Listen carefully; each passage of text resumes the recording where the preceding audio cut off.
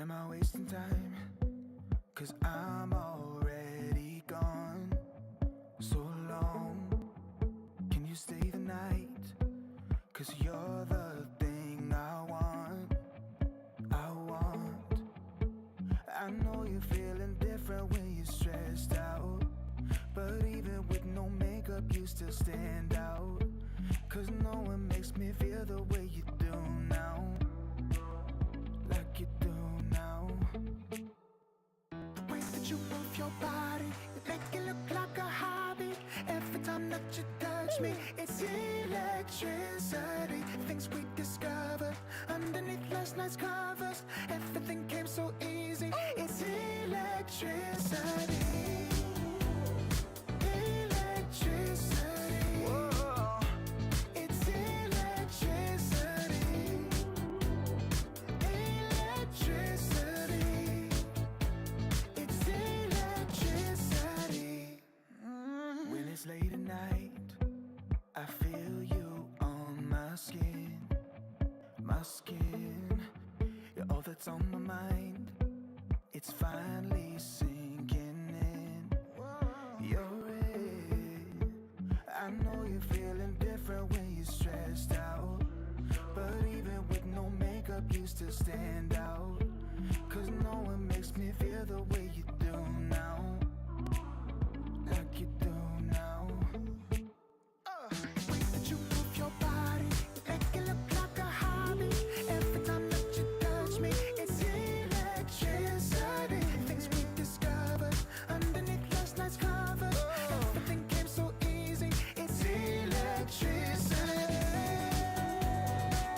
Electricity. It's electricity. Electricity. It's electricity.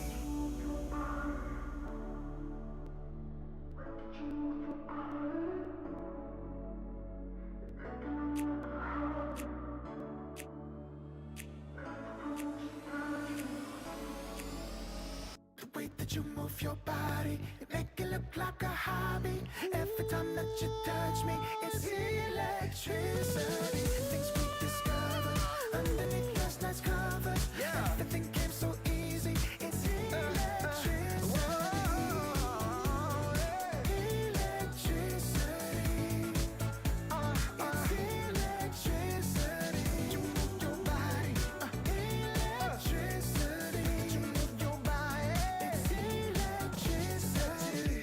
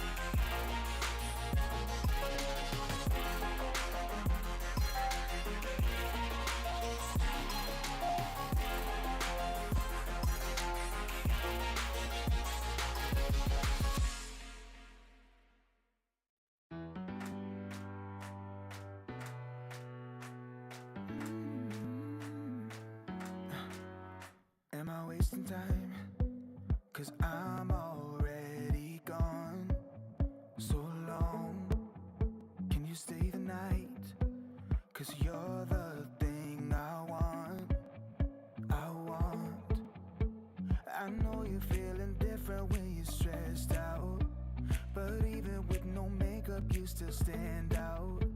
Cause no one makes me feel the way you do now. Like you do now.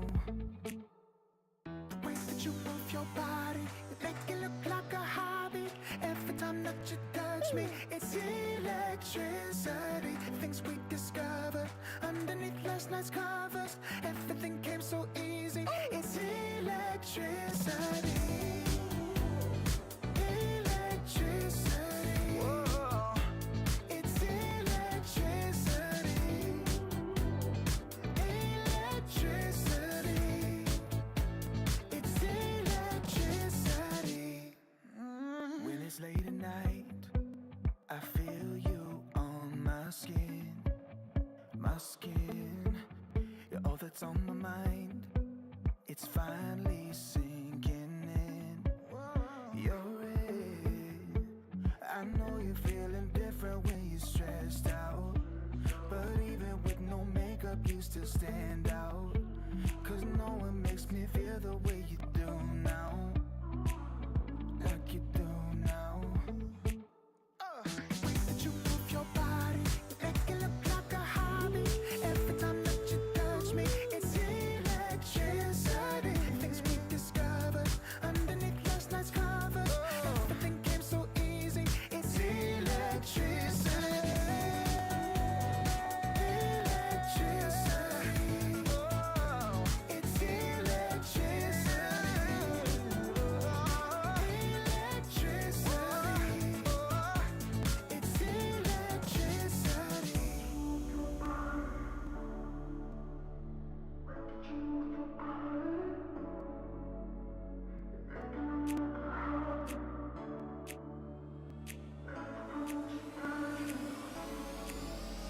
The way that you move your body, you make it look like a hobby. Every time that you touch me, it's electricity. Things we discovered underneath last night's covers. Everything came so easy. It's electricity. Electricity. It's electricity. You move your body. Electricity. You move your body. It's electricity.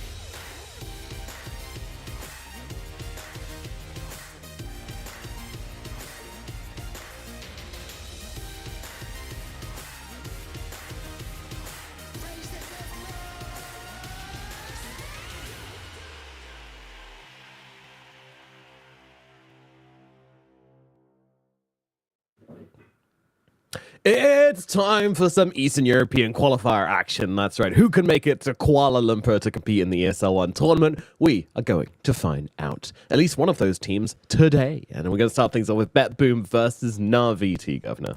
Ooh, I mean, I feel like if you said these teams like 3 years ago, it'd have been pretty hype. But unfortunately, Na'Vi has been kind of left to the sidelines for so long.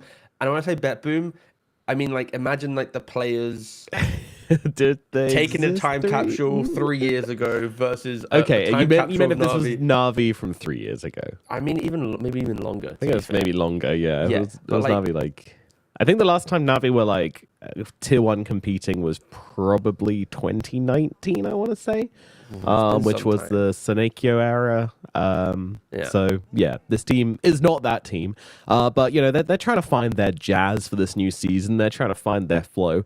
And they've picked up some interesting players. I mean, Nefrid, obviously, kind of interesting. I think most people consider it a downgrade from Malik, but I'm ready for Nefrid to prove himself and prove the haters wrong.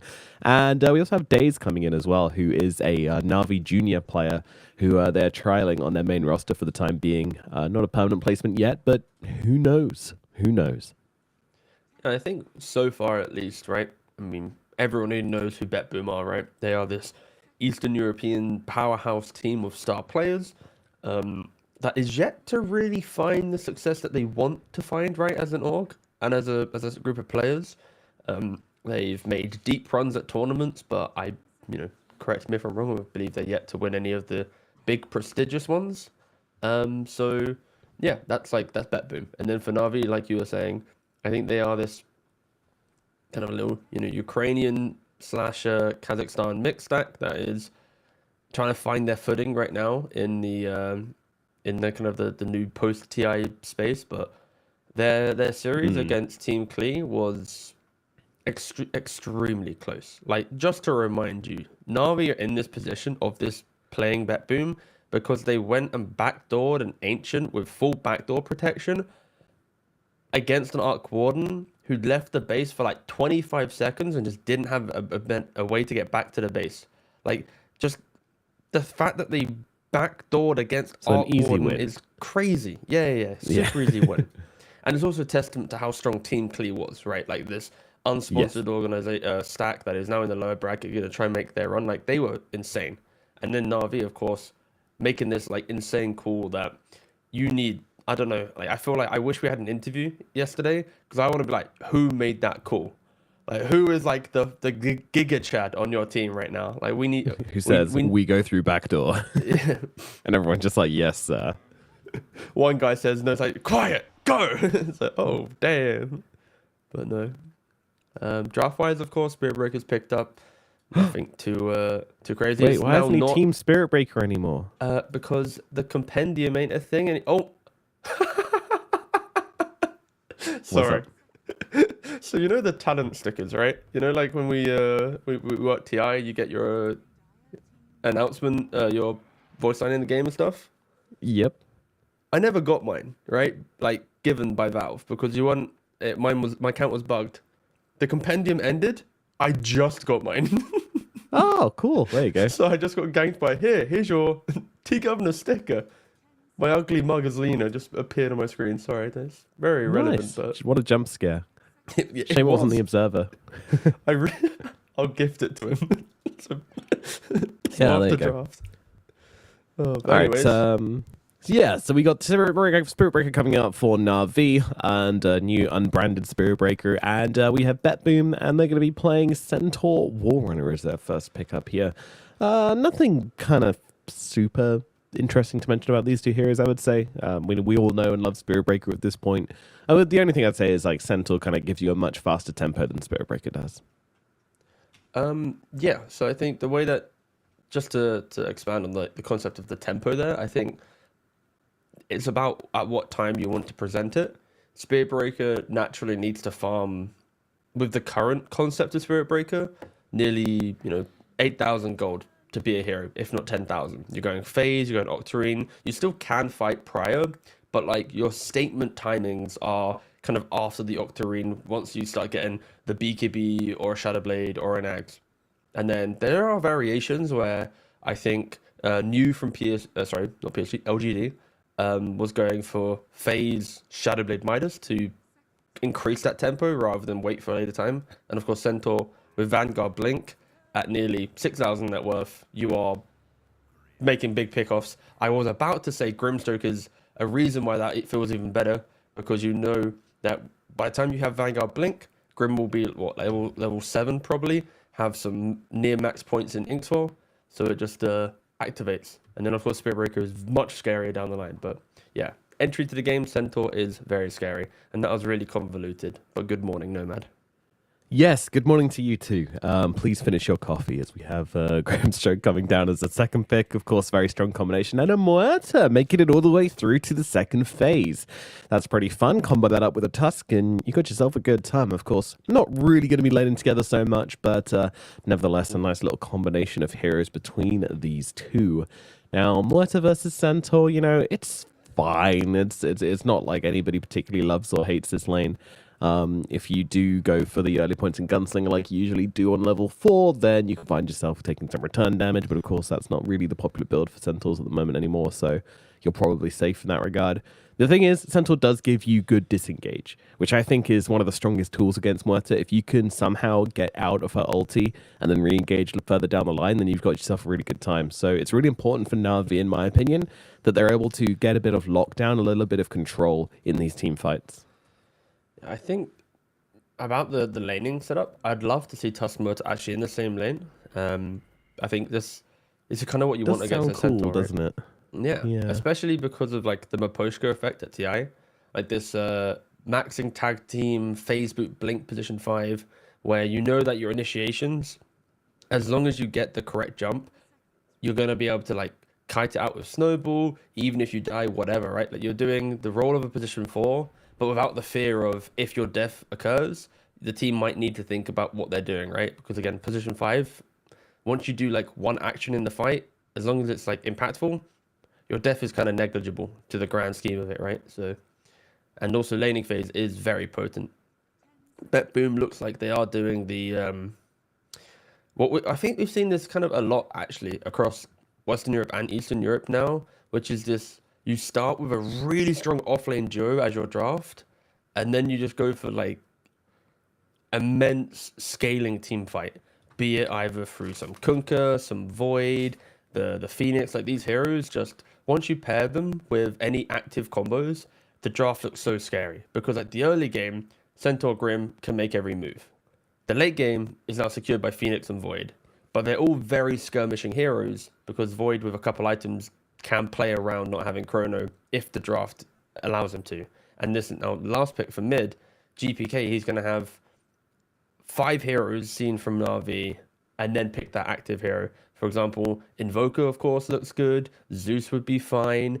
I'm sure Lena is good in the right hands. Like there's a lot of options for GPK to be that just extra bit of burst damage to amplify the rest of the draft. It's very scary. I think Na'Vi, it's a very skirmishing lineup into what is a very counter-aggressive lineup, which is not what you want to see when you're trying to break the map and play quick.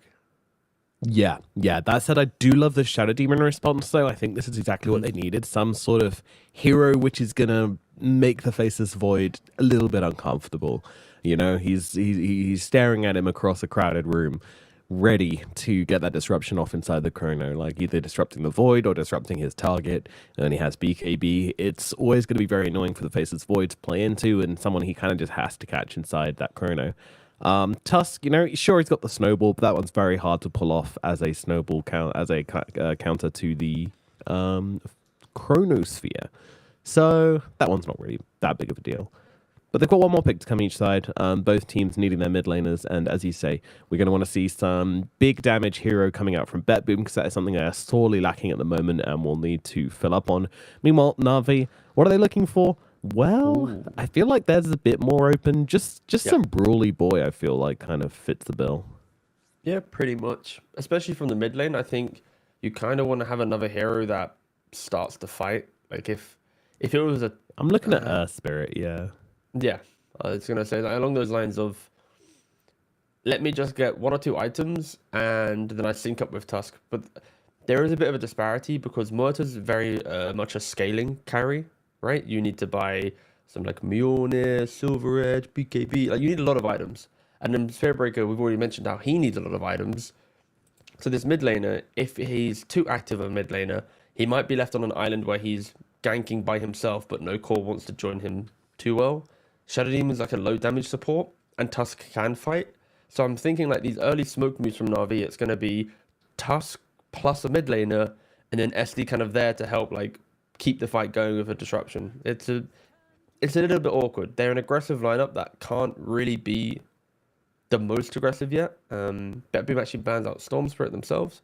I was thinking maybe they would go for it. That was another option, but they're valuing the weakness of their supports. I think Puck would be another example for BetBoom to ban then down that train of thought. It's a hero supports can never kill, a hero that can flash farm without needing to gank, but if the opportunity presents itself, you can then gank with ease, right? And of course against Centaur Stampede, it's pretty good. So that could be an option. It is punishable for sure on mid. Some Void Spirit, some Tiny, some Dragon Knight response would be the classics, but yeah, Na'Vi, difficult position just because of how damn rounded BetBoom's draft is. Yes. It's always like, as well, like all of these heroes which kind of like feel good in the moment, like Puck and such like that. It's still hard to play into the faceless void. You know, that's always that big kind of X factor. Do you ignore it? Do you just try and do it anyway? Well, also annoying for Grimstroke as well, against Grimstroke as well, so probably not. Stuff that fits into their draft is kind of already answered by BetBoom a lot. So yeah, still want to feel Earth Spirit, but I like your suggestions as well. We'll see. I look forward to the day that you just say you don't like my suggestions. That'd be... I want us to have a riff at some point, you know, just like some real proper breakdown, and we can just air it live on air. I mean, if we're on location, we can hash it out, you know, like ooh, a tassel. Okay, so for Na'Vi, that's really good. It's more saves, right? Would you like to take it? You said it's really good. Do you want to go for it? Shallow Grave, good ability, pressure. Come on, no. Damage, scaling, pink. Okay, we'll stop you there. Yeah, okay, please take over. So no, I think the dazzle normally on mid though, you want to pick it into a matchup that you see, because then you punish lane. You don't need to go minus, you go ags and you fight. So it's like, I don't mind the idea of the hero for their own draft. It is going to push heroes forward. Once everyone gets online, it's very tanky. And if you can survive the Chrono, the Egg, the Soulbind, you could argue that BetBoom might not have the perfect form of damage outside of this last mid pick, which is the Zeus that I mentioned earlier. So I think Zeus is a very good pick. I think the Dazzle was kind of okay for their own draft, but in regards to how to draft Dazzle, I don't think it's the strongest. And circling back, it's going to be for this reason, right? In lane, you want to be able to play on your poison touch to bully the enemy mid laner, to force rotations to you, to then utilize your tankiness and go, well, you've tried ganking me, I can't die, you've wasted your time, my side lanes are good. Now there's a Zeus, you play on Arc Lightning, you play on high range, you buy Phylactery, I hope GPK, and yeah, I think BetBoom's draft is incredibly hard to beat. Like, this draft is... I don't say it often, but you need to beat them in like 20, 25 minutes or it feels impossible. Like, they need to really make misplays. And for a team like BetBoom, they don't often make misplays unless they're playing Morphling. Yeah, I mean, I get where you're coming from. And also, Muerta has a big problem this game as well, where you pop that ultimate and 3 things can happen. You know, number 1 is they can just pop Stampede and run away from you, which is awful. You can get Chronosphered, which is awful. Or actually, Zeus can just 100 to 0 you if you don't have BKB, which is awful. So there's so many problems. And also, having to use that BKB against the Zeus is going to be very annoying, because then you're just kind of chrono food. You know, once that BKB is down, you can just get chronoed up, and it's a really easy target. And I don't think this Dazzle is a good enough secondary threat. So you've got like this kind of one core lineup of the Muerta. You know, there's one big threat when Moita has to do everything basically in these team fights. And I just don't know if that's like a way you can win versus Faceless Void. You know, Faceless Void thrives when there's only one problem, when he can just drop that big old bubble on one hero. Now, of course, we do have the double save, and I think that's what it's going to come down to. It's really going to be all about the Dazzle and the Shadow Demon in these fights. And we'll see what they can do. I do think I'm not quite as doomer. You know, I think Na'Vi have ways to play these fights out.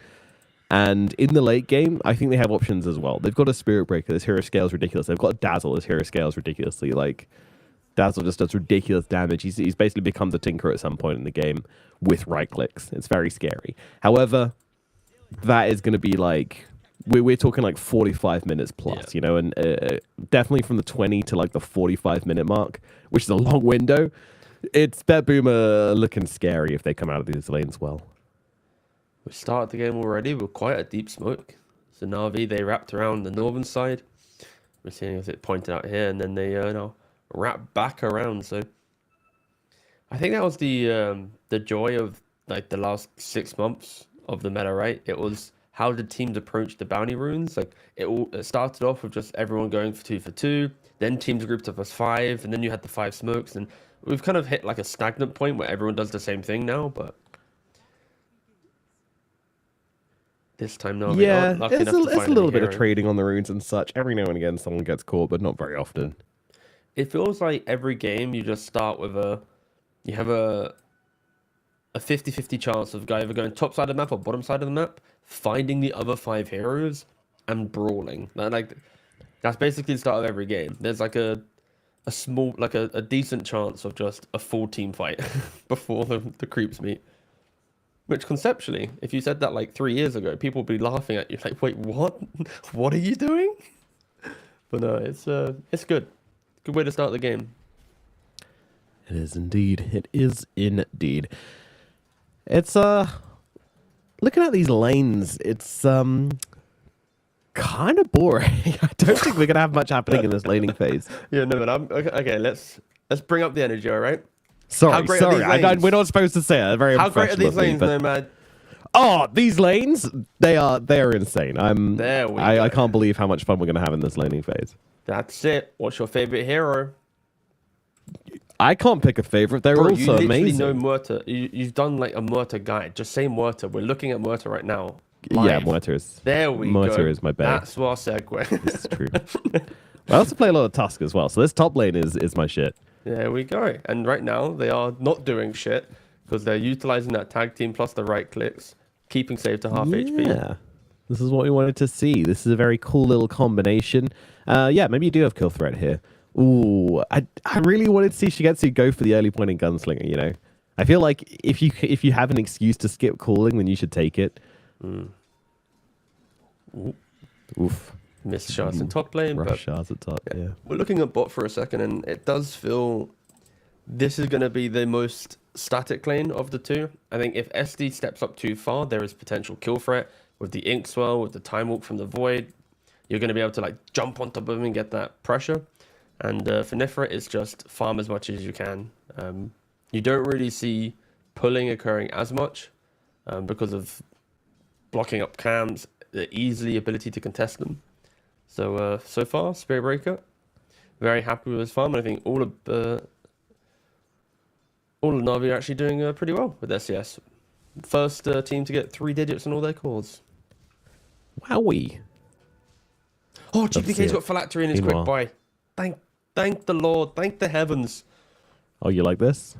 Every time I've casted a game in like the last week, I have at some point in the day said that I was upset at TI because I think Zeus Phylactery was like the tech of TI that could have won teams games if they just bought the item on the hero. But we only saw like 8 Zeus games across TI. Only 3 bought Phylactery, and I think only 2 won. And it's like there wasn't enough people confident enough to give it a try. And like, listen, please, we were trying to give this guy a chance.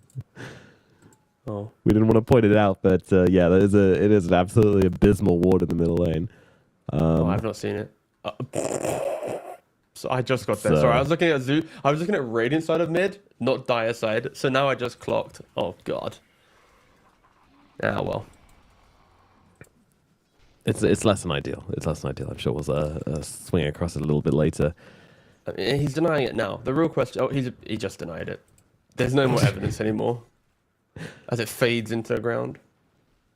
That is going to be, by the way, as of course in the early game we can talk about random Dota stuff. That's going to be the scary thing about not having the DPC league for some of these teams and players. If you are in teams that aren't performing as well, that ability to roster swap, like there's no rules anymore, right? There's no X points will determine, you know. Yeah. I'm sure what you're trying to say is if you place a bad ward, you're getting kicked. Exactly. Meladron. Focus on the chopping block, my guy. You didn't deny it quick enough. Everybody saw. No, so far it really is everyone just farming up. I think Na'Vi, they are pulling slightly ahead in laning phase, utilizing the combinations that we've mentioned, the survivability of the SD, the aggression of Tusk and Muerta in the top lane. But Malady... Malady and Pure fighting it out right now, and it is going to be Pure who dies first, which means first blood goes to the Muerta. Malady does die soon afterwards, but yeah, I mean, look at who's getting the kills. It's the carry on one side, and it's, well, shared on the other, so big win there for Na'Vi as well. And first blood on the Muerta. Couldn't ask for better. And this is exactly what Na'Vi need, right? They need that cash injection from those early kills. They need to be able to kind of catapult themselves into the early game. Because we've already touched on how scary BetBoom's draft is. Once they have a couple items on each core, running into them is going to be so hard. The vision game from Zeus, the team fight from the Phoenix, the Soulbind from Grim, and the Void. So for Na'Vi, they do need to kind of tone up the aggression probably just a little bit more. I think Malady is going to be the key component here. Wherever he goes, there should be kill threat, right? As Pure steps up the lane again, and they are going to try and pressure. Yeah, just a bit more defensive this time. Drop the cooling, doesn't have mana for the dead shot, so back yourself away, of course. 13 wand is available from Shigetsu, so not as vulnerable as he looks, but yeah, still a little vulnerable. Now, power runes are going to be interesting here. Dazzle is a very strong ganker. If he gets like a haste, if he gets a DD, he can easily get kills. So power rune's pretty important, but it looks like it is going to be the Zeus grabbing up the Arcane. Oh my god, Arcane Zeus. Well, GPK. He's going to be very happy about that one. As Days just kind of trading up a little bit with Mr. Toronto Tokyo here.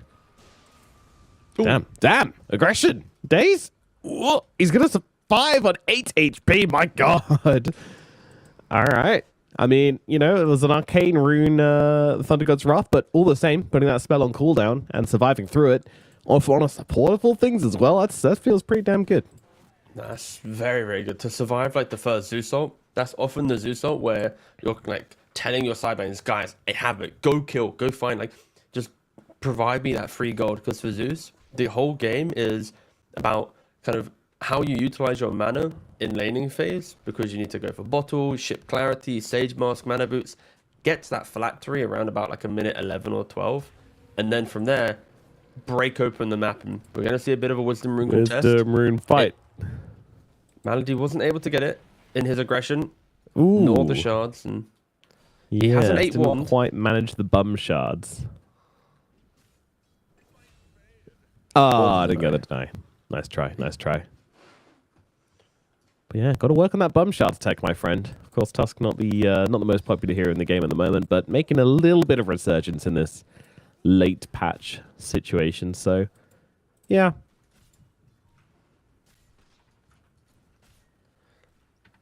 I think if there ever was a game for Spirit Breaker to not go Octarine Core, it's this game. Like, Phase Midas Shadowblade, I think, is quite a sweet spot for this hero in this game. To mirror with his Dazzle. Yeah. Under a lot of threat top. Yeah.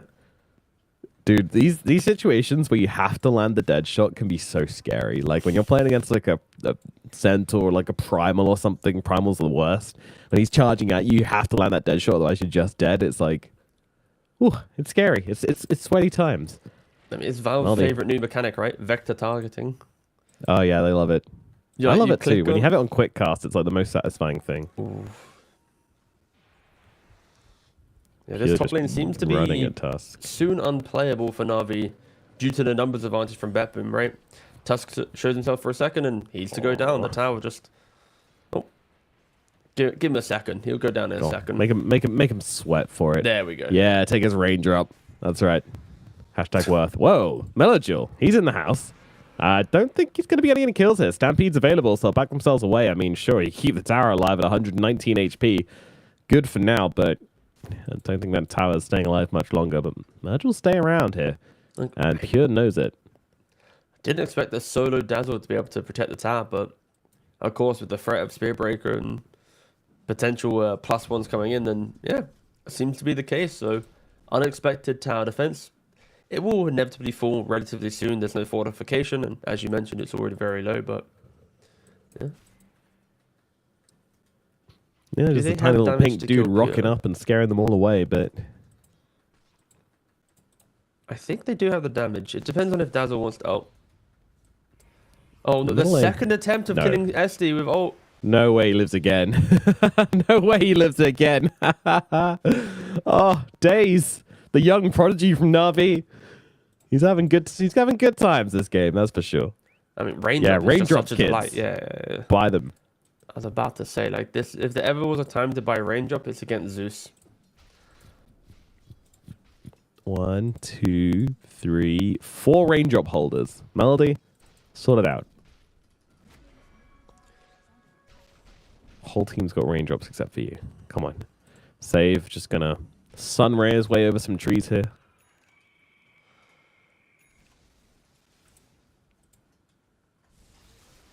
And because of all that, Day's now level 6.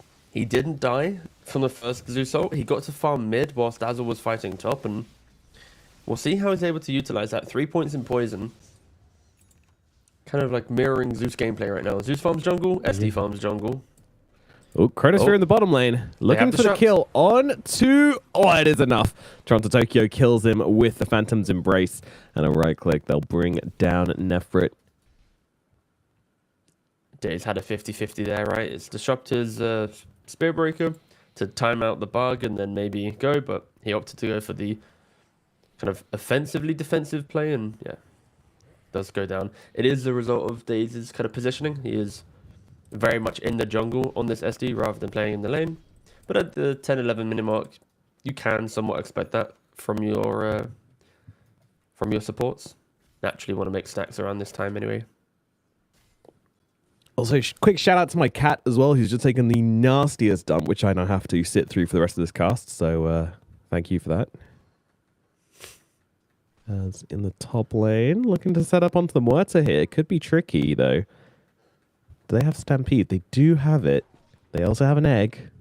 They also have a Soulbind, so all spells up and available. And it looks like they managed to find the entry point onto Shigetsu here. No TPs coming in for this one just yet, as they are just going to be able to take down the Muerta. Zeusod on top of it as well. Yeah, the snowball's there, but what's it really going to do?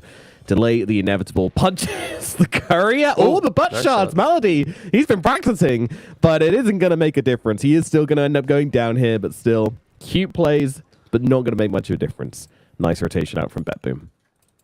Yeah, third time the charm, right, for the Zeus ult. It took a little bit of calibration from GPK to get an ult in, but yeah, they connect the kill, and I think it just felt like the pressure was always going towards the safe lane of Na'Vi, right? And Spearbreaker can't really help out. Dazzle doesn't want to break his farming patterns to TP up unless the fight is like a little bit of a freebie, and because of that, Centaur plus supports and BetBoom, they are setting so much of the momentum right now, for like, especially after Na'Vi had a pretty good laning phase, right? Like Dazzle farmed well, Muerta got those kills, and then it just kind of stagnated a bit. They're trying to go into Faceless Void here, but do they have enough stuns? I don't think they do.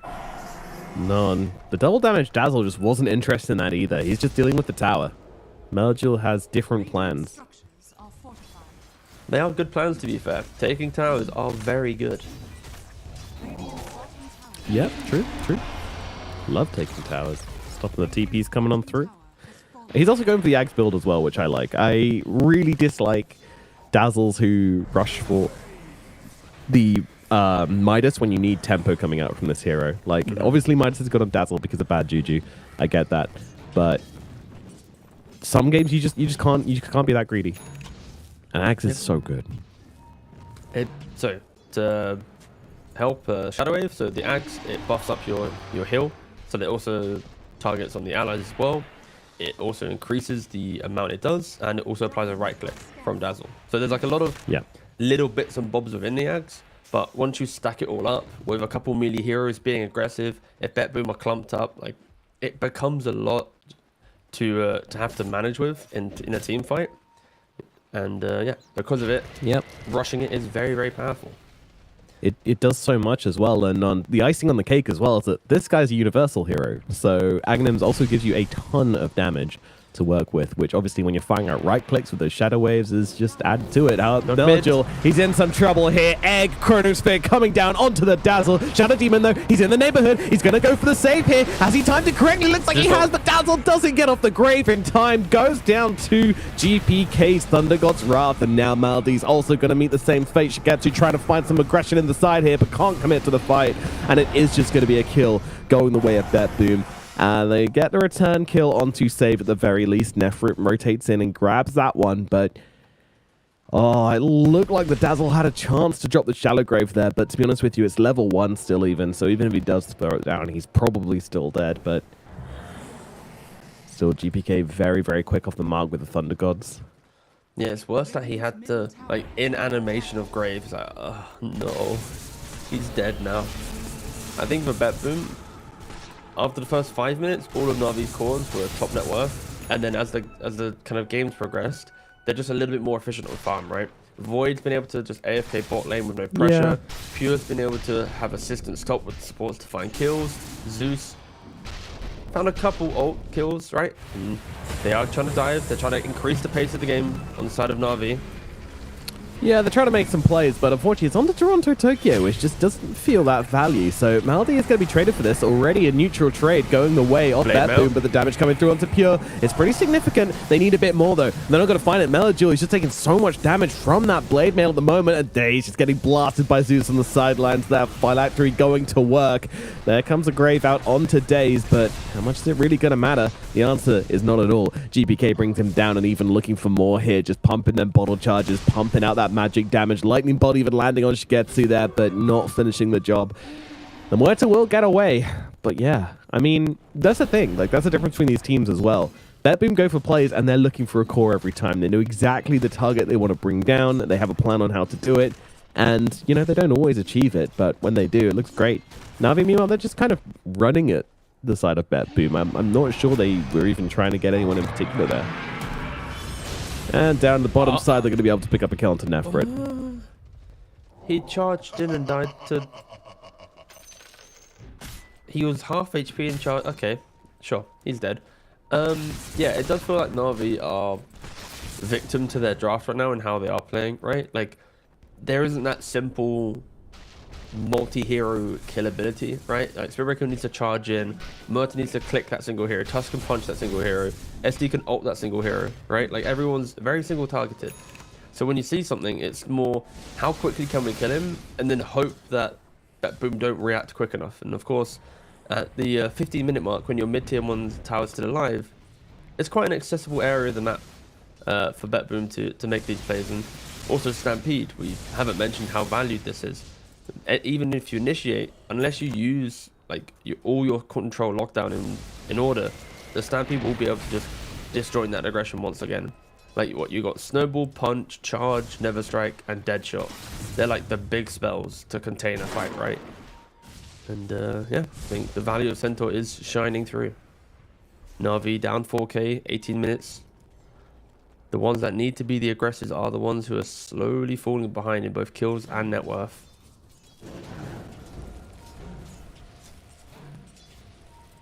Looks like they're trying to gank Nightfall top. Yeah, smoke comes out from the side of BetBoom as well, though, but... Oh, Nightfall's going to have to drop the chrono on this one to stop that Nether Strike coming on through. Very nicely done, honestly, from the Faceless Void. Like, when you see the Spirit Breaker that vertically raised and his belly showing, you know you're about to get ultimated. Like, that was... Whew. It's close. Yeah, very frustrating for Nefrit here as well. He's just really struggling to get into this game, but we see it a lot from Spirit Breakers. You know, you have that Midas. You're looking for your late game timings anyway. You're just a kind of shitty offlaner at this point in the game, unfortunately. Oh, Shigetsu surely knows what's okay. So BetBoom, they fortified the wave, which kind of gave Moto a little bit of an inclination of, wait a second, why are they fording this wave? Stay here.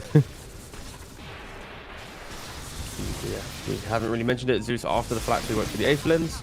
This is kind of a personal choice, I think. Not all Zeus players are going for it, but allowing yourself to get those phylactery procs from your spells without the pressure of being closer to the fight, especially when there's a couple nice jump heroes. You want to be able to play on a little bit more distance, right? Continue the threat, but from a safe point. He'll go for Kaya as well to round out the build. And in Nightfall, he's just had such a free game, right? 10,000 net worth, the first player in the game to, eclipse 5 digits. He's going to be rushing the Lincolns to be able to prevent the Spirit Ray from charging him freely, even stop the Shadow Demon from disrupting him during the Chronos. Of course, you can disrupt your allies, but if it's a multi-hero Chrono, you can't disrupt everyone. Yeah, that play at top was the first real pressure they've tried to put on Nightfall in the entire game, and it wasn't successful, so he's going to continue doing what he wants. So we're kicking up Maldi a little bit, but yeah, both teams seeming confident in their late game timings. I think Na'Vi just haven't really been able to put the plays together that they were looking for, so they're kind of happy to rock back a little bit and just wait for the late game. When you say confident, I feel like BetBoom are confident in their late game, and I think Na'Vi are lost in the moment.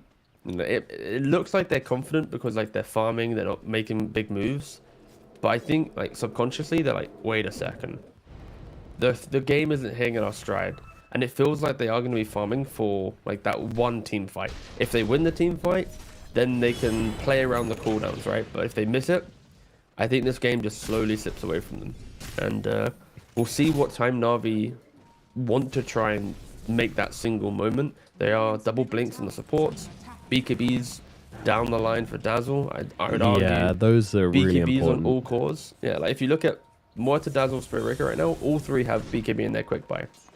So I'm gonna probably say like around 27 minutes is probably Na'Vi's like one shot to try and make a statement in this game. Toronto Tokyo has been seen. Nice shards coming out, and this should be a death for the Grimstroke. You're going to jump in, get the 2-man stun. There is no Pete rotation coming in from the Faceless Void, and that is going to be painful for the Muerta. In fact, they don't even need the Chrono. So that Nightfall's just going to come across and finish the job with a big old blonk to the back of their head, and they're going to take down Maldi as well. They thought it was a freebie onto the Grimstroke, but taking a fight right next to that outpost TP point like that is always going to be brutal if you can't finish it quick. And especially when it's... Oh god, yeah. Not what Na'Vi needed. We just spoke about like this need to farm, to wait, and then bam, you suddenly lose your Muerta plus Tusk. Not the one. Also difficult for Muerta to ever make a turnaround play against a Centaur, right? With the passive of Blade Mail, if he was to activate it as well. With how much HP he has, it's quite difficult in the early stages of the game for Muerta to feel confident actually trying to kill him off, and as a result of all this, the mid tower does fall. Yeah. Nightfall has the Lincolns, and yeah, the game continues to just slowly go the way of BetBooms. It's just very methodical Dota that you expect to see from this team. Daze does finish his Blink Dagger, which is going to give you a form of save for the Chronosphere. Definitely a nice pickup for the Shadow Demon. Melojewel, meanwhile, oh, they're doing the courier thing. Cute. I love this. Yeah, there you go. And boop. I love this. That's very good. Especially when you can get this coordinated in like a pub, it feels so good. I've never tried.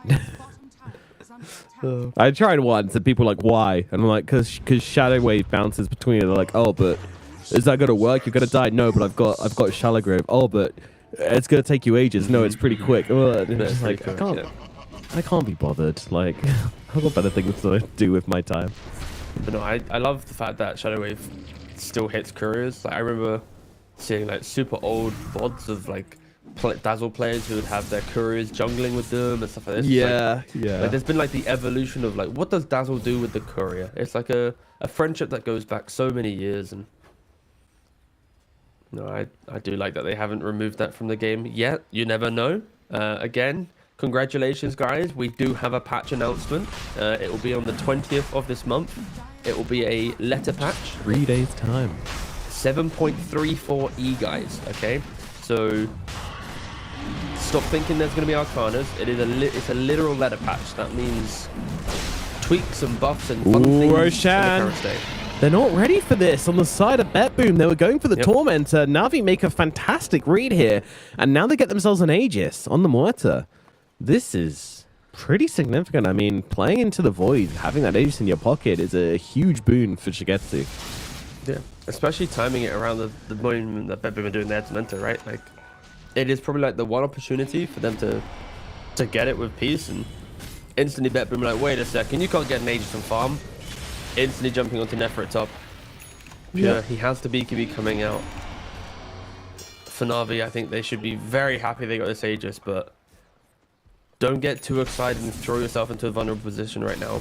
Like, they are still susceptible to getting completely wiped from the game. As I think BetBoom, they know that, right? They're smoked. I mean, we got a BKB coming out for Spirit Breaker. Melodule, he's just 100 gold away from his own BKB as well. They have a lot of options. They have a lot of stuff coming up for them right now. Daze, he should be happy if he just tanks this gang, but Maldi, get yourself away. Does do exactly that. A little scary how quickly Pure's just killing people right now. Maldi's going to have to snowball this one out. Nefrit comes in, goes for the ulti. I mean, they're looking to commit to this one. They've been bound together, but the BKB is there from Nefrit. Chronosphere comes out onto him, but Melodule, he's just sitting nearby. As is Daze, they've got two forms of save. Shigetsu looking like he is going to go down for his first life here, but it doesn't matter too much. As whoop, there we go. In comes the Thunder Gods, and down goes the Aegis. Still pretty damn good from BetBoom, honestly. It was a nice try from the side of Na'Vi, but BetBoom are just very, very disciplined. They don't overplay their hand, and they just end up getting a whole bunch of stuff for free. Yeah, it's just the play around Centaur show, right? Like, Centaur gets buffed up, he initiates, and then BetBoom, they just throw their spells from behind this wall. And even when he gets put to half HP, he has that BKB. So, yeah, I think for BetBoom, yes, you lost the Aegis. Quite a nice read from Na'Vi, but they see through it. They're like, what? This shouldn't deter our logic of the game.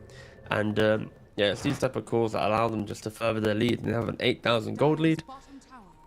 How, like, I feel like for Na'Vi, they kind of need to break it to chrono poorly with Time Walk on cooldown, and then you just swarm, get the kill. And then from there, maybe the fight looks a little bit better, but Na'Vi have just been unsuccessful in the kill department. They only have 3 kills to their name, and they all were pretty much during laning phase. I mean, to be fair, wasn't that fight exactly what you said? Like, he chronoed poorly. Not purely. But the chrono wasn't good. It was on Nefrit, didn't kill him, and there was a Dazzle just healing him up and ready to jump in with the Grave on the sidelines as well. Nefrit, that is brave. Going to be forced to pop the BKB here. Has TP scroll if he wants to use it, but is just looking for the charge, Oh, they might punish for this, so they have the Yules. Tusk is here from the high ground, and Melodule in the neighborhood as well. BKB forced out from Nightfall. Nightfall silenced up, but does have the Time Walk now available. Can get himself to safety. Lincoln's helping him out there a lot. Shigetsu in the neighborhood as well. Na'Vi ready to fight this one. In goes the Spirit Breaker once again, and they are going to leave Toronto Tokyo for dead this time around. Okay. That's the thing. Like, the lack of catch on Na'Vi just means they don't get these high-value targets ever. It's so hard for them to get a kill, right? It's like, especially with the Lincolns in play, and I think for BetBoom, the way that they disengaged there was, very impressive. Like, it looked like an opportunity. It's like, okay, maybe they could kite it back and then poke, but Centaur from mid, as he was running top, was like, guys, I am not bothering this fight. Like, they're running at us. Dazzle's behind this wall. We're never going to find him. Just don't. So then you see BetBoom kind of scurry away from that fight. They don't bother trying. Zeus also didn't really have mana, so yeah, just nice communication across the board there so that you didn't have this weird split fight. And yeah, Na'Vi hoping to find a little bit more, right? Like, killing supports at this point in the game, like you said, it doesn't feel great. Very meh. And this Yules is just so good from Phoenix. Like, save, he went for Midas into then straight Yules. He's diving in, he's punishing Spirit Breaker. Of course, you can dispel the borders, so it's very useful. Get rid of that status resistance. Someone just BKB'd. BKB alert. Melodule. Uh-oh. He's BKB. Well, he's a Dazzle. He can reduce the cooldown, right? Cope. I was having flashbacks to the ward. That's all I was doing. Yeah. I mean, it's early, right? Ooh, middle lane, Malgil. Gotta be a little careful here. Oh, they don't want him. BetBoom holding back for the time being. Whoa, Malady jumping in on GPK here. I mean, he doesn't have the heavenly jump, but he does have a truckload of damage to throw at the Tusk. Tusk doesn't seem to have any help for this engagement. Look at the heals coming out onto him. My God, he's full HP. All of a sudden, they have brought down GPK. Nefrit's in. He finds it. Chronosphere, it's out onto Nefrit. No one's here to save him from this right now, but at the same time, Nightfall doesn't quite have the damage to job. Nefrit gonna get up to the high ground. Meanwhile, Shigetsu just taking chunks out of Pure on the side. He's got to be careful that Blade Mail is scary with the BKB. Doesn't matter. Nefrit does eventually fall, but as does Pure. Na'Vi, it's been a long time, but I think we can say that they did all right in that engagement. That was a stellar engagement, right? Like, the fact that they kill off the Zeus, it doesn't look like the cleanest form of initiation, right? Because the Zeus is able to kind of disengage a little bit, but then in the grand scheme of it, the Spirit Breaker continued to follow in after. The fact that Na'Vi just don't let down from that. Yeah, BetBoom, they a little bit kind of spread on how they utilize their spells, especially when Zeus, which is a big component of your damage, dies. You've got a Chrono on one side, the Egg on the other. Nothing was really in sync, so impressive for Na'Vi to find these kills. And for BetBoom, you gotta say, at what point do they just group up and smoke as 5 when they have Chrono? Like, when do they make the big team play? They've done a lot of farming, but now half an hour into the game, you kind of expect BetBoom to want to take that fight that will provide them access to the next Roshan. Mjolnir now completes a Nightfall as well, so the damage he was lacking in the previous Chronosphere, now with a Mjolnir plus the 20 talent of plus 95 attack speed during Chronosphere. He shouldn't have issues with that in the future. Heroes will die if they are not saved, but Shigetsu feeling confident, feeling ready to rumble. As is Chrysalis. A lot of damage. And this is the thing. This is like the kind of easy way Na'Vi can play pretty much every tier 2 tower. Just put Shigetsu in the front lines and be behind him. Like, as long as Dazzle and Daze aren't on top of each other, then they have these 3 heroes which can all kind of save each other.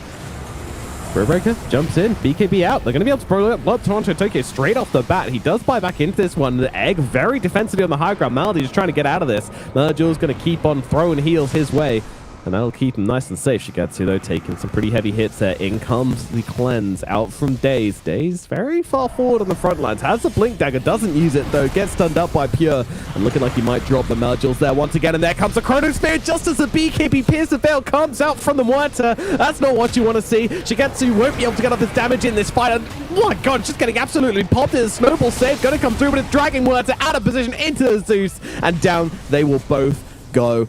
The Tusk and the Muerta are gone, as Save does get killed off by Malgil on the sidelines here, but Malgil's days are numbered. He's trying to fight up, trying to do anything he can to salvage this nasty situation, but there is nothing to be done. He will die, leaving Nefrit as the only survivor on the side of Na'Vi. That entire fight could have been so different if the Void was able to clip that Dazzle and that Chrono, right? And the fact that he misses him and it becomes a 2-man, not a 3-man, but still for BetBoom, the amount of damage that they can do, right? Like, the support's just free casting the entire time. Toronto Tokyo, he did have to buy back to get into that fight. And you can just see, look at Zeus's damage. Well, don't worry, you saw it previously, but it's still like Na'Vi, like, when you look at their heroes, it's like they need to stand still and get the clicks off. And then when you have Centaur jumping in and out, Void jumping in and out, even if they do eventually go down, it's just a time bought for GPK to shine. And I think Na'Vi in future fights, they're going to have to try and go, okay, we need to survive the Chrono, but we need to jump the Zeus, and then maybe they can process the fight in a better way. And I think Tusk Aghanims is probably going to be the kind of the saving grace in that scenario, especially when you're struggling to find heroes. That is also the value of this hero, and he did go for the Midas, right? Like, he's trying to secure his own game. Pretty sure if he can get to Aghs in like the next 10 minutes or so, it will be pretty useful. And Roshan is respawning in 13 seconds. That is the good thing with Na'Vi. The way that they're playing right now, even if they are kind of trading their lives, they're dictating when BetBoom are using their chrono to some degree. So because they took the fight earlier, this Roshan, in theory, if they go for it straight away, is advantage them. Yes. It just depends if they want to be that BetBoom quick. are in But the they're not neighborhood. there. Yeah. They're very in the neighborhood. Chrono is void, up in 8 though. seconds now, so it's not the best timing. Yeah. Oh no, it's up in like 4 seconds. I don't think they timed it this perfectly. Ooh. Wait. Nightfall. He doesn't. He's not aware. Oh, Thunder Gods comes out though. He saw it. Surely he saw it, right? He didn't. Unaware. What the? All right. Well, they kill off Toronto Tokyo instead. Chronosphere comes out just onto the Spirit Breaker, and they'll kill him off. But gifted. A lovely juicy wild. Aegis for free on the side of Na'Vi. I think they just were looking for kills so hard that they weren't even thinking about looking in the pit. Even though the Thunder Gods comes down, no one calls for it. And Na'Vi just get to pocket this free Aegis. That is. There was not a single ping on the pit after the Thunder Gods, but also, as soon as he popped the ultimate, Void had already time walked from the Twin Gate area to the north. So he'd already positioned for that fight.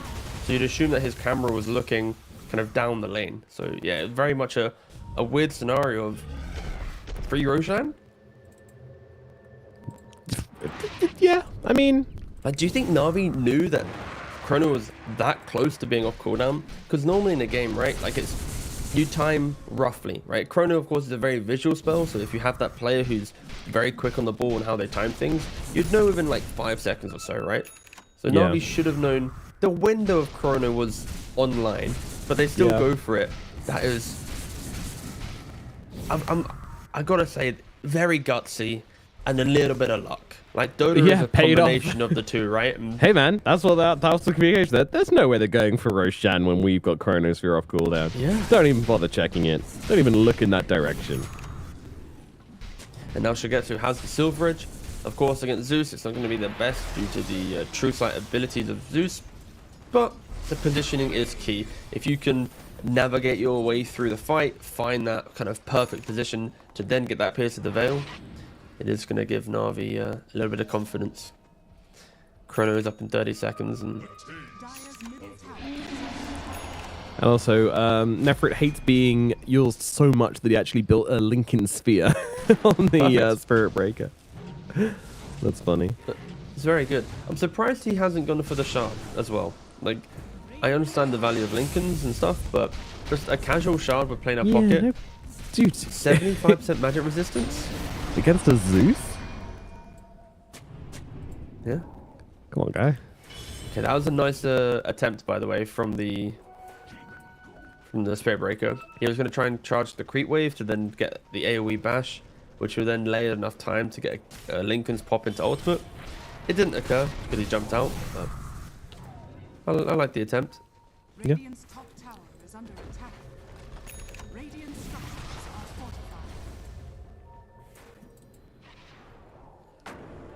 fortified. BetBoom setting up here.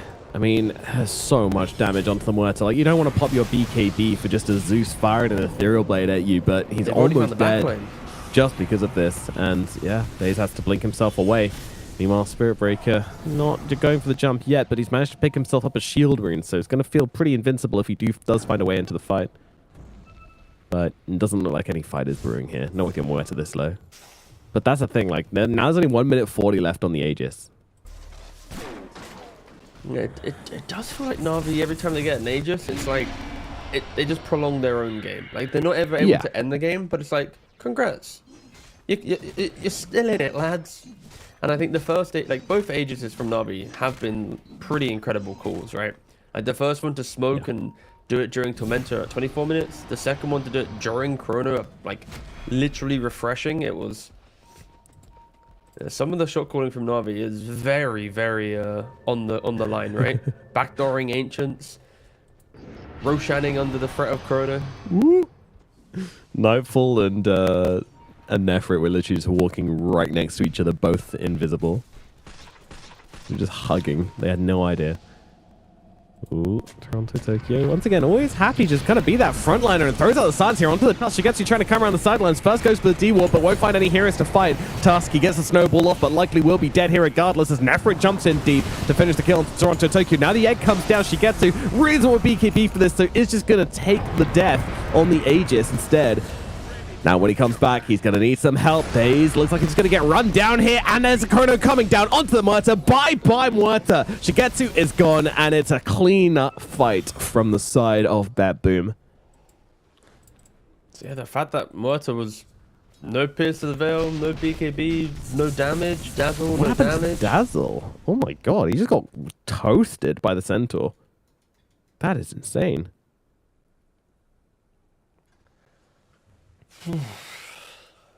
I mean, that's the issue, right? Like, you need more from your Dazzle. You need more than this, but he gets lightning bolted. It's He not gets a very good position to stunned. fight, right? Like, yeah, it was pretty awful. they're kind of in like a high ground, low ground area. They did have a high ground vision the entire time, so advantage there. But Spirit Breaker cut through the middle.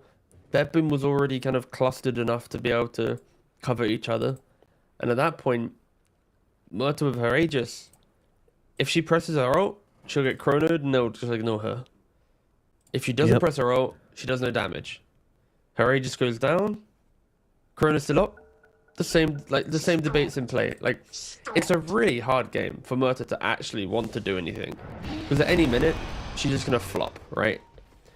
And I think they need to, if Na'Vi are to try and achieve something here, they are going to have to clean up a little bit of their teamfight execution, because right now, of course, into BetBoom, it is punished every single time. And this Centaur, like you said, when he has Heart, Sanj Kaya, BKB Shard, he is a big boy. Like, he slaps. Yeah, it's like 600 damage per double edge. Like, it's not okay, and it's a 3.5 second cooldown. He's about This to is hit an level issue. 25 as well.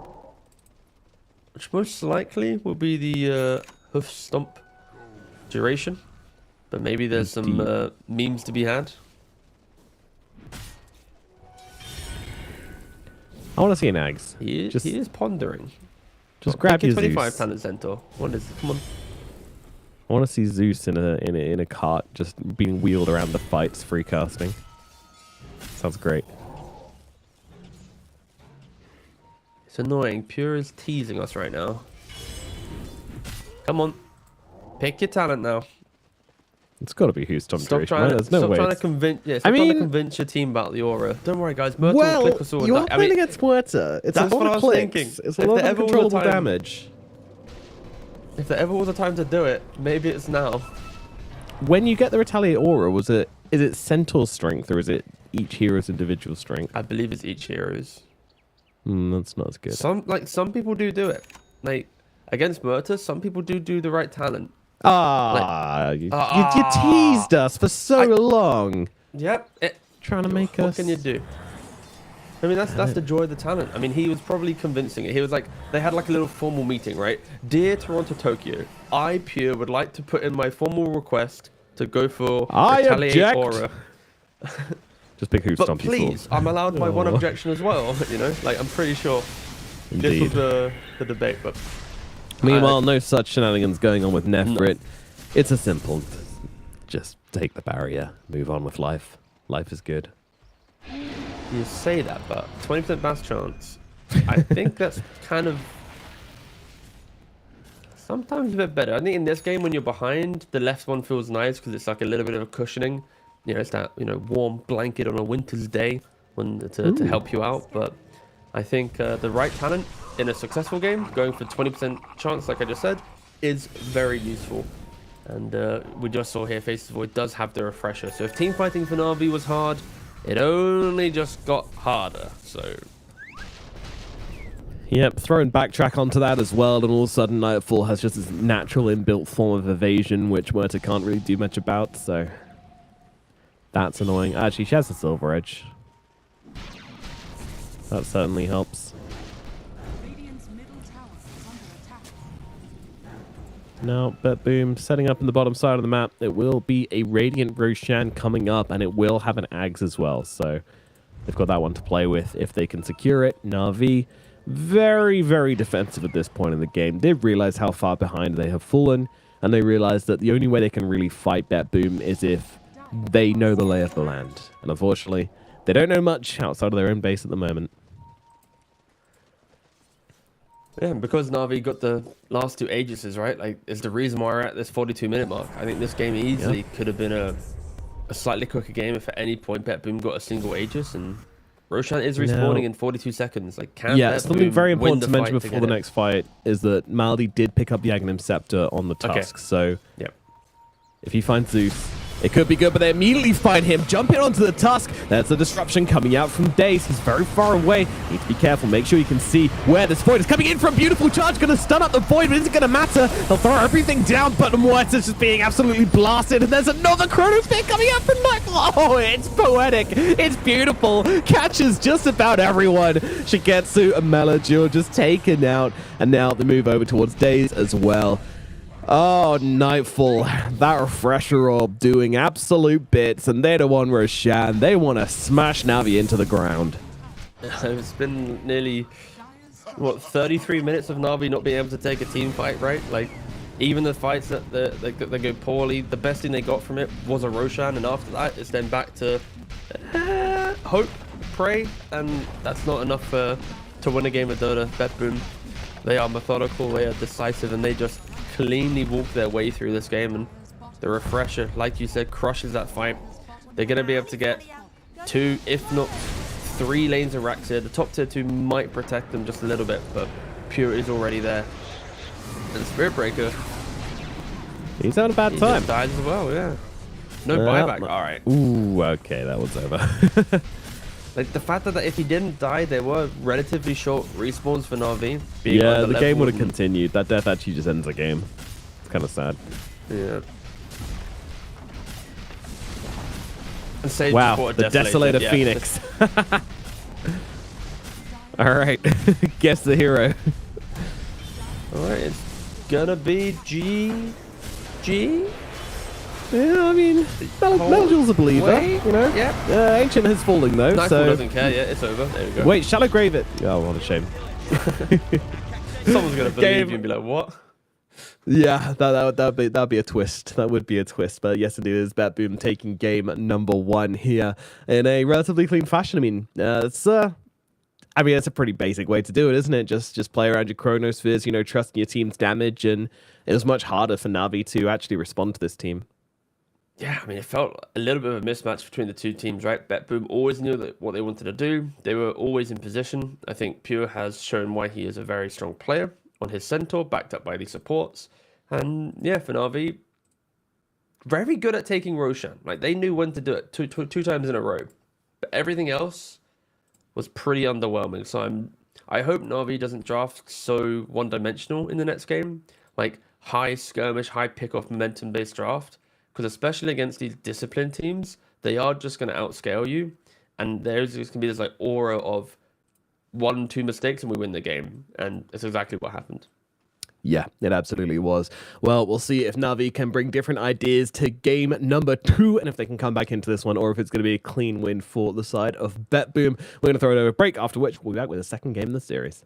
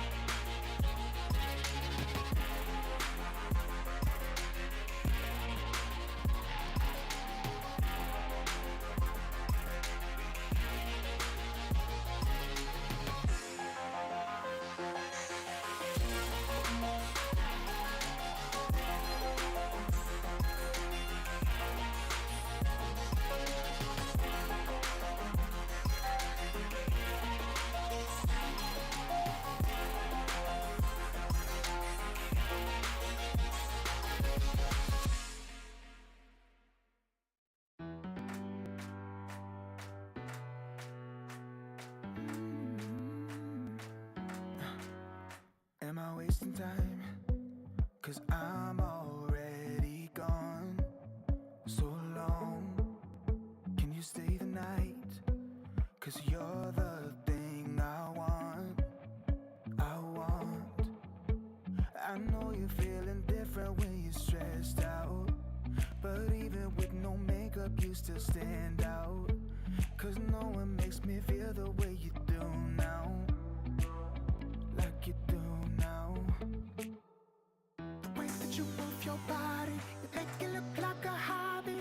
Every time that you touch me, it's electricity. Things we discovered underneath last night's covers. Everything came so easy. It's electricity. Electricity. Whoa. It's electricity. Electricity. It's electricity. When it's late at night, I feel you on my skin. My skin. You're all that's on my mind. It's finally sinking in. You're it. I know you're feeling different when you're stressed out, but even with no makeup you still stand out. 'Cause no one makes me feel the way you do now. Like you do now. The way that you move your body, you make it look like a hobby. Every time that you touch me, it's electricity. Things we discovered underneath last night's covers. Everything came so easy. It's electricity. Electricity. It's electricity. Electricity. It's electricity.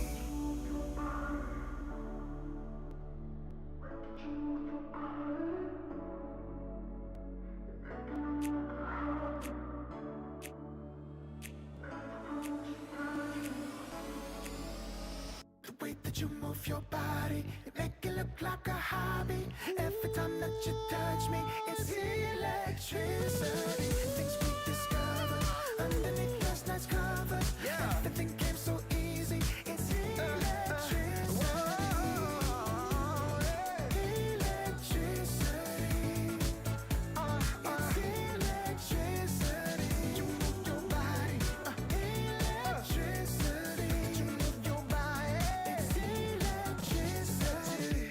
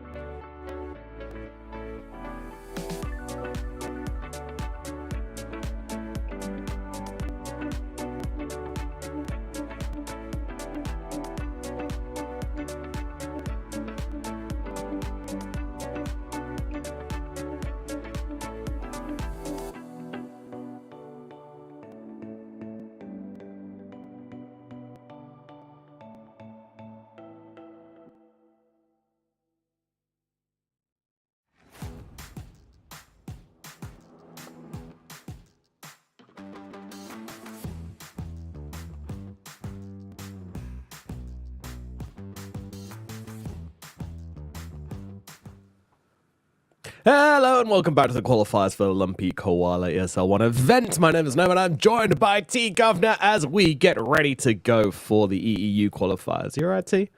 Doing well? Yeah. It's great. Just so great.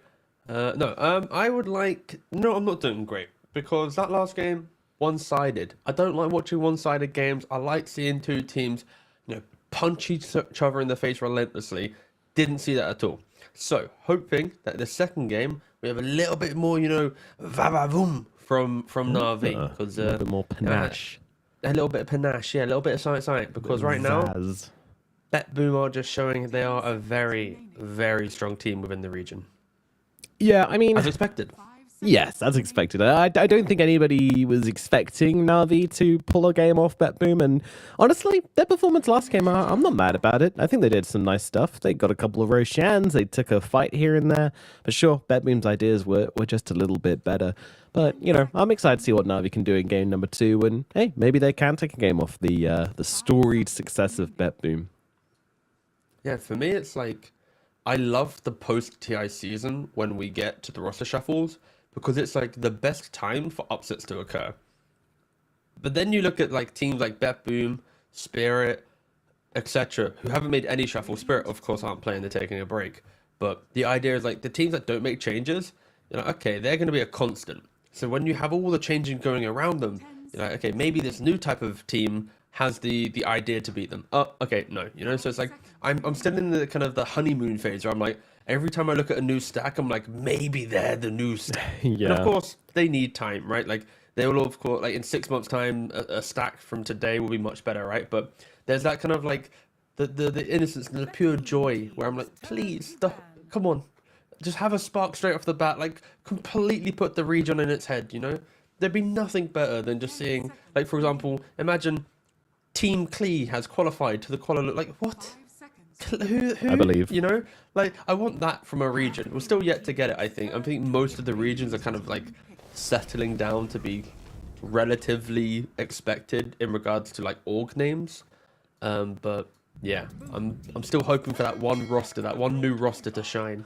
You're still believing. I mean, there's a chance that one of these EEU teams could pull it out of the bag, especially over in the other side of the bracket where we've got some Virtus Pro versus Klim. I mean, Klim look pretty good, so maybe we see some magic coming out from them. Klim and Klee is who I believe in. So yeah, maybe we can have some upsets happening there. So honestly, I think EU region might be the one where that's most likely to happen. Honestly, surprisingly. Mm-hmm.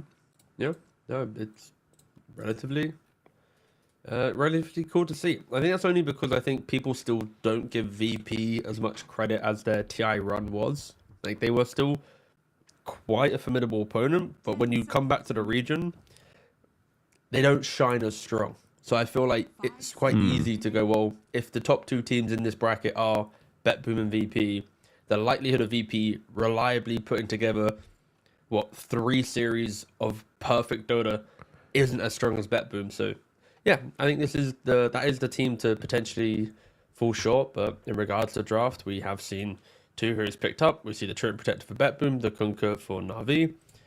2 very solid foundations. We're not seeing too much craziness. I think in other regions we're seeing like some Grimstrokes and like Prophet got some first phase picks and stuff like that. But here we just picked the big beefy boys that will kind of simplify the draft down the line.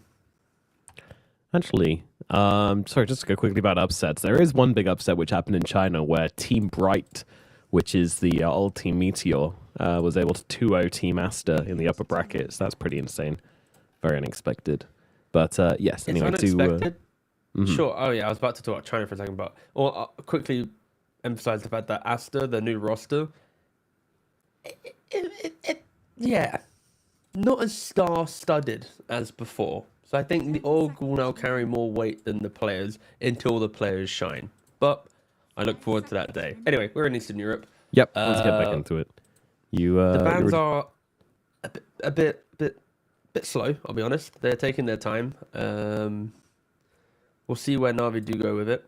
And of course, Na'Vi will have to pick out a phase, so they're going to be banning it to straight pick. Normally here, you go for your some support. It's been Grimstroke a lot. I think opening second phase of Grimstroke has been incredibly useful for teams because it's like lane in the correct hands can be aggressive, can be very simple to play, can play multiple roles. Doesn't really give a lot of drafting information out because a support that has points of fight throughout the entire game is very scary. And Grimstroke does that, right? You've got Soulbind for teamfight throughout the entire game. You have Wave Push, you have Silence with your Phantom Brace, you have kind of damage amp through Inkswell. And by that, I mean you throw it on someone else to give them more entry to a fight. It doesn't literally damage amp. But yeah, but I think some casual Grimstroke might be fine here. We'll see what Na'Vi choose to go for. Indeed. See what they're cooking up. I want to see something, like you say, a bit of flair, a bit of fun coming out from them. What do you think about Dazzle at the moment, by the way? Because this hero used to be like just completely busted, first phase pick ban every single time, and now we're only seeing it rarely, and it never really seems to, do an awful lot. So, has the hero answered, or? Yeah, I'd say it's relatively answered because I think potentially back when Dazzle was very good and like picked quickly, there still was like a different type of mid getting picked against it. So it's like, what do we do? Our mid hero pool is like this set of heroes, and Dazzle counters like 80% of them, let's say. Now we've shifted away from that a little bit, so it opens up for Dazzle to get punished. And I also think teams just don't draft it that well because either you first pick it, it has a weak lane, you last pick it, or like you nearly try and last pick it, but you don't have a good lane. Like, you need to see your opponent. That's like the easiest way to describe it. And for BetBoom, they see their opponent potentially in the form of Kunkka, so they pick up their Storm Spirit. You don't care about X, and on top of that, it is one of the best heroes against Phoenix because you always threaten the egg. Phoenix players hate heroes that make them go, wait, do I have to egg to keep myself alive? They want to play against a lineup that can't jump the back lines, that can allow them to Icarus dive in, place the egg on the high ground, or in some sweet spot. But yeah, BetBoom. GPK's already played 2 Storm Spirit games in the qualifier so far. Yeah, very comfortable with it. Yeah. It's a classic player hero combination, and they also go for the Scarif Mage. And this is going to be a very explosive lineup where Tree gets his shard at 15 minutes. He'll keep hunting, looking for kills. And then at any minute, Storm or Scarif Mage will be smoked up, zipping in Mystic Flares from Scarif Mage. And it's going to be very hard to play if Na'Vi don't pick up some counter-aggressive heroes right now. And their response will be a Tusk. And what will be the next one? I think their option right now is trying to win lanes once again, is kind of their approach here. Now, Tusk has a really good save, of course, Snowball. So inside of that full combination, if you just Snowball dodge all that damage, Scarif Mage can get a little bit upset. But in kind of the pacing of the entire game, Na'Vi still can get run over right now. Like, they don't have the best heroes to deal with it. Ooh, a slightly earlier Druid. Yep. Yeah. All right, that's going to give you a lot of aggression to play with. It can be answered by BetBoom here. They can go for something which can cause issues for the lone Druid. What is that here? Well, I mean, looking at something like maybe Razor. Don't know, what else is good versus Druid? Chaos. Basically, ways to like threaten the map right early on. Don't allow lone Druid to win his lane, take the tower, and kind of dictate what happens. I think, like you said, Razor to some degree, that's okay. I think it's more about having a team that wants to fight and find him and kill him and do things. It also helps that you have a tree already in your draft, so like Treant Protector naturally does well in lane, so if you wanted to, you could go for... well, let's just see what they pick. I wouldn't have said Gyro because the hero just fallen out. I think my kind of wavelength of the patch was kind of like life stealery kind of. You can't go troll because of Phoenix and Tusk, but kind of like that territory of type of carry. But yeah, Gyrocopter, old school carry. You have flat cannon, you have you're a Satanic buyer, so you can obviously muscle up into Lone Druid. And I guess the key thing here is just you have that wave clear early on if you max flak. So if Lone Druid wants to try and take your tower, if Tree and Gyro are quick, it's like waves deleted, you can't push. Waves deleted, you can't push. Fast forward 10 minutes, and now Lone Druid's timings are slightly off. Yeah, it also gives you that kind of hybrid damage as well, which you can combo up with like the Treant Protector, even the Storm Spirit, I suppose. Scarif Mage, all good partners to work with for an active hero, and you can be a little bit more active on the gyro. Impossible. Team ban. Is it? I mean, you can hit egg. You can pop flak and just hit the egg if you want to. Something. Yeah, I think egg's not a problem in this game, just because GPK will always go and find it first. He will always be like, and use your egg here. I'll zip away now. Yeah. There's of course scenarios where it won't be like that, but 5 seconds remaining. I think for offlane though, I think the bans from Na'Vi are pretty good here. Like the Dawnbreaker. I think some like Beastmaster offlane would be pretty good for BetBoom as well. It's a very old school draft, but it kind of complements everything. You then have some Raw, someone Kunkka or Lone Druid want to step up and be at the center of the fight. They're gonna get contained. Wraith King is kind of like the current meta respect to it. Like you still have an aura, you get agonyms, you keep people alive, the bonus attack speed from that kind of ethereal form when you are dying. It's like a lot of benefits, but I kind of think that BetBoom are drafting with like a slightly older logic right now. And yeah, also Beastmaster has the attack speed aura for the Phoenix. No, I think I'd like this. Gyro does need some type of buff up, I feel, as a carry. He does. He definitely needs a steroid. The hero is a little bit of a lost soul. Like, Treant Protector will probably go Solar Crest in this game to cushion that, but one more buff would be pretty good. Yeah, that's got to come from your offlane. Ogre offlane. Let's go. All right, Brew. Fine. Okay. Yeah, he can build auras. I mean, most of the time we see Midas Radiance pretty much every time on Brewmaster, honestly, but I guess it's AoE mischance, which kind of helps out the gyro, but yeah, I'm coping a little bit right now. You're coping, but I think right now they go for Brewmaster, which is like their team fight will be secured to some degree, right? Like Na'Vi. They have a lot of soft team fight, and they themselves go for the lifestealer. We can touch on that in a minute, but the entire Na'Vi lineup is Kunkka does all your team fight, and then there's a Tusk. And outside of that, you have to win your lanes to play out the game, right? You do. And I think TPs are going to be great for BetBoom, and now you pick up a Brewmaster. Like, Brewmaster excels when there's like low lockdown. And you already have a good laning partner with the Scarif Mage, and you've got the late game secured because of how potent Gyro Storm can be together, if set up correctly. And Na'Vi, they do go for a Lifestealer, which is a hero that can eat a Gyrocopter alive, right? You can go Desolator, Armlet. You can then just Rage, get on top of the Gyro, but then you can also buy Aghanim's. Yeah, and get I was going to say that. That one's so brutal. Like, you jump in, you go, haha, flat cannon, and then you just disarm for the whole duration. You're like, oh, God damn you. It's very frustrating. Yeah. But yes, continue. I feel like Na'Vi there's something like wrong with their lineup.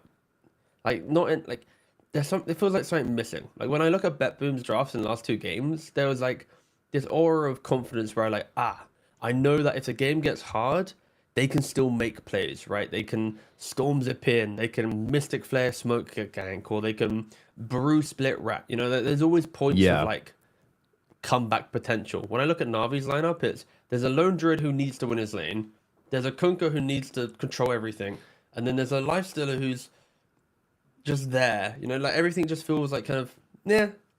And if they set the pace of the game, crush their lanes, and do everything then sure, anyone can win a game of Dota, right? But when the game gets like competitive to 30 plus minutes, I just struggle to see what they can do. I really hope they prove me wrong and we do get a game 3, but I feel like there's a little bit of a mismatch in the draft between these 2 teams, and Na'Vi are going to have to outplay, I feel, to get this draft across the line. Yeah, or roll them in the lanes. If they come out the lanes with like a strong advantage, I mean, even maybe as good as a game they had last game, because Na'Vi did great through the laning phase last game, then we can honestly maybe see Na'Vi roll this one. Honestly, like they have the heroes where it's very easy for them to just group as 5 if they're ahead and just absolutely stomp BetBoom. But obviously, BetBoom, we expect better from them than just kind of losing in the first 10 minutes. I don't think that's going to happen. So yeah, definitely feeling like BetBoom. Just everything's making a lot of sense to me. So yeah, we'll see what happens. Are you okay? Dusky. An instant pause. Of course.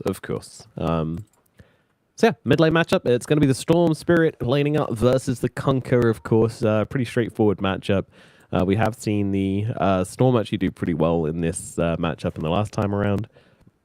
So, you know, maybe he can do the same this time. And then, of course, it all comes down to those power runes as well. And rotations, pre-level 6 onto the Storm. They do have a Tusk, who's usually pretty good at rotating. Phoenix is all right at rotating as well, so definitely potential to kill off the Storm pre-6, which I feel like would be a very good way to cement their early game.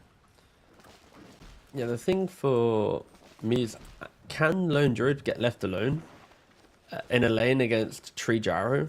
I would assume he can, but pre-6, where his main hero is a little bit vulnerable, like wrapping around, getting Leech Seed plus a Rocket, it could be too much to handle. So then you kind of need to keep a support there. But with a Lifestealer, very much an independent hero. So I expect to see Phoenix, even though it's not the most kind of map playable hero where you gank and do things, I kind of would expect Malady to be the hero that, you know, dives in on the Storm Spirit, you know, be level 3, throw some spirits down with the X torrent combination. So Na'Vi, they have freedom potentially on the supports. Like if Lone Druid lane goes better, if Phoenix can find opportunities to gank the Storm, we are going to see a little bit of a little poke, but nothing crazy. 3 bounty runes to BetBoom to the 1 of Na'Vi. GG. Go next. Toronto Tokyo's got a lovely autumnal skin on the Treant Protector as well, so he's looking great. And immediately getting the D-Ward as well. All things coming up Toronto Tokyo at the moment. Yeah, How do you think he feels about leaving Team Spirit and then Team Spirit winning another TI? Honestly, I wish I saw the after party. It was like Toronto Tokyo and Poshka were like sitting on some couch, you know, chilling, talking shop, you know, reminiscing probably. So I think it's just I'm pretty sure he's happy for them. Maybe I just misunderstood and he was secretly just really bitter and beefing. Beefing. But no, I'm pretty sure it was like you know, good job, mate. And I think clearly, like, Toronto Tokyo just believes in this project, right, of what he's trying to do. So it's like, if Spirit won this year, he probably was saying, like, don't worry, bro, I'm going to win it next year. You know, I'll beat you. Because, like, in the interviews, they're saying that they wanted to beat Spirit in the finals. So, yeah, it's probably happy for them, but just makes them even more motivated this year to try and win it. Absolutely, especially for the role change for him as well. Like, you can't really expect to just, you know, that's going to soften the blow where you can be like, all right, you know, I need a year to adjust to do a bit of creating, because Team Spirit wasn't born overnight. You know, this was a team which existed for about 2 years as Yellow Submarine and like 147, whatever the hell that team was called as well. Yeah, awful team name. Many iterations before they were able to find that success, and just how it goes. Meanwhile, in this game, GPK, as expected, doing pretty well to start off with in the middle lane. We'll see if he can continue doing well, and if Na'Vi will do anything to try and answer that later on in the game. Really good to try and get a strong start in your off lane if you're playing against a strong mid like Storm, who's in a decent matchup. Just try and get Nefrit to the point where he can be left alone, and then hopefully we can see Daze move across and make a rotation.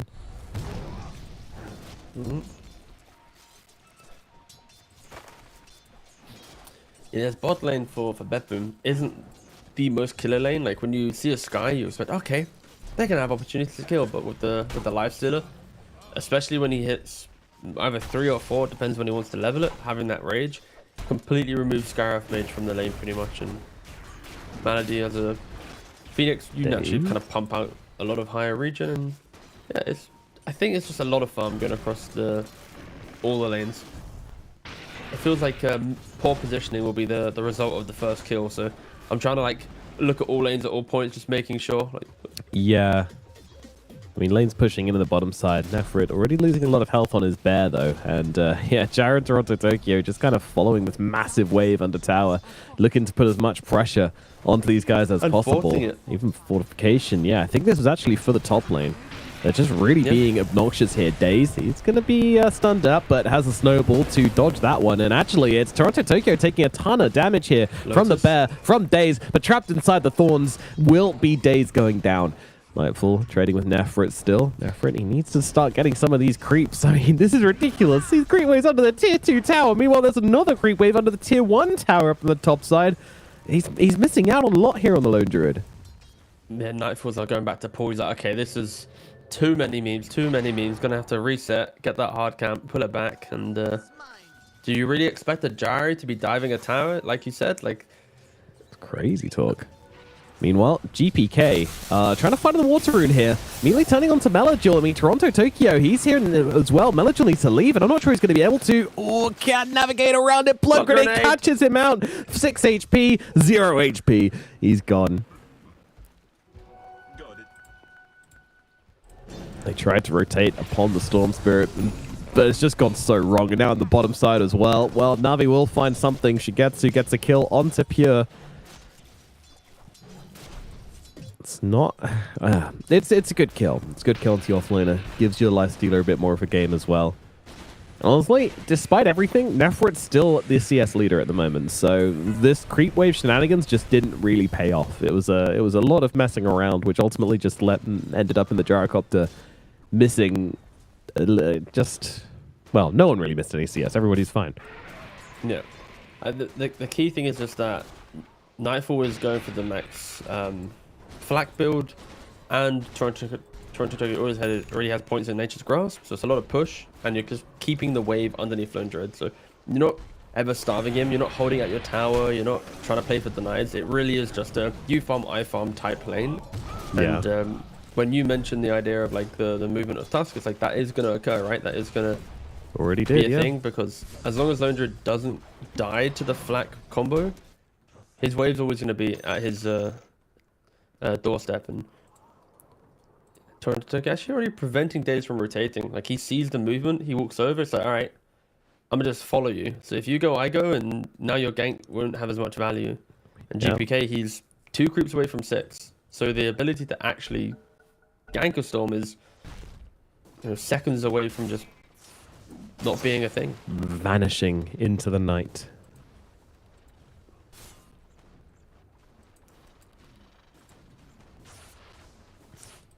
Well, approaching minute 6 right now. That'll be the next big clash. These power runes, very, very important.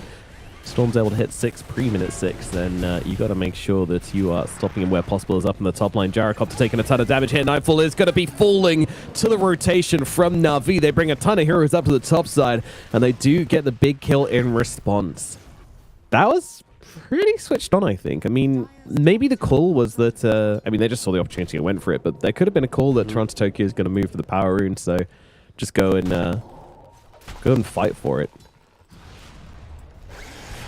No, I like this, right? You know, Lifestealer doesn't need help. Malady can kind of open up and make moves, and yeah, generally quite good stuff so far in the lanes from Na'Vi. See, this is the thing about Na'Vi to me. Like, you know, we saw the Roshan attempts last game. We saw movements like this game. There's definitely parts of their play which kind of are reminiscent of a much better team kind of lying under the surface. So if they can pull that together and take a game of BetBoom, then they might find themselves some believers.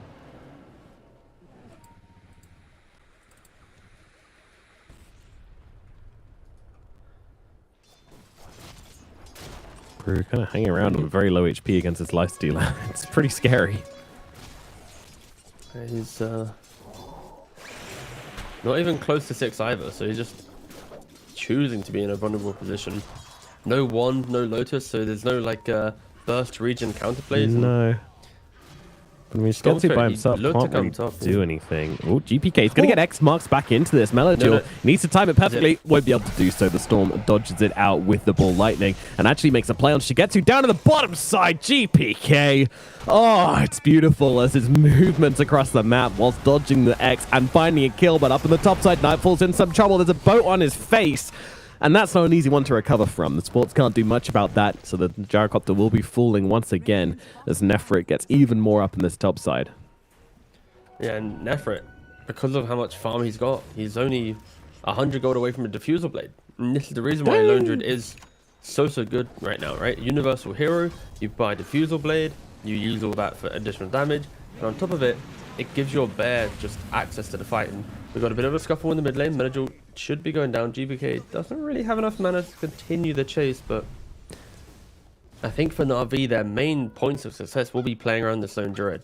Like, he's got a 8-minute 30 diffusal blade. Don't think about mid lane anymore. Just think about how you can just draw heroes to top, and as you do that, Lifesteal will continue to thrive bot with no fear of death. Yeah. And there it is, diffusal blade complete. Wowie, 8 minutes 36.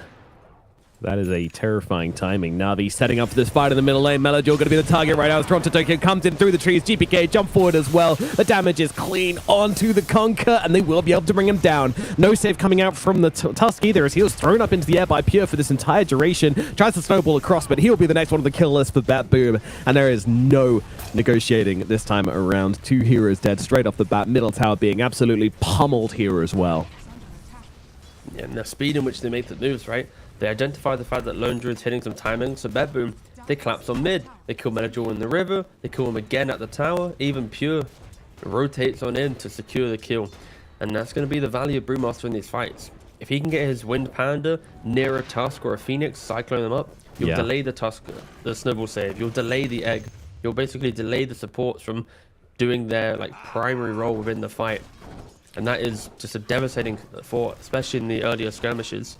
Especially onto the Druid Bearer as well, which kind of leads me to my next question. I mean, would you have liked to see Nefrit TP to that? You know, he just picked up this Diffusal Blade. I would have expected to see him want to join some engagements, or did it just go too wrong too quickly? Probably a little bit too wrong too quickly. And on top of that, it's probably Nefrit has said, guys, come to my lane. So then when they're dying middle, he's like, well, if I now leave top and... Yeah, I think it's really clunky to start overlapping where your heroes are, but the Lone Druid needs to be in the fights. That's the key thing. Now we just need to decide how they do it. Well, BetBoom, again, just looking a little bit cleaner with the big movements. That's what this team is all about. We learnt this last season. Whilst, you know, the micro plays and individual plays are very good, it's the big plays which are outstanding from these guys. That's a good point. You should say season, yeah. Because I said year yesterday, and someone thought I was talking about the entirety of 2022, and I was like, no. Oh, I see. Was that not my point about Team Spirit? I think it was, yeah. Oh god, that one. I was like, bro. Days gets dropped. It's pretty funny. So yeah, just to give you warning, guys, when we speak about years in Dota, we don't mean the literal 2022, 2021. We mean the last year of the competitive season. So the end of 2022, so November through to TI is the year of Dota. That's our year. Imagine clarifying. I like watching them fight. No, that's true. It is fun to see a couple scuffles in Twitch chat. But also, the more ambiguous they are, the less accountable you can be. So you can always backtrack. But I don't want to backtrack. That's a freebie. I want to provide good, helpful, relevant information. I want to commit to the bit. Yeah. Scaraf actually just going brown boots Atos. So saves he wants to blast some fools. I'll tell you that much. You know what I'm sad we haven't seen yet? And I can't believe we haven't seen this. I haven't seen a single Skyrath mage mid. Maybe I'm not watching enough Thompson, but I saw one game with a BKB Bloodstone Skyrath who was just absolutely, with the shard, just so giga tanked he was impossible to kill. But anyway, Nightfall getting jumped on once again in the top side here. He's getting cooked by this egg. Nowhere to run, nowhere to hide, no help coming. Nightfall really has just been completely abandoned in this game. They keep rotating onto GPK's lane. Like, the dude's taking his tower. He doesn't need any more help. He's a spoiled child who's just being everything he wants and more. Daddy, I want a bike. And he gets given like a Kawasaki sports bike. Meanwhile, Gyrocopter's is like, please, a bowl of porridge. Like, you can have one raw oat grain. It does feel like Gyro is the one that needs to be pushed out top lane. And then at that point, it's like, how many times is Nightfall happy to die doing it? And he TP's back and he's back at it again. He's going to die, I guess, twice doing it is the answer. Oh, it's like the morph game all over again. Oh, no. Oh, dear. 0 and 4 currently on the Gyrocopter. And, I mean, he's choosing to come back to this lane, but at the same time, you know, it's... There doesn't seem to be much communication going on. There doesn't seem to be much, like, in the way of... I don't know. I don't know about this at all. This feels very kind of misplayed by BetBoom. So Nightfall had like the lowest deaths, like one of the lowest deaths on all cores at TI, right? Like he was an incredibly disciplined player, but to see him have 4 deaths already in this game, it is very uncharacteristic, and I don't use that lightly. Like he really is a player that just knows where to farm and how to farm. So there's something happening in BetBoom where they are choosing to sacrifice him for something, for some bigger picture, or they're just not protecting him. There's something for sure is a little bit disjointed, and we'll see if there is a grander plan at play. Of course, one that is occurring is Brewmaster is farming very nicely. Like he's got the Midas, he's going Radiance. Like this Gyrocopter, he has other heroes to help him out. Worst case, and they jump in, they kill Manajul. And Manajul and Nightfall equal stats. Nightfall's not even that poor. He's got more money than the Conquer. He's rocking a Chrysalis already. Blade of Alacrity just casually in the pocket, going for the Aghanim. So, I mean, he'll come back for sure. In fact, he doesn't even need to come back that much. He's already doing fine, which is crazy. That's one thing which always blows my mind about like these players. You know, Nightfall and many other carries is that they die like 20 times in the laning phase and they still have like more net worth than most of the other cores. It's just like, how are you doing this? Are you a wizard? I think it's just because their deaths often don't result in further deaths, right? Like when a carry dies, it feels bad, but when a carry dies and then that results in the support dying, then tier 1 dying, and you're losing bounty runes and wisdoms, right? Like it all stacks up because of the value of their presence on the map. And I think some carry players, when they're like Nightfall dying top, it's like he's pushed out the wave, he's already farmed the jungle. Like his death is kind of, it's not great, but it's not as if Na'Vi's suddenly gonna, you know, choke up BetBoom because of it, right? And I think GPK and Pure are just kind of laughing when it happens. Like, alright, cool, Gyro's dead. Right, I'm not dying now. I can continue farming. And for Na'Vi, it's like, at what point do they really utilize this Lone Druid, right? Like, they've taken a couple tier 1 towers. He's going for an Orchid on Lone Druid. Like, we don't see that often. Like, really? That is an item to try and win in the moment. Like, it will punish Brewmaster. He can't be able to split. It'll punish Storm Spirit. You don't really like to buy BKB on this hero too early. So, this could be an incredible timing for Na'Vi if they play around it. It's definitely one of those things where Orchid's really great if you don't have any other threat onto those heroes. You know, if Storm has no reason to build a BKB, and then you build an Orchid, he's just like, fine. You know, if he's going to build a BKB already, then there's no point in it. But yeah, I like it.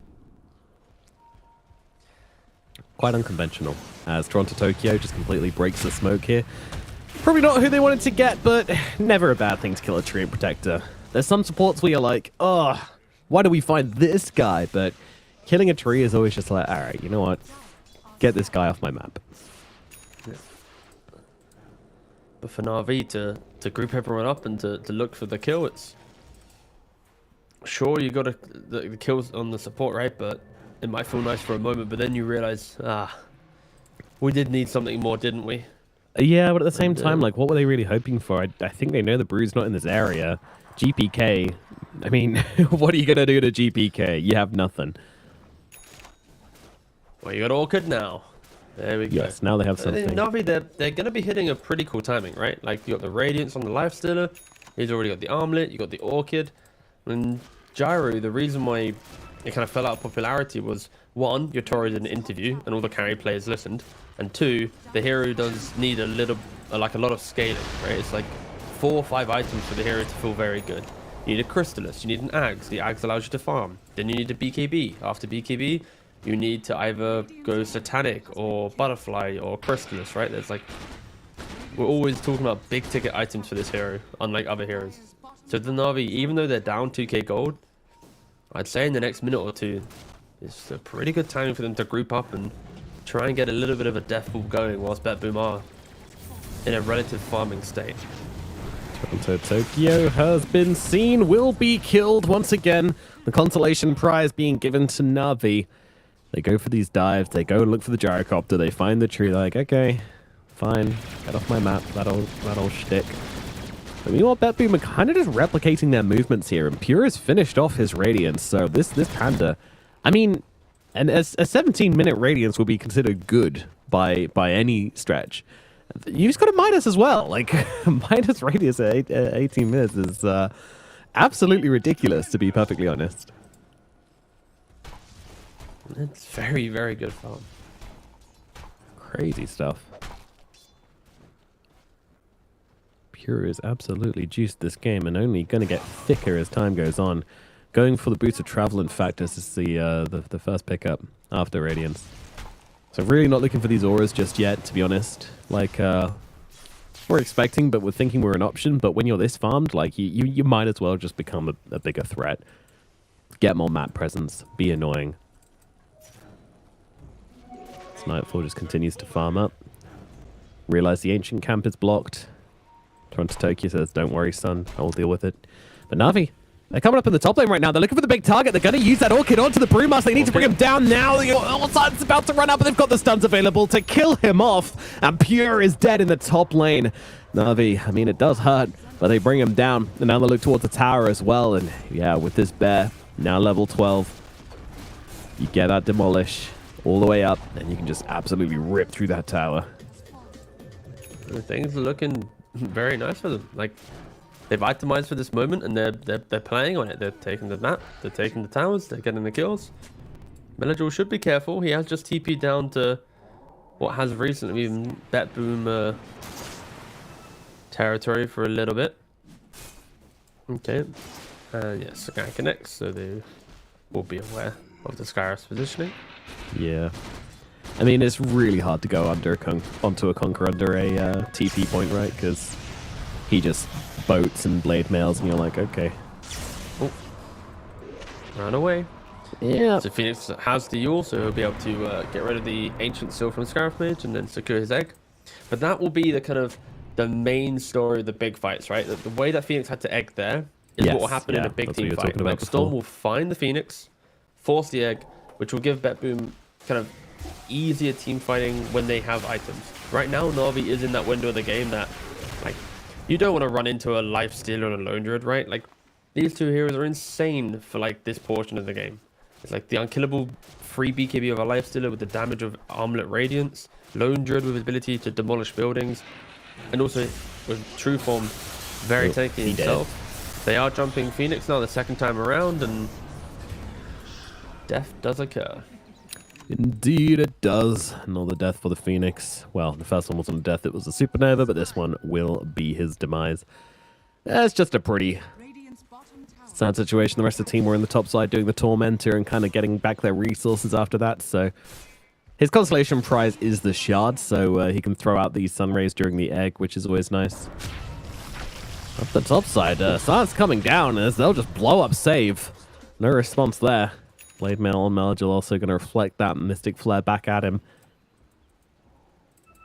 Yeah, we didn't really talk about it, but Lifestealer jumping inside Tusk, it's an old school combination, but my god, is it going to pack a punch, right? Tag team plus Lifestealer is incredible. Have that stun, have that control. If you get the shard on the Tusk as well, that extra slow, it's going to really contain. And yeah, nice call from Na'Vi. Once again, they are going to go to Roshan. BetBoom is in the pit, and or in the position to Outside contest. the pit, Melodule. I mean, the boat's going to come down and give him a little bit of HP, but there's just way too much damage coming out onto him. They're going to be able to get the kill. Roshan down to 1,000 HP. they're They in need to time. finish it, and they need to finish it quick. They don't have any stuns. They could be in trouble. The bear comes out. Pure comes in, but Aegis, it is picked up by Shigetsu in time, and now do they take the fight? I'm not sure they can. Overgrowth comes through, doing a lot of damage, but there's the egg. They found In the the egg. backlines, Nightfall looking for a punch into the air by Days to try and stop him taking down this egg, and it's going to blow punch, up in his nice. face. Oh no, Nightfall! He's going to fall, and now Navi come chasing out of the pit. They're looking for more. Toronto Tokyo found in the sidelines as the Lifestealer will try and run him down. Meanwhile, Save gets killed off by Nefrit over in the side as Shigetsu tears into Toronto Tokyo. It is a great series of events for Na'Vi and just what they needed to get this game going in their favor. And you got to ask the question, though, for BetBoom, right? Like, they get the Kunkka kill, they look for the contest, they're a little bit late, but then with the 5 minutes... What? Not even 1 minute. Like, normally you say 1 minute, and you're like, it's a soft lie, you know? But 5... Okay, fair enough. I appreciate the honesty. I'll say that much. That's fair. That's some good honesty. But anyway, what was I trying to say? The point is, they egged inside the pit. The gyrocopter BKB is straight into the middle to go for it. Tusk beautifully punches him. But the question is, where's the Storm Spirit in that scenario? Surely, if the egg is a big enough focus for Gyro to BKB go in and hit it, why isn't Storm also using the same amount of, you know, kind of respect towards it as well? Why is he not going in? And yeah, like if they killed off the egg, they still would have been in a very vulnerable position, right? But with Kunkka being dead, Phoenix being dead, they might have been able to take that fight a little bit differently. But instead, it just comes crumbling down. So Na'Vi, they pull ahead early on with their aggression. They get the first Roshan. Things are looking very good for them right now. And BetBoom just disjointed, I feel, that's the entire game, right? Like Nightfall dying top 3 or 4 times, TPing back into death. You've got this like weird Roshan miscommunication. And yeah, Na'Vi just right now looking like the better team. Yeah, I would agree. This game's looked very smooth for them. Maybe this is the new style of Na'Vi, which they can kind of rally together with. It's looked great. I think things are always awkward when you try to go for the Kunkka first. Like, he's just kind of dangling himself outside of the pit. Sure, they are actually able to kill him, but, you know, the split gets used pretty early just to try and bring him down, and he's got the blade mail, he's got the boat, all that stuff. Oh, okay. Oh, No, no. I was going to say, is this a short 5 minutes? I don't know. I mean, the Kunkka's still disconnected, so yeah, one would assume not. But sorries are coming out. Seems like it was... I don't know what's happening. I think they're just being a bit silly.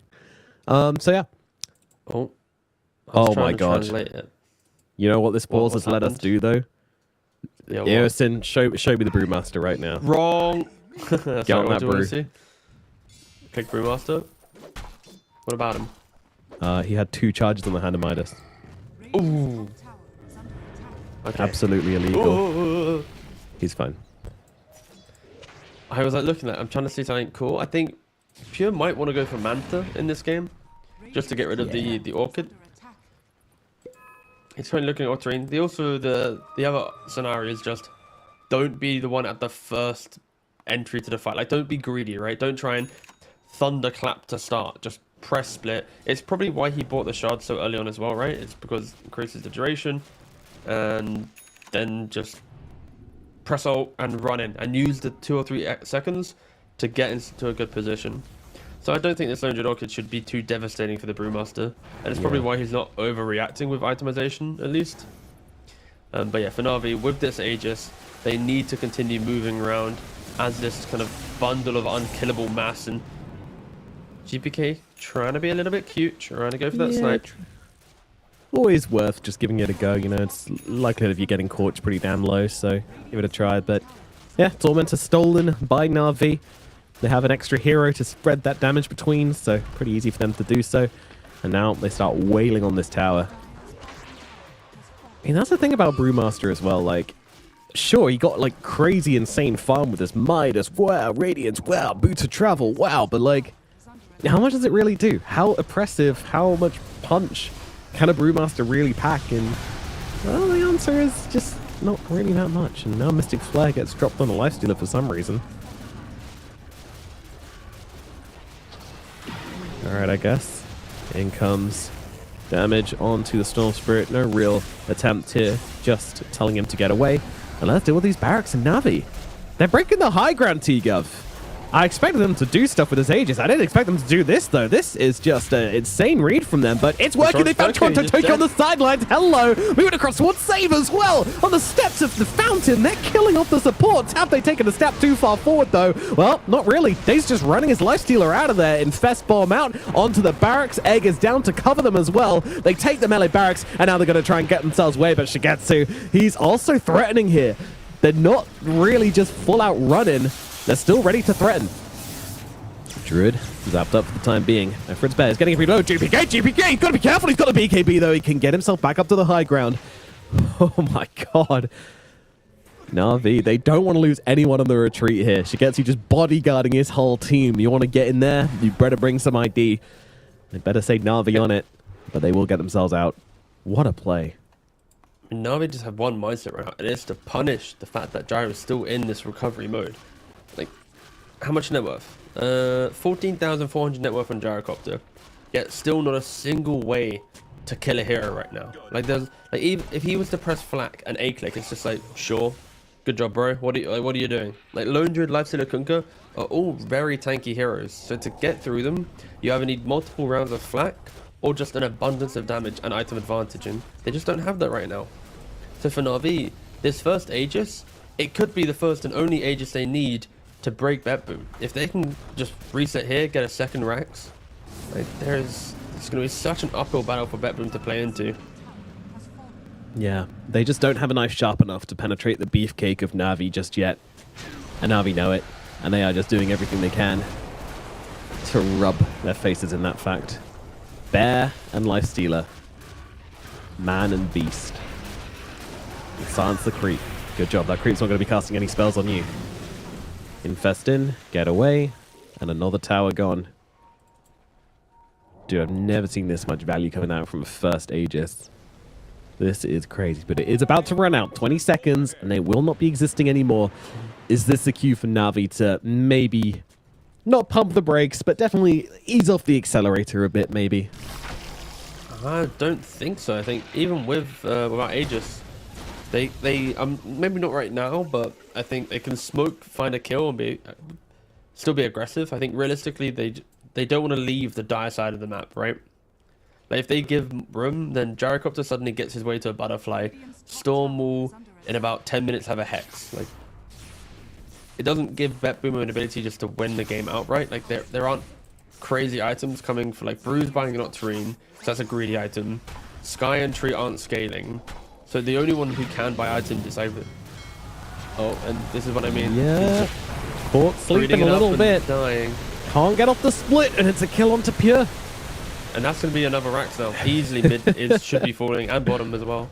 Oh my god, one kill. One kill is all it takes. And Na'Vi are just like, oh, well, yeah, sure, we'll go high ground again. Why not? Why not? More barracks? Don't mind if we do. My god, this lineup, I mean... We said it had to snowball. We said it could happen. Gosh, it's the biggest snowball. Jesus. Neither of us expected it to, but we knew the possibility was there. But Na'Vi just showing up here in these qualifiers and showing us why they're ready for this season. They're ready to make a name for themselves. One barracks remaining. BetBoom running out of options in this game too. Jumping from GPK. Mystic Flare coming down onto the Lone Druid, but he doesn't really give a damn. A very deep egg. That might be punished. Does get killed off there. And Nefra getting very low as well. He needs to be careful here if he drops. That could be bad. Infest out onto him. But he's not stopping. The bear is still just mauling these barracks. One barrack remaining for the side of BetBoom. Now they back themselves away. Toronto Tokyo, though, ready for the catch. Not going to drop the overgrowth just yet. Knows his team aren't quite in a position to come and help them out. Na'Vi back themselves out, but they've done so much irreparable damage to BetBoom here. If they're going to be coming back, we're not looking in the next 5 minutes. We're not looking in the next 10 minutes. It's going to be a long, long path back to victory for them, and I'm not sure they can find it. Yeah, even Nightfall, he's going to pick up a butterfly in the next, what, like 20 seconds or something. You think butterfly is like the big item? Maybe if it was like 5-6 minutes before any racks had fallen, then suddenly he's like standing in the middle of a lifesteal alone druid, not caring.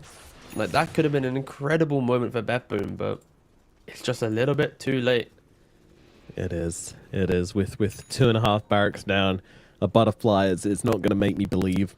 If you can get to like the Daedalus Satanic, then we're cooking, but there's going to be another Roshan happening before that, so you're forced into a fight. I don't think there's any way they give up this Aegis for free. I think BetBoom have to try and contest. That is their fight they're looking for, so get your items and start heading to the bottom side of the map. That has to be the call from BetBoom right now. So what timings are we going to be hitting before that point? Well, no Hex for the Storm. Octarine, I mean, sure, that's up on the Brewmaster. Nothing really of note on the supports. Trio Protector still looking for a Midas. And hold on a second, they're not even looking at Roshan. They just want to force them back first and give themselves a free rush on the side of Na'Vi, I think. You threaten that barracks, you threaten those lanes, and BetBoom can't stay off on the map. That's a problem. Losing 2 sets of racks pre-30 minutes basically puts you in your base straight off the bat, right? Like, do you really have enough farm across all your heroes to push out these creeps as quickly as you want to? It's not the best, and yeah, Na'Vi. Yeah, I mean, I think BetBoom, they did a pretty good job, right? They've got the lanes in a good spot. They've instantly smoked up. They've even catching the backlines potentially. They're onto the Phoenix. They forced the egg.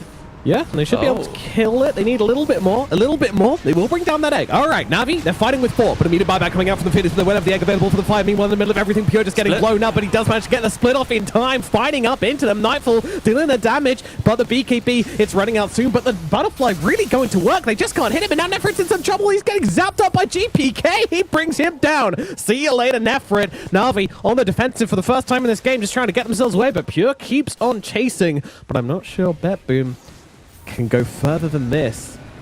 And the base is okay for the time being. A lot of damage being dealt to Daze just by those Brewlings right now. Nightfall, he's standing back, doesn't want to be put into an awkward situation by being over aggressive here. They just want to hold these steps and see if Na'Vi approach them. They won't. That said, the Druid did get dropped, but look at that melee barracks already having the creeps flowing into it and forcing Pure back and probably diffusing the situation for Na'Vi. Can BetBoom, though, continue fighting around the pit with no split for 35 seconds?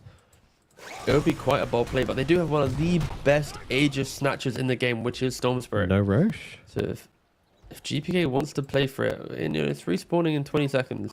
I think they can still find a fight here. Like the... Yeah, I mean, Octarine's going to be back up, right? No, That's sorry, it. the Primal Split's going to be up because of Octarine. What if this pays off, and this is like honestly a god tier purchase from Pure. All that early game farm kind of paying off a bit. They just don't know when this Roche is going to respawn, but Toronto Tokyo's trying to get some information. Roshan is back. Bear is in the pit. Lifestealer's in the pit. Now's the time to go. BetBoom, can they make the magic happen again? Egg in 10 seconds, after which every ultimate will be back.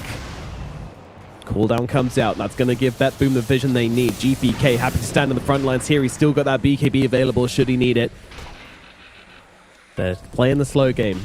BetBoom taking down the vision, but they can't play that slow. Their base will slowly start to get flooded once again. Sure, they can push out this bottom lane, but mid constantly going to be flooding in. You might have to tank your tier 4s just to try and get control of this Roshan. Roche, meanwhile, down to about 50% HP. Shigatsu just in the pit alone, even using the open wounds. Let's try and stop himself getting too low. Nightfall, he's going to approach.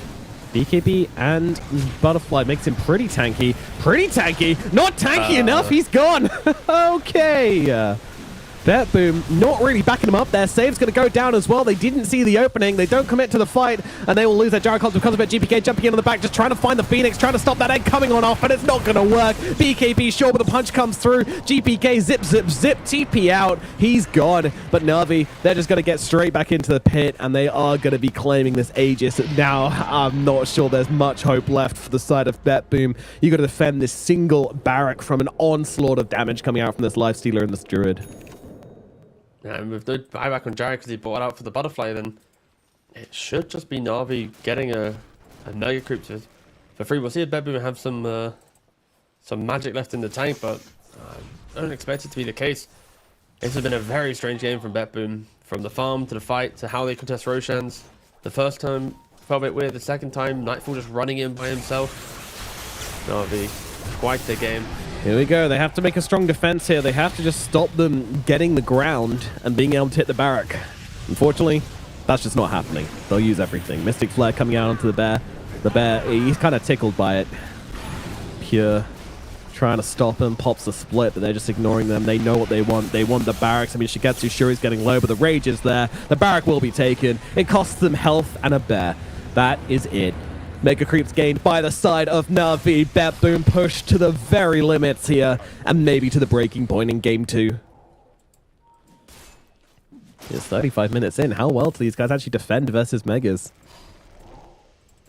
You've got Treant Protector for living armor, so it always helps. You've got Radiance already, a flat cannon gyro. Like they're actually pretty. They're pretty good. They're pretty good. The issue is Na'Vi's also very good at just taking buildings. Like they've hit their stride and never let their foot off the gas, right? Like this entire time. Save isn't gonna buy a Maelstrom, right? He's going Gleipnir? Midas Gleipnir. The game's pretty Jova, you know. He can buy anything right now.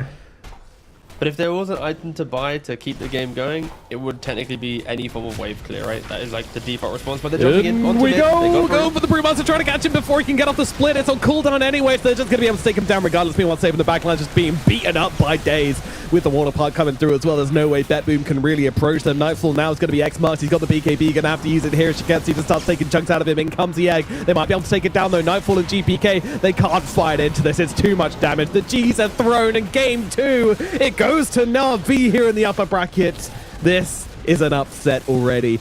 It's only one game. There's still a full series to play, but still big win for Na'Vi as they take down one of the region's favorites.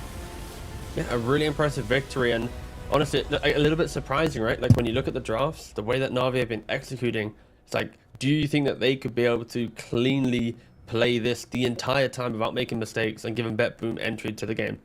You'd have some question marks. And then the way that they play it though is that way. Like they crush the lanes, they kill off Nightfall 4 times in like the first 15 minutes. That happens so rarely for this player. And on top of that, it's just how they choose to go for Roshan is just very like decisive. They don't go when they can maybe get contested. It's just they do it when they know they can.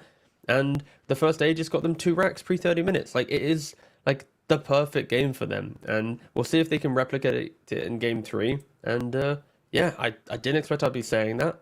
I'm happy to be saying it. I did want to see a game 3 between these two teams. Oh, yeah. I like, you know, the Org and Na'Vi. It's cool to see them having their name uttered more, and hopefully they can muscle back up into the higher ranks of the region. But yeah, one game at a time. We'll see if they can do it again in game 3. Yep, great game number 2 coming out from Na'Vi. Now game number 3. Do BetBoom slap back harder, or are we going to have a competitive match? We'll find out after this short break.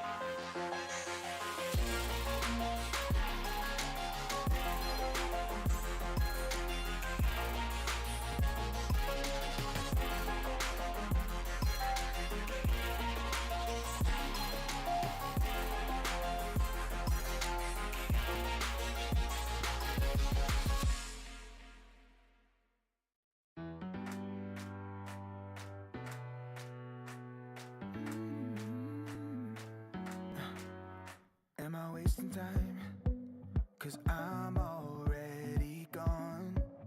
So long, can you stay the night? 'Cause you're the thing I want. I know you're feeling different when you're stressed out, but even with no makeup you still stand out. 'Cause no one makes me feel the way you do now, like you do now. The way that you move your body, you make it look like a hobby. Every time that you touch me, it's electricity. Things we discovered underneath last night's covers. Everything came so easy. It's electricity. Electricity. Whoa. It's electricity. Electricity. It's electricity. When it's late at night, I feel you on my skin. My skin. You're all that's on my mind. It's finally sinking in. You're it. I know you're feeling different when you're stressed out, but even with no makeup you still stand out. 'Cause no one makes me feel the way you do now, like you do now. The way that you move your body, you make it look like a hobby. Every time that you touch me, it's electricity. Things we discovered underneath last night's covers. Everything came so easy. It's electricity. Electricity. Oh, it's electricity. Electricity. It's electricity.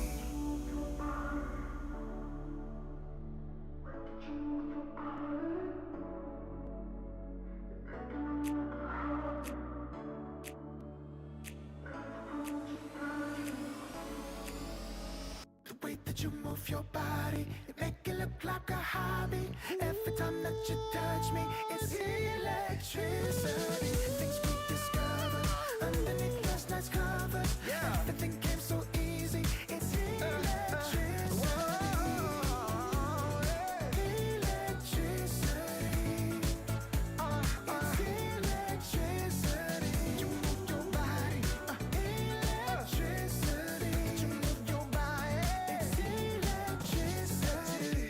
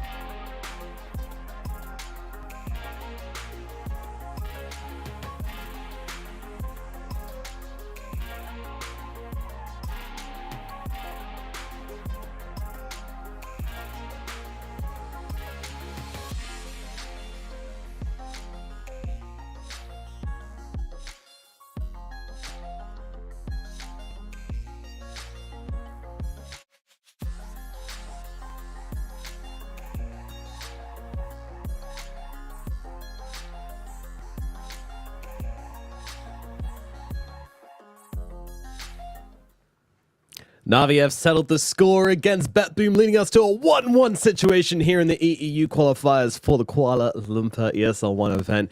It's getting spicy here in the upper bracket as an upset maybe on the cards, but of course we got to figure out who's going to be taking down whom in game number 3, which is already into the draft, so we'll jump into that one. T-Governor, what are your thoughts so far on the draft and this matchup and life in general? I love the fact that before we go to the draft, we're like, these drafts are always about Kunka, aren't they? And of course it is. It's the meta, right? And the same thing happened as the previous draft. We're in the same situation, right? BetBoom first picks Tree, Navi responds with Kunka. So we're actually copying game 2 perfectly.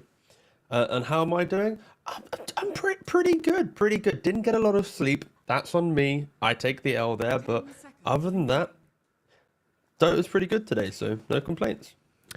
Yeah, we've had a pretty hype matchup in a series which honestly had the potential to be a bit of a slaughter. But Navi, they fought well in game number 1, not quite well enough, but game number 2, they just come out swinging fists like an absolute madman. All right, Nomad, I got to give you an update, okay?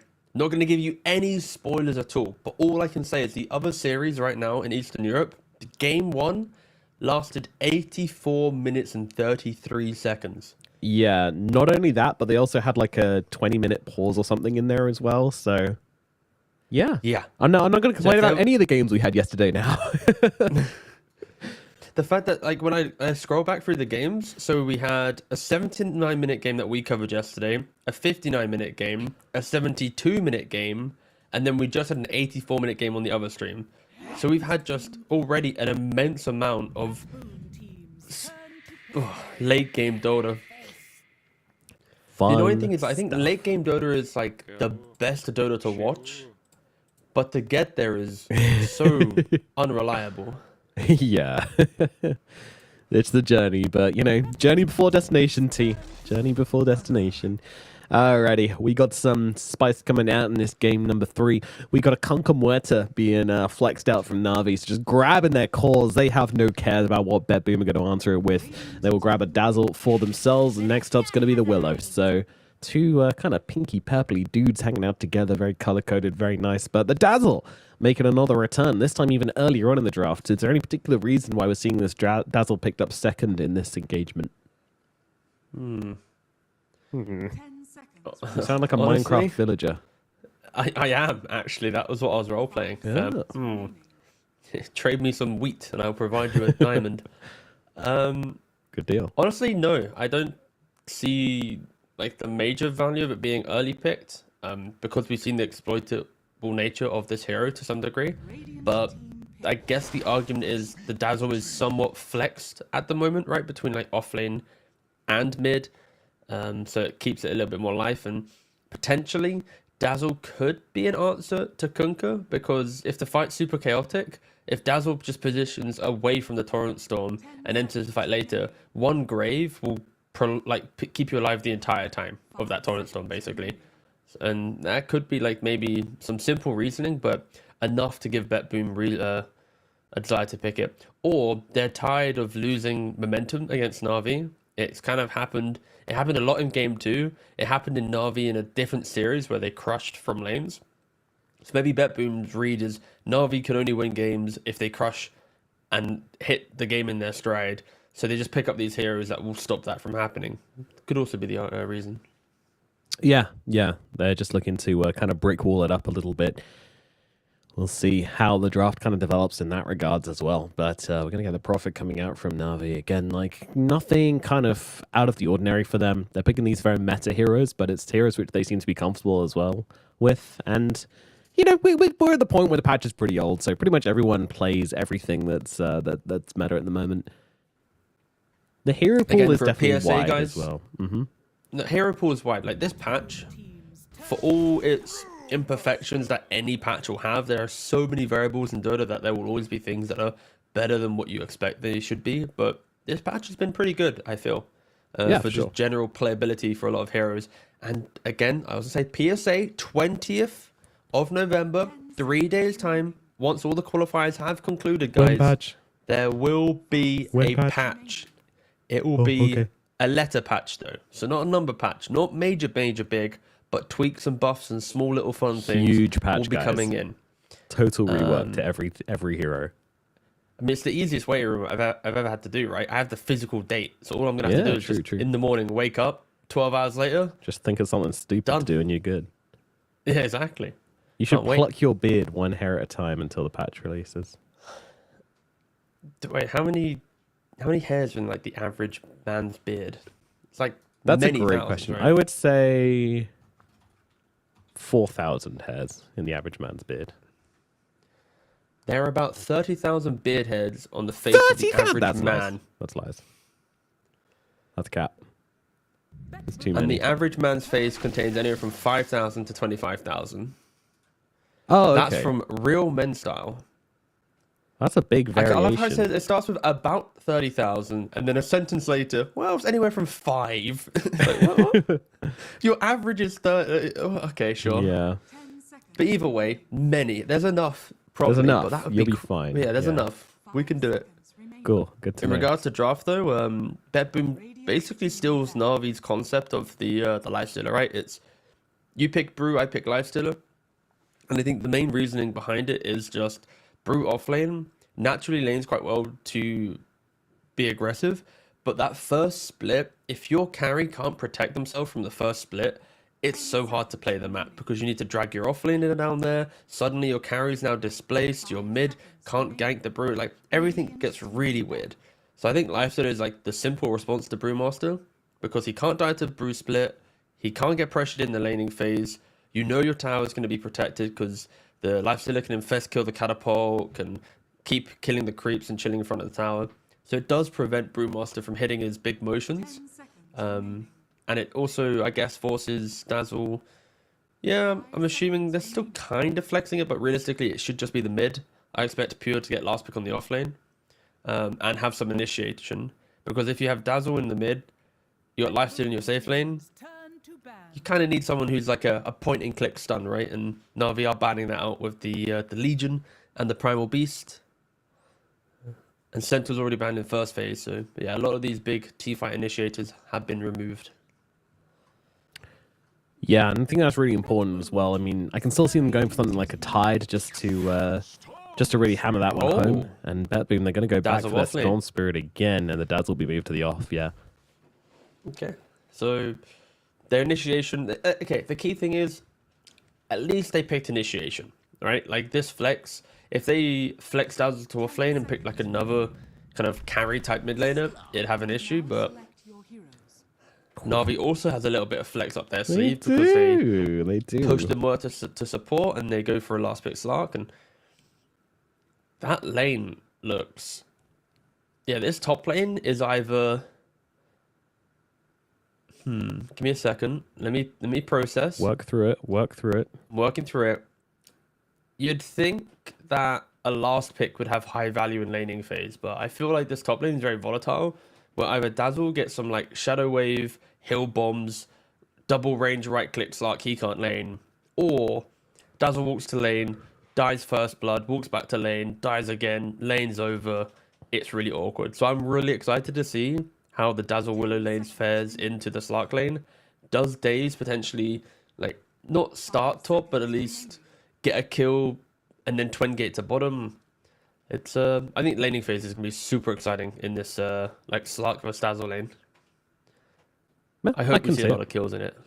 Yeah, I kind of feel like both of them have to be aggressive on each other as well. One of those lanes where if you're not hitting each other, then you're having issues. You know, you're not really, and also the supports as well, right? It's Willow and Prophets. These guys are just going to be taking chunks out of each other as well. A lot of fighting going to be happening on the top side. On the bottom side, meanwhile, it's Muerta Brewmaster playing up versus the Lifestealer and the Treant Protector. So. Yeah, kind of not quite the same thing down there where there's going to be a bit more trading, but the core is most likely just going to be hitting the creeps. So, yeah, going to be interesting to watch that top lane play out for sure.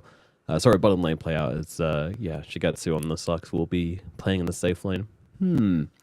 Any kills, though? I feel like that might not take place because there's not really like tons of lockdown coming out from either of these guys. I think for BetBoom, it's more about just not surviving, but just like being annoying in laning phase. Like, you can't kill us, so we'll just sit here. We've talked about the volatility of Dazzle lane, but like the Storm lane, you can't die. The Lifesteal lane, you can't die. It literally is just this Dazzle lane, which is the maybe it goes really well, maybe it goes really poorly. It's like the joy of a Slark. He either crushes the lane or he gets no kill impact or kill advantage, right? Yeah. So I think for BetBoom as well, like this could be a rare moment where you see an Orchid on Storm Spirit, because we do have a Lifestealer Infest Bomb, which is, I think, if you asked what is the most iconic combination for Lifestealer, hang on. it's probably Storm. What is the most? I was gonna say, yeah, I was gonna tee you up there. I was gonna tee you up. I'm sorry.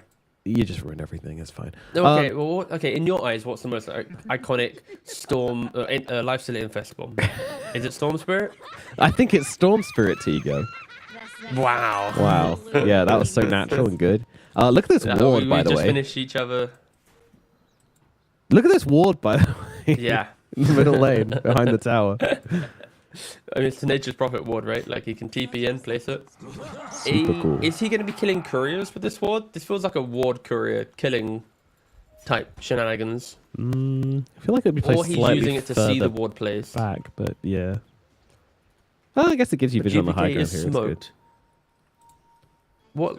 Obviously, it's not like they didn't know the ward's placed there, but for GPK to place the ward under smoke completely removes the value of seeing this ward, right? Yeah. The battle begins. Looks like a fight is a brewing here. And I'm not sure it's looking great for Na'Vi. Naze needs to get away. Maldi gets caught inside the bramble maze. Couldn't navigate it, going for the TP out. Not going to happen. Maldi falls. It will be Toronto Tokyo taking that first blood on the Treant Protector. To instant pause. I still remember the first time I saw Willow. I saw Bramble Maze. Read the description, was so excited to have like some sort of randomly generated, like, just a little maze. A literal to appear. maze. Oh, And it's not a maze. It's the worst named ability. It's not a maze at all. If you turned up to a maze, if someone was like, oh, there's a corn maze in the field today, kids, let's go. And it was just a series of bushes, you'd be mad. You'd be mad about it. so why do Dota players still get lost inside of it? Oh, yeah, that's true. That's true. I guess it does feel like a bit of a maze when you're like walking around it, but still, imagine it was just randomly generated like lines every time. It's so cool. Sorry, guys, didn't root him. Didn't spawn the right maze puzzle in this time. Yeah, or maybe you know you have like that preview thing whenever you like hover it. You know what the maze formation You is. know what the maze is. So it's RNG, but then you can see it before you plant it. So How about we just teleport the hero to a whole nother map where they have to complete a maze, like in RuneScape? You know, when you get the guy who just... yeah, I think Heroes you of in the New jail. had that as a hero which like At the teleported you underground, to yeah. arena and you had to Yeah. fight each other in the arena or something. Literal 1v1. I think they had, in Heroes of the Storm, they had like... I only ever played like 5 games of it because my mate was like, oh, I should play this MOBA. And I'd already played Dota for like 4 years. I was like, I played like 5 games. I was like, what is this? Like, everyone shares XP. What? Yeah, we played one Never game played of it again, it's like but never there are again. some wacky mechanics in that one. Yeah, apparently it wasn't too bad, but yeah, I never got into it. Yeah. And the servers shut down, so you know, what can you do? Rest in pepperonis. Anyway, where's our fun line? It's the bottom side. This is where the action. Look at the action already happening. Bramble Maze being placed down. Just kidding. Yes, let's fake cast the entire laning phase. I'm sure all the viewers would enjoy hearing this much energy at Yeah. minute 3. Oh, it's not for the viewers. I just like baiting Earson. It's Oh, I see. Okay. it's the most fun. That's, And what we just saw there is the reason why Dazzle probably would lane quite well into Slark. As soon as he jumps you, rather than running away from the creep wave, if you just hug it with Shadow Wave, you get a couple more points in it, build up the amount of targets that you can connect with that heal. Slark can't just stand his ground and right click.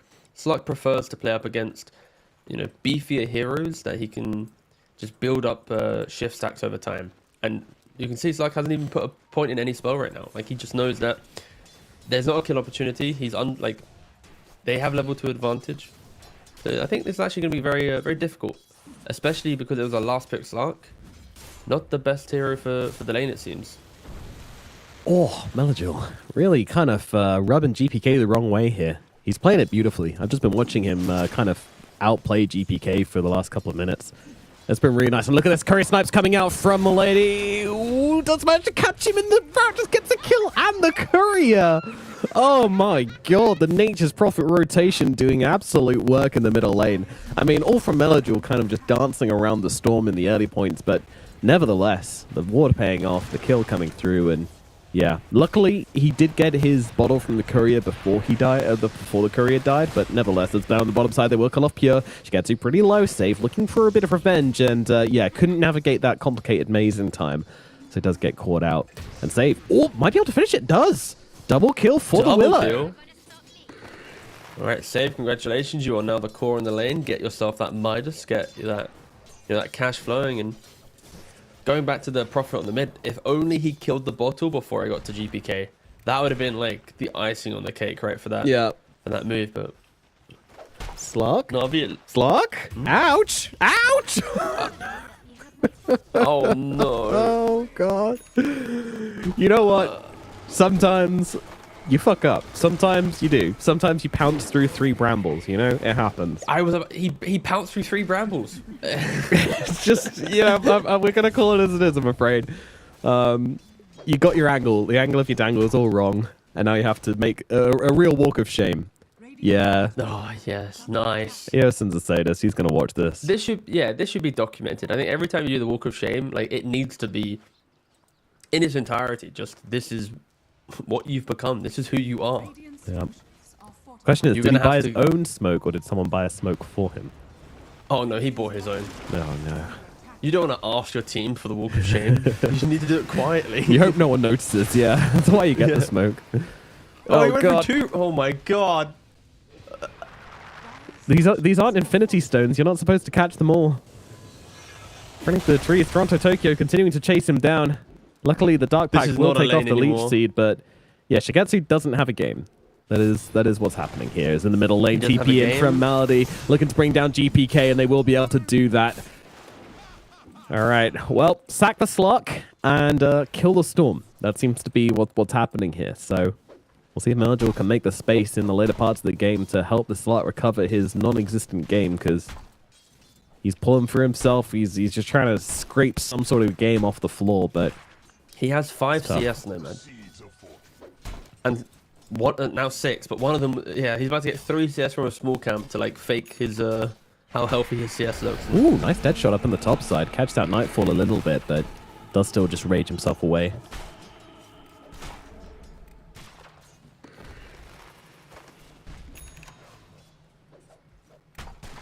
Yeah, I think for Na'Vi right now, they are going to need their Brun Kunkka to step up and provide something in the next 5 or 10 minutes, because this Slug is mode catch up and does die. And we haven't really got to it yet, Tokyo is just finding a lot of violence on this map. Everywhere he goes, kills be happening. Well, so I think Never is actually having a very good game, right? 29 for 13 on the Brewmaster to the 16 and 2 of the Lifestealer. Out CSing him, Melodule. Whoa, whoa, not again! Not again! What is this? GPK's just trying to get his 6. And they're just going so deep to try and find him. This is ridiculous. God damn. I mean, Slog's getting hammered. Storm's getting hammered. The key thing is Na'Vi's doing stuff away from the Slark now, right? Like, they're not bringing heroes towards the Slark lane. They're trying to pressure elsewhere. Shigetsu is just getting 1v1 smacked by the Dazzle, who is 2 levels higher than him. We've seen him do this exact circuit, if not like a minute ago. But GPK not being level 6, he can't destroy any of the combinations from Kunkka. He just hits level 6 and now he can, but yeah, I think Melodule has done a very good job at applying pressure. I think Malady clearly is, of course, the early game MVP here. That ward that he placed before the bounty rune spawned enabled him to see the courier, enabled him to TP onto Storm with ease, and yeah, both Kunkka and Prophet in tandem have delayed GPK's entry to this game. Well, poor Slug's walked back to base. He's done this trip twice now. Yeah, it's a well-worn path. Maybe it's like a nature trail where it takes longer at start, but then you kind of flatten it a bit and it gets easier. There's Nightfall. Taking some heavy hits up on the top side, but we'll be okay. I mean, he's he's kind of struggling as well on this lifestealer. Just a constant harassment coming in and all the action in his lane just means that he doesn't have time to just sit and hit creeps. Now Maldi's going to come across. Once again, X Marks is there and the kill comes in. Nefrit's going to be able to bring him down. That's a dead lifestealer. No joke.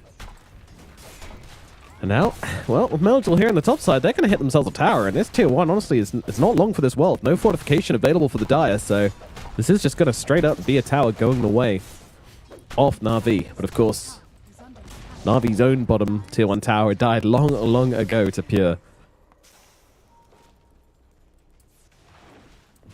But the gang, they're TPing, they're coming. They want to get that Dazzle. The Dazzle, which is just farmed so well, has been an absolute menace all game. But he reads it. Pure, heading towards the middle lane.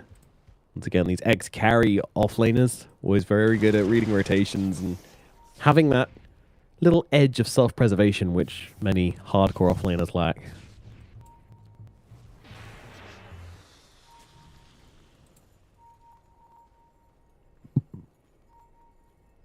Pure. Gonna walk into Daze here immediately. GPK comes flying across the map, looking towards this Muerta.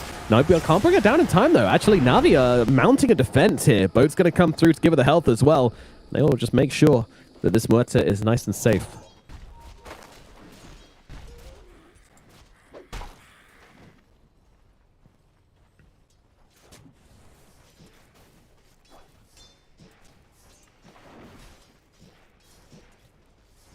So in terms of timings, we're certainly looking at Melgil trying to grab his blade mail probably first.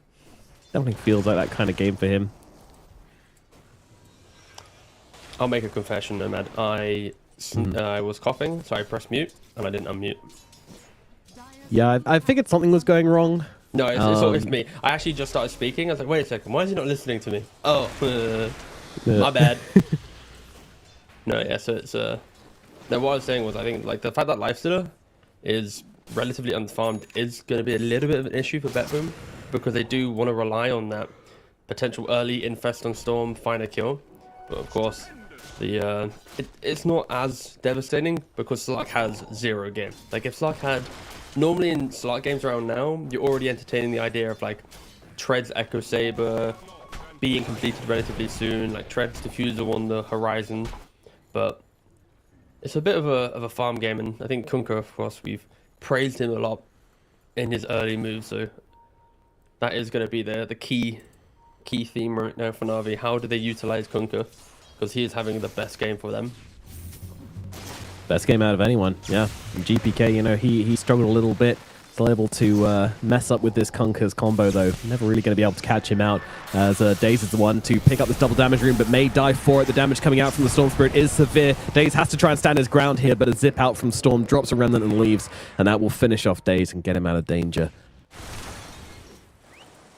Yeah, GPK's recovered super well, honestly. Like, he got shut down so hard, but, you know, it's Storm. He's just a really, really strong hero coming back into the game. His jungling is one of the best out of any mid laner. Dire's middle tower is under attack. Dire's structures are And Slark is actually about to complete his Midas, which is something I wasn't expecting to be saying. Like for like a minute 11, minute 12, it's like okay. It is a product that BetBoom can't have continued aggression onto this hero, especially when Pure is trying to be efficient for his own farm. And in Na'Vi, they bring the Brewmaster to mid lane, they profit the Kunkka, and they take this tower with ease. So in regards to map state, Na'Vi are pulling slowly ahead due to the Kunkka and Brew having exceptional lanes. I'm a little surprised we didn't see Pure rotate into the mid at all to try and stop this tower falling, but he's just kind of securing his own game, looking at this this Aghanims, which, you know, again, love seeing that as the first item for Dazzles. Gives you so much, but does take a little bit of time to grab. It's not a cheap item. It's not like a blade mail. It's not like something cheap you can just pick up. So after one item, he's like, okay, I'm done with cheap items.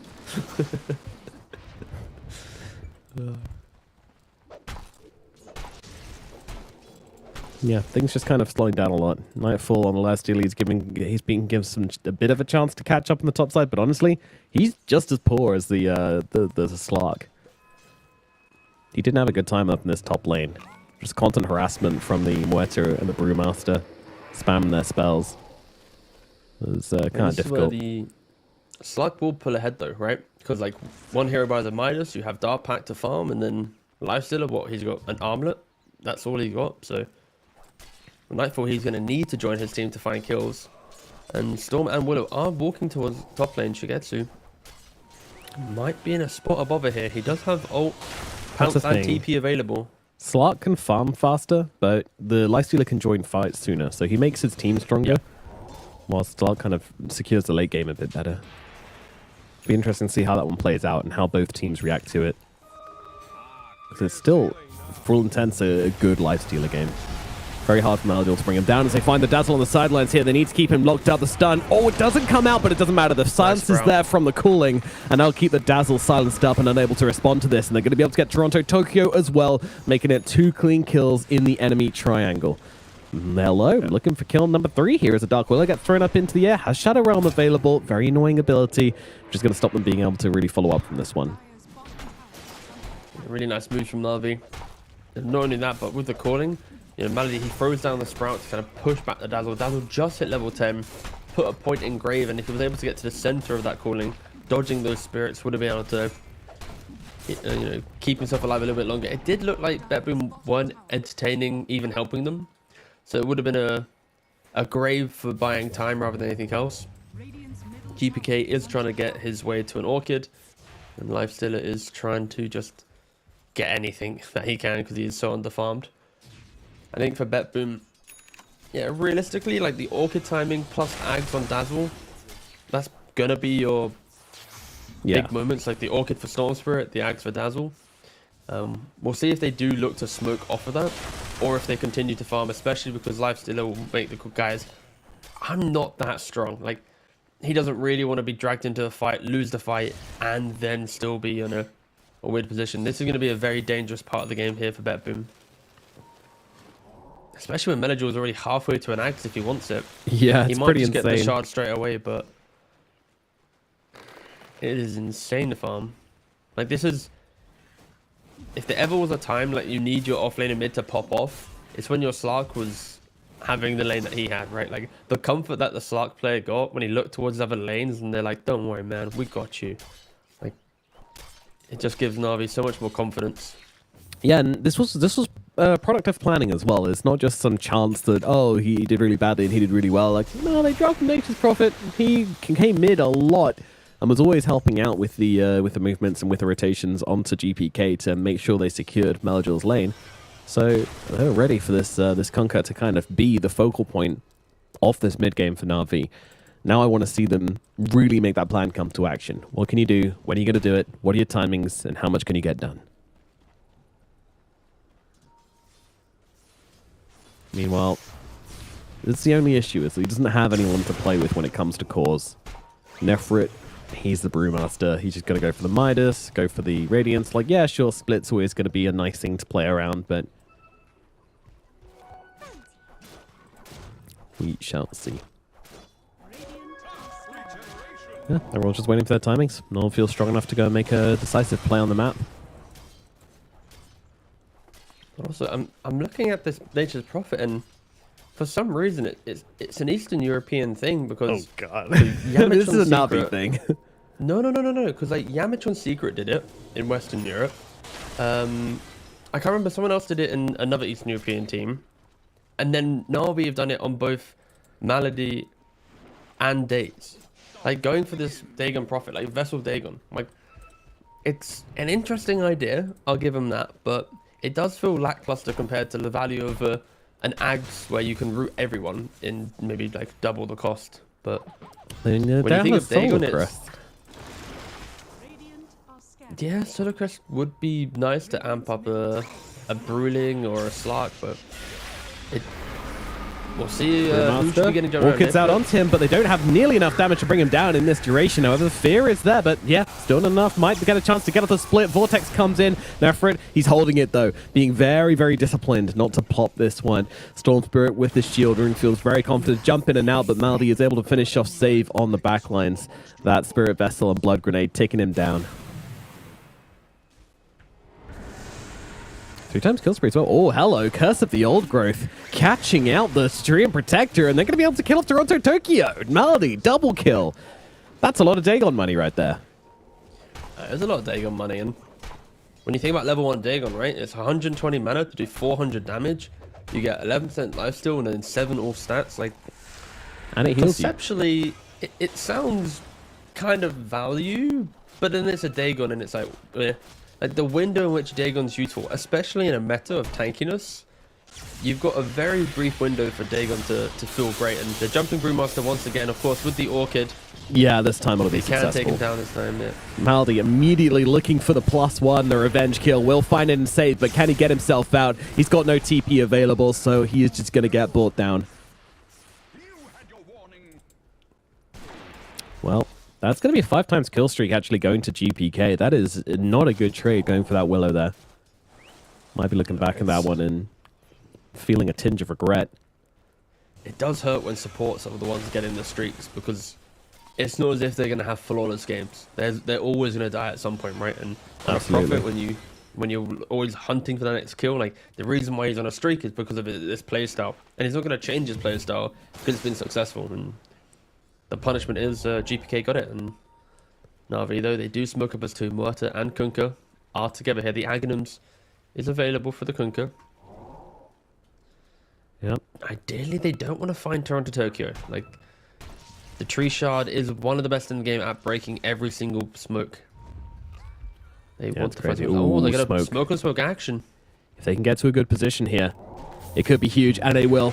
X marks out on Toronto Tokyo. They will accept the Treant Protector kill. This does give the other members of BetBoom a chance to get themselves away, however, and Save does get himself out. Maldi not quite aggressive enough with that TP to catch him off guard. He also doesn't have boots, so the Prophet can't even chase down the Willow and hope to get a Sprout. I think if he did have like boots or Windlace, might have been close enough to get Max Royne's Sprout. Of course, nighttime vision probably hurting a little bit there, but yeah, Na'Vi. They smoke us 2. They kill Tree. They wish they got a core kill, but Okay, so continue Maldi's to had a kill at change least. of heart, despite already buying the Voodoo Mask, has now has changed the Quick Buy to an Orchid, which means this is just sitting as a casual Voodoo Mask at the moment, which doesn't see value, I'll be honest. I was being polite with my Dagon analysis, I'll be honest. Okay, alright, I'm just gonna be I really fucking hate Dagon on Prophet level 1, alright, I'll be honest. I was trying to skirt around it, but no, I really hate it, because it's like, you're doing all this for 300 damage, but when in a fight on Prophet, are you actually like getting the final blow? I'm yet to see someone actually like kill someone with a Dagon, or like use it in a It'd scary be a level difference-making item, yeah. Yeah, and like Tree is invisible. You barely see him. He's tanky. Lifestealer, Rage. Storm, what's Dagon going to do? Dazzle heals everyone up, and Willow maybe could be annoying, but like... She goes untargetable. How do you get her? So it's like, this Dagon meme, it's it feels like a kind of a pub thing, and like maybe if there was like squishier cores in play here, but we rarely see squishy cores now. Like, let's say there was like a Drow Ranger where she's still at like Yasha, and like every fight it's going to be Wrath of Nature and Dagon to her face. Like, that's kind of cool, but in this game I really don't like it, and it feels good to get that off my chest. That's alright. It's a nice therapy session for Teague over there. There you go, bud. Toronto Tokyo, meanwhile, being beaten up by the side of Na'Vi. Very deep dive here for the Wisdom Rune. He does get it on Toronto Tokyo, though, so don't feel too terrible about that one. There's over on the side, Maldi and Shigetsu just forcing out some spells. And yeah, Shigetsu, who we literally haven't seen for the past 10 minutes. He's been deep in the jungle, farming up. He's managed to pick up the Zagan Scepter, went for the Echo Saber first, disassembled, get an early Ags, then rebuy the Echo. Very nice build. And now he feels like he can actually turn up some fights. And I can see why. This Axe is super valued this game. And they're going to be trying to steal away the Tormentor from BetBoom. It's going to hurt, but it will be possible. Yeah, Na'Vi, this is like the third time they've done this. They really love stealing Tormentors. For BetBoom, of course, they had the BKB timing. Dazzle just had to use it defensively. Stormsit just picked up the BKB as well. And Radiance on the lifesteal. Like, this is BetBoom's draft coming online as they find Melody in the mid lane. Yeah, they will grab that one at the very least. Every 60 seconds now, you're going to expect to see that occurring. Nightfall should farm, find Storm, jump inside, go get a kill. And Lifestealer, he eats through these heroes. Like Kunko, he's food for him, right? He's a strength hero. Lifestealer loves playing against strength heroes, can eat through the tankiness with his feast. He has the rage to destroy it. So even Brewmaster, pre-Manta, where you can get rid of Orchid, probably going to die, right? From a Vortex and an Orchid. I think BetBoom, they're going to want to keep chaining them. 27 seconds now for the next Infest. You can see that Lifestealer and Storm are kind of playing in the same area of the map now, but... Yeah, they're having some cuddles. Yeah, so it is one of those interesting games where everyone's back, everyone's rich. Like, literally every core is having a good game. So the question becomes, oh, but no matter, why is there a 4k gold advantage on the side of Na'Vi? It's like, well, if you look to the side of the screen, you idiot, there's Nature's Prophet, who's pretty damn farm. But he's also feeding his brains out as he dies in the middle lane, goes to the bottom side, dies here as well. And that is just, yeah, kind of just going to the wrong areas of the map. Misreading where BetBoom are and getting himself killed off twice. It's not an ideal scenario.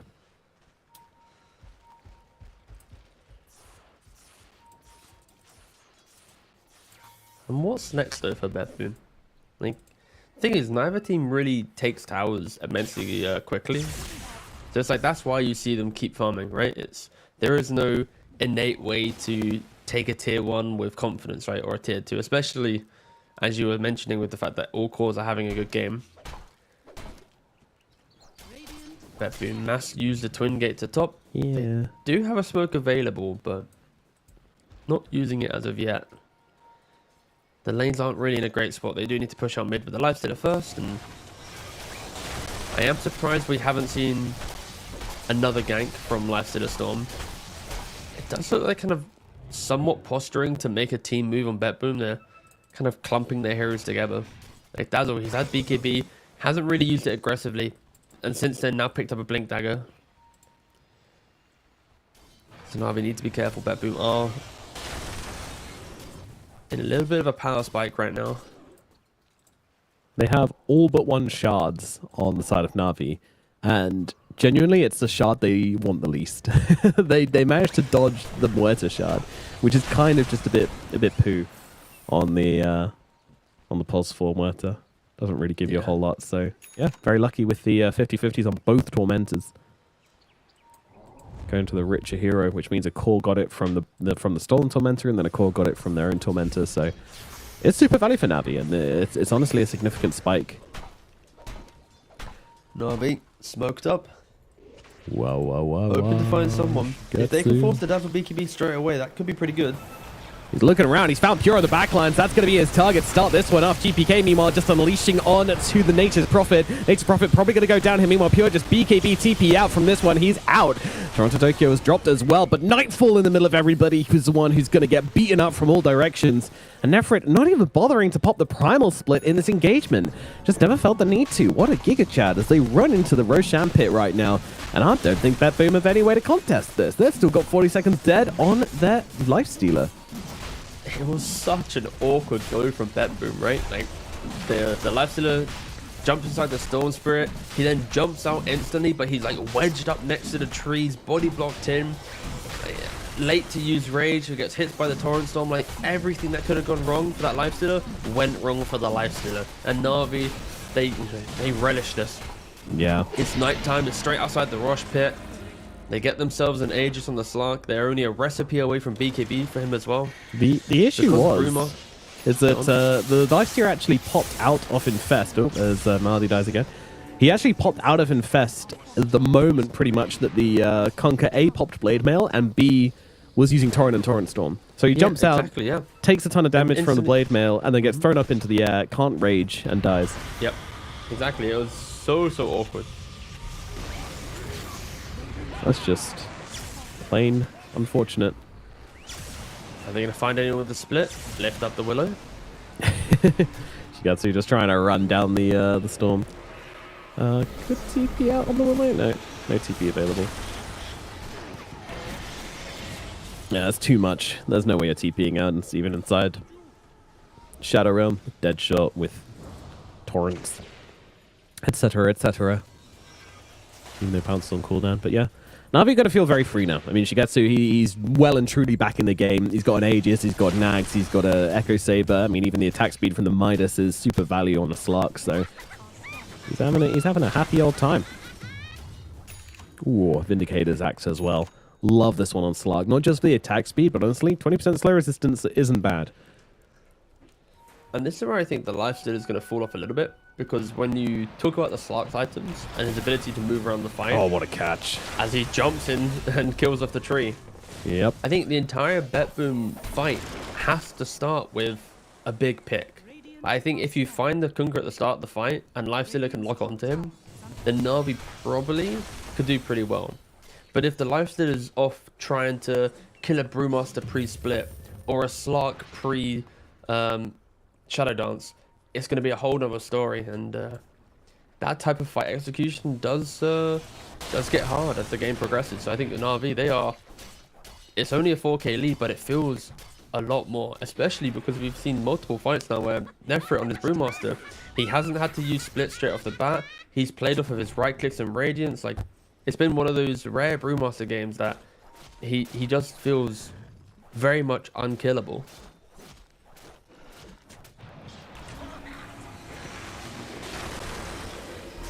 Shigetsu just constantly trying to bully these heroes at the moment. Yeah, he's going to get used up, but there's no surviving here for Save. Save has kind of turned into the Melody of his team. He's just kind of getting picked off a whole lot. Melody's been able to stabilize a little bit as well. I mean, it's a hard profit game in fairness. Storm Spirit's always able to find him and kill him if he shows, so gotta always be playing with a team, which kind of defeats the purpose of the hero. The bottom of the tower gonna fall. Na'Vi.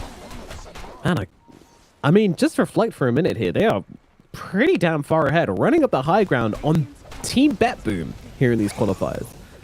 This is very major for this team. Yeah. Especially after game one. Like, game one was so awkward for Na'Vi. It just didn't look like they were going to be competitive in this series. And then game two, they came out swinging. And in the third game, they had to show a level of class to win this game, right? The outplays on GPK for Slark to bounce back after his laning phase. Like, sure, the game's not won, but to get to this stage after a turbulent entry to the series is testament in itself. And Melody, we've seen him die before. He's going to keep dying. He will, but they're managing to find someone a little more important. Days goes down, so both supports just taken off the map at the moment. And that is something which, we've seen a lot. BetBoom, they will take the scraps, and, a mountain of scraps makes a meal. Killing these supports over and over again is really keeping them in the game. Just need a little more discipline. Now we are close to some big items, though. You've got Nefrit getting close in on his AC. You've got the Kunkka, he's been tossing and turning. He's thought about BKB, he's thought about other stuff, but now he's looking for the Hex on this Kunkka. Additional control, especially against Lifestealer. Any Hex, anything to set up for that next stun is incredible. We saw how important Torrent Storm was to deal with him pre-Rage. If you have your own control to do it quickly, it is going to be potentially fight winning. And BetBoom, they are smoked up all 5. Scary time, but they're going to be running into this fresh new item from Melody, which is, of course, a sheep stick coming out from him. You gotta be careful. The Lifestealer gets hexed at the wrong time. If the Storm gets hexed at the wrong time, it could be bad. Yeah, the Canary in the Mine. Melody. Here we go again. Go on. Thank you for the boys, Melody. Go on. I don't want a boss. I'm getting tired. Oh, he's TPing. Ooh. Yeah, almost tired, literally on top of all 5 of them. They'll find Days instead, so Yeah, once again, the pigeons will peck at the scraps. But these guys aren't pigeons much longer. I mean, the net worth advantage is non-existent. It is an even game, so... AC complete on their threat. BetBoom have been very Oh, impressive so in how they've scary just right been able now. to stay in this one. Never fall behind. Yeah. I mean, that is the skill of BetBoom, right? As long as they're not tilted from over-aggression, they often do find ways to play out every form of game. But for BetBoom, it is really about the jump, the positioning, how they can cover each other. And if their game goes later than Safe, he will transition to be a core, right? He's already had the Midas for some time. He's 1.5 components away from Aghanims. I think for Na'Vi, in the back of their minds, they're thinking, maybe next Roshan into pressuring Rax will be on the cards for them. And if you don't want any spoilers, then please mute now. But the second game of the VP series is about to hit 60 minutes as well. Jesus Christ. It's potentially looking at a game 3.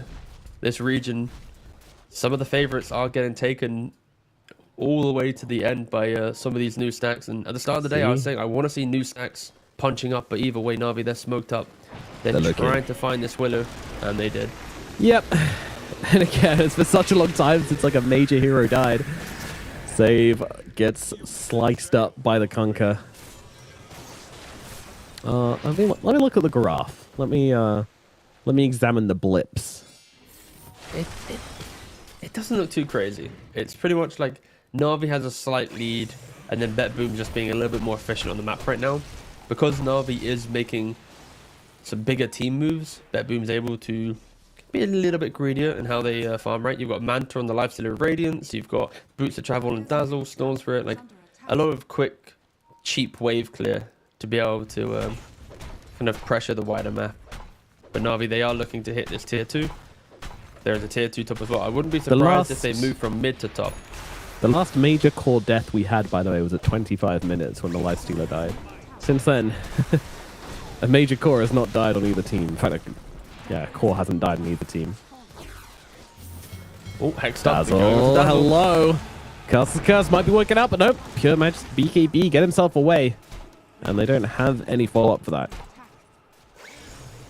No Basher on the Slark means no way to really control these BKB targets. Toronto Tonkyo is just kind of Midasing creeps the side of the map. Yeah. Oh, we're getting silly. We're getting a little bit silly at the 35-minute mark. The Midas tree looking close to his first item of the game. Holy moly. I'm joking, you bought a shard. Midas Willow, meanwhile, almost has Ags, so yeah, BetBoom, they're preparing for some crazy minute 50 timings. They're not looking at the next 5 minutes and planning on doing much.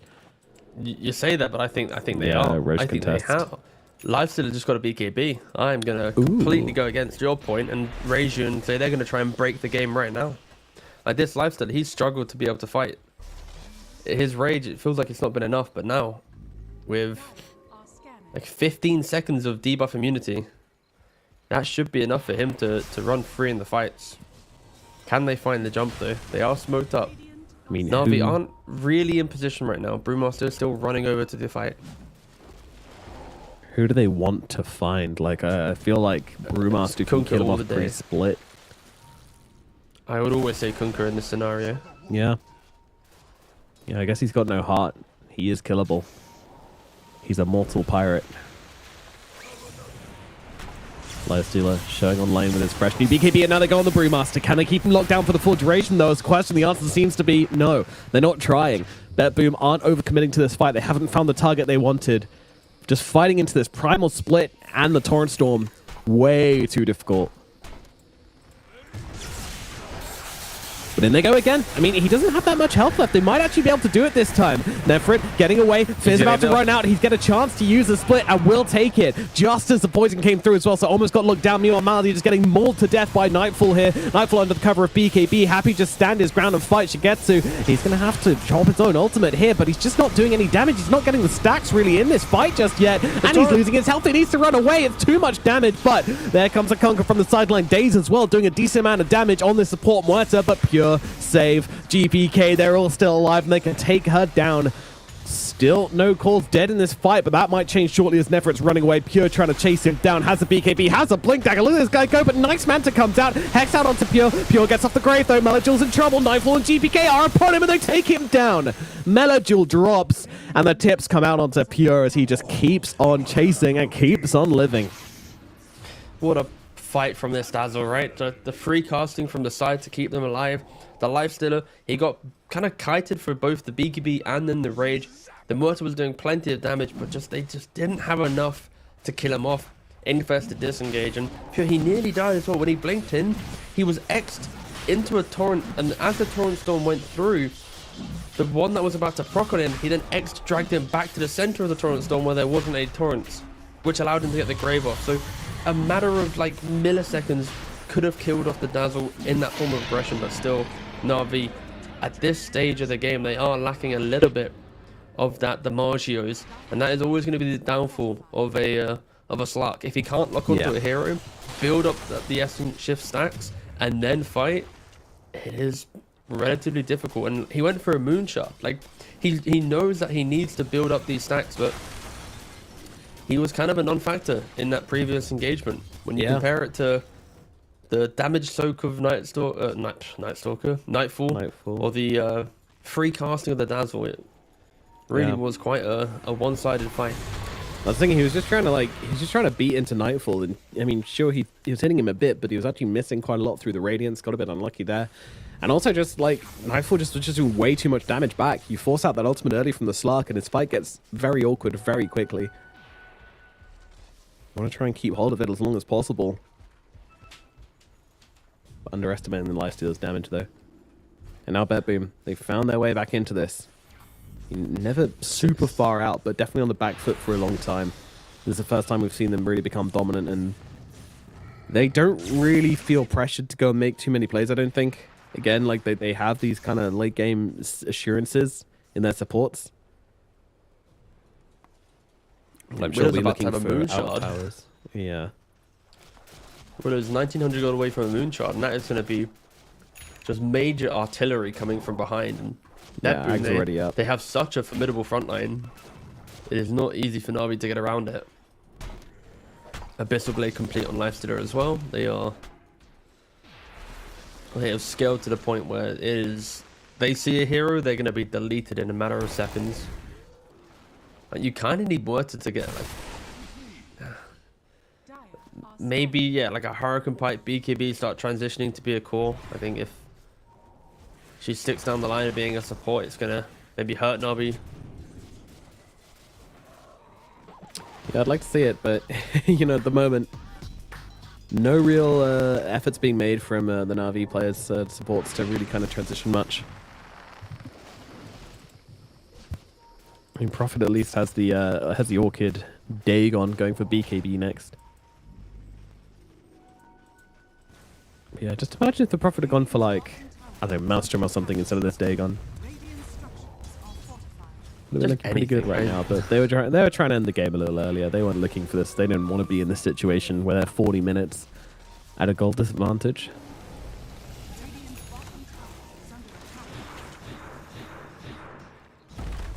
And we're starting to see the bullshit, which is Dark Willow with the Hyperstone, with an Aghanim Scepter, with a Midas. And it's only going to get worse from here on out, folks.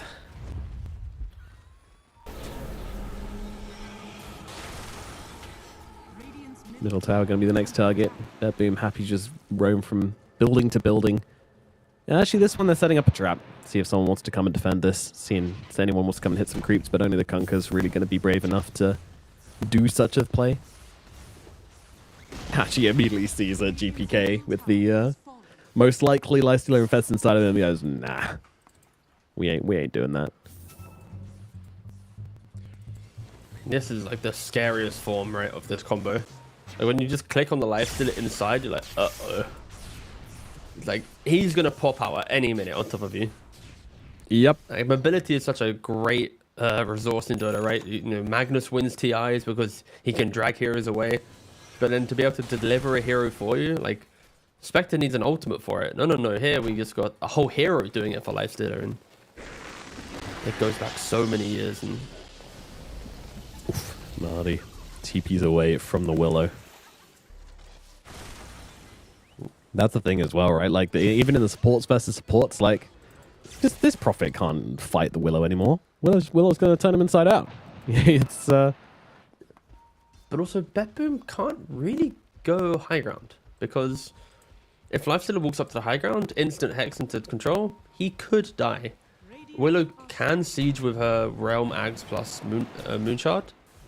That's why I think the game could get a little bit weird, where Na'Vi just kind of keeps playing on the fringe Toronto Tokyo, doing some beautiful juking. That was nice.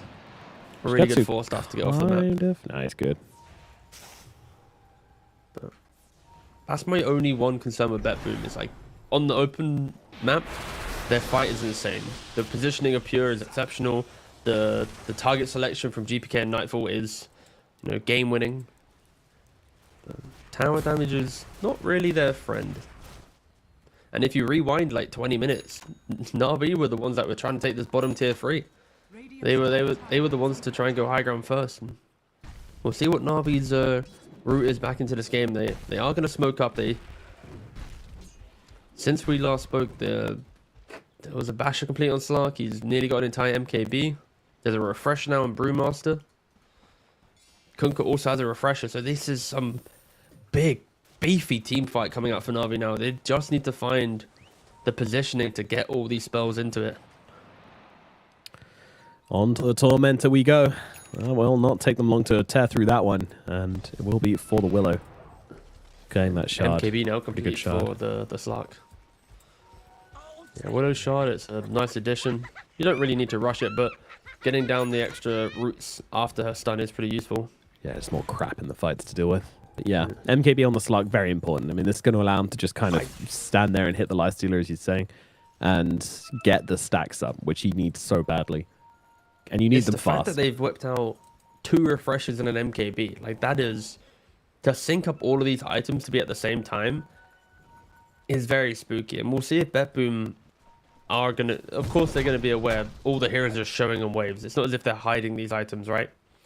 Brewmaster does hit level 25. We'll see which talent he wants to go for. He does go for Cinder Brew, appears fear when ignited. Nice. A little bit of a fight taking place. In fact, a lot of a fight taking place. And Shigetsu's going to be able to bring down Toronto Tokyo, but Maldi also going to be falling at the same time. Lifestealer going to hitch a ride in the Storm Spirit to try and get himself out of this one. Save, taking some hits. Pure, going to give him the grave, but unfortunately, I don't think it's going to last too long. But they jump the Slark on the sidelines. Can they bring him down in time? I think they can. Shigetsu, he's getting too low. He's got no way to survive through this anymore, so he's just going to die to Nightfall of GPK. Save did fall eventually, but look at the Kunga just getting absolutely roasted and toasted by GPK and Nightfall. Days under the cover of the Pierce of Veil trying to TP out. Not going to happen. 4 dead on the side of Na'Vi. Oh, man. They thought they had that fight. They thought everything was going their way. But nope. The Storm and the Lifestealer, they find the perfect entry to the fight the moment the Slark runs out of resources to keep himself alive. Yeah, and the fact that in the middle of the fight, Nightfall is jumping into Storm Spirit, going, guys, we know what we need to do. And yeah, Na'Vi, they throw everything they can into it, but it's just not enough. They don't have the control to stop the Storm jump. Pure just almost completely alone, just bodying this poor Brewmaster. Pure also has like an MKB as well. Like, he's gone for the Arcane Blink Octarine for the mobility. He's got the Ags for the damage, and then some casual MKB just to slap through this Brewmaster. What the hell? He should be able to do it. Getting beaten. Tries to go for the refresher. Can't do it in time. He does have the buyback available at the very least, but yeah, that is not a death you want to see occurring for Nefrit. And now, I mean, throwback to game number 1 as well, when Nefrit did die in this situation as the Spirit Breaker and cost his team the game. Well, won't quite be the same scenario, but certainly looking a little rough. This late game Dazzler is just such a monster. I mean, they just have so much bullshit on the side of BetBoom at this point in the game. Mm-hmm. It's so insane. Got Infest bombs. You've got Realms. this nonsense. Guys, yeah. Well, Hex out onto the Muerta. Muerta just straight up dead. No hesitation there. Buyback from the Brew as Dark jumping in on this one. Shigetsu, he needs to get some hit offs. He needs to start controlling up Nightfall right now, but he's just not doing it. So much damage from Nightfall. They are going to try and back themselves away. They see the buyback and they want to make it not worthwhile. And with the infest into Toronto, Tokyo, the X-Mux is not going to go off. So, well, a successful retreat from the side of BetBoom. Nefrid's buyback doing absolutely nothing.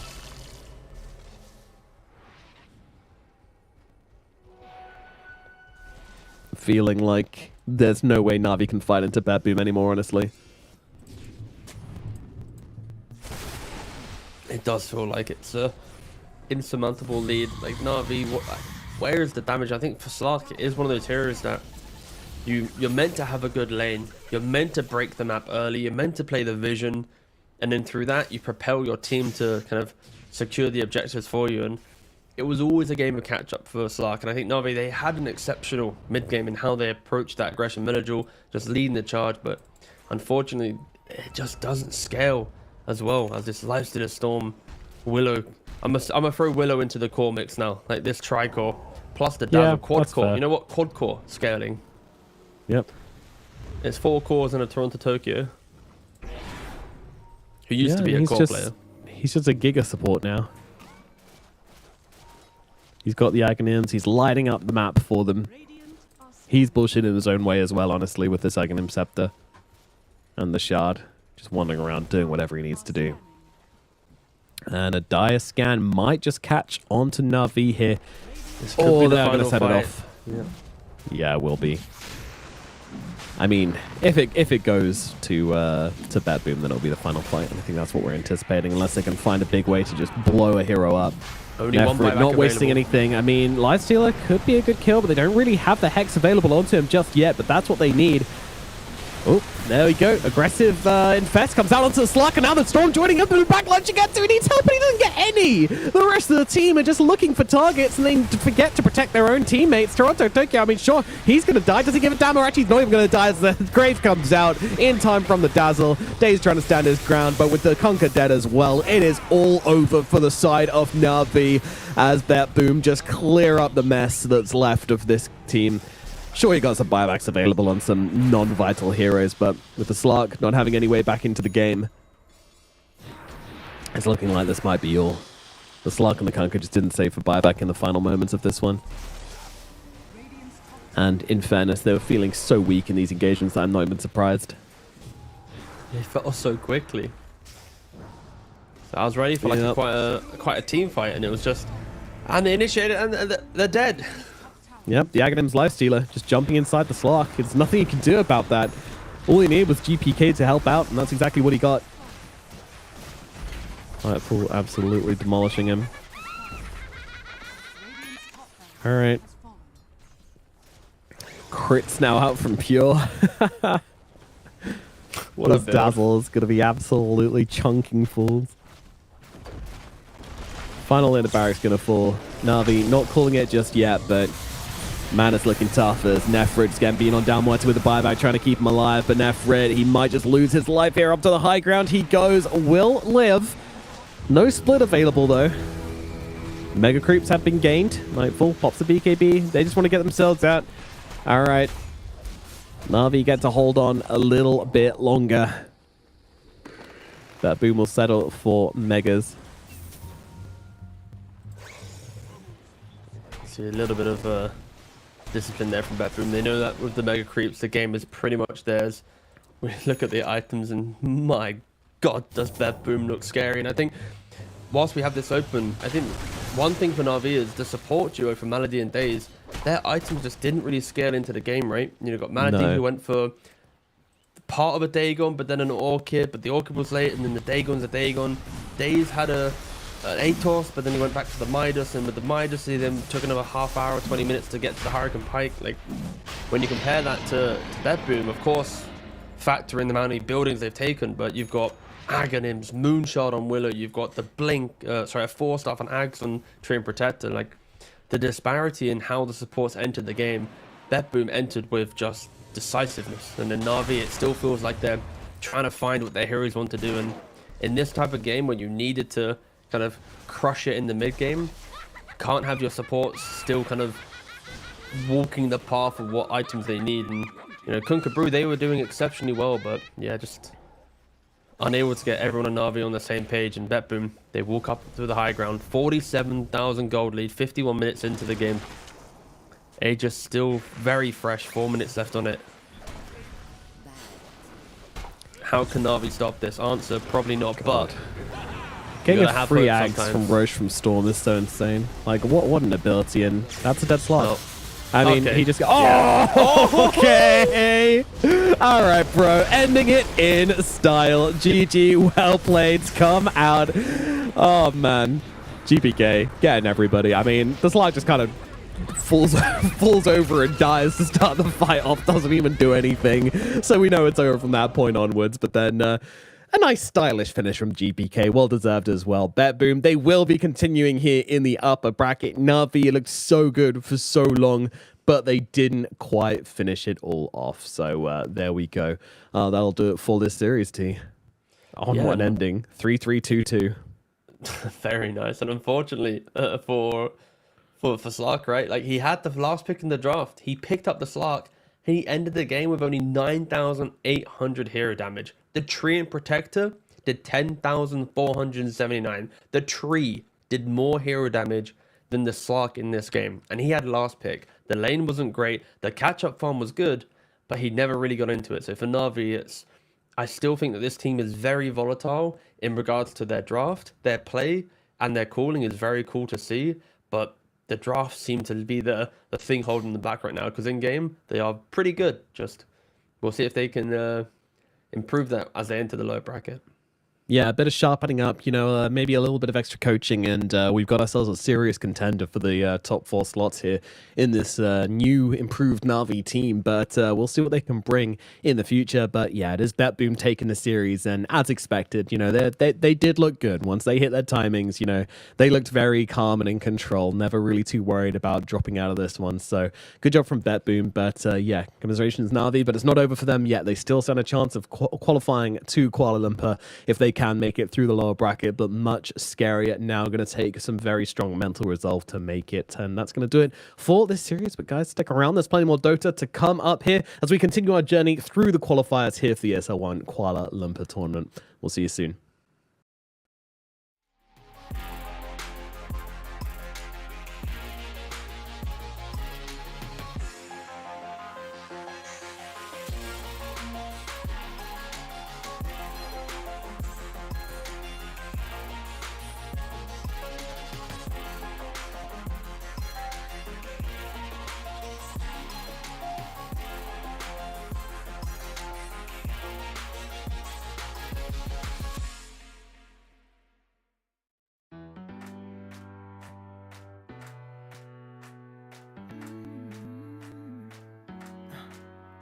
Am I wasting time?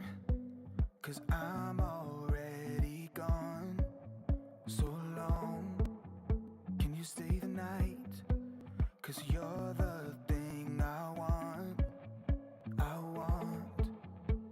I know you're feeling different when you're stressed out, but even with no makeup you still stand out. 'Cause no one makes me feel the way you do now. Like you do now. The way that you move your body, you make it look like a hobby. Every time that you touch me, it's electricity. Things we discovered underneath last night's covers. Everything came so easy. It's electricity. Electricity. Whoa. It's electricity. Electricity. It's electricity. When it's late at night, I feel you on my skin. My skin. You're all that's on my mind. It's finally sinking in. You're it. I know you're feeling different when you're stressed out, but even with no makeup you still stand out. 'Cause no one makes me feel the way you do now. Like you do now. The way that you move your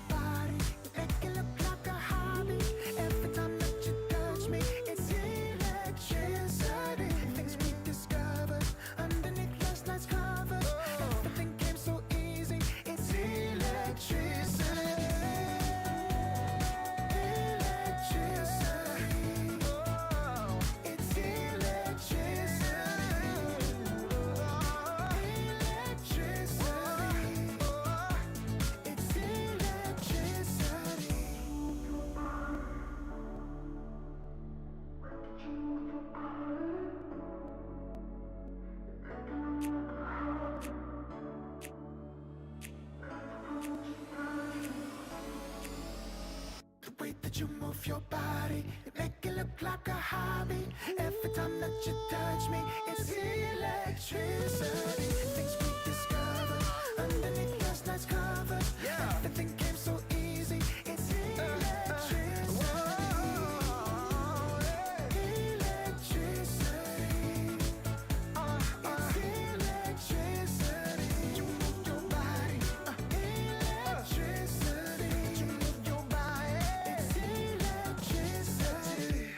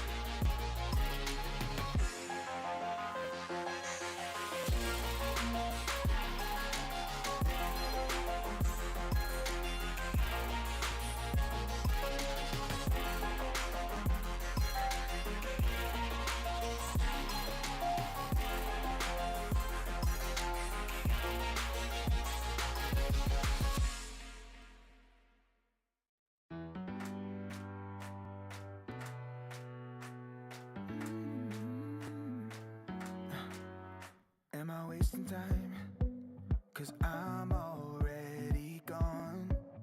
So long, can you stay the night? 'Cause you're the thing I want. I know you're feeling different when you're stressed out, but even with no makeup you still stand out. 'Cause no one makes me feel the way you do now, like you do now. The way that you move your body, you make it look like a hobby. Every time that you touch me, it's electricity. Things we discovered underneath last night's covers. Everything came so easy. It's electricity. Electricity. Whoa. It's electricity. Electricity. It's electricity. When it's late at night, I feel you on my skin. My skin. You're all that's on my mind. It's finally sinking in. You're it. I know you're feeling different when you're stressed out, but even with no makeup you still stand out. 'Cause no one makes me feel the way you do now, like you do now. The way that you move your body, you make it look like a hobby.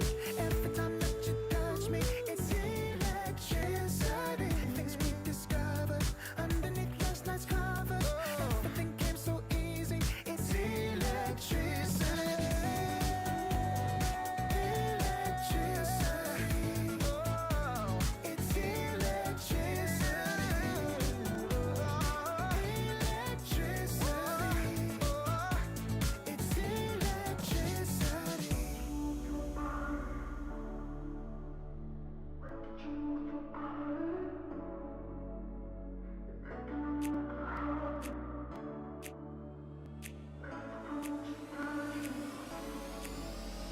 The way that you move your body, you make it look like a hobby.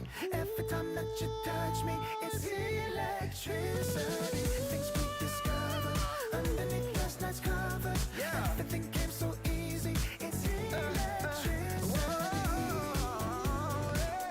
Electricity. It's electricity. You move your body. Electricity. You move your body. It's electricity.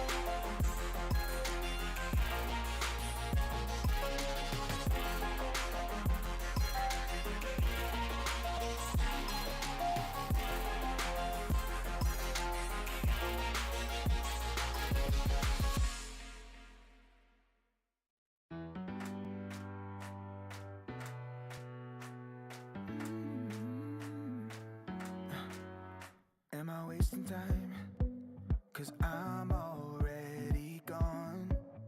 So long, can you stay the night? 'Cause you're the thing I want. I know you're feeling different when you're stressed out, but even with no makeup you still stand out. 'Cause no one makes me feel the way you do now, like you do now. The way that you move your body, you make it look like a hobby. Every time that you touch me, it's electricity. Things we discovered underneath last night's covers. Everything came so easy. It's electricity. Electricity. Whoa. It's electricity. Electricity. It's electricity. When it's late at night, I feel you on my skin. My skin. You're all that's on my mind. It's finally sinking in. You're it. I know you're feeling different when you're stressed out, but even with no makeup you still stand out. 'Cause no one makes me feel the way you do now, like you do now. The way that you move your body, you make it look like a hobby. Every time that you touch me, it's electricity. Things we discovered underneath last night's covers. Everything came so easy. It's electricity. Electricity. It's electricity. Electricity. It's electricity.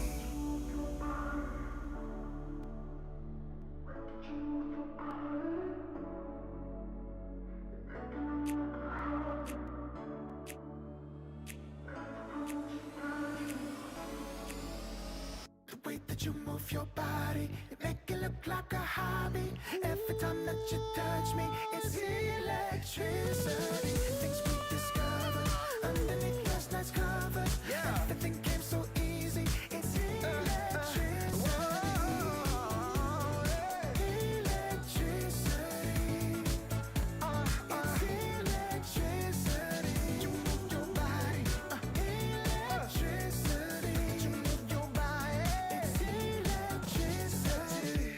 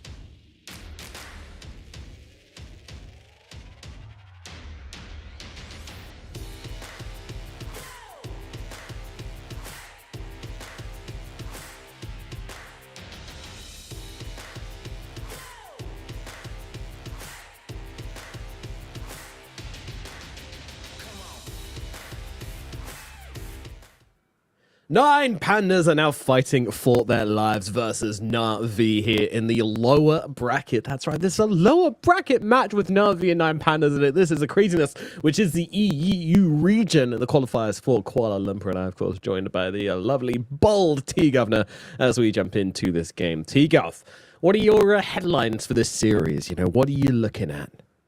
I'm a bit worried. You just said that 9 pandas are fighting for their lives. There's only 1,864 left on the planet. You've got to be careful. Yeah, we're down to 9 now, actually.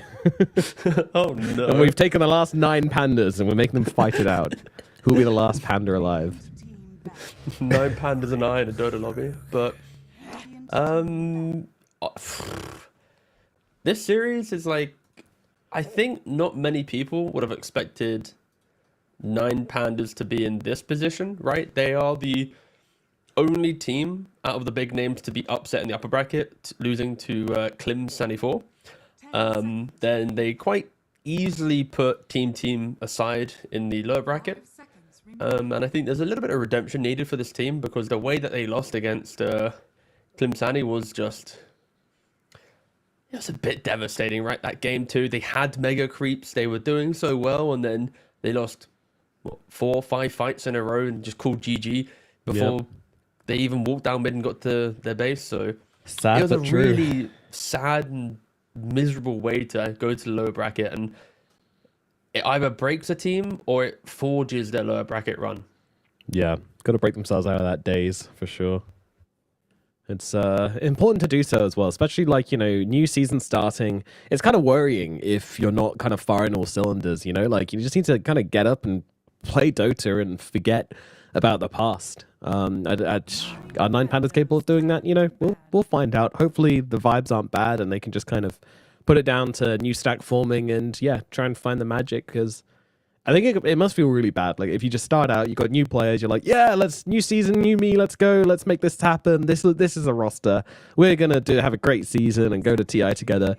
And then you lose the first game to like some team which you have no business losing against, you know, like, and then you lose the whole series against them. It's rough. Hard mental defeat to come back from. I was just like talking about the draft in the current meta where it's always a Kunkka. It's just a Kunkka, it's just a Grimstroke, there's just lots of bans and like these high meta heroes. To be fair, TA's been catching a lot of bans recently, which is kind of interesting. Chen, I guess because you're playing against Roger.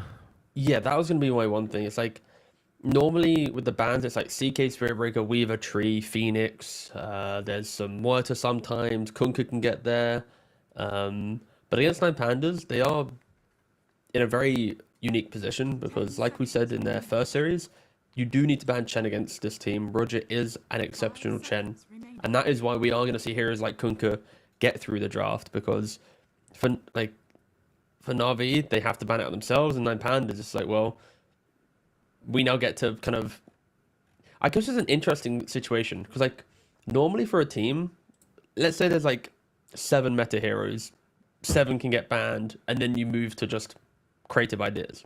But because teams respect your players so much that they're banning out other non-meta heroes, like non-top priority, 9 pandas, when they do their prep, it's like, oh god. So if they ban out Chen for some reason, now we need to think, do we care more about the CK or the Kunkka and like heroes that they maybe default assume would be banned, right? So it can be a blessing and a curse. And for now, of course, Na'Vi pick up the Kunkka. It is very, very strong.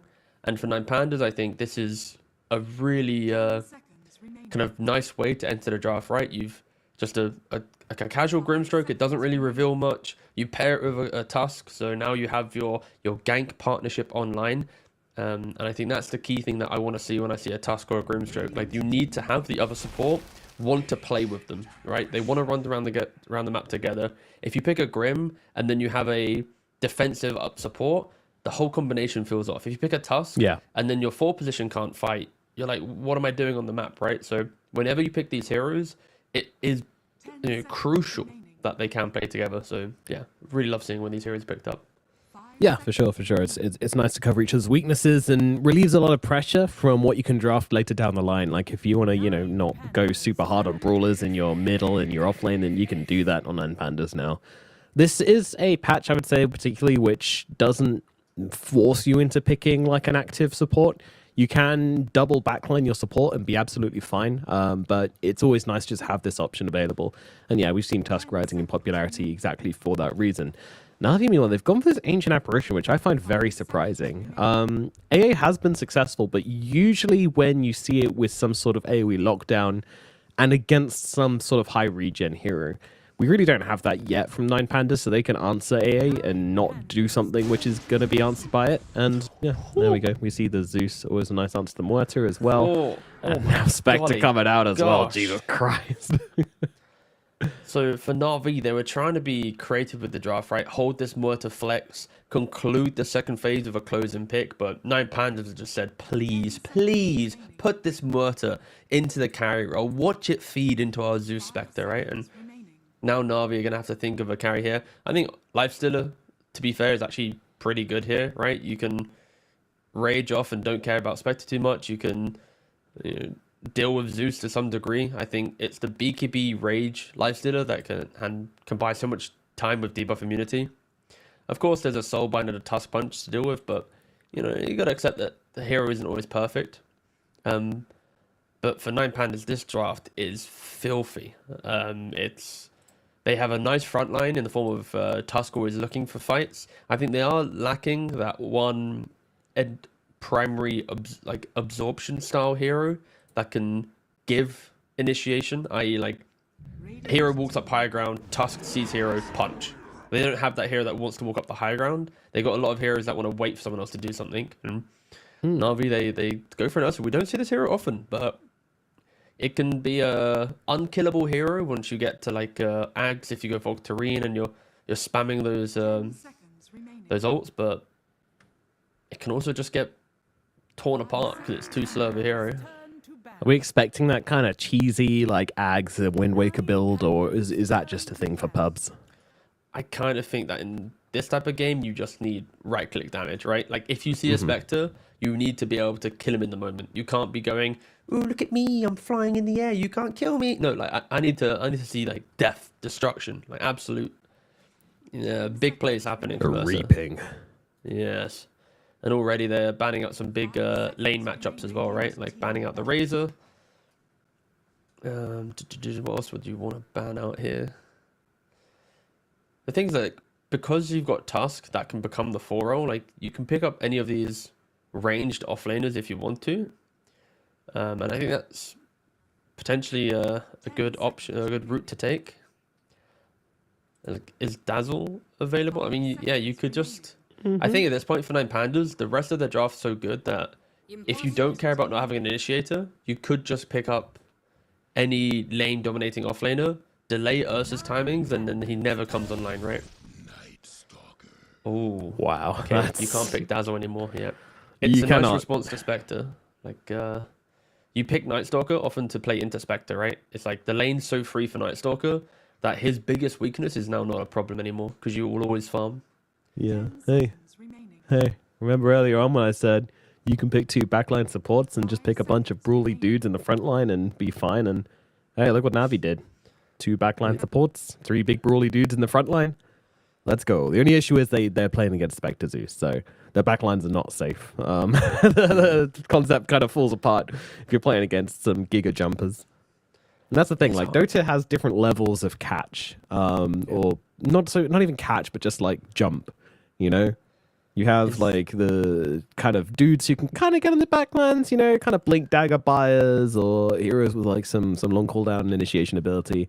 And then you have like Night Stalker and Spectre who can just fly into the backlines and then ignore pathing and just fly around, do whatever they want.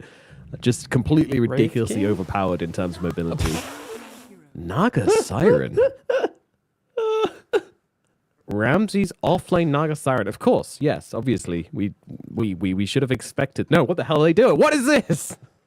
I was thinking like Wraith King could be the option, right? Like there's no real tower pressure from Na'Vi, so the ability to be greedy is very high, right? Like, so I was leaning towards Wraith King because it gives you a bit more team fight with your ultimate. If you have Ags, you have Radiance for mischance against the Ursa if you Spectre doesn't want to go for it. Like, I think that could have been like the stable option based on where the meta had shifted that hero, and instead Nine Pandas, they're like let's just go for 2 carries and a Zeus. And will Ramses buy carry items? Will he play like off?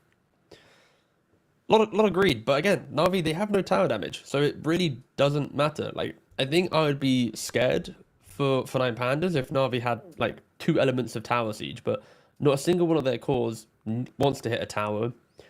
They all want to find kills, and if you want to find kills, you need to have a map to play, and Naga is one of the best heroes at skipping waves. So this is going to be a really weird game. Just really weird. Either 9 Pandas is like a genius in how they're going to play the map on Naga and Spectre pickoffs, or they're going to get run over because they have Naga Spectre. It's, yeah. Yeah. I don't know. I don't know about this one. They're cooking a little bit too hard, and we've seen Na'Vi play fast. That's the thing. Like, Na'Vi are not a team which necessarily has to kind of play slow, you know, like they're kind of, I don't want to say unexperienced. I do want to say unexperienced. That's the right word. They're not one of these unexperienced teams we see a lot of in qualifiers, which just cannot end games because they just don't have like the confidence and the kind of shot calling. So yeah, I'm kind of feeling Na'Vi this game, you know. I'm weirdly leaning 9 Pandas, I think. You're a stupid man, T-Governor. Say it again. Yeah, you're a stupid man. You wanted me to fight you, I'm fighting you. That's the wrong opinion. That's fair. I'm down to be wrong, but I'm... Do you know, like, when a draft sometimes just leaves you a little bit like, That's kind of what 9 Pandas draft is, but also, like, I can respect what it could potentially do. Like, I'm picturing, like, this Ursa and Night Stalker. Night Stalker popping ultimate. But then on the flip side, I can see Night Stalker just owning this game, right? Like, you pop ult once, you find Zeus, he's dead, Ursa kills everything. Naga and Spectre are both, like, on the far extremes of the map, just AFK farming. Yeah, I think they have to come out the lanes decently on Na'Vi. Like, we'll see what happens. It's like when they make a move, it needs to be a good move, right? Like, they need to, like, Night Stalker ult into kill Roshan, Night Stalker ult into killer for core, you know, one of the many cores available. Indeed. And that's later down the line. Bounty runes, what are we saying? 2 for 2, despite a lot of fighting. Shigetsu, though, taking some hits here. Afon and Ramses trying to chase him down, but he has to take the point in Earthshock.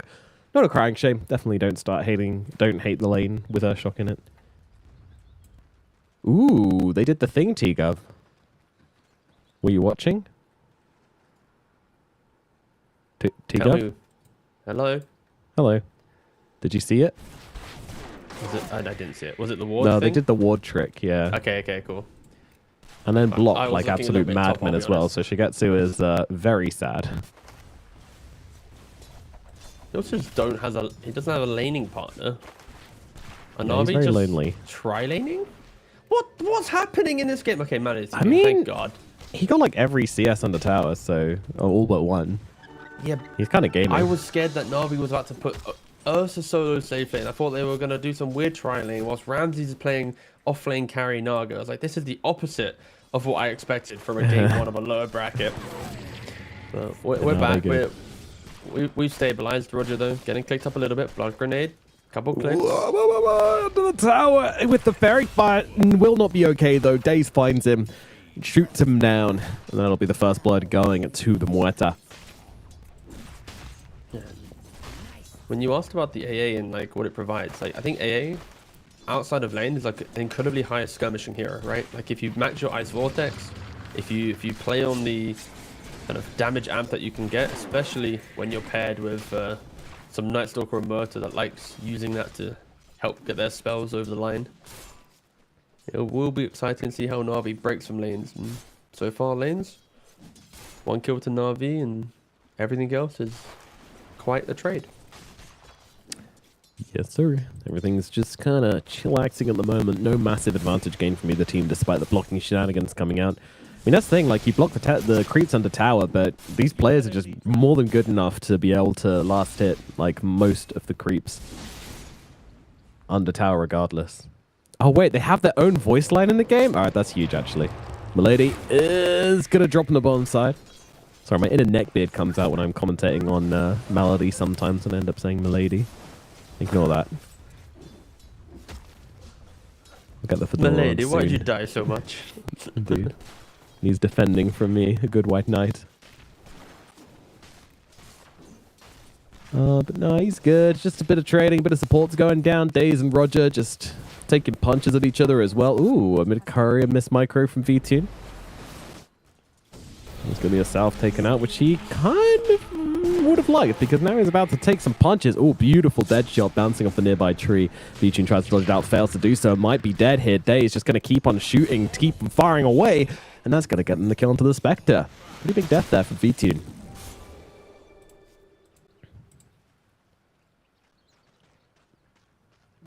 Good early kills, and I think for Nine Pandas, like they kind of expect this, right? Like when you draw off these heroes, Spectre doesn't really pressure in lane, Naga doesn't pressure in lane, Zeus can pressure but not against a Kunkka, right? So it really is just 3 lanes that are conceding, and there's a little bit of a poke going on to Ursa here, but would be surprised if it did net a kill. Yeah, you're going to jump over these shards. That's the problem with Ursa versus Tusk. It's a really bad matchup, really. I mean, the save is nice later on with Blink Snowball. Like, any way to counter out that single target burst, which Ursa likes to enter fights with, is great. But, yeah, the shards make it really hard to catch him. Yeah, do you just want to mention, by the way, in the mid lane, the Kunkka is having a really great time, and even forces Zeus back to Fountain as well at one point. So, Melodil having a really lovely time on this Kunkka once again. This is 2 games in a row. It's one of the heroes that, like, Zeus doesn't buy items, right? He buys a bottle, no stats. He buys mana boots, no stats.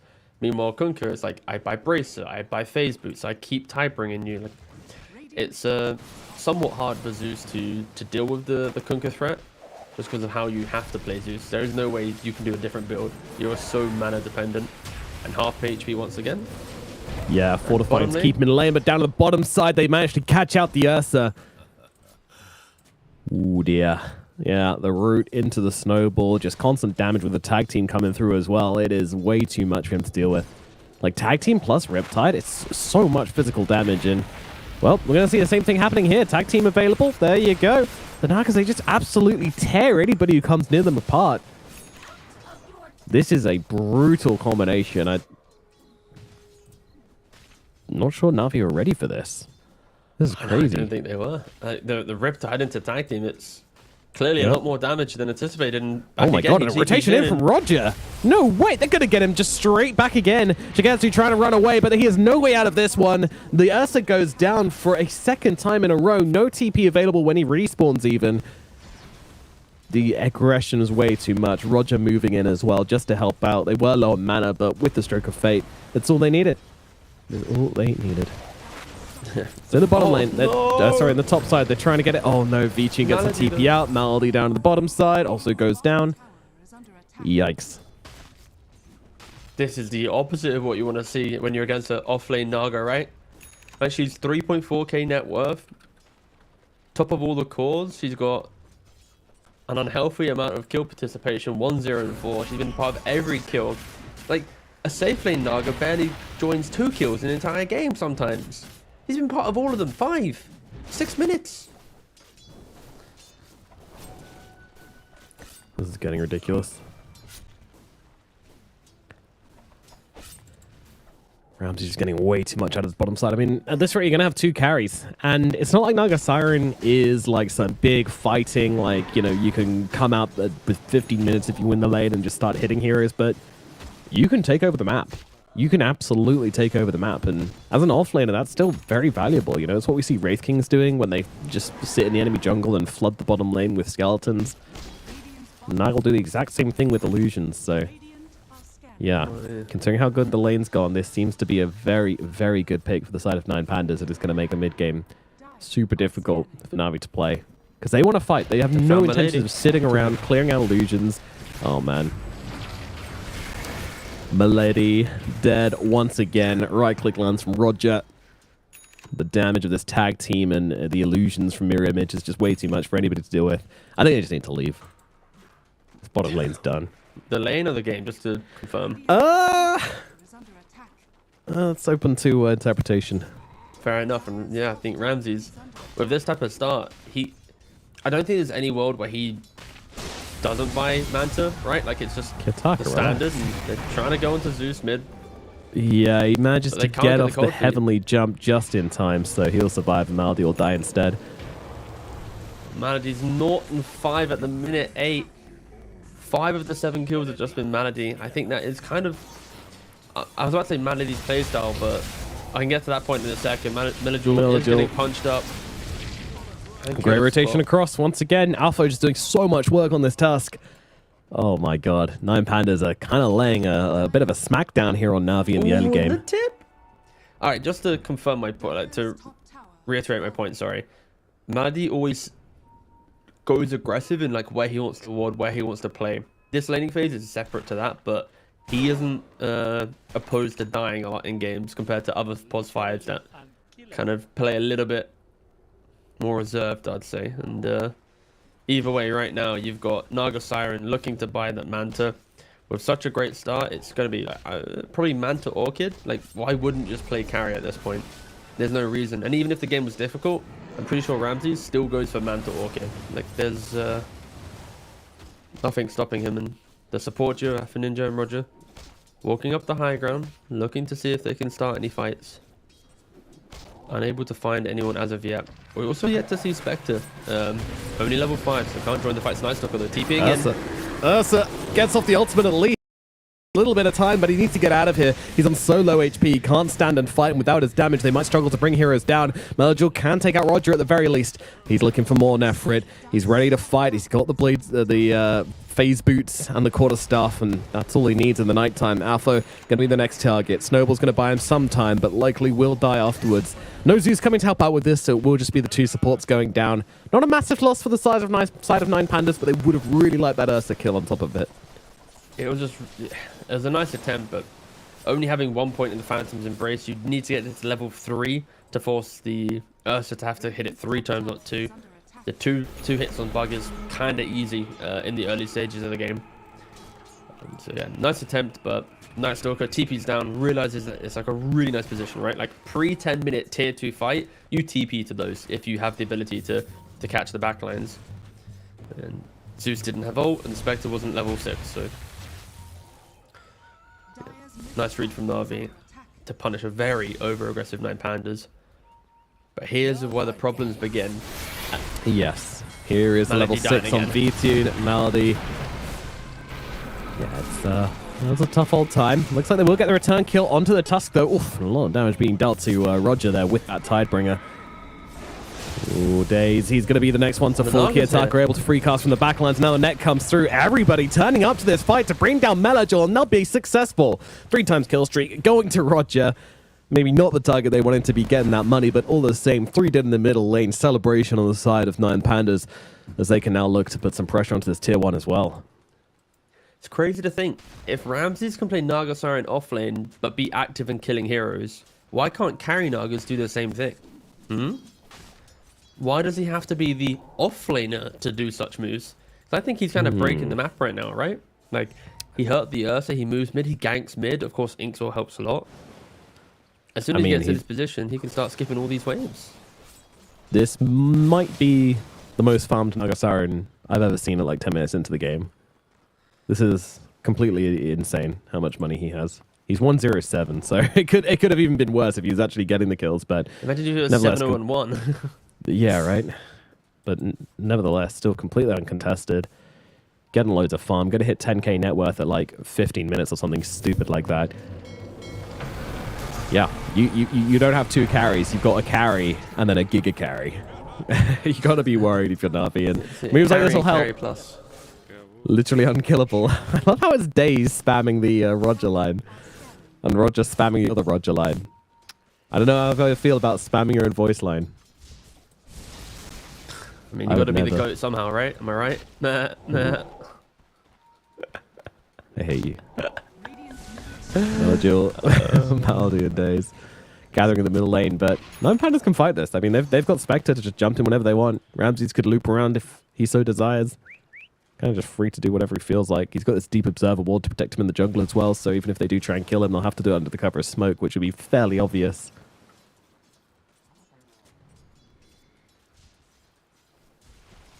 I just clicked on Ursa and got reminded how far away he is from Battle Fury. He's an entire Claymore away.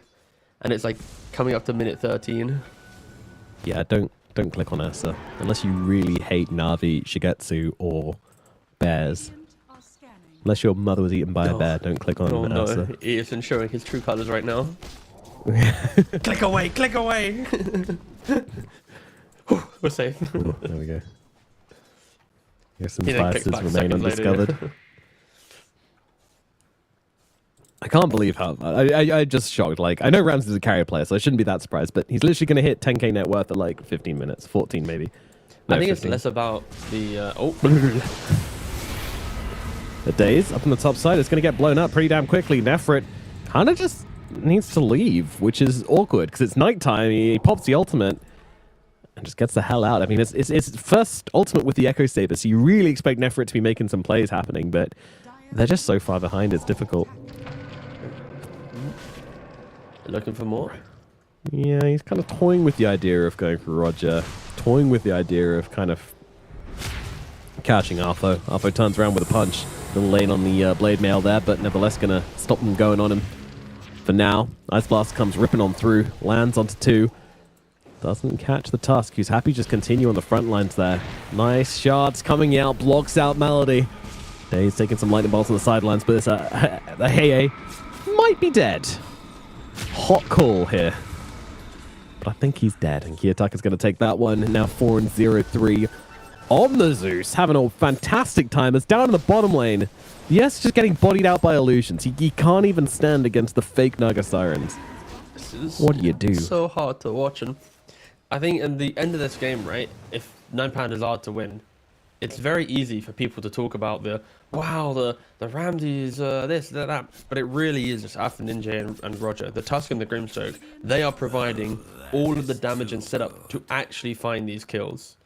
Like the way that they use the twin gates, the way that they set up. I think Inkswell was pivotal in actually getting a lot of these early kills, and which has allowed Roger to get to Ramses to get to this state. And of course, a Naga Siren, if you can get it onto an enemy side of the map, like we talk about this at like 20 minutes, 25 minutes. Once she's got like Manta +1, she wants to live on your opponent's face. But in this type of game, it's just been accelerated so much, and it really is just testament to the supports and what they've been able to do. Yeah, and here at the 15-minute mark, Ursa, he's close to finishing this Battle Fury. One more creep camp will do the job. Meanwhile, the Naga Siren's got Manta, is kind of close to Orchid. I'm imagining that's going to be as well. Ooh, can't stop and use a song, but will actually be okay. And now Net comes down onto the Night Stalker, so who's trying to catch whom here? Nefrit on the run. It is nighttime, so he's a fast little puppy, and he can run himself out of there. And the Battle Fury is complete. Ursa at 15 minutes and 41 seconds. The catch-up begins right now. Does it? Right now. Or will it? We'll see. Shigetsu. I mean, it's always sad when you see the first item queued up by an Ursa to be a BKB, but that's life. If Naga just didn't have such a good game, like all the net worth lead is Naga Siren, right? So if you can kill her once, sure, I think the game's kind of back. Again, unfortunately for Naga, sorry, for Na'Vi, not Naga. For Na'Vi, like, she didn't get any kills to get the streaks, right? Like, all her kill participation is mainly through assists. So if you do kill her off, it's not like you're getting a really farm Naga and a 3 or 4 kill streak, potentially for 2 or 3 heroes, right? It is a completely different story. But the fact that he's got 12,000 gold at the 16-minute mark, this is unacceptable farm. V-Tune's like, guys, I promise I'm the carry, please. Like, I'm trying my best. I'm a Spectre. Yeah, we're looking at like a 700 GPM roundabout for Ramses. Like at minute 17, that's insane. Like that is crazy because your GPM for the first like 10 minutes of game is usually nothing. We can start saying that V-Tune actually played offlane this game. We can just gaslight Twitch chat to thinking V-Tune was an offlane Spectre. Like someone just tunes into the stream. Yeah, I can't believe they did offlane Spectre this game. Here we go, Inkswell. What a dirty, dirty combo. Oh, that was glorious. The Inkswell with the Shadow Step, teaming up with the Tusk and the Naga Siren, puts a very, very swift end to the Ursa.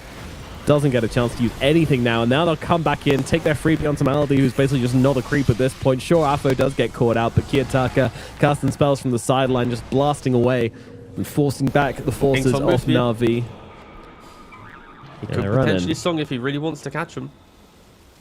Torrent comes out.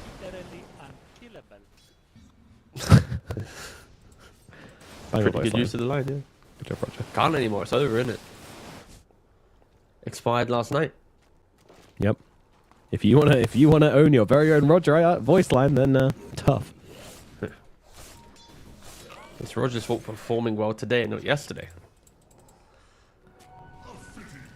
7k gold advantage almost entirely on the Naga side in this game. 80 minutes in, 9 Pandas have a firm grip on this game and showing no signs of letting up. And Na'Vi's draft doesn't exactly play well from behind. They're going to have to fight their way back into this. There's no map playing to be done, which they have been trying to do in all fairness. Like, they've been trying to make their draft work, to make their game happen. As the Conquer, they're going to try and kill him off in the duration of the X marks. Doesn't quite work out. It does work out. It actually does work out. The Orchid, along with the Phantom's Embrace, actually bring him down in the last second. And now Maldi under the tier 2 tower. That is no safe place for you, my friend. Secured the kill. Very necessary with the Thunder Gods there. Also gives him information that Nefrit was coming for him. I actually think he could have been perhaps in some trouble there. But the Thunder Gods revealed that he was being ran at by 2 heroes, so... I just don't know if Na'Vi can show, right? Like, Ursa's just still playing catch-up. The Night Stalker normally wants to play with heroes that can do damage. Kunkka wants to play with heroes that can do damage. And who's doing the damage? And that's why 9 Pandas are going to roam the map and continue building up their lead. I am going to try and double-check what the records are for Naga Farm, because I feel like we are entering territory of ungodly amount of economy. Another reason this worked as well is just like the smart drafting from 9 Pandas, which we criticized them for yesterday, but they're showing up for today. Like, Spectre isn't this hero she used to be. Like, with Shadow Step for the past couple of years, she's just been getting faster and faster, and they even reduced the cooldown. So Spectre is a brawler now, and more than that, she's a global brawler. So she can play any part of the map, and you can always be naughty. Go on. I got the stats. This is the third most farmed Naga on the current patch. Of all Nagas on this patch. 14,900 at the 20-minute mark. Above her was only TA 2000 with 15,146 gold. And then a player called Meh, who I think is an Eastern European player, who had 15,156. Okay, so none of them are particularly far ahead. He was only like 250 gold away from being the most farmed Naga at the 20-minute mark on patch 7.34. Like, that is... insane. And he was off lane as well, to be clear. Like, he wasn't even like in the safe lane where you could argue it's like better protected or whatever. I think, yeah, this is an incredible game from Ramses. Watching Ancient Apparition versus Illusion here. Illusion does appear to be winning.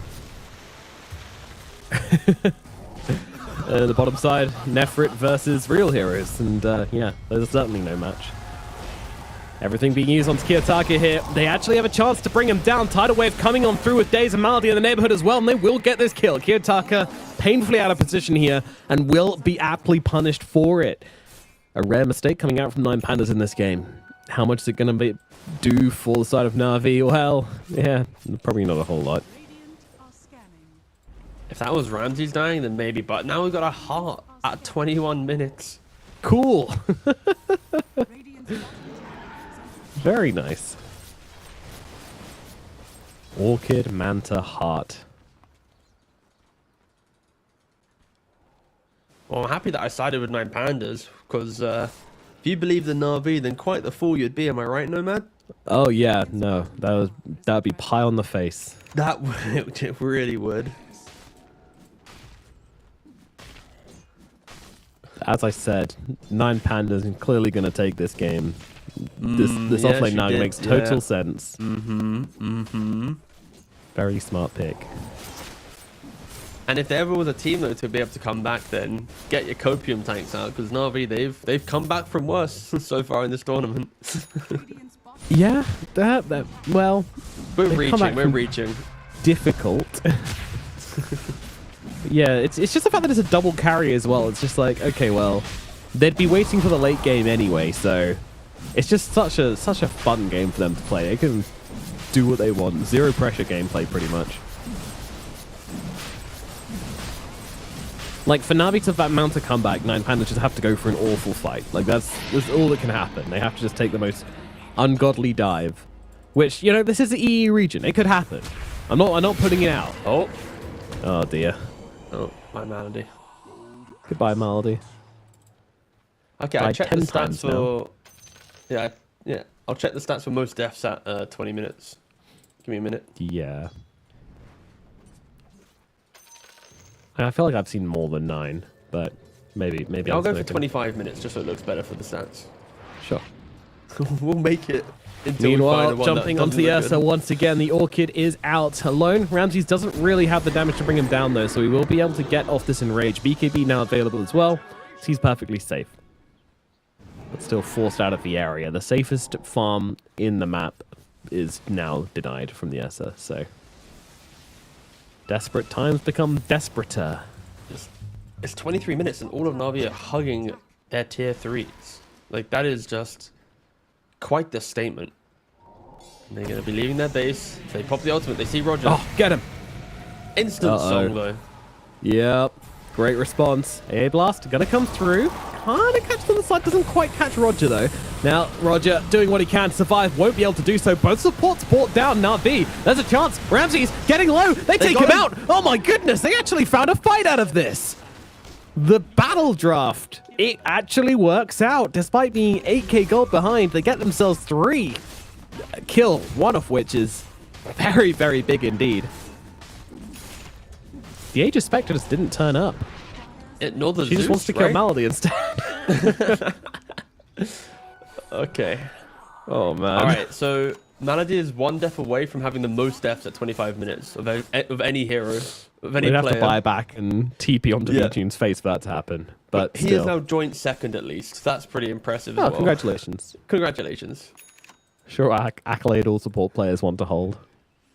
And I mean, for Na'Vi though, right? Like 9 Pandas, they've been choking out Na'Vi for the last 15 minutes of the game pretty much. But you then get this scenario where Zeus is off back in his jungle. Spectre with the Aegis is super far as well. And then BKB. I don't know why the Spectre didn't come to that, to be perfectly clear. Like, Yeah, like 9 Pandas should just be this 5-man bundle right now, right? Like you could technically be a 4 and Spectre farms elsewhere, right? But you shouldn't ever give your opponent an opportunity to press what limited items and spells they have to net yourself a kill, especially against a Naga that has Song and Heart, Manta, like so many tools of disengage and not feeding to Navi's initiation. But yeah, 9 Pandas, a slight blunder.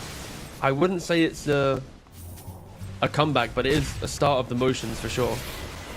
goodness me, jump forward onto Malady, takes him down in a matter of seconds, and now Kiyotaka, he's the one in trouble as well, though. The Kunkka finds him on the back lines, and they will be able to get that kill. However, V-Tune looking in deep, but he's looking a bit too deep here, as they'll just turn their attention towards him. The Ursa, he's got the damage to actually get the kill. Aegis is in play, so that's going to mean that he's going to come back. Meanwhile, under the tower, the illusions from Ramses just tearing the Kunkka apart. Kiyotaka buys back, uses the Thunder Gods to get the kill on to Melodule. Meanwhile, Ursa, he's BKB'd up, so he's surviving through the call, but now the BKB ends and he will die immediately afterwards. So, 9 Pandas back on form. They do take him out.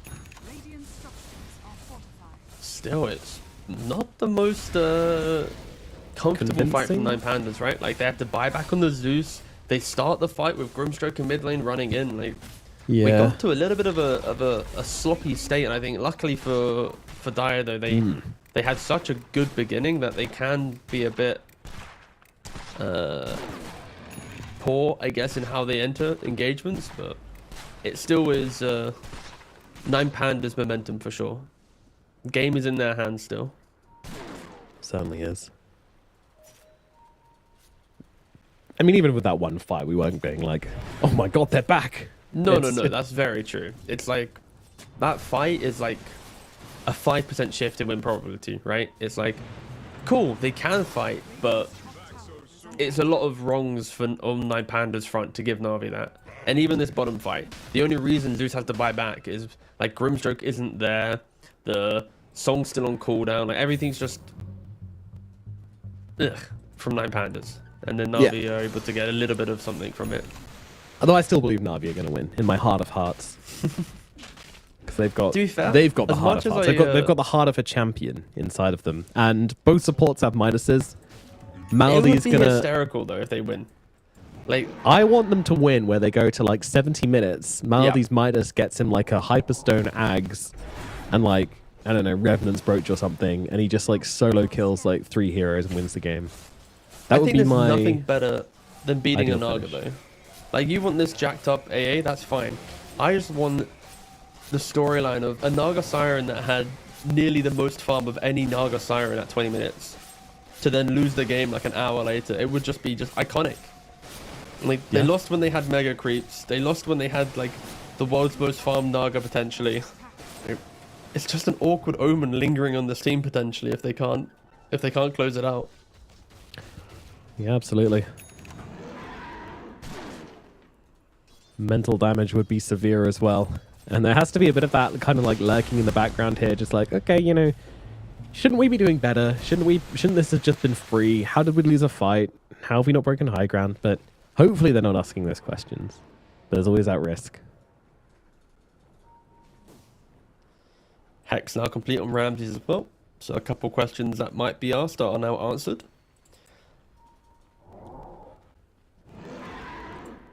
Ooh. Always a very strong pickup, no matter the game. Yeah, Scan's going to reveal where exactly Nine Pandas are. Shigetsu, I don't think you want to stay around in this area. I mean, he is a very tricky hero to kill, is the thing. So he's kind of happy to play in the dangerous zones to free up his team a bit more. And just not let Nine Pandas do what they want. It's down the bottom side. B team. Shadow steps across onto Nefrit, almost brings him down.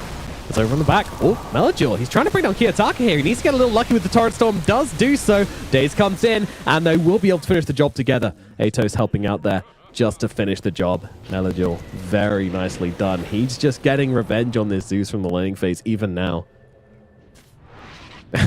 Afo blocked by a creep. Denies it. Nice quick in and out. And, yeah. Honestly, Kiyotaka, He's died a lot this game.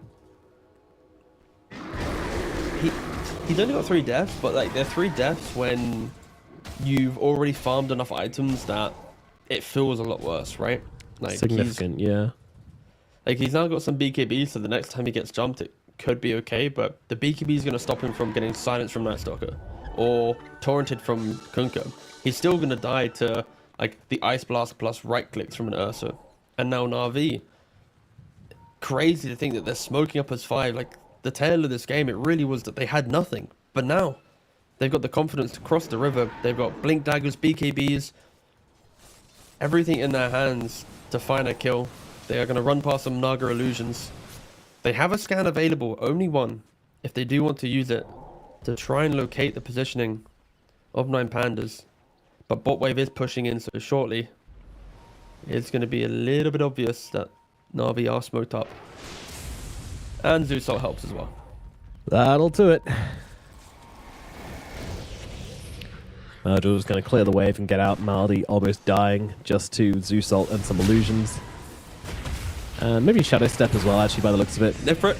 Nefrit on the run. Oh, he's going to escape from this one as well. So, just kind of baiting, flirting with Nine Pandas, not committing to anything. Of course, like the combo speaks for itself, right? But it used to be Zeus Ult, Spectre Ult, and everyone takes a bit of damage. But now it's like you Zeus Ult and Spectre chooses between the 5. Like, who do I really want to ruin their day? And of course, Malady is going to be the option every single time. And Muerta. Ooh, dear. Caught out. Fall down eventually. Yeah. Yeah, crazy that she's got this Midas, but then so little farm to go with it. Like, her net worth is still in the absolute bin. But I guess that's what happens when the other 2 cores or the other 2 spots on the enemy team are just like kind of winning, getting loads of kills and being a part of loads of stuff. So more of the map to farm. Midas is more of a keep up Midas than it is about a pull ahead Midas. Come on, Maldy. You don't want to force stuff. You want Aghanims and a Hyperstone. And another Hyperstone. Coward. But no, going for the 4-star, which is the absolute right call. Butterfly coming out from Ramsey soon as well. And after that, pretty much 6 slotted. Can go for the Boots of Travel, should he so wish. Can maybe move into Aghanim's territory, eat up an Ags, eat up a Moonshard. There's a very small glimmer of hope though, right? Because like, as 9 Pandas take this Roshan, Aegis and Cheese, like Ursa's already a recipe away from MKB. So this like kind of final item that concludes Ramsey's dominant farm is an item that's already counted. And, yeah. We'll see if it really has any great effect, but of course 12k lead 9 Pandas, other than a couple over-aggressive players, have played very, very well. But for Na'Vi, if they are to get back into this, it's probably respect the Aegis, fight around it, or look for pickups into Kiyotaka. Oh, Days having to pop ult. TP out, not going to happen with the Zeus nearby. Should be an easy pick off for the side of Pandas. Days dared to head towards the secret shop. He didn't even buy his items either. Thought he was going to look for the Lotus, but I guess he wants the buyback available in case the fight breaks out here. It's just impossible to play the map, right? Like, yeah. Every 2 minutes, there's a Zeus ult that finds you. Every 40 seconds, Spectre's just casually throwing Shadow Steps out and putting you to half HP.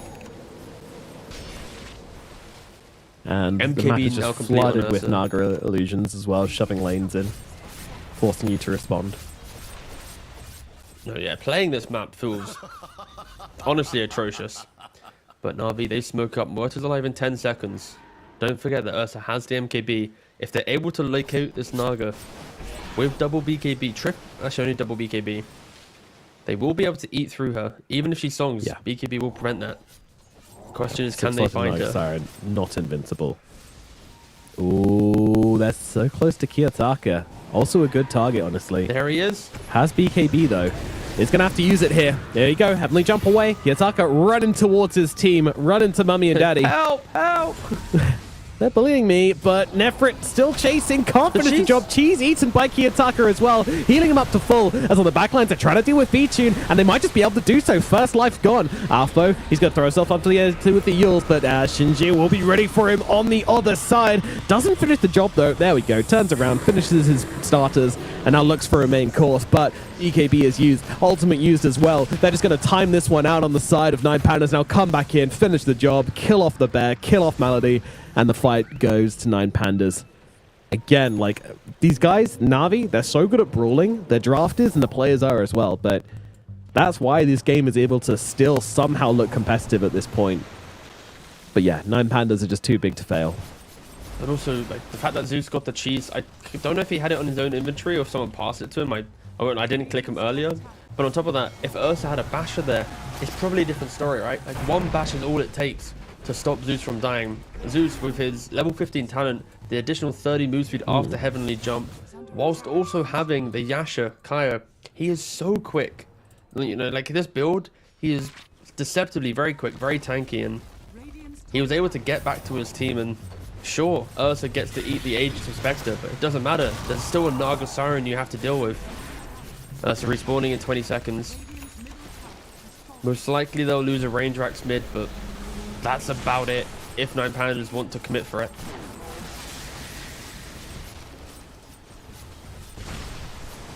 Yeah, Gunko was doing something interesting where he was like throwing all his spells, Ghost Ship, Tidal Wave, Torrent. Oh, Daze is just dead.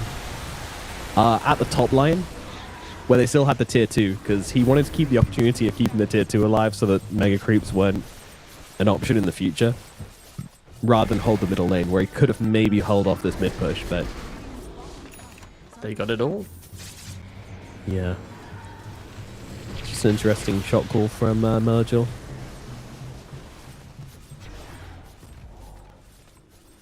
Bottom lane being sieged. There's so many illusions here. Level 20 on the Naga Siren. That extra illusion going to work as the building will fall. Shadow step in onto the Ursa. Jeez, does a lot of damage. Night Stalker is wrapping around though. He is indeed. Posturing on the northern side. Yeah, and he's going to see Oh, he found heroes him. here and immediately blink away. They'll know that they're backing out now, but yeah, it's just a case for Na'Vi. Sit in base, sit in base, sit in base. And maybe you get an opportunity to smoke up and try and make a play later on. Might want to do it in the next kind of 2 minutes or so whilst it's nighttime, but I'm not sure they're going to be allowed out of their base at that point. 22,000 gold lead. 38-minute mark. Yeah, it's gone bad. Another Zeus soul. Instantly jump to bottom. Thanks for playing. You're dead. Like, every 2 minutes, Gross. a support dies. What is this, like a charity advert? If you donate 10 compendium levels, But you can stop it.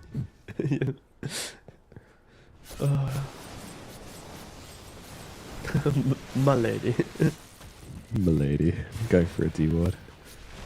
Ramsey's a gentleman, so won't send his illusions on him. Instead, just going for the barracks. Yeah, he can do. Oh, he's just going to rock up with his real hero as well. Just zero fucks given, honestly, at this point. I've got 30k net worth. What are you going to do? Hex out on Tiersa. Shadow step in as well. Do they have the damage in time? I think they very well do. Down he goes. Shigetsu just gone. Melodiel all by himself now. 80 seconds on the Ursa. Bottom lane of barracks is going to fall as well. 9 pandas. They don't need Roshan. They don't need no Aegis. They don't need no invitation. They're coming up. Alpha is going to drop. So is Roger as well. So supports are going to meet a grisly fate. Snowball's going to buy Alpha a little bit of time, actually. Might still make it out of this one somehow. Blink away. Nicely done. And that'll mean the Frostbite. Oh, finished in the last tick. Unlucky. Well, sports are dead. It's something, I guess, VTune forced to pick up the gem. Ditches his treads. And up to the top side we go. 40 seconds still on the Ursa. Do we think they can take a barracks in 40 seconds? Yep. I think so. Illusions come out. Conker does time it well on the boat, though. Might just be able to kill off these illusions. Along with the...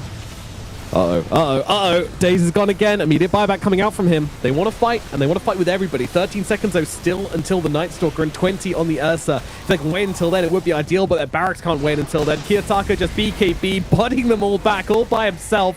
Jesus Christ, this Zeus. He's doing it all. And now he's dead. Got frozen solid by the cold feet, pushed back into the towers. Laughter comes out from the side of 9 pandas. Ramsey still just trying to finish the job. Wants to get the megas. Can he do it, though? His BKB is about to run out, and he's going to TP back, but the X-Mark is upon him. They might drag him back. Oh, it just about lasts in time. Very, very close. So what you're saying is there's still hope now. Yeah, still a chance. It's a range barracks, even. They don't even get the mercy of having a melee barracks remaining.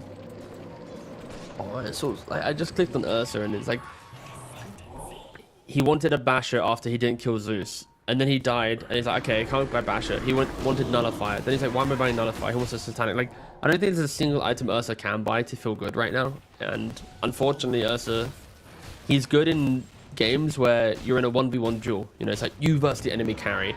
Can I initiate? Can I find that jump? Can I build up the stacks? But when you're up against 2 carries and a Zeus, it's just too much to deal with. And if the game gets later, then unfortunately you can't do it. And Spectre jumps onto top lane, finds Nefrit, and just kills him by himself.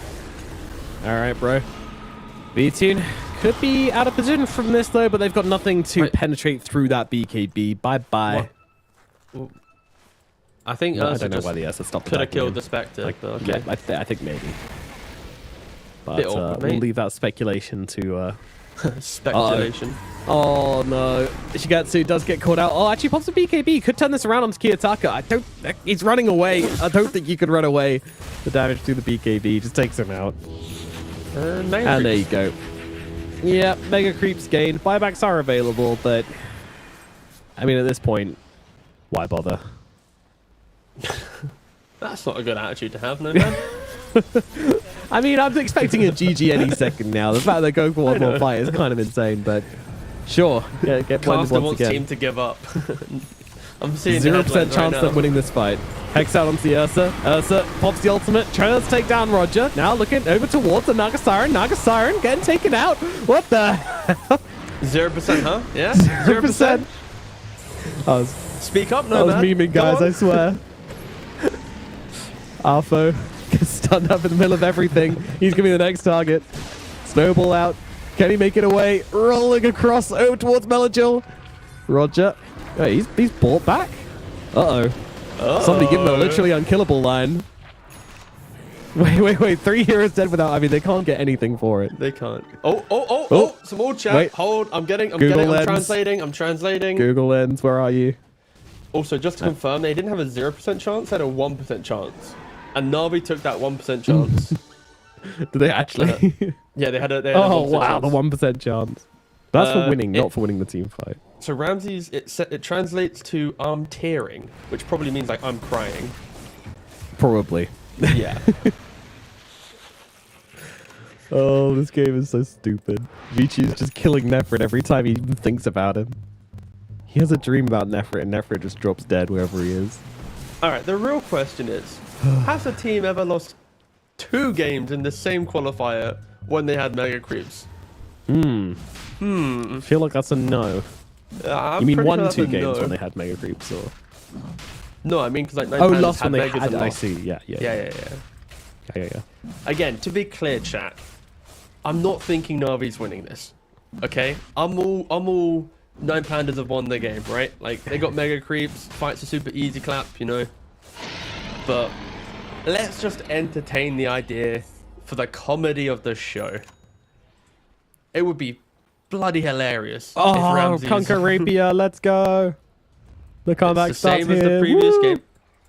It really is. The annoying Yeah. thing though with Conker getting Rapier nowadays, it's like he's not doing BKB Daedalus Armlet like the old school Conkers. So the Rapier Yeah. pickup isn't like, ooh, wee, big crits. You know, it's like, oh, it's still big cleave, but Yeah. no big crits. It's like 75% on a support rather than 100ing. 100ing? More than 130% of the support. Okay, so 9 Pandas. If you want this game to get hella spicy, you somehow lose this fight with Aegis. If not, Yes. GG, it's all good. We go next game.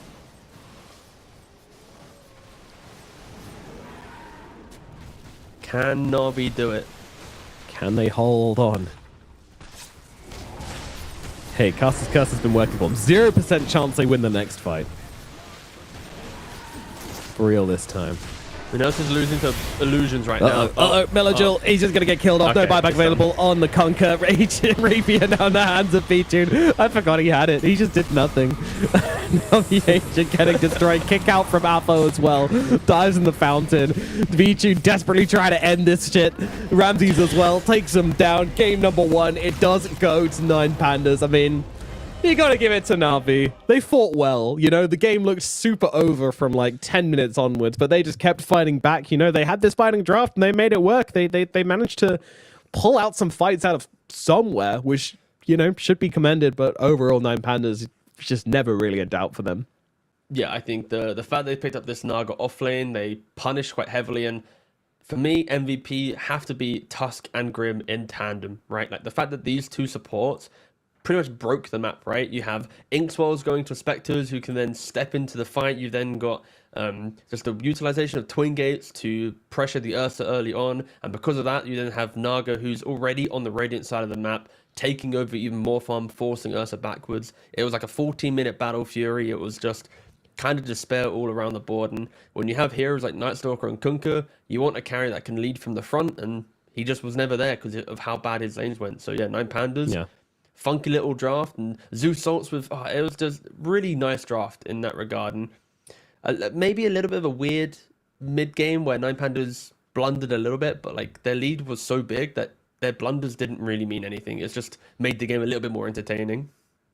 It did, yeah, it did. And normality was resumed in the end as the Spectre was able to pick up the Rapier, which put him ahead in net worth by 100 gold over Ramses on the Naga Siren. So the carry ended with the most net worth, and everything is as it should be. Nature is healing. And with that, we're going to throw it over to a break, and then we will be back with game number 2 and see if Na'Vi can come back versus 9 Pandas, or if 9 Pandas are going to make it a clean 2-0. We'll see you in a bit.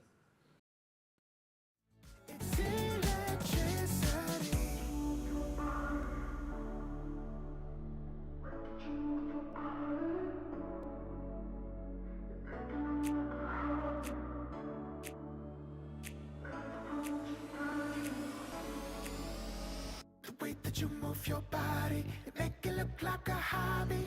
Every time that you touch me, it's electricity. Things we discovered underneath last night's covers. Everything came so easy. It's electricity. Electricity. It's electricity. You move your body. Electricity. You move your body. It's electricity.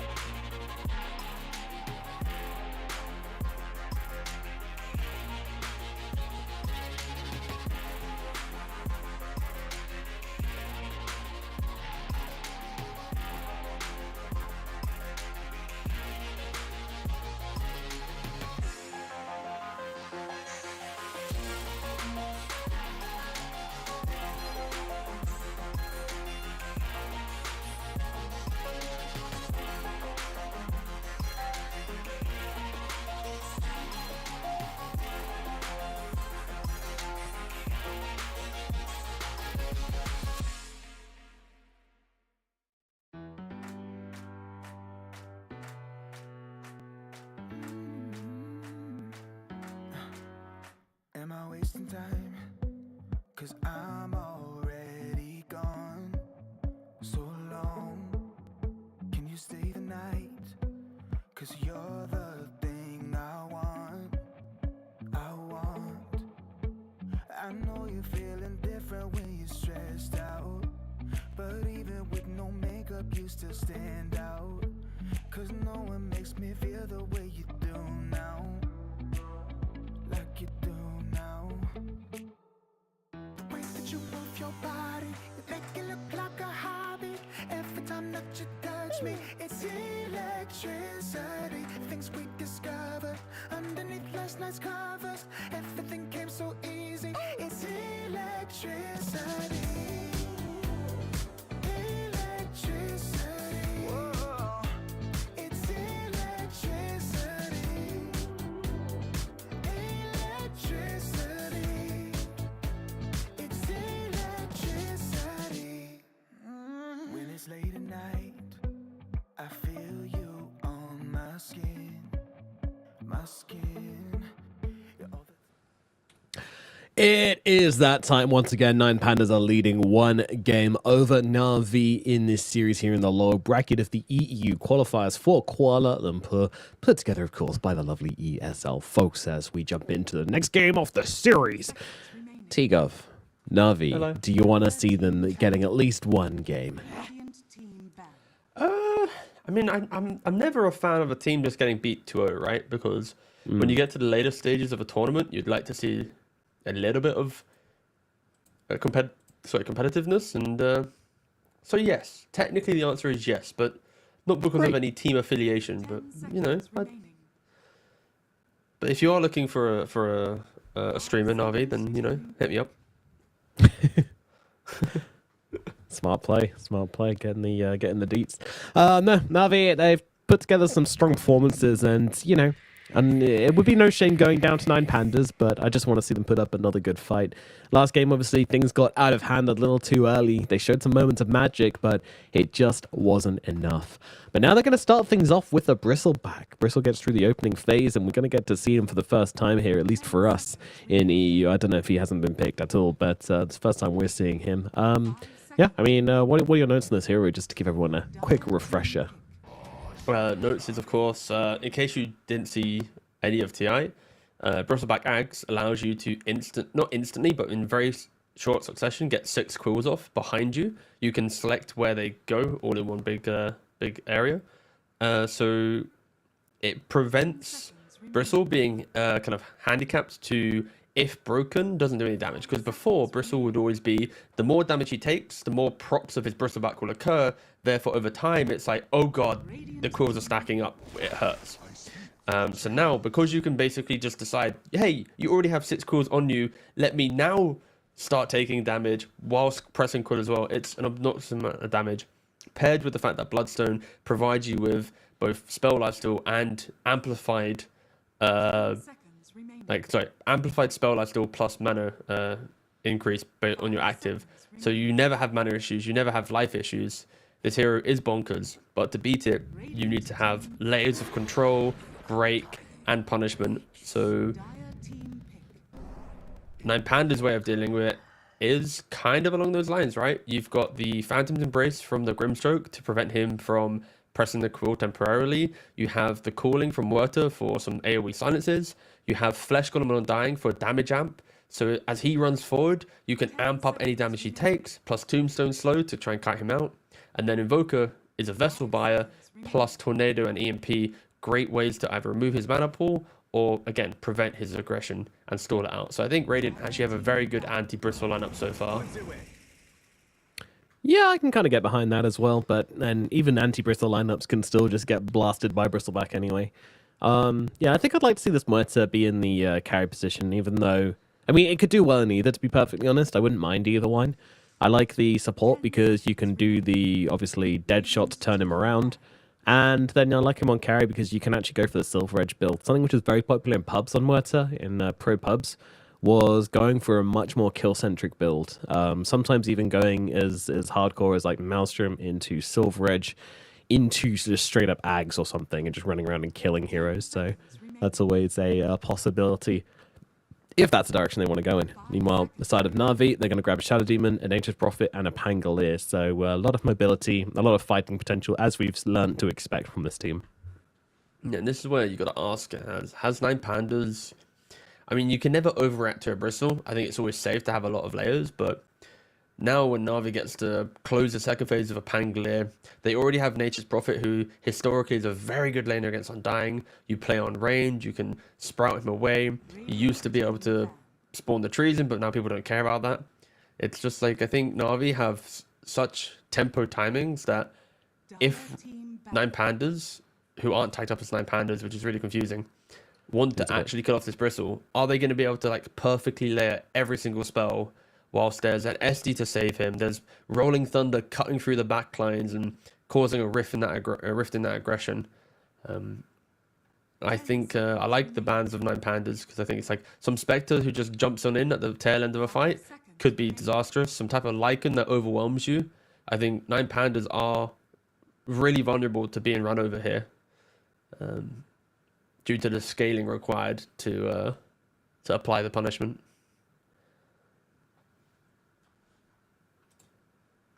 Final picks now due for both teams. A carry will be acquired from Na'Vi, most likely. Or an offlaner. They can flex the Bristle if they want. Meanwhile, on the side of Nine Pandas, they're looking for an offlaner. It's a little hard to talk about what Na'Vi want to draft. So yeah, let's talk about the offlaner. Give ourselves an easier time. I think if the offlaner is a last pick as well, so you're going to see your carry match up to then pick the offlane. So then you might argue that picking the carry could, in theory, be easier. They could go for, don't worry about it. Okay. Luna. So they pick a carry that complements the aggression they're going for, right? Like, not Tidehunter, not Tidehunter. Please not Tidehunter. Jesus Christ, please don't pick Tidehunter. I think Legion could be okay, just because... But then there's Shadow Demon. Oh, God. Like, Centaur Primal are very good bans from Na'Vi, right? Because they're aggro offlaners that utilize Great Inkswell. And then you don't want to go Tide. And then it's like, okay, so what's next? I mean, they technically could Tide, but I don't think I'd want to see it at all. Yeah. What have we got left? I mean...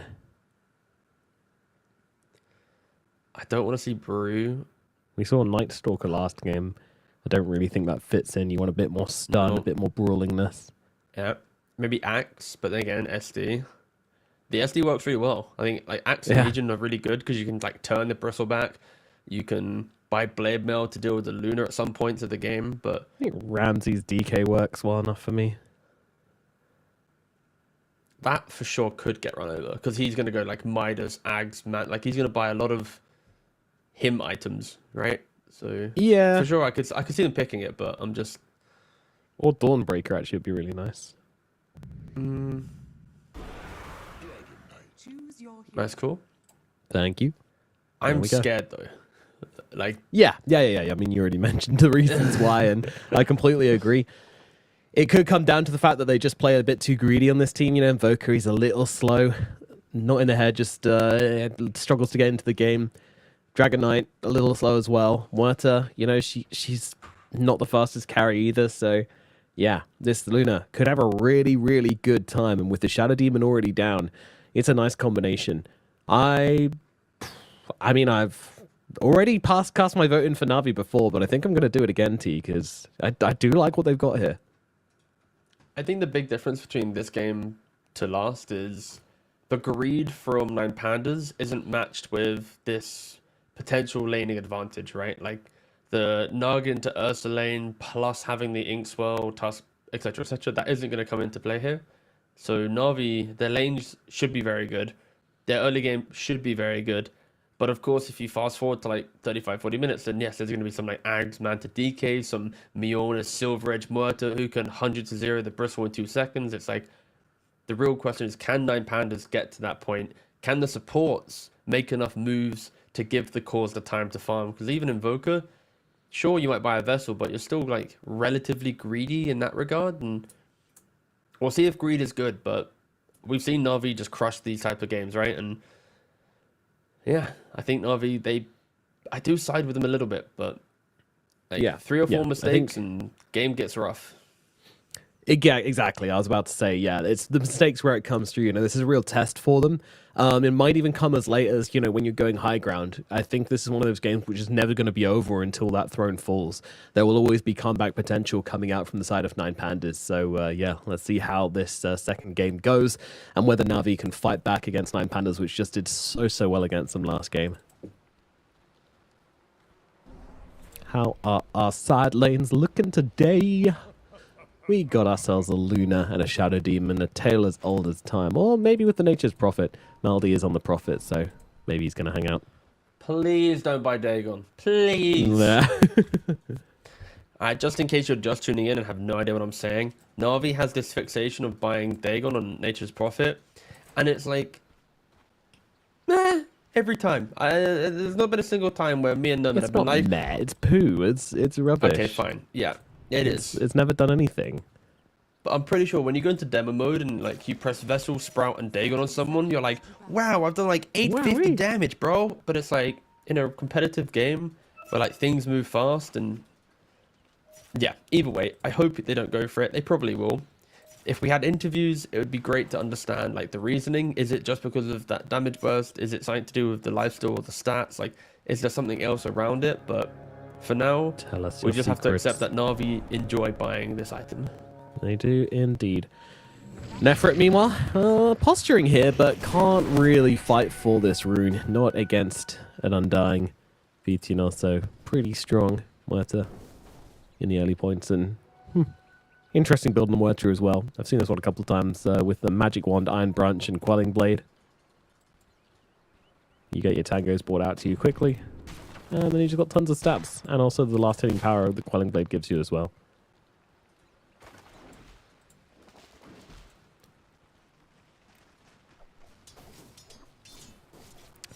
Alright, starting off here in game number 2. We are going to have the Shadow Demon laning with the Bristleback, so no profit answer to the Undying, unfortunately, for Na'Vi. Either way, they're going to just go and try. Yeah, they got to bully him as much as they can early on. The lane is kind of weird, because it's like Roger in a 2v1 can't beat SD and Bristle. He certainly can't, and he's actually in danger of death. Oh, mana. Yeah, he's got it. He's actually gone. That's crazy. They just run him down. He went on a journey. Yeah, back to base, mate. Yeah. Great voice lining from Days as well, using his own voice line against him. You'll have to see it. This is the best BM. Meanwhile, over towards the middle lane, Melagil laning up against Kiyotaka, trying to bring down this pesky Forge Spirit. And look at Kiyotaka just microing the Forge Spirit, really trying to bait Melagil in with it to get a bit of extra damage out onto the Pangolier. Melagil stops falling for it and focuses on them creeps. Melagil needs to have a good start to the game. And top lane as well, yeah. Like, I think Ramses, when you pick DK, against double ranged, it feels kind of okay once you get to level 3, right? When you have that 2-point Dragon Blood, 7 armor, 7 health regen, paired with a soul ring for additional armor or a bracer, it kind of sets itself up to be a very sufficient lane. Yeah, Arthur gonna have to heal himself up here, and actually Maldi might be the one in trouble. Ramses comes across with the stun, make sure the creeps doesn't steal the kill from him, and Ramses will be getting a kill on to the Nature's Prophet. Very nicely done from Arthur, just kind of baiting him out just enough for Ramses to run over and help him out with that kill. Oh, yeah. You know, Blood Grenade doesn't actually... Oh, it does tell you. Don't worry, I'm dumb. So Alpha Ninja isn't actually going to use his self. He's just going to reset on the tower. Yes, sir. But in the middle lane, rotation comes in from Malady once again. Wraps around on the Invoker and brings him down. Big play. It's a kind of classic Malady Prophet, right? Like in the previous game, he killed... in the previous series, sorry, he killed off the Storm Spirit mid lane. In this series, he's TP mid lane Invoker. Yeah, just constant threat. Like the move he makes any lane. Yep. Any lane. Behind tower as well. Like, this guy's a maniac. Not worried about getting caught out in the early game, though. It's like an Eastern European Spartan in how I've been seeing him play. Some pos fight that has no cares about death. As long as Spartan I get being killed. like the Greek player, not like a literal Spartan. Yeah, Spartans have a bit more self-preservation than Dota Spartans do. Shigetsu up in the top lane, taking heavy hits there. The double stun from the Inkswell and the Dragon Tail going to work and bringing down the Luna.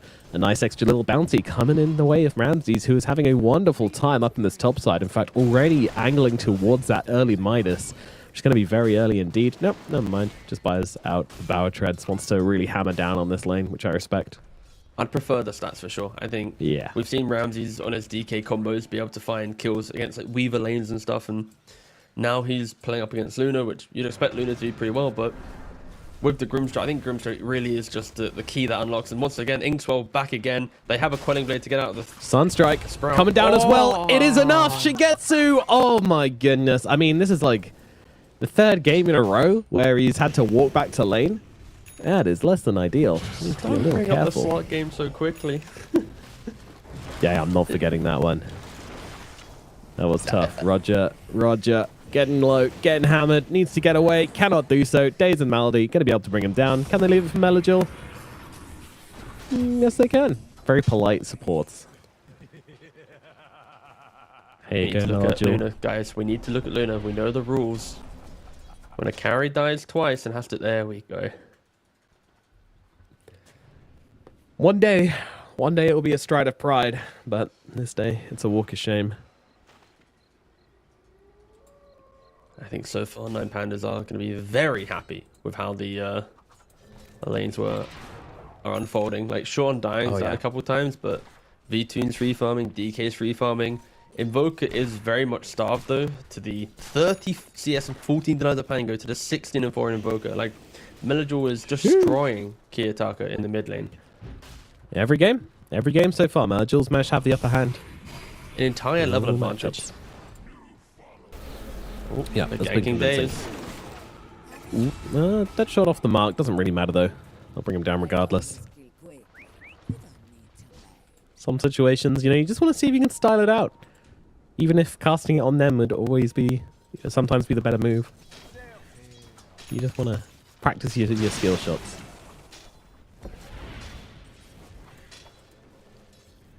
Six-minute rune. Yeah, we've got a bit of brawling as Alpha and Lane Malvi regen. taking chunks, but yeah, Melagil gets it. Oh, what a rune as well. This is one of those runes which you don't really see much action evolving from, but if you're already winning the lane and you get a regen, then it's just over. It's You just more, play it like a gives maniac. access for mid laners to farm jungle when they normally wouldn't want to, right? Like Zeus can now spam infinite arc lightnings. Pango can shield crash into a neutral camp and just keep the regen proccing whilst he isn't max HP and mana. So it's one of the less impactful runes in regards to like the visuals, unless you are low HP. But if you utilize it in the jungle, it is just like a pseudo Midas and just that efficiency. Yeah, it's an economy rune. 7-minute bounties coming up. Yeah, Roger Ninja. considered, played with the idea with coming over and messing with Days, but then it's like, yeah, I don't have a stun. You have a You have a banish. disruption. Yeah. Exactly. And both Good thing as support well stack the is- Ancients whilst they're there as well. The strat against Prophet is you need to stand at the Wisdom Rune like 10 seconds prior. So then when they scan, which happens pretty much every game, it goes red and Prophet goes, alright, I'm not going to bother. Like Yeah. if you're not there and it goes green, he's TPing in. Feed. Yep. Meanwhile, ETN Melagil- taking heavy hits down on the bottom side. Very Toshin in for a Malady as well, but in comes a Pierce of Veil trying to TP out. Melagil says no. Pots the Rolling Thunder and cancels the TP and just pieces out into the distance. He was looking for the Undyne, but the Undyne managed to scoot away through the portal. Roger gets out free. Still kind of funny to watch though. Melagil literally just like stuns him in the Rolling Thunder, then just disappears into the distance. My work here is Also, done. of course, Invoker's been going for Quas Exalt. We haven't mentioned it recently, but he's utilizing the Dragon Tail Inkswell's top lane to help get some kills. It's what's kept him relatively close to Pango, even though he is down a lot of XP. But no, he's going for a Midas as well. So you're going to have Midas DK, which he's coming out on courier. Invoker's got Midas and 400 gold, as you see here on screen. And then Muerta, who naturally is a very greedy carry, going for like Maelstrom, Mask of Madness, or whatever, is also farming. So it's 3 farming cores now for Radiant. And I don't know if Dire can punish it right now. Like, it's all on Pango, I feel like. Bristle still is farming. Grim's trying to go for a solo kill. Yeah, Meljo comes out and says, absolutely not. What the hell, dude? It might look a little bit clowny, right? But if he connects on that Inkswell stun, then you know there's going to be a 350 damage Sunstrike coming in to play as well, right? Absolutely. That's, again, pointed out quite beautifully on screen here. Thank you, Wilson. Always ready. But yeah, there's always that global kill potential in your supports with the Invoker in place, so you've got to be ready to respond to anything. And Kamikaze Grimstroke running under your tower.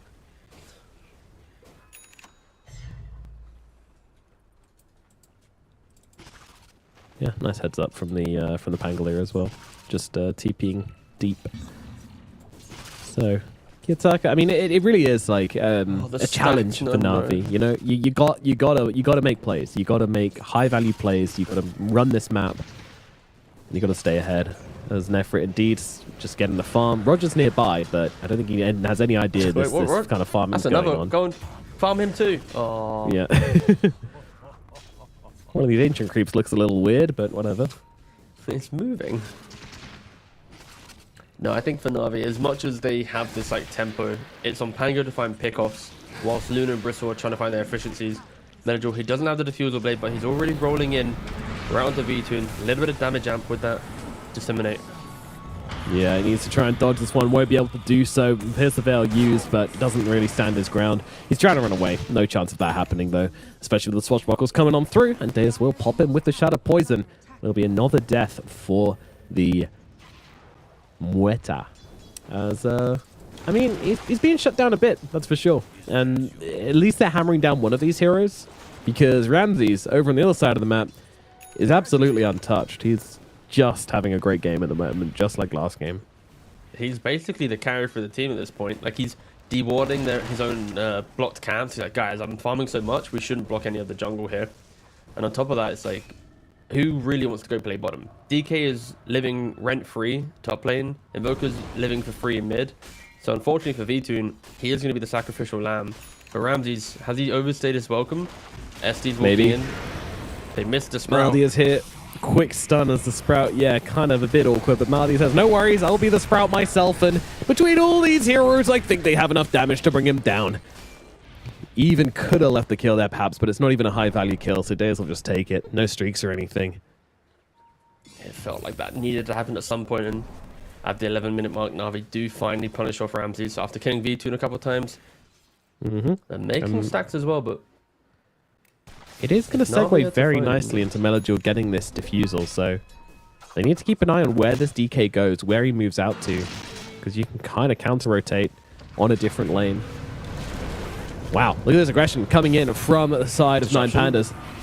Yeah, Disruption saves him from the stuns, and actually Alpha has just been the one getting absolutely minced here. They need to take down this Tombstone, and they're going to do exactly that. Both supports immediately turning their attention towards it. Nefrit taking the charge on the front lines. Melojil backing him up. There's a Diffusal going to work, tearing him apart. Sunstrike comes down to Maldi. Ramsey's just trying to get the kill onto the Prophet on the sidelines, get themselves something from this, as Kiyotaka's gone as well. Oh my god, V-Tune turns up to this dumpster fire of a fight. He's going to see what he can do with it, and honestly, it's not looking too bad right now. Ramses jumps in, lands the stun. Melojil, nice juke to the sidelines with the shield crash there. Is it going to be enough to get him out of here, though? He's got one more Swashbuckle available, but the right clicks follow him, and he does get brought down. So nice movement across from Nine Pandas, not giving up on the fight, seeing the opportunity, and making something happen. Yeah, if you're Na'Vi, though, you got to get back to that jungle, be a little bit more efficient, and next time you go for the fight, you're going to have an Ags and Bristleback, so it will be a little bit easier. And then Radiant, they're the ones being the aggressors, and I think if they lead the charge, the fights are relatively difficult, right? Like, their initiation tool was a level 6 Grimstroke, Inkswelling himself into the middle of a Diffusal Pango fight. It wasn't the cleanest stuff, but yeah, for Na'Vi, brush that off, reset, go again, try and start progressing this map, because you click on your opponents, it's a lot of brown boots and Midases. Yep.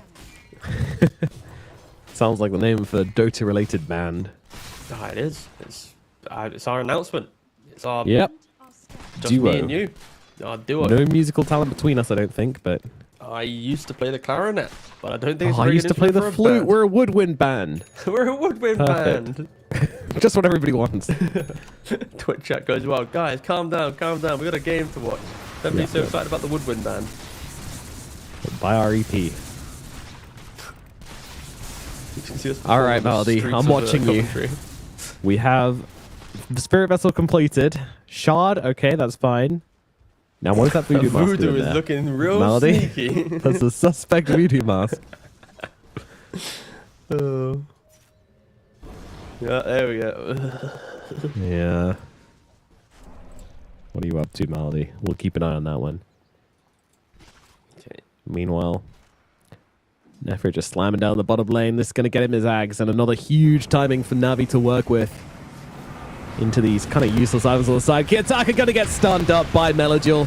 That is a shame. Not getting out of this one and gets blown up now by the side of Navi. This is a deep kill as well. Could maybe lead to some pressure on this tier 2, but at this point in the game, a little bit hard to fight this. But it's only 14 minutes in, and Navi are really pushing their advantage, buying a lot of space for Shigetsu as well. And the Agnum is now complete for Bristleback. This means you can, at 20 minutes, you can do Tormentors. You can do Roshan if you really wanted to, because you got the max points in Goo.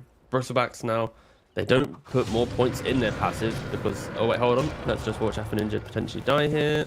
Okay. He died. There you go. So putting less points in your passive means your passive just procs more, which means more quills. And the whole point is just do damage. Especially with the Bloodstone build, where you can regen. You don't really care about being squishier, because you know you're still lifesteal up in other forms. It is some collapse tech. Maybe someone else did it first, but I remember collapse was the one that kind of brought it to light, I believe. And yeah, we're now in this window of it's the Bristle game. I think Luna will be a little bit upset that she doesn't have like 1,000 more gold, because if she had Manta right now, we're looking at tier 2s getting sieged, pressure getting applied. Yeah. So a slight bit of mismatch in the timings, but still Na'Vi, this is their phase of the game now to really bring their heroes to light. Yeah, Shigatsu just kind of farm their way down to the bottom side. Yeah, they're very split across the map at the moment, so still not looking for anything super convincing. I mean, Ramses does get seen going for the D ward here.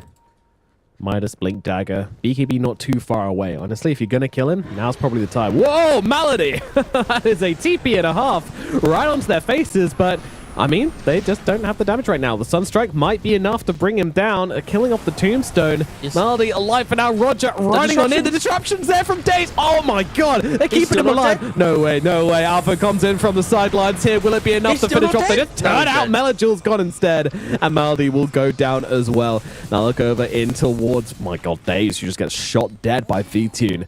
The damage comes in from the Muerta. Na'Vi fighting without their 5 heroes, and most crucially without their Bristleback with his fresh Aghanim Scepter. I'm not sure what that was, to be honest. Relatively disjointed, right? Like, you've got this incredible Bristle timing, but it's just not being used. And for Pango to jump him but then get hit by the Soulbind, can't use roll up, it's a lot of question marks for Na'Vi and how they want to group up their heroes. And meanwhile, you can kind of see that the aura of just calm for 9 Pandas, right? It's just, guys, just keep farming. If they want to make these moves, we'll punish when possible, but just keep doing it. And Ramses, he's got a BKB. Like, he is so incredibly farmed. 2 games in a row now.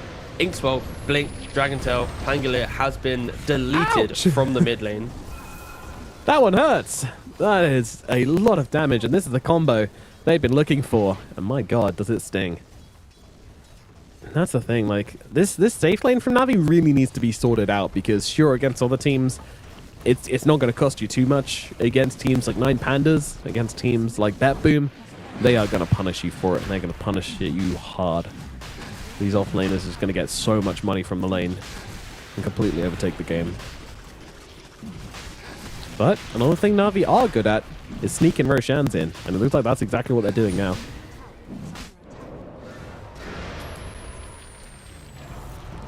Effort leads the charge into the pit. Na'Vi will be claiming this Aegis, and they put it on their Luna. So they do still want to play around their Luna at this early stage. Manta mask complete. BKB going to be the next item queued up. Won't be too long until she has it.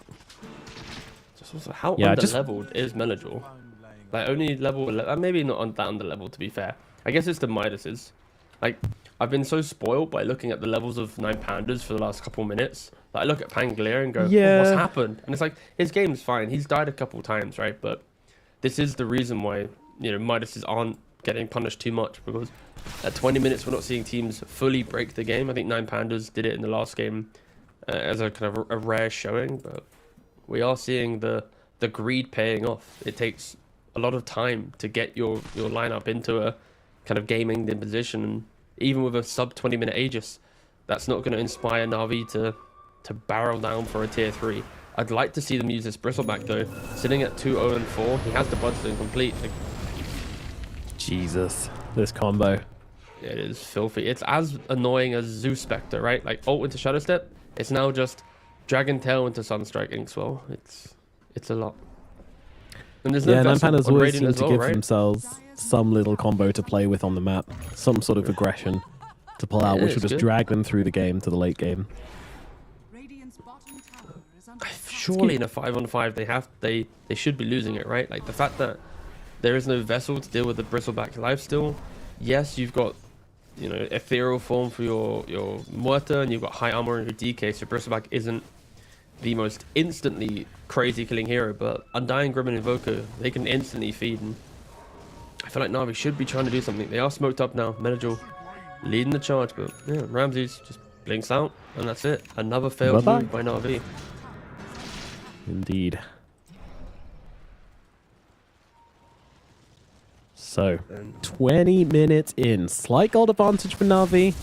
Aegis still up for 3 minutes. What can you do with it? You need to stop hemorrhaging kills to this combo, firstly. And find a way to get yourselves a successful fight. Thing is, everybody on the side of 9 Pandas has kind of got what they want now. They're all ready to fight. There's no one who's out of the game.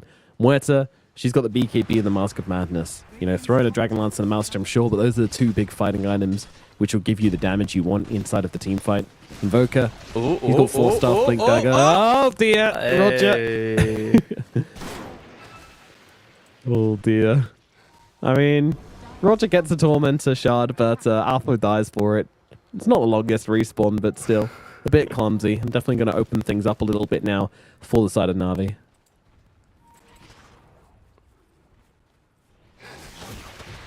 It's just teams constantly trying to min-max these Tormentors, constantly trying to be fast and efficient with it, and that's what causes these mistakes throughout TI. Throughout the qualifiers as well. It's tough. I really feel like you want to try and find a fight before Ramsey does that. Oh, Kiyotaka. He's gone. TP to base. But yeah, I was just saying I think they need to find a fight before Ramses gets this Aghanims complete. Hasn't that been kind of what we've been saying like the last 5 minutes? Like, oh, they need to fight on this timing. They need to fight on this timing. Bristol had an axe, but he's not done anything with it. He found an entire Bloodstone since he had an axe, and we still yet to see him, you know, press that Bristle back and just get anything. There's a lot of respect from Na'Vi, it seems. All 9 Pandas are just keeping the pickoffs chained at the correct rate that Na'Vi are always second guessing when to make a move. Like, Luna also has a BKB. Like, Na'Vi, you gotta do something, lads. Go hit stuff, you know? Especially when Muerta picks up the Silver Edge, this Bristle won't be able to just walk up and frontline, right? It's gonna be some Deadshot into... No, sorry. Some Silver Edge break into Deadshot, pierce to the Veil, instantly dead within like 2 seconds. Like, this hero is deleted by Muerta. Yeah. I mean, what do you want them to do? Pressure objectives? Smoke onto the enemy side of the map and try and find kills? Or any of the above. Yeah. whatever they want to do, I don't mind at this point. But just something. Just do something. did you say hit jungle camps? Is under attack. That's a backwards thought. No. I want them to sprint forwards. And they're sprinting towards this bottom tier too. Yeah, Shigatsu's had enough. Radiant structures I was given an Aegis, so I want to make some use of it, but the only use so far is a fortification. Of course, it's the first tier 2 tower to fall. They'll get it back if they do kill it off as well. Invoker sweeping in from the side. This is very disconnected. They'll look towards the Bristleback. They'll turn him around with the fear. Beautifully done from VTune. Perfect. And that is how you start these fights. Nefrit falls. Days to follow. Luna, she's got to back out. She's got an Aegis. 15 seconds left. Can't use it. So disconnected from the side of Na'Vi. Like, why are you pushing a tier 2 like this whilst there's other heroes showing mid? You know, like, I have so many questions, and I don't think I'm going to get answers. Melody will roll up into Rolling Thunder. Kiyotaka not able to finish the job. Malady now coming across as well. Yep, right clicks will bring him down. A lot of damage coming out from the Nature's Prophet. They have some 2 great healing notices, so they are on the way to doing the whole block of cheese meme if they want to. Another way to prepare for late game, that's for sure. Like, they're sieging a tier 2, but then the Bristleback's hugging like the mid 2-2 high ground steps. Shadow Demon gets jumped by Invoker. Meanwhile, Bristle gets jumped by DK. Like, yeah. DK jumping again. Like, I feel Na'Vi just aren't respecting the pick-off potential of 9 Pandas. And they are yet to group up, and sure, we've kind of harped on this a lot now, but 9 Pandas are just outplaying Na'Vi left and right here. Hurricane Pike now complete on V-Tunes for a little bit extra kite. Any other big items coming in? Ooh, Alpha Ninja is just trying to rush the axe. I like that. I like when a Grimstroke has a good target to copy, and you just rush it. Don't bother with an Aether Lens or a Force or a Glimmer. Just get your big ticket item. Get that Dark Portrait in play. And now this Luna, every item she buys is going to make her own team feel a lot worse. Yeah, and there's always some logic behind, if you have this big item, you know, this Aghanims, you do far more than what you would do with like a 4-star or a Glimmer, even for your team, because it forces the enemy to have to jump you as Alpha's going to get brought down here. That alone is a powerful tool, which is sometimes underrated in Dota, but if you become a threat rather than just being a safe bot, then that can be just as good and buy more space for your team, causing issues for the enemy rather than just trying to solve the issues they're presenting you with. But yeah, 9 Pandas very ready to respond to this one, and Malady is going to get dropped once again. Ooh, on the high ground, they have seen this Bristle. Bristle turns away, and they don't have any break. They don't have any way to get in front of him right now, so they're just going to go around. Next comes a Fear, actually pushing him up away from V-Tune, and he's just going to use the opportunity to absolutely annihilate Daze. But of course, V-Tune completely immortal to the Quills during that time. So Murta has 21 stacks of Quills on her, by the way. It's about to expire, just expiring now. At some point, she had 22 stacks, and that is why Murta, of course, is very good against Bristle. 22 stacks of Quill. Took zero damage taken. Yeah, that is why her ultimate is so helpful. Yeah, it's kind of funny.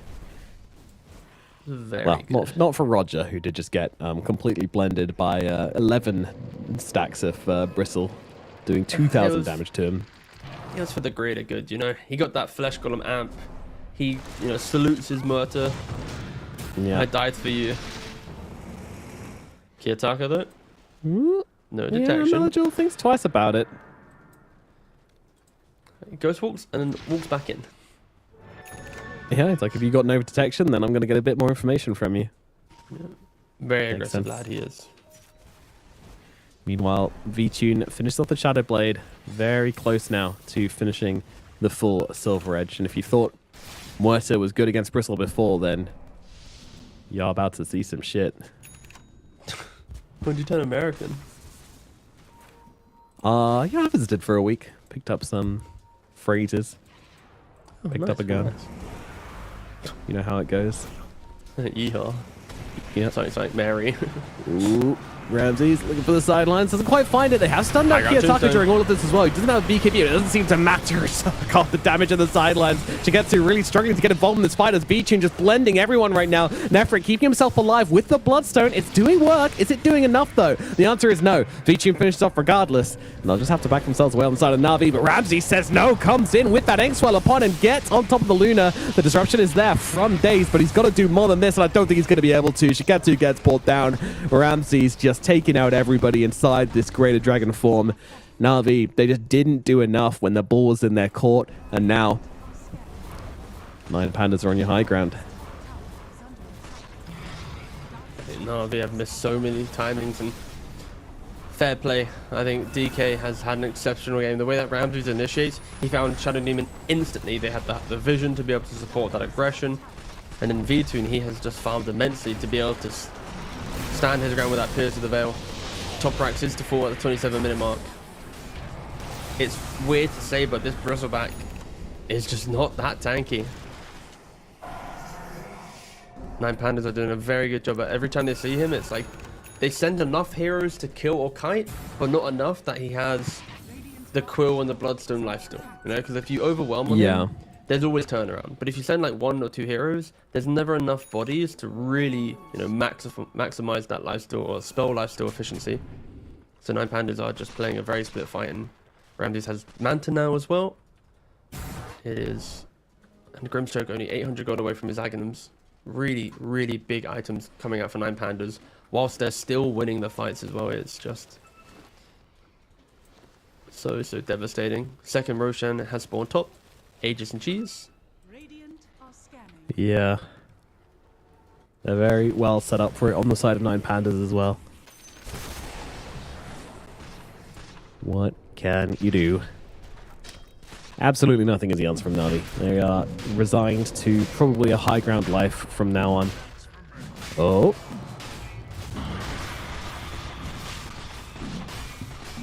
A little more voice lining coming out. One translation duties, do not fear. Okay. As in the top side, V-Tune picks himself up in Aegis now, so we really can just unleash in these fights without too much worry. In summer. Okay. Cool. So first he said crying or in tears. V-Tune. Ooh, tries to go with the dead shot, doesn't really land it.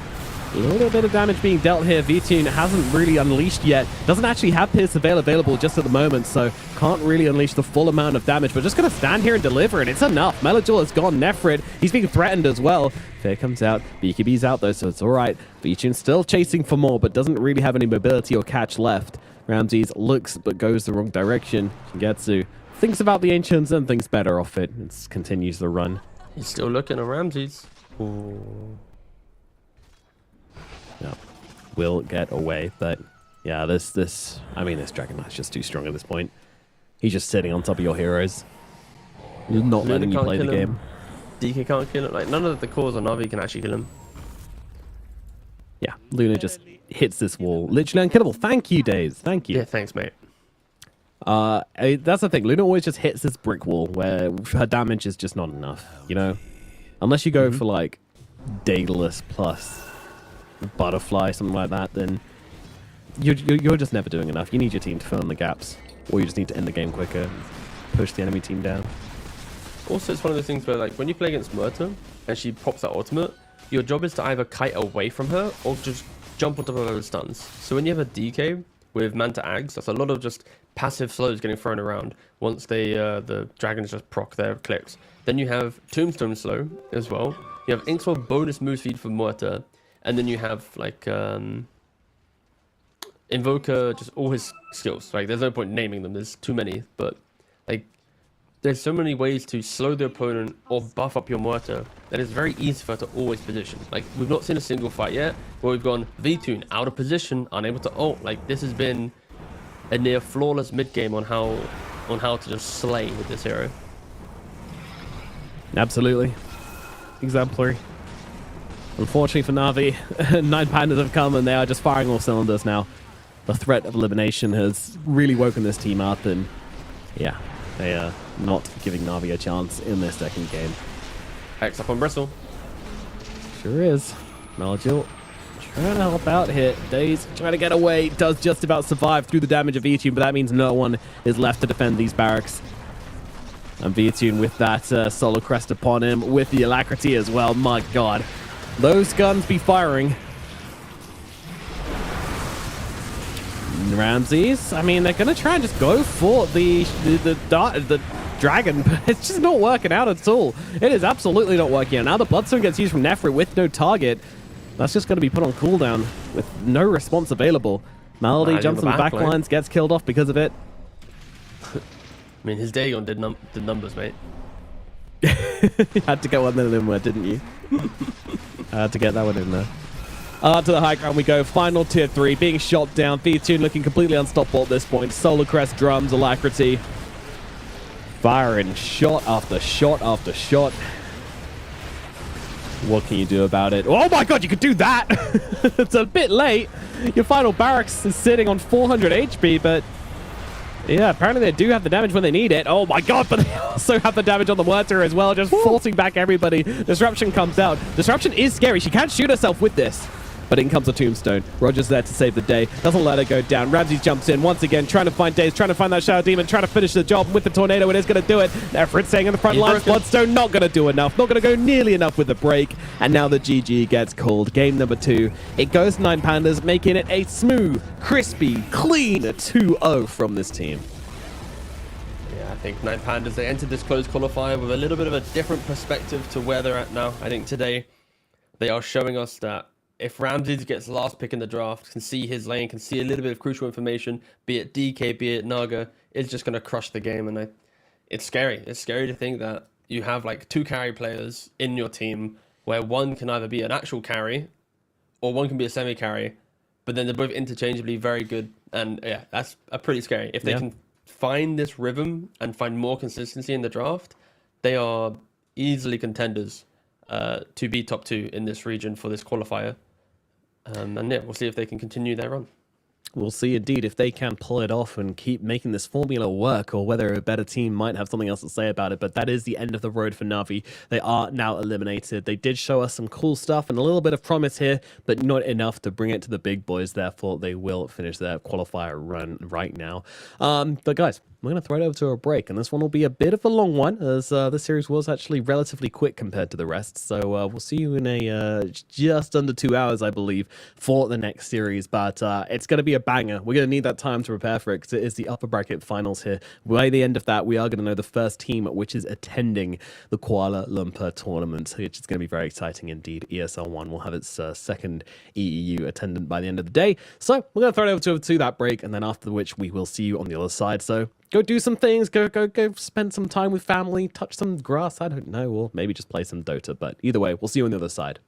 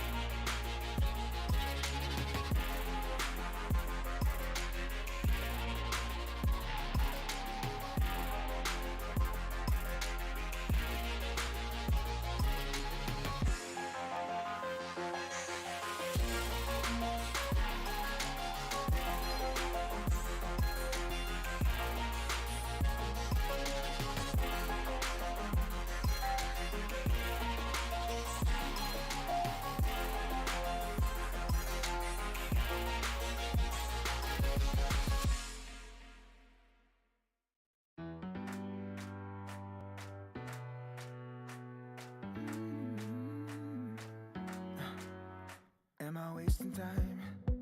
'Cause I'm already gone. So long, can you stay the night? 'Cause you're the thing I want. I know you're feeling different when you're stressed out, but even with no makeup you still stand out. 'Cause no one makes me feel the way you do now. Like you do now. The way that you move your body, you make it look like a hobby. Every time that you touch me, it's electricity. Things we discovered underneath last night's covers. Everything came so easy. It's electricity. Electricity. Whoa. It's electricity. Electricity. It's electricity. When it's late at night, I feel you on my skin. My skin. You're all that's on my mind. It's finally sinking in. You're it. I know you're feeling different when you're stressed out, but even with no makeup you still stand out. 'Cause no one makes me feel the way you do now. Like you do now. The way that you move your body, you make it look like a hobby. Every time that you touch me, it's electricity. Things we discovered underneath last night's covers. Everything came so easy. It's electricity. Electricity. It's electricity. Electricity. It's electricity.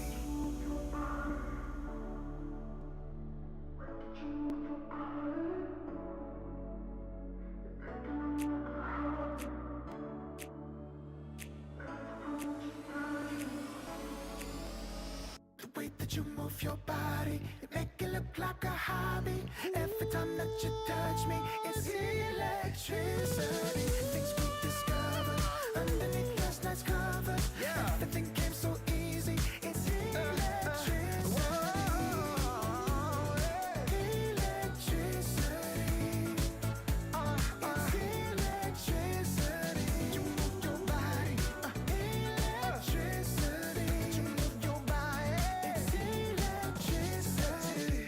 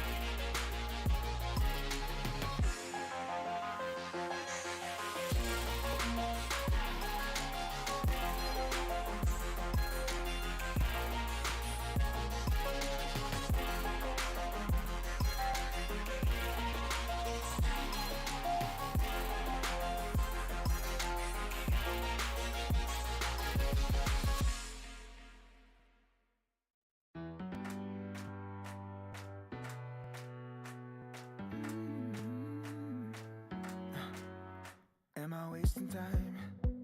'Cause I'm already gone. So long, can you stay the night? 'Cause you're the thing I want. I know you're feeling different when you're stressed out, but even with no makeup you still stand out. 'Cause no one makes me feel the way you do now, like you do now. The way that you move your body, you make it look like a hobby. Every time that you touch me, it's electricity. Things we discovered underneath last night's covers, everything came so easy. It's electricity. Electricity.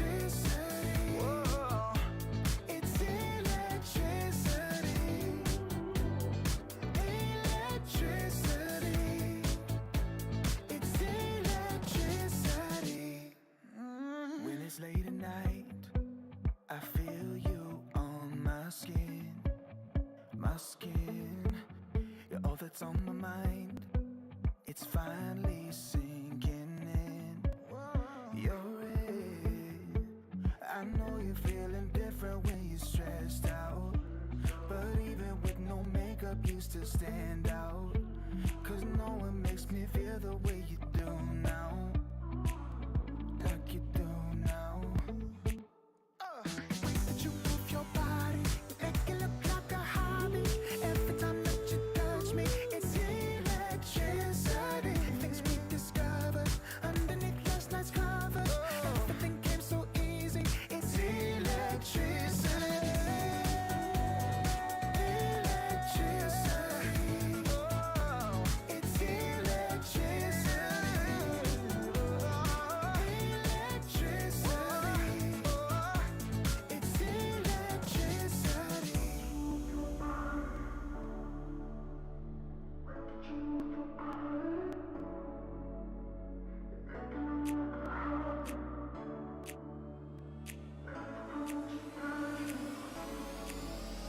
The way that you move your body, it make it look like a hobby. Every time that you touch me, it's electricity. Things we discovered underneath last night's covers. Everything came so easy. It's electricity. Electricity. It's electricity. You move your body. Electricity. You move your body. It's electricity.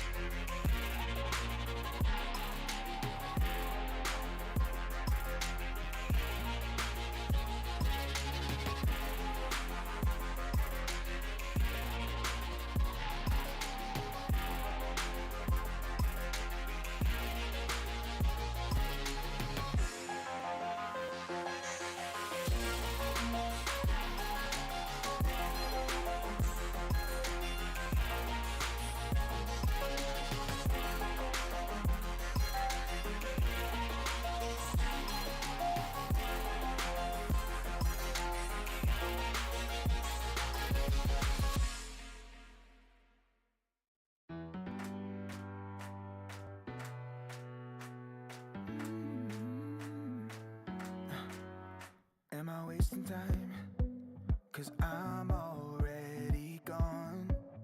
So long, can you stay the night? 'Cause you're the thing I want.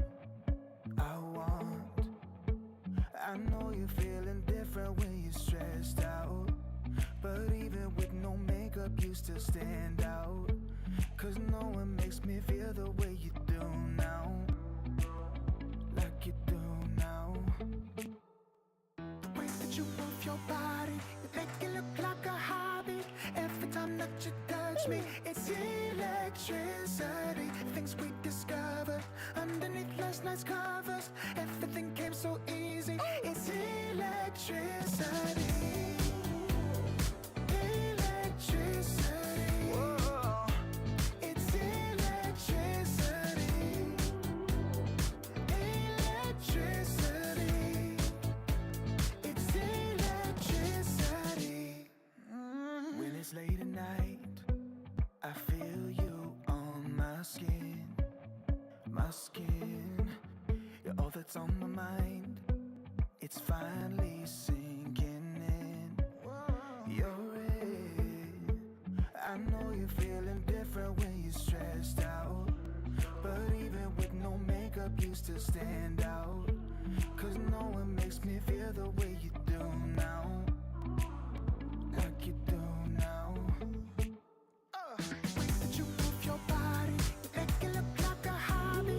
Every time that you touch me, it's electricity. Things we discovered underneath last night's covers. Everything came so easy. It's electricity. Electricity. Oh, it's electricity. Electricity. It's electricity.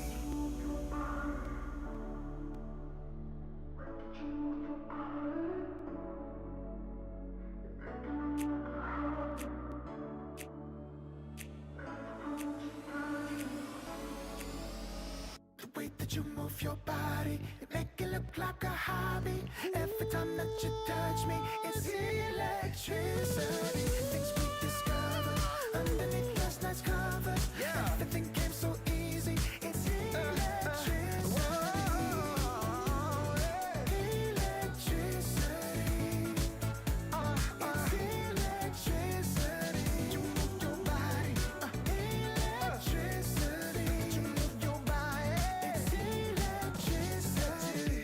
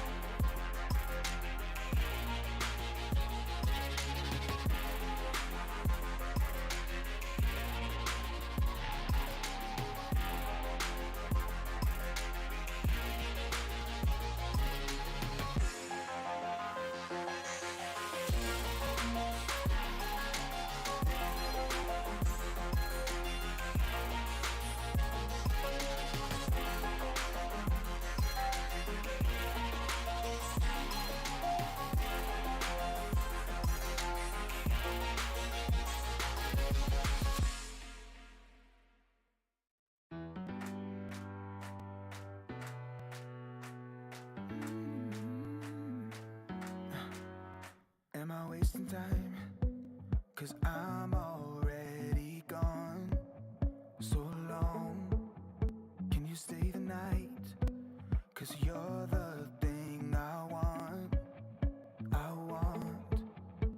I know you're feeling different when you're stressed out, but even with no makeup you still stand out. 'Cause no one makes me feel the way you do now, like you do now. The way that you move your body, you make it look like a hobby. Every time that you touch me, it's electricity. Things we discovered underneath last night's covers. Everything came so easy. It's electricity. Electricity. Whoa. It's electricity. Electricity. It's electricity. When it's late at night, I feel you on my skin. My skin. You're all that's on my mind. It's finally sinking in. You're it. I know you're feeling different when you're stressed out, but even with no makeup you still stand out. 'Cause no one makes me feel the way you do now, like you do now. The way that you move your body, you make it look like a hobby. Every time that you touch me, it's electricity. Things we discovered underneath last night's covers. Everything came so easy. It's electricity. Electricity. It's electricity. Electricity. It's electricity.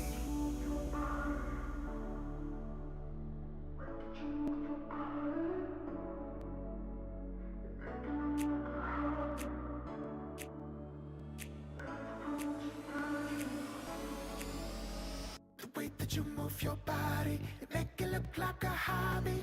Every time that you touch me, it's electricity. Things we discovered underneath last night's covers. Everything came so easy. It's electricity.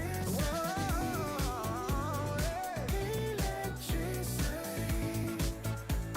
It's electricity. You move your body. Electricity. You move your body. It's electricity.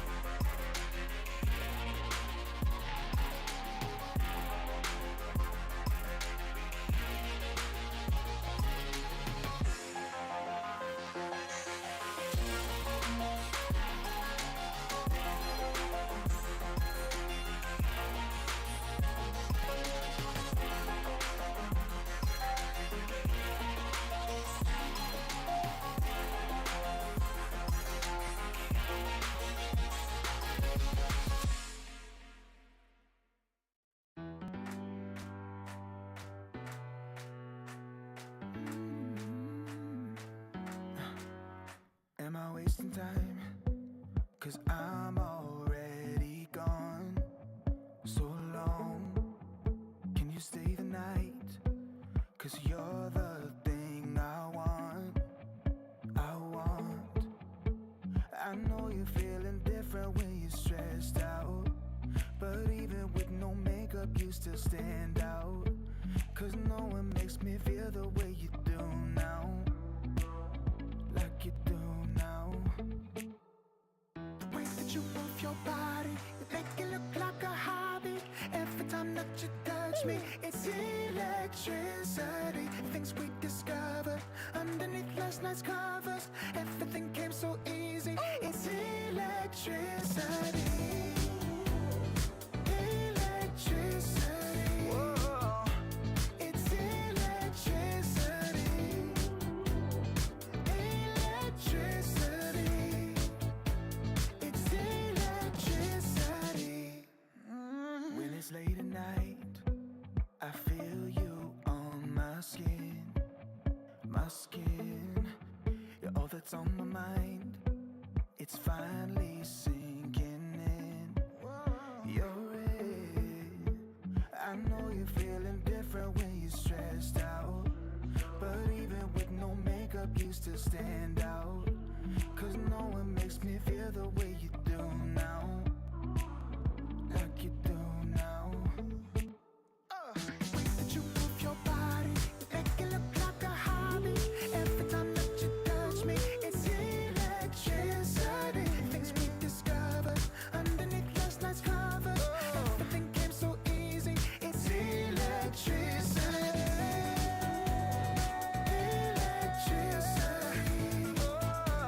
It's electricity. Electricity. It's electricity.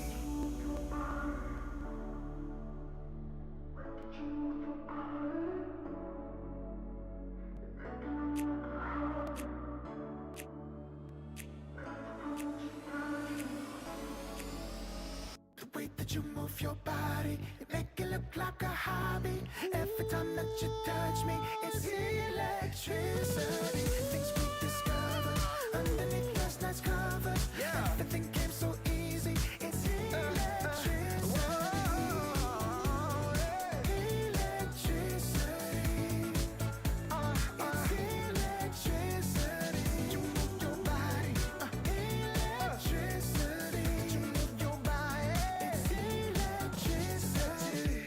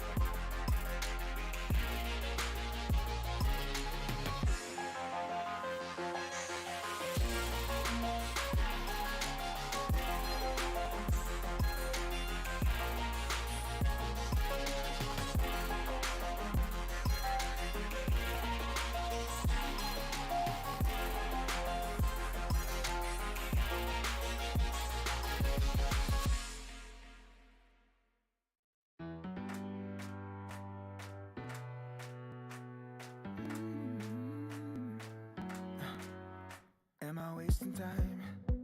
'Cause I'm already gone. So long, can you stay the night? 'Cause you're the thing I want. I know you're feeling different when you're stressed out, but even with no makeup you still stand out. 'Cause no one makes me feel the way you do now. Like you do now. The way that you move your body, you make it look like a hobby. Every time that you touch me, it's electricity. Things we discovered underneath last night's covers. Everything came so easy. It's electricity. Electricity. Whoa. It's electricity. Electricity. It's electricity. When it's late at night, I feel you on my skin. My skin. You're all that's on my mind. It's finally sinking in. You're it. I know you're feeling different when you're stressed out, but even with no makeup you still stand out. 'Cause no one makes me feel the way you do now. Like you do now. The way that you move your body, you make it look like a hobby. Every time that you touch me, it's electricity. Things we discovered underneath last night's covers. Everything came so easy. It's electricity. Electricity. It's electricity. Electricity. It's electricity.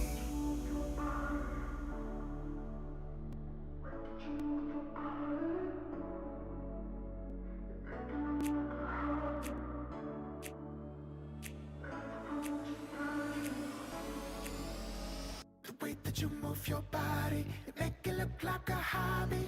Every time that you touch me, it's electricity. Things we discovered underneath last night's covers. Everything came so easy. It's electricity. Electricity. It's electricity. You move your body. Electricity. You move your body. It's electricity.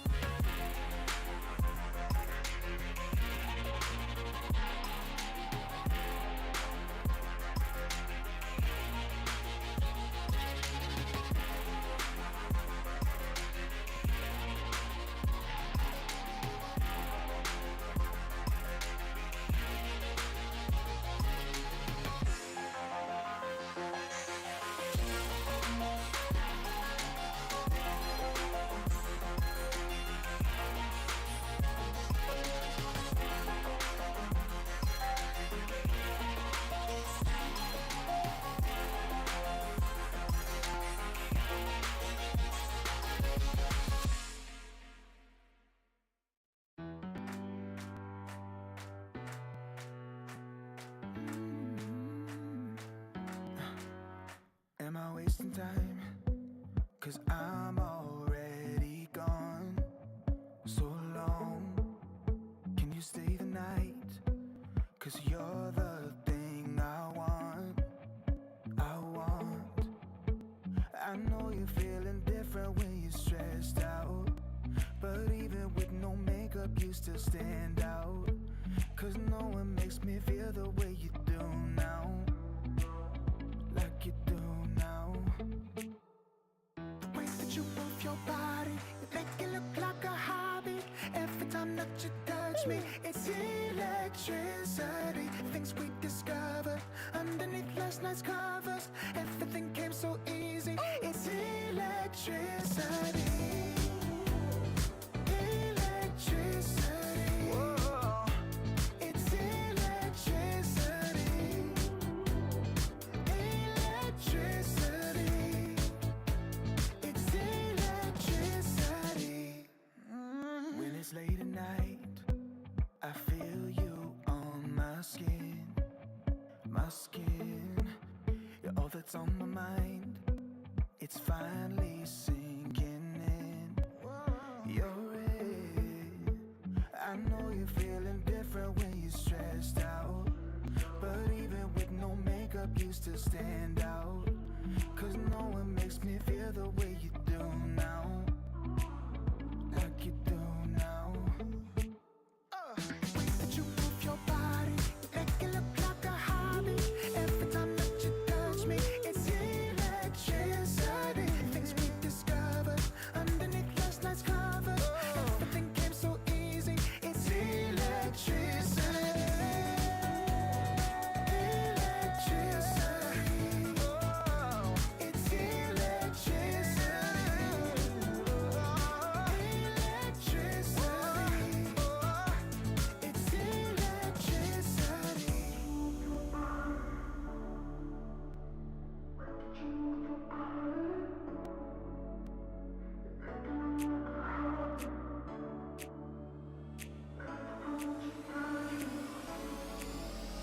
The way that you move your body, you make it look like a hobby. Every time that you touch me, it's electricity. Things we discovered underneath last night's covers. Everything came so easy. It's electricity. Electricity. It's electricity. You move your body. Electricity. You move your body. It's electricity.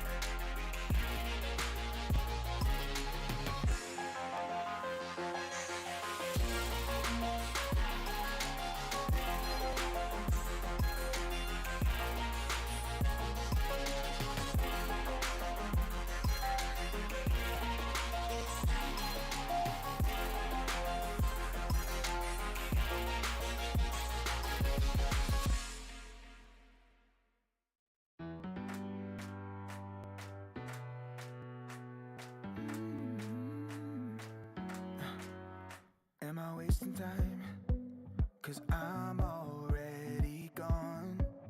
So long, can you stay the night? 'Cause you're the thing I want. I know you're feeling different when you're stressed out, but even with no makeup you still stand out. 'Cause no one makes me feel the way you do now, like you do now.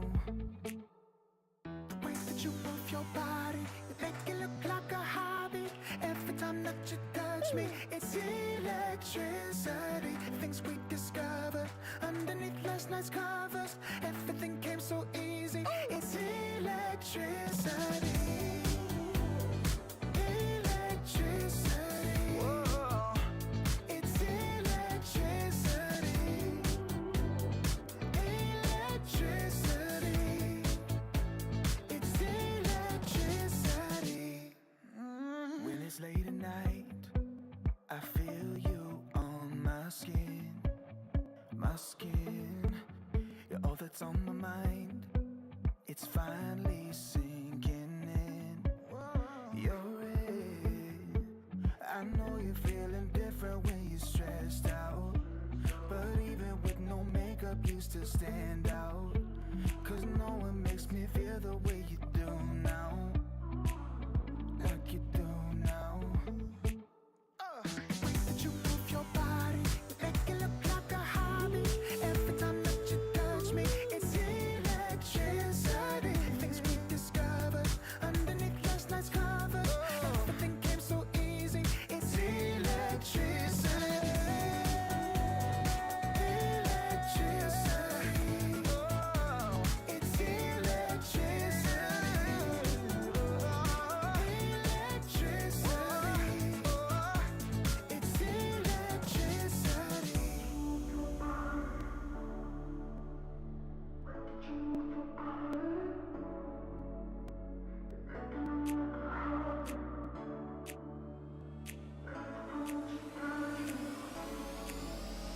The way that you move your body, you make it look like a hobby. Every time that you touch me, it's electricity. Things we discovered underneath last night's covers. Everything came so easy. It's electricity. Electricity. It's electricity. You move your body. Electricity. You move your body. It's electricity.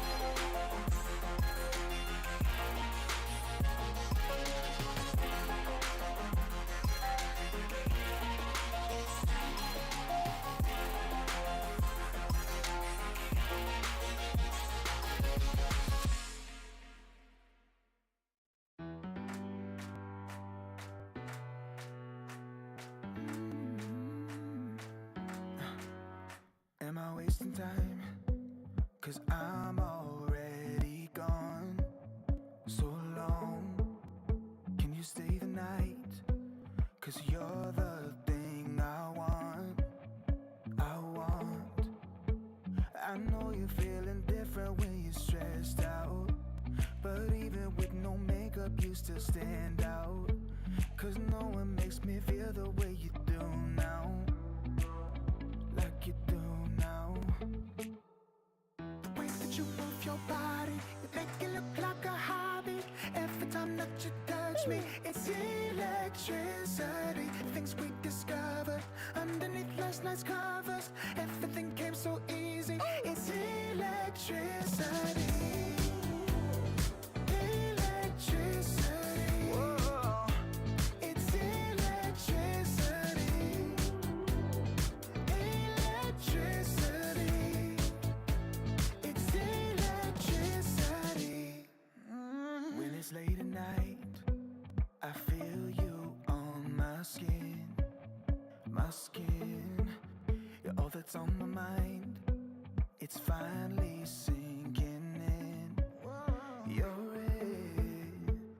I know you're feeling different when you're stressed out, but even with no makeup you still stand out.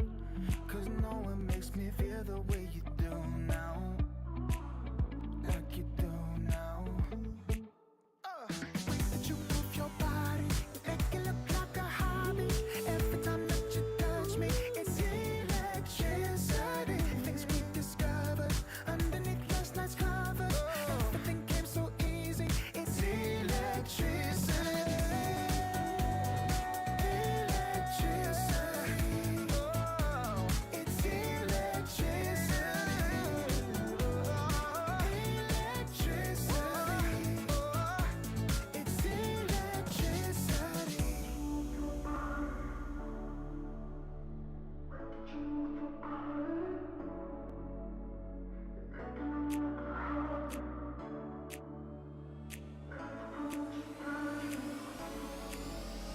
The way that you move your body, you make it look like a hobby.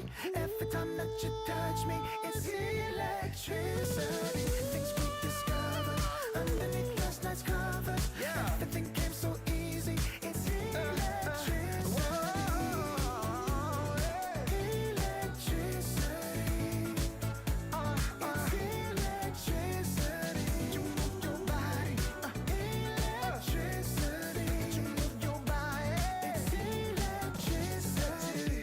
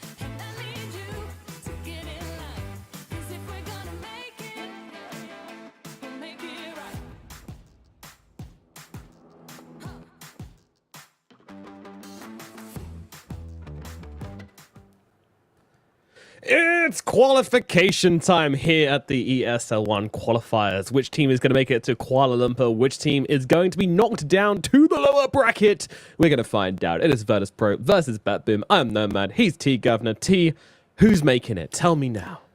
BetBoom. It wasn't a crazy bet or anything. There's a couple factors. First of all, you've got Virtus Pro playing with a stand-in. On day one, they played with Violent. They also played with Violent, I believe, earlier today.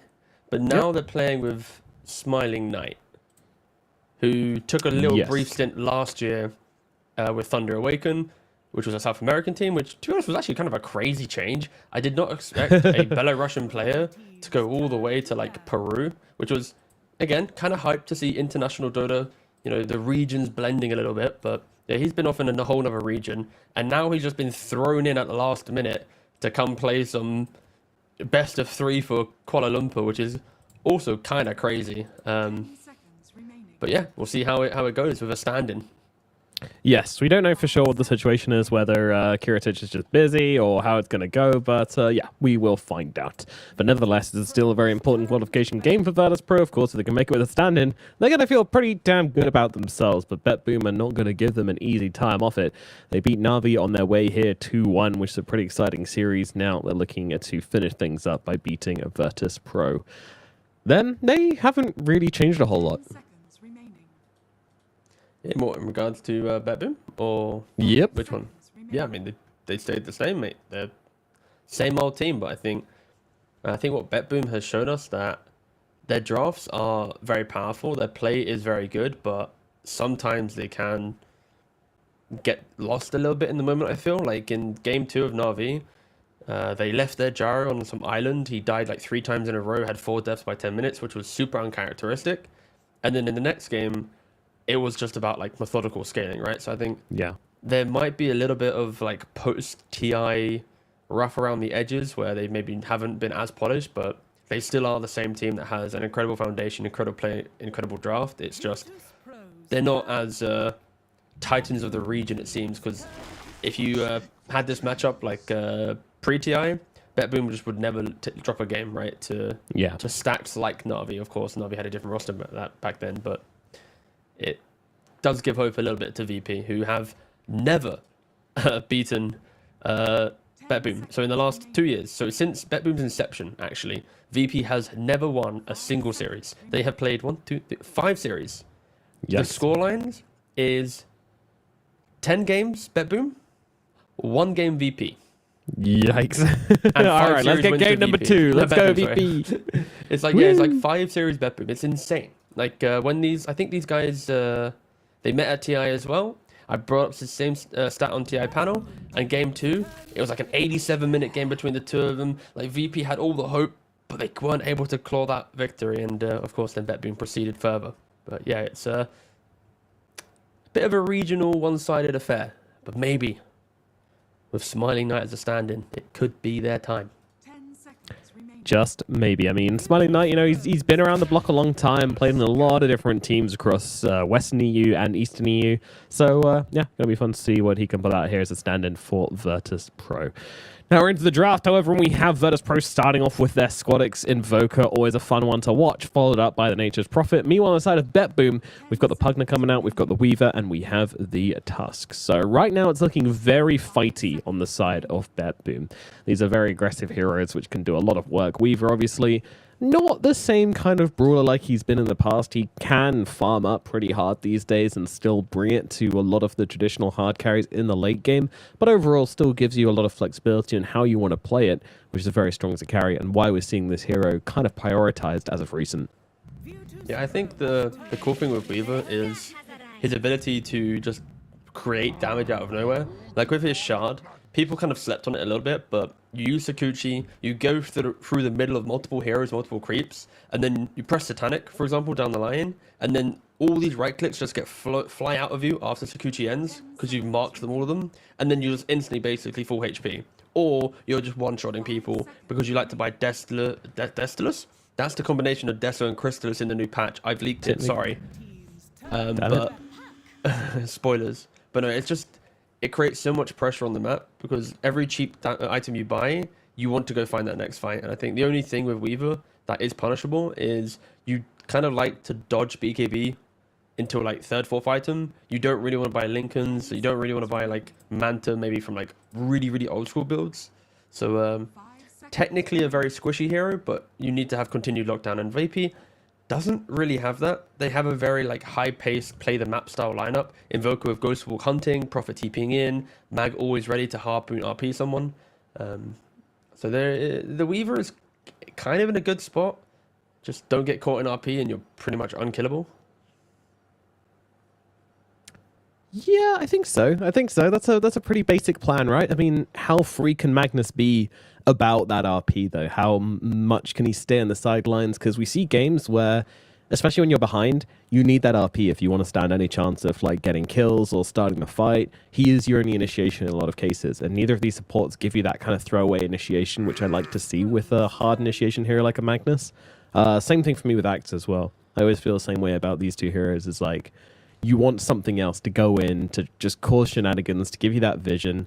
If you don't have that, then heroes like Weaver can generally have pretty free team fights because they're just going to outweight you, outpace you, and not get caught out. But obviously, we'll see. You know, maybe they can be cheeky on the side of Virtus Pro, or maybe you get some something like Spectre perhaps, or yeah, not like that. I think Spectre Void. Wraith King banned. So. I think Spectre Void are the big two for VP. Void, yeah.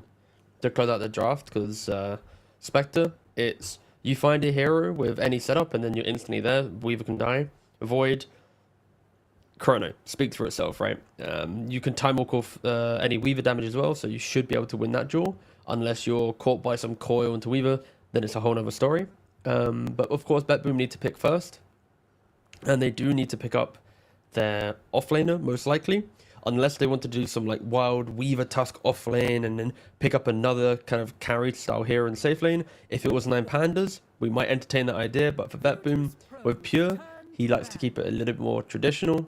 One option could be, I think Axe is pretty good for BetBoom right now.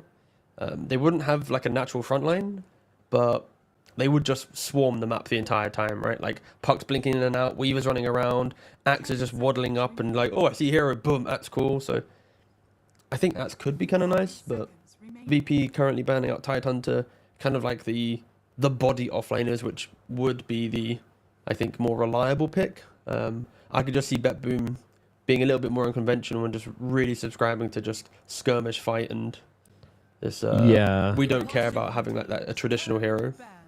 Like, of course, like Tide Dawn, they're like the stable bans. Yeah, those are pretty straightforward. Dawnbreaker especially, I think, would have been fantastic. So, good ban in that regard. Either extreme fight or extreme defense. It's what's going to come out from this final pick from BetBoom, and that will kind of craft their draft, and we'll see what they go for in that regard. I'm trying to think what I want them to pick now. Again, for Pure, right? Yeah. If you want to take a page out of 9 Pandas book again, like the DK in theory would be good. I just want to see a hero that starts the fight through some form of initiation. No, Centaur's banned out first phase. Yoink. Okay. All right. Okay, they steal the Void, which is fair. I mean, not opposed to it. Okay, yeah, we're being silly, mate. Like, look at the bans. They banned Wraith King, and it's like, what is the reason for a Wraith King ban? Like, there's no reason. Yeah, and then suddenly there's a telegraphed. Naga ban. 5 seconds Like, remaining. it makes sense. Also, the value of this pick position for BetBoom, like the value of first pick, you not only do you get the final pick in the second phase, but you also get the final ban of the entire game into your pick. So if you have some genius pick, right, that ban will cover you. And we'll Are see we if it's getting a genius enough. pure Tusk or a pure Weaver? Well, there's going to be a Spectre, as suggested, for Pure the side Weaver, of yeah. Virtus Pro. Yep. Okay. That was, They are taking a page out of 9 Pandas book. All right. It's going to be pure Weaver, yeah. Okay. All right. Feels greedy, not gonna lie to you. Feels pretty damn greedy from the side of BetBoom, but Virtus Pro, they're not exactly this super fast-paced team either. They have the Magnus, they have the Invoker. Sure, these heroes can play at some sort of tempo, but it's not a breakneck speed you want to be seeing as an answer to like a Weaver Faceless Void duo call. That said, I think these lanes have to go pretty damn well for BetBoom, right? Yeah, they do, but I think they also kind of play themselves, these lanes. When you have Weaver into a Spectre, like Spectre is this carry that as soon as you see it in the draft, you kind of laugh in its face, right? Because it's never going to kill an offlaner. Like, in what world does a Spectral Dagger, that's about it, kill? It doesn't, right? So that's why offlaners kind of enjoy that matchup, and it's why you probably are seeing Weaver go offlane here, because it's like, okay, well, they're going to farm for Spectre.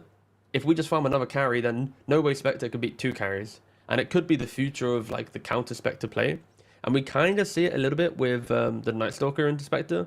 Because it's like, well, Night Stalker is another carry type hero, right? With how you right click. But you only can pick it because of how simple the lane is. So I think I'm leaning BetBoom. Because it could be too much to deal with and not enough forward thinking available for VP to really utilize. Okay. I feel like we're just going to see a similar thing that's happened with Nine Pandas, where Nine Pandas were able to just kind of win their lanes relatively convincingly and then just kind of control the game from then on out. I'm not convinced about Virtus Pro. Then again, they do have some good clicking support, so yeah, you know what? I'll go for the traditional. I'll be old man nomad and go for Virtus Pro, at least on draft. I don't think they're going to win because they are playing with a stand-in versus a team which has just destroyed them every time they've seen them. So definitely leaning BetBoom in terms of like logic, but just based on draft alone, I do prefer Virtus Pro's draft. There is something very scalable with VP's lineup, right? Like when you play the map, the lane should be pushed in because of Prophet and Invoker. Then at any point, Magan and Spectre can just find that pick. The reason why I'm concerned is just if you use all your resources to kill a Weaver, how do you then lock down a Puck? How do you lock down a Void? Like, these are 3 hypermobile heroes. As we already see a little bit of a fight occurring. Magnus surrounded by the entire Dire team. Yeah, noticed, unfortunately, is going to be dropping here. Too many heroes for him to deal with. He will fall, and that'll be First Blood going away with GPK, saving the Illusory Orb to make sure he can just secure that kill for the middle lane. And Invoker's just taking a big old sigh and going, god damn it. And already 100 time gold I away play from against this bottle. guy. Yep, it feels pretty rough. And what kind of Invoker are we going to be seeing? Because I can see some forms of self. Hold on, Knight. He's going to be able to squeeze through that. Goes back into his dagger to get the flying movement. But yeah, what kind of Invoker are we going to be seeing this game? Well, he's already ruined that by queuing up an Urn. But I was going to say, are we going to see like a Crossworks kind of Urn build? Or are we going to see it go Exort go for the Sun Strikes and Midas? This is one of those rare games where I might even entertain like Orchid. Some like Urn... Tread style Orchid, Hurricane Pike. You play on the fact that you're super mobile, you're punishing heroes pre 20 minutes before they get BKBs, you're making Puck think about, maybe I do need to buy a defensive item because Pucks don't like buying that. So it could be an option. Could be an option for Invoker. I'd like to see it, honestly. Spirit Vessel, Midas into Orchid is something I could definitely vibe with. It's all about pacing though for the hero. Like if you're getting a couple kills, if you feel good in the game, it can work. If at any point you die or your kind of farming pattern is offset, then you probably don't go for it, right? Because your timing will be out of sync. Your opponents will have the defensive items. It's why we don't see Orchid as much, because it's so easy for heroes to get a dispel by minute 20 in the game. Yeah.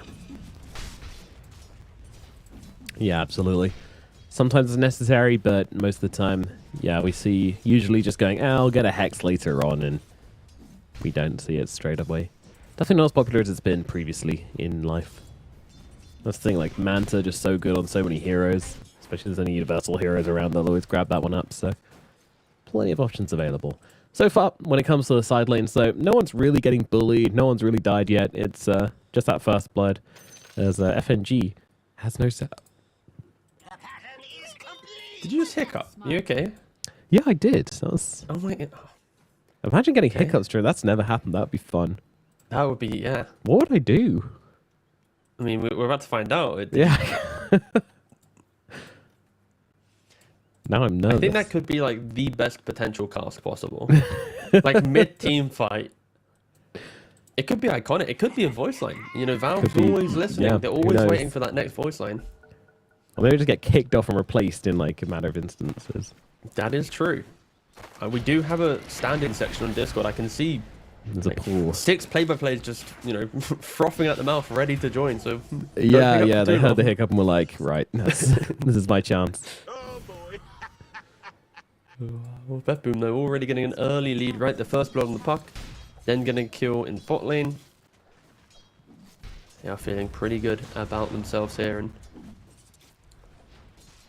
you don't want to mess around with this. I think, honestly, with both BetBoom lanes, right, they're very self-sufficient. In top, a mag doesn't really kill, especially when the enemy can disjoint away from the skewer. Normally, Magnuses thrive when they drag a carry to a vulnerable position, but Void just time walks back. And then you also have a Pugner, worst case, that can decrep. And then in the off lane for BetBoom, you have Tusk Weaver. This is going to be tag team shards, ways to kind of contain the pressure. Sure, Spectre can just dagger over that shard, but yeah, I think BetBoom's side lanes are exceptionally strong in how to deal with what VP's kind of presenting right now. Yeah. I love this one from Zayu right now. He's doing a really good job at just continuing to harass Nightfall after the Time Walk gets used. Leaves notice to get harassed by Toronto Tokyo, but that's fine. He'll just keep bullying. And now secures the Lotus as well. And down the bottom side. No one's grabbed that Lotus as of yet. I am punching for you. There we go. Save's going to get himself one of those right now. Always really good, especially on melee supports. Like, having a Lotus on you is just very, very tasty. And meanwhile, in the mid lane, just a straight up trader farm in the mid. I imagine we'll see this continue over time as well. Ooh, that's dodge. Yes. No hesitation there on the waning rift. Do you like that waning rift moves you? Yeah, I think I do. I think Puck is Yeah. one of those heroes that if you didn't have mobility, the hero would just be bad because you're quite squishy before items come into play. FNG steals FNG water with room. the quick fingers, yeah. Now Sprout Forcing comes him out to as well, left. just for the extra damage. GPK is gonna fall. Squadex grabs the kill. FNG with the nice rotation. Really nice stuff there. As soon Quick as you play fingers. against Prophet, you have to respect that. At any minute, he could just offset the mid matchup. Even with the first blood, the bottle advantage, the pressure that Puck was applying, this wasn't enough when FNG comes to town. No, sir. I mean, you got to get the water rune in that situation. If you don't, then you're in serious trouble, as we just saw. With water rune, he probably would have survived, but yeah, it's unfortunate. Welcome back with full health, and mana can hopefully lay a bit of hurt into Invoker as revenge, but of course Invoker pretty good at healing himself back up with those orbs of his, so yeah, all going to be good in the middle lane for the side of Virtus Pro. Honestly, good enough lanes coming out so far from Virtus Pro. Nothing super impressive, but you know, they need to be in a place where they can make plays through the mid game. That's why it's so important that they don't lose this laning phase. Always important, but in this game especially so. If you don't own, like, at least 50% of this map, then you're in trouble. FNG down on the bottom side is going to get taken on down here. Combination is strong. And Smiling Knight needs to get himself away. Sayu coming in, dealing decent damage, Yeah, but it's Lotus. they're just, like, kind of doubling up on him. And Sayu can't actually stand his ground against the two of them, despite how low that Tusk was. Lotus doing the work. The importance of getting the 3-minute Lotus and using it correctly. FNG just instantly TPs back in. Ooh, Sayu might be able to finish off save here, though. Gets the Bramble Maze down upon him. Of course, Snowball going to buy him a little bit of time. Tries to lead him into the maze. Does do so. Gets him in the Brambles and gets that kill. Meanwhile, Pure getting a bit of damage towards FNG. And then scoots himself away. 3 heroes having to play bottom, right? Just to deal with the Tusk and Weaver pressure. That frees up Pugner to secure top rune. Doesn't really matter against Voka. He's not a rune-heavy hero.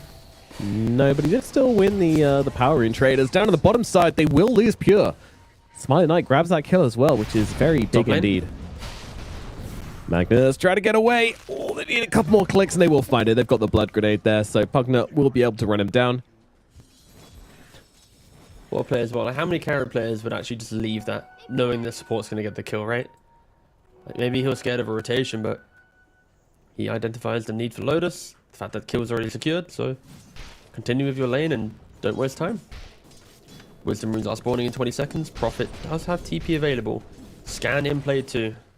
So he might be looking to steal it. I think BetBoom are going to be late to go to their own Wisdom rune. Okay, Pugna does TP. Alrighty, they get it. What FNG's He's TPing. going for the it. great battle begins. Classic FNG things. Just TP's right in his face, starts clicking away with Toronto Tokyo. Who is quicker? It is Toronto Tokyo. So FNG is going to peace out. TP on home. But, you know, this does hurt. You didn't get a Wisdom rune. Now FNG has to walk back to lane.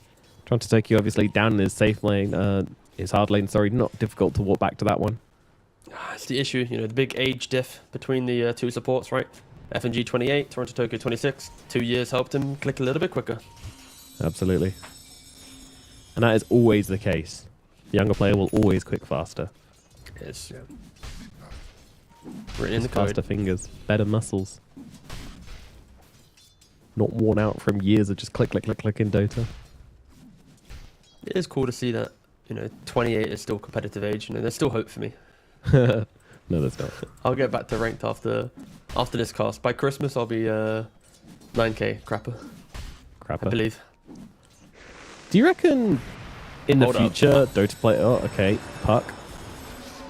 You can Tornado a little bit off the What's he mark. live? GPK Oh, moving back, but nice hit too. Jesus, Smiling Knight comes in on this one as well. That is aggressive from the Spectre and won't really get much done. Just throws the dagger, goes back to bottom. JK, guys. Right, so what are you saying, boss? I was saying, do you reckon like in 50 years from now, we'll look back and all the Dota players will have like massive arthritis problems with their fingers? Oh, 100%. Yeah. Cool. Good lot to look Chrono. forward to then. Meanwhile, down to the Not bottom needed. side, Smiling Knight getting beaten on down here. No chrono needed. Sir. Okay. I mean, there's ways to disguise you wanting to BM the Spectre. You don't have to just say Discord. You can just tip him, Nightfall. Oh, bro. like If that, he yeah. tipped him, Okay. that would have been fucking priceless. That would have been quite something. No, but of Discord course, down. I mean, Spectre down. No, so I think Void is one of those heroes that utilizes twin gates perfectly, because back in the day, I remember like Chinese Dota, when they pick Void, as soon as they hit level 6 on this hero, the discussion was always they want to get this hero from the safe lane, walk to mid, chrono whatever's there, and take the tower on the 10-minute catapult wave. That was like written in the script for like 2018, 2019, maybe even earlier Chinese Dota. But now, because you have this twin gates, it's even easier, because he can push out his lane top. When he goes up to the northern side of the map, you expect him to farm the camp, and then suddenly he's off going killing. Just like Squad 1X is trying to do right now, but not being so successful.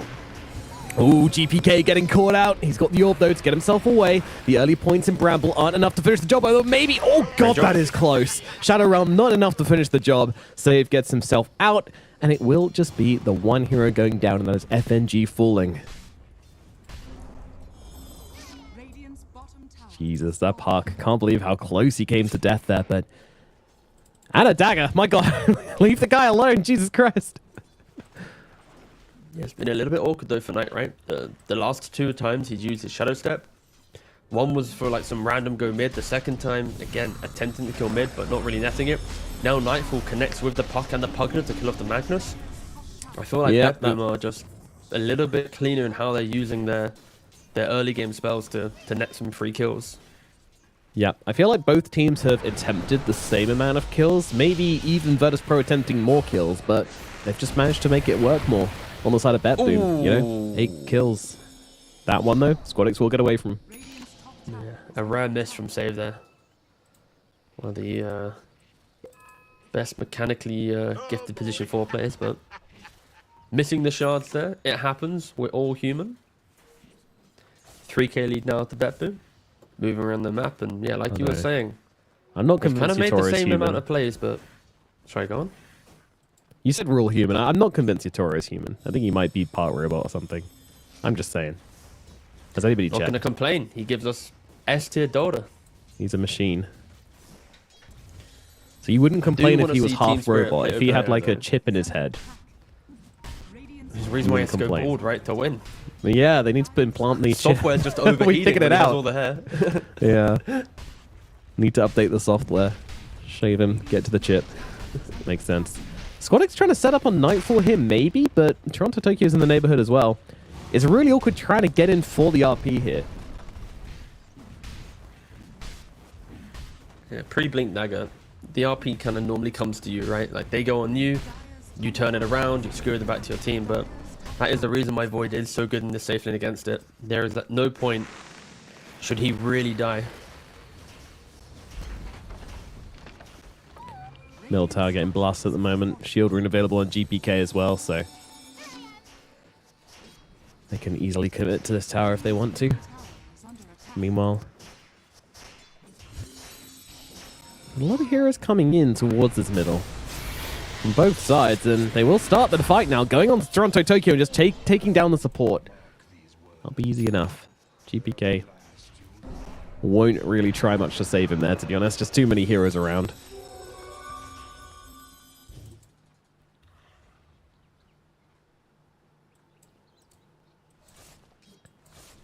To the top side. Nightfall just going to farm away, go for this Maelstrom.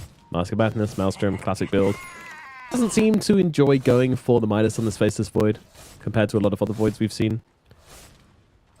Yeah, I think because with Midas you still want Maelstrom, and then you're missing just that innate burst of attack speed that Mask of Madness can give you. This is kind of like the I'm ready to be aggressive if needed type build, where Midas, it does hinder your aggressive capabilities just slightly. As Knight does poke his head into mid lane, but I'm just looking at the net worth, and are you not afraid right now? Off-lane Weaver, 7k net worth, 4.7k Spectre. And again, I don't speak from a position where it's like, it's just more, if you're a VP fan, it's like, if you're a BetBoom fan, of course, you're kind of hyped right now, but it is looking like these 3 cores in BetBoom are just going to slowly take away with the game. Yeah, Smoke up. no, that's something we were talking about and something I've been worried about since the beginning, to be honest. Virtus Pro, they need to find a way to make these players work. Killing Toronto Tokyo again and again and again, whilst it might be therapeutic, it's not going to be enough. But that's a cute little play. Using the Shadow Step, returning back to then drag these two really far out of position and save. Well, may have just saved himself with the shards, but no, does get brought down as well. Notice grabs a double kill, and that was really cool from Knight. I've never seen that before. And I'm instantly farming Ancients. Alright. So my fear for a one-sided game is somewhat fading a little bit. Yeah. Unless Knight dies to Ancients. Yeah, he's he good, won't. he's good. Now go take Tormentor. Yeah, for a couple Dota Plus shards, you can spawn it early. Yeah. Yeah, Pure kind of just owns his bottom side of the map as FNG's about to figure out, tries to go for the blind sprout, doesn't pay off, so has to TP himself out of the area. Nobody here to cancel. Pure almost does it alone, though. Man's got a lot of damage, just picks up the Desolator as well. If it had a fraction earlier, he could have got that kill. Another pause. Another pause. What would Dota be like if we just didn't have pauses for technical issues? It's like your Faster mouse and disconnects, messier. your fault, you know? Yeah. Bad Better hardware. equipment. Yeah, exactly. Like, rather than Tio setting up all the PCs, it should just be, you bring your own peripherals, you set up your setup, and it's like, I'm sorry. Yeah, and then teams will like hire technicians to come and like lock everything in with like brackets and screws and stuff so nothing can fall out. You're like sending Discord messages to your opponents with just like, open this text file, I promise Yeah. it's fine. Cyber warfare. But no, luckily that isn't a thing. Noticed and Sayu on the hunt. Blink Dagger now completed on the Magnus, and they want to see if they can get themselves a kill. A big ticket with this. Unfortunately, at the moment, there is only a Tusk down here. Not exactly the big sexy boy they're looking for. But I'll take it. Blink in, skewer back, get the kill. It's the reveal. Nothing special. Yeah, onto a support specifically. Interesting enough, there is a ward placed by FNG earlier, which is covering Void farming top. I'm intrigued to know when they actually utilize this ward and go for a pickoff. Invoker is in the area, but they are just watching him farm this Very free spot on the map. Of course, the Mighty Mines, we don't talk about it often, but it does provide 7 HP regeneration. So a really nice spot for dire carries to farm up with ease. Okay, Magnus, Willow, also hugging the tree line. In 20 seconds, Void might return to that top side. Camps respawning, he knows it's a safe place. I feel like he knows. Maybe. He's just kind of doing like his regular farming pattern right now. We'll see in a second. See. North or south? What's it going to be? North. Ooh. Okay, hold. Respawn. Hold. This is exhilarating content right now. It really is. North or south? Looks like he's heading to north side. Still going to take him a really long time to farm up back into the enemy heroes. Okay, he's going. Okay. The long-awaited return. Nope. Just kidding. Are scanning. I mean, the discipline from Nightfall right now is Seen the exceptional, right? Magnus. Yeah. No, but this Well, is you've seen because Mag, so. like Weaver's pushing out bot. They just saw Mag, so I respect it. Don't give a They single want to try and kill opportunity. him. They want to try and bring him down before he gets off the RP, I think. A lot of heroes did by. I mean, with the silence, with the chronosphere, like, RP is not guaranteed in these team fights. Weaver's and wrapping around. with it not being there, yeah, they spent way too long in this area. They just need to leave. Sayu gets a message. He is just out. They drop the coil on him just to make sure he does go down, and they'll get something from this. That's not a Magnus. That's an Invoker. He's going to TP himself out as well. And they clear out pretty nicely, but I say nicely. You want to be making plays happen. You want to find something there. You don't just want to sit in the area for like 3 minutes, not find the Voiceless Void, and then lose the support and run away. And now you just give up this area towards BetBoom. BetBoom are in Roche. They can take it very easily. They have themselves a Weaver. They have themselves a Tusk. These are great Roshan heroes. Tanking it might be a little difficult, but you've got the bugs as well. The tag team swarm and a Desolator. This Yep. Roshan is going to fall. Very The nice VP. indeed. It really kind of boils down to how quickly they were able to utilize things, right? Like, they had that vision top, they went through the twin gate, but if it was, let's say, 10-15 seconds earlier, they'd have seen the Void farm in their camp, they'd have probably would have been able to act on it. Timing's not really going VP's way. BetBoom just farming them up so efficiently that if they disappear for a split second, they know something's going to be up, right? And the impatience of VP as well, like Mag, he was hugging the tree line, got a bit bored, then just showed on the wave, and then of course Void isn't going to progress further down the lane, and yeah, VP, they Middle tower is under are still in their farm mode. You've got a Magnus, you've got Spectre who's only got Blade Mail, kind of close to a Sacred Relic, and an Invoker with Midas, so a lot of farm needed for VP to feel comfortable, and maybe BetBoom can look to exploit that. Now that they have the Aegis and the Weaver, they soon got a BKB on the Void, and a haste win on Puck. Yeah, like, they're pretty fight ready if they want to go find something. Bye-bye, Toronto Tokyo again. He takes another fall. He pretty much only hero on BetBoom to be dying consistently in this game. And only has 3 deaths, so it's not even like it's particularly bad. In fact, the Tusk has the same amount. That might be turning to number 4 in a second. Down he goes. BetBoom, meanwhile, established themselves on the other side of the map. Had no intentions of playing up top any longer. And they have pretty good vision down there. It's just not a profitable area for the map for them to be in. Rather take over the enemy jungle, start applying pressure to the middle and bottom lanes. Is top lane right now a profitable area? Oh, I get it, because FNG's there. And FNG is dead, so I guess that's profitable for the Puck.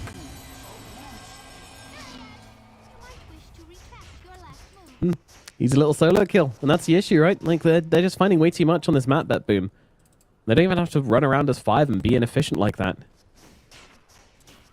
Nightfall's just chilling, hasn't been involved in many kills at all, just 4 assists on him. No kills, no deaths. My guy is just playing the dream carry game, really. And he's got a Weaver to also carry. Oh, hold up. Ooh, that was kind of spooky. They see him on the ward. They have Yeah. Mag. Oh, a little slow there on the combo. Doesn't quite grab the Weaver in time. It's always difficult because if he leads with the RP then skewers, the stun duration will be kind of eaten up during that movement time. And of course, we would be able to survive, I feel. So, yeah, so I don't know if Cold Snap and Bramble with a Vessel, you could go for it. So maybe he should have just RP'd, but you can see how uncomfortable it is for Magnus to use such a big spell. doing all that in Aegis as well. Like, Yeah. it feels really unlikely they'll kill him twice before the rest of BetBoom arrive. There's a Chrono Sphere on the cards as well, so yeah, that's a problem. Virtus Pro, they just feel so toothless right now. They can't take BKB, bites out of BetBoom. Yeah, BKB's galore coming up now for BetBoom. They want to start taking over this map. And it will not be a peaceful takeover. It is interesting, though, just the amount of economy that we get right now in the patch. I think teams are right now defaulting to going a little bit greedier, right? Going for just offlaners that can farm even harder and can scale. And Weaver is getting caught bottom, but with a time lapse, yeah, instantly back out. Yeah, he's gone.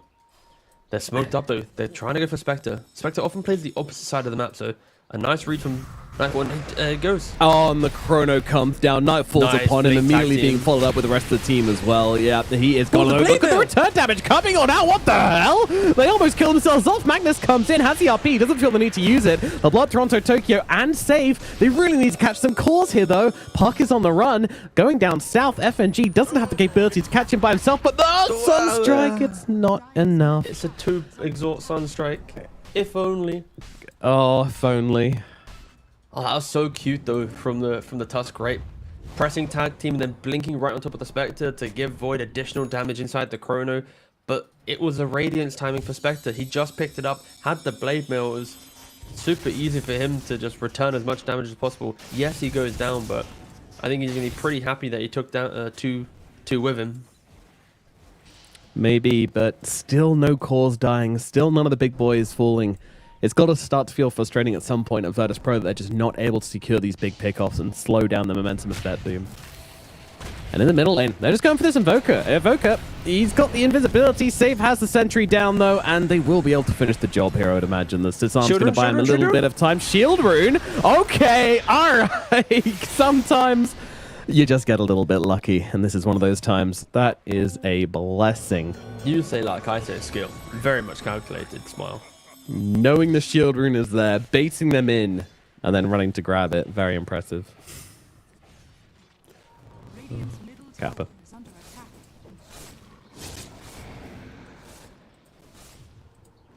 Yeah, it's I think the theme for VP is they just can't do much, right?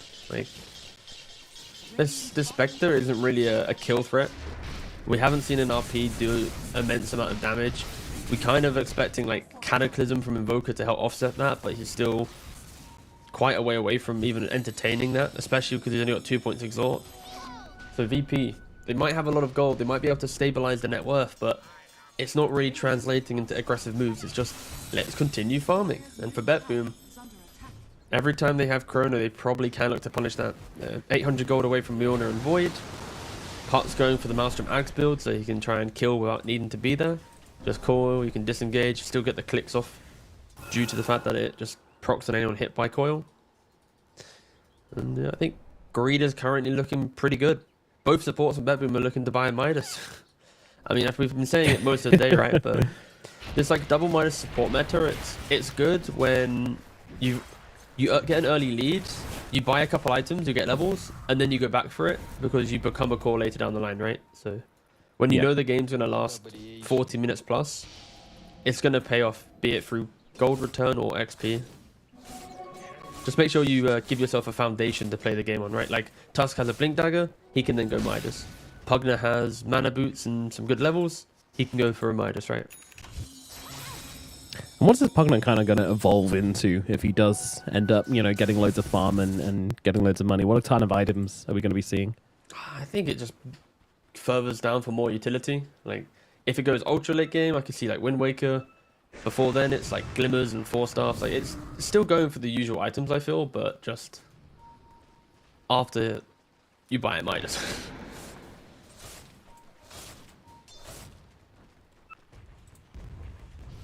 Gives your XP as well for late game as well. And those all important talents. All pretty damn nice. 25 minutes into this game. And BetBoom looking for some action. Smoke in through mid. Pings coming out in the area of this Invoker.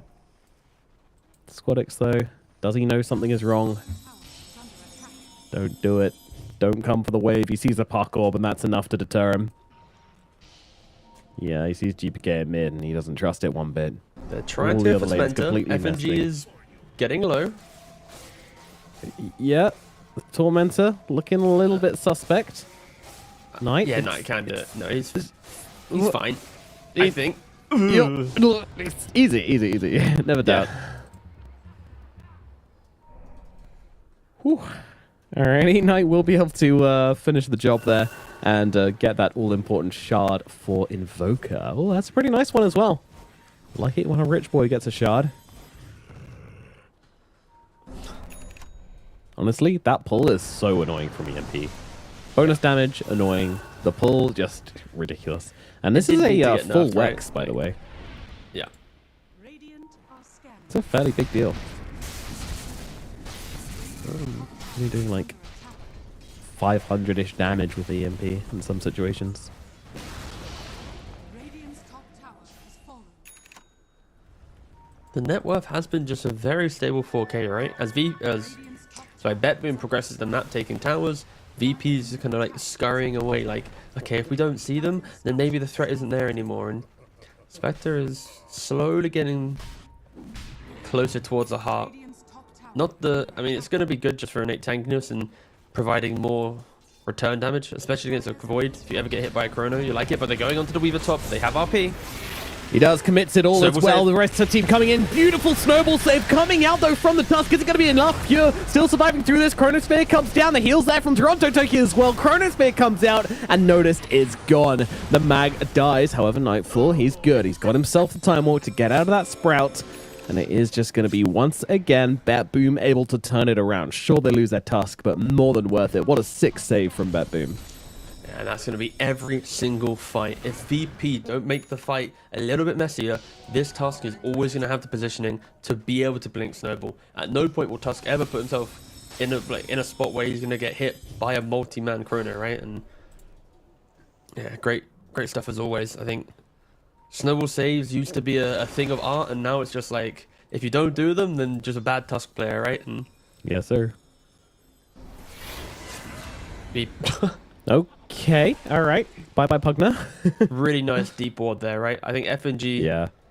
with this Prophet, he is showcasing how Vision can be so advantageous because he TPs, place ward, TPs back to base, right? You never walk yourself through the wards, you never show the kind of direction of where you're going, and they normally are very much fringe wards on the extremes of the map, but this time it helps get a kill, and with no Chrono, Virtus Pro, they are walking into the Roche Pit, half HP already.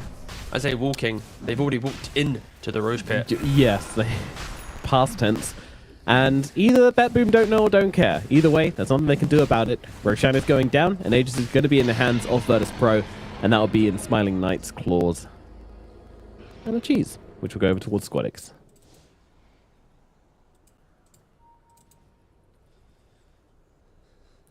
So now with this Aegis, it changes things quite a lot. I mean, Spectre, you know, not the best sieging hero in the world, but can definitely play a lot more free now in moving around the map and trying to look for plays. You know, frees up everyone. You can kind of be relatively confident about going on a hero knowing you'll have the Spectre to back you up. She's not going to be worried about not being able to go back to her illusion or whatever. Quite a lot of confidence, but of course, heroes on the side of BetBoom, they don't mess around. Got good mobility, good damage, 2 carries in the Weaver and in the Faceless Void, so always going to be a secondary source of damage to worry about. Okay, do you think Pure has quick enough reactions when Mag blinks in to be able to Hurricane Pike back the Magnus to disjoint that skewer? Probably not. That's kind of difficult. With instant I'm cast gonna stuff, keep it's a an eye little out just easier. in- Like, there's a big difference between like BKB or Sakuchi or Time Lapse versus Hurricane Pike. Would you have to click on someone or something? You'd have to precast it. And Knight, well, this might be the Aegis, though. A lot of damage going to be reflected here, especially when they're right on top. But like this RP comes out too on top of them. They need to finish the job here. The Weaver, he's surviving through this all right now. Sure, he doesn't have a BKB, he doesn't have a time lapse, but doesn't matter. He gets up to the high ground into the cover of the BKB, and he is going to be able to escape. Oh, it looks so good. It looks... How did they miss every opportunity? Okay, cool. Or spell. They The didn't Warpine even- Raider just helping out there, tanking the route for him. Oh my god. A little bit of Toronto, miscommunication though Tokyo. from VP.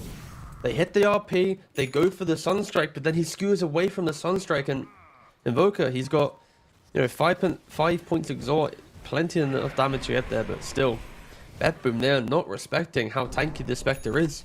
He's gone for a really old school, just I Blade Mail, I Disperse style build, and it's wreaking havoc right now on BetBoom a little bit. They do have Chrono though, so maybe they still look to be aggressive as they find the Invoker in the bot side of the jungle, and he does go down with ease. Bye-bye, Squadix. Chronosphere is used, Invoker goes down, and that's the one kind of freeing thing about Aegis as well, is that you can kind of just chrono anyone as long as you get a kill from it. You don't really mind. You don't need to save it for the big team fights or whatever. Get a kill on any VP hero, you're going to delay them. You're going to waste this Aegis timing a little further. And Smiling Knight, all of a sudden, all the confidence in the world to just keep on jumping on these cores, yeah. Nice skewer down, but unfortunately the orb came out in time for GPK. Yeah, it's still pretty cool though, like the more you think about it, like Knight going for a Manta, that's not really going to help him right now against this potential jump, so just going straight for the heart, it really just secures his ability to walk down the lane, and if he is to die, it's going to take either all 5 heroes. It should buy enough time for VP, but still, again, so far, enjoying the itemization from Knight. Pure, he's trying to wrap around, be a little bit annoying. He will I would really like to see the successful. shard coming out for Spectre sooner rather than later. You know, maybe don't wait for the Tormentor. It can be such a powerful catch you tool, you know. It's usually like a use it once and you manage to like naughtily kill someone, catch them off guard. But it can be seriously strong on Spectre as well, just in terms of like a deterrent. If you get off Blade Mail and the shard during Chronosphere, then it's not going to be easy to bring him down. Pure really breaking ankles right now, but I think his ankle breaking days might be over. They've got the vision upon him. They've got the vessel there as well. Knight will be able to finish the job, and Pure finally goes down. They get out the bug swatter and they take him down. I think VP, they've overcome the aggression of BetBoom in the mid game, and now it's kind of like their game to win. It feels like that they're making all the right moves. They're the ones pressuring. Pure, sure, he's being cute running around the map, but being cute don't win you Dota games, right? Unless you're Absolutely not. Good stuff coming out for Virtus Pro. Honestly, kind of impressing us at this point. Making some good plays in the late game. They found their timings. And Smiling Knight especially, you know, as a stand-in for this team, is leading from the front. Which you kind of have to do on this Spectre. That's how the hero works now. The rest of the team kind of following up. Dota is a universal language. Now, noticed, has the BKB as well. Well on his way towards actually looking for a Hex next on this mag. That is the bane of VP's lineup, right? Is that extra bit of control. You can see how awkward every RP is. Like, if I RP, are we sure we're going to kill them? And that's why Invoker is looking for the Midas. I think it would be good for Notice to have one as well, because he can blink, skewer back, Hex, breathe for a second, the Hex, yeah. And then RP. Yeah. Yes, indeed. I mean, part of me still wants to see a Cataclysm, but it's fine. Maybe we get from one I'm okay with Roche or going Hex something. first, because then it gives you like team fight outside of the combo. And I think BetBoom is like one fight away from hitting the perfect combo and silencing us on VP's ability to come back, right? And they are smoked up right now. They are looking for that opportunity. My counterpoint will come later, as Notice needs to get himself out of here now. How well does he sense it? Oh, he's up on the cliff, blinks himself down. How the hell did he manage that? All right. Sparta senses were tingling there, and the Sunstrike and the Shadow Steps just going to bring down Save. He thought he was fine, and then from nowhere just gets obliterated. Sunstrike gives you the vision to land the Shadow Step upon him. That is brutal. But, yeah, my counterpoint to what you're saying about the RP, the problem is RP has felt like a useless ability because they don't have a bursting carry. You know, Spectre, he wins long fights. He deals damage over time. He doesn't kind of jump in and cleave 3 heroes down. I feel like you want that threat. I feel like you want that. Just something else for BetBoom to worry about, because none of these RPs have landed kills for them. They've all been pretty good onto multiple calls, but none of them have really resulted in any deaths, so... Yeah, it's a complicated problem, right? And I think some teams would look to activate RP through that. Other teams would also lean on the point you were making where if VP are winning drawn-out fights, if the entire team itemizes to prolong engagements, then you're just further enabling your current successful, you know, fights, right? Your current way, your playbook. So yeah, it's a solid 50-50, right? And maybe after this discussion, in the dying minutes, he quickly just switches to Ags, right? But I think depending on what type of player and what type of team you have, it really could easily be either of them. Mm-hmm. Well, now seemingly sticking to the Scythe of Vice. And for now, Roshan will be respawning in half a minute. Or at least we'll know when it's respawning in half a minute. That means all the teams need to be ready to go on this dire side. And look out for BetBoom. They are certainly getting ready to take this fight. Smokes out. Moving forward. They need to get vision down. They need to hold this area of the map. There's no one here from Virtus Pro. They're not defending this area at all at the moment. Happy to re-invade later on, I guess.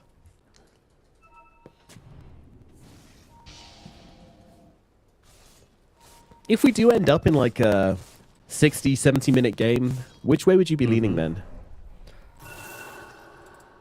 Ooh. I think VP, because their high ground is just infinitely better to hold, right?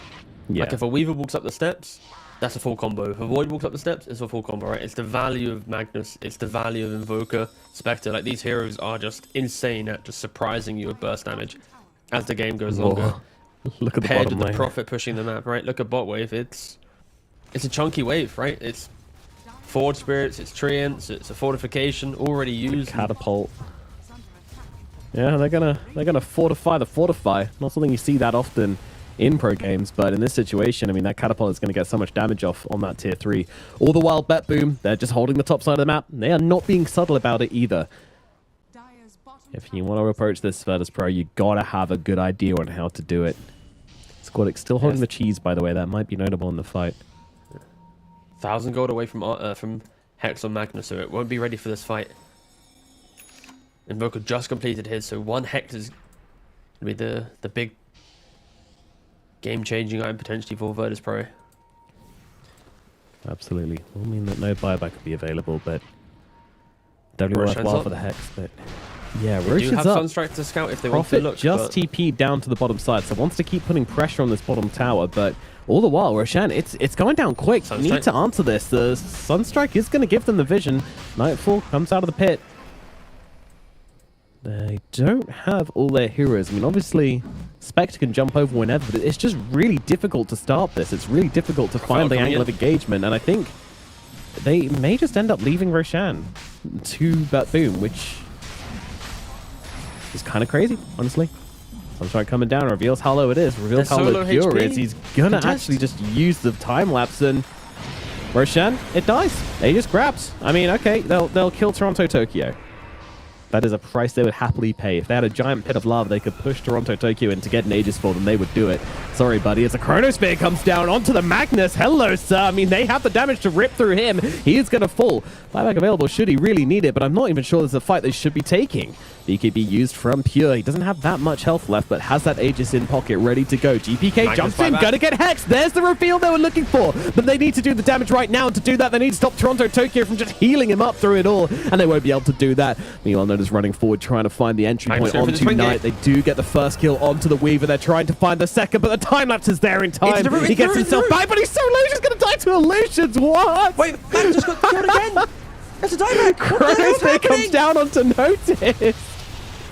He will die in the fight. Squadix trying to fight up. He's going to get himself coiled up for the time being. Looks like the Invoker might fall. Never mind, he's got the BKB off cooldown, ready to go, but the right click finds him regardless. GPK brings him down, but all the while, Knight, he is just the king. There is one true carry in this game, and he is tearing through the side of BetBoom right now. So they get the Aegis, they let it go, but Virtus Pro, their grand plan, it somehow works. Yeah. Like, that fight was so... Roshan falls, Void gets a refresher shard, instantly kills off the Magnus. The Magnus, rather than opting to go for the pit, he went to start on the Pugner. The Pugner then got hexed and killed. He then jumped back in again to fish for the tusk, got punched and chronoed. He buys back, TP's bottom, goes through Twin Gate. He appears through the Twin Gate, and then Void's like, hey buddy, how you doing? Refreshes and just kills him again. Meanwhile, Pure on his Weaver nearly dies. Time-Lapse is back into a root next to 2 Yeah. Spectre Illusions and dies. So both the offlaners having negative impact in the fight, it feels. One died back, one Time-Lapse died. With Aegis. Yeah. So That death was insane. Literally, Time-Lapse into a root from, like... I don't know why the root was there. I don't know why those illusions were sitting there, but that just looked absolutely wild. As Puck sees the Willow. Willow, though, just going to get herself out. Won't be in too much net win danger to here. VP though, like net win for BetBoom to have an Aegis instantly taken away from them without having to use a single RP is, I say single as if he had multiple, but he didn't use his RP. This Spectre is quite the force, and of course the Hex pickup, that's why he went for Hex first, right? It's the cheap fight, the constant look, and if things go wrong, then he can still amp up his Spectre through his own additional control. 7k lead now for VP. Smiling Knight really has become the giga carry of the game as well. Yeah, Butterfly complete on Spectre. He's got... I mean, this is such an old school build, right? Heart, Butterfly, Radiance, Manta. Like, this is... I'm getting a wave of nostalgia seeing these items. None of these, like, dispersers and Scardies and stuff. Like, this is, like, authentic Spectre 101. Yep, just the old classic. And she's beasting it. Still no shard, but, you know, whatever. Hasn't needed it, clearly. And there's... Even How are with a Silver supports in the doing? game, it's just not that scary. For what team? What supports were we interested in? Well, I mean, all supports. FNG has a refresher. He picked that up after the last fight. He had Ag Solar Crest when he took the Rangeax bottom, by the way, which we haven't said, but bot Rangeax did fall during that Roche fight. Yes, and and then, highlighted that. Oh, you did? My bad. And then he has a refresher. This is the Prophet I like seeing. You know, some team fight controlling, map playing Prophet. None of this Dagon stuff. You're just happy. You would have been happy with anything that wasn't a Dagon. We've just seen far too much Prophet Dagon today. But there's nothing more than depressing than clicking on a hero in a Dota game and seeing Voodoo Mask. That's the thing. A lot of I'd them just rather get see a stuck on branch. Voodoo Mask as well. Yeah. I'm pretty sure like a Circlet's better than Voodoo Mask. Yes, it does know. give 10% spell life still. It probably has some place due to Bloodstone, Wrath of etc. Nature, But yeah. just seeing it in your inventory, it's just the most empty looking item possible.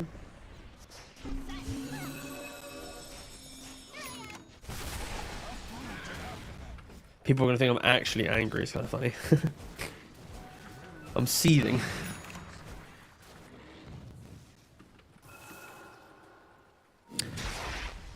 Well, I mean, the game did kind of fall into a neutral state after those big Roche fights. Like, despite the fact that Virtus Pro pretty far ahead, they never really got anything big from it. Obviously, the Aegis going the way of BetBoom, then immediately being used. And neither team seems to want to make a big play on the other. The lane's constantly being flooded in for the side of BetBoom. Due to this Nature's Prophet, due to this Invoker. Not much being thrown back the other way. Some illusions, but nothing to worry about. But now, Virtus Pro trying to break the silence a little bit. But honestly, BetBoom, they're all tucked up tidy inside their base at the moment. Magnus going fishing. Oh, they find someone big. That is a Puck RP coming down, but the Chronosphere, it's onto 3. It's not bad, but where is the damage? It's just really taking down the Magnus, who's already used RP, so they're not too fussed about that. Saber's going to die. The Puck survives. Notice gets away. Pure, he's got to be careful. Time-Lapse has to be used to get himself out. Squadix as well. Also very much threatened. A lot of cores getting low in that engagement, but ultimately just the Tusk and the Magnus falling. But yeah, big Chronosphere, not just for catching 3 heroes, but helping the Puck survive.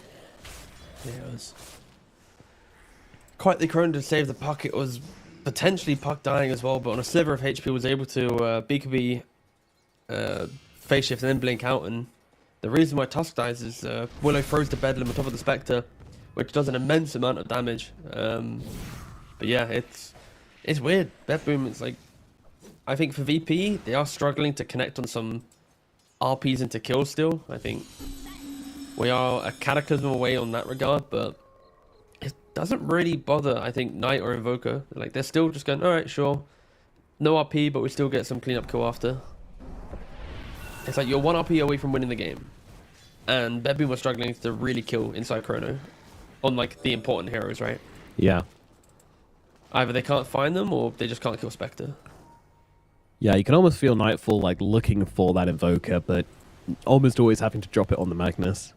And that time, you know, yeah, you help your puck survive, so I'm okay with it, but also having to kill the Magnus when he's already used at RP is, you know, still has side effects. He was obviously still a very powerful hero outside of RP, but still not that #1 target you're looking for in the Invoker.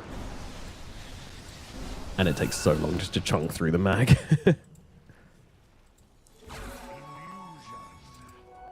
Yeah, GPK has to be very careful not to get caught like this again. Almost thinking that maybe we're looking at a Linkens or something, just to make sure that there's no Hex coming out onto him, and he can then react to the Magnus. I wouldn't be opposed to Magnus going for like an Aeon disc. I feel like he's been caught off one too many times by the Chrono. And it's like, if he does survive the Chrono, imagine having a fight where he's like harpoon, hexing, running around. Like, RP is great, but he offers so much more just in that. And he is the one that has to go into the fight, right? Like, there's no way Mag can just sit back. Yeah. I mean, this is what we've mentioned many times, is that he is their initiation. Like, there is nothing else. Maybe you can get some, like, Spectre, Shadow Step into Bash, but Abyssal coming out as well, sure. But really, the big start to the fight has to be the Mag. You don't have anything else. Which is rough. It means there's always going to be a target. And without him, it's hard. Virtus Pro to start engagements.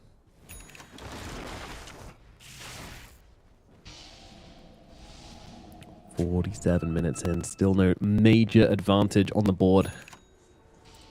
Virtus Pro doing well, but still the threat of BetBoom is pretty big.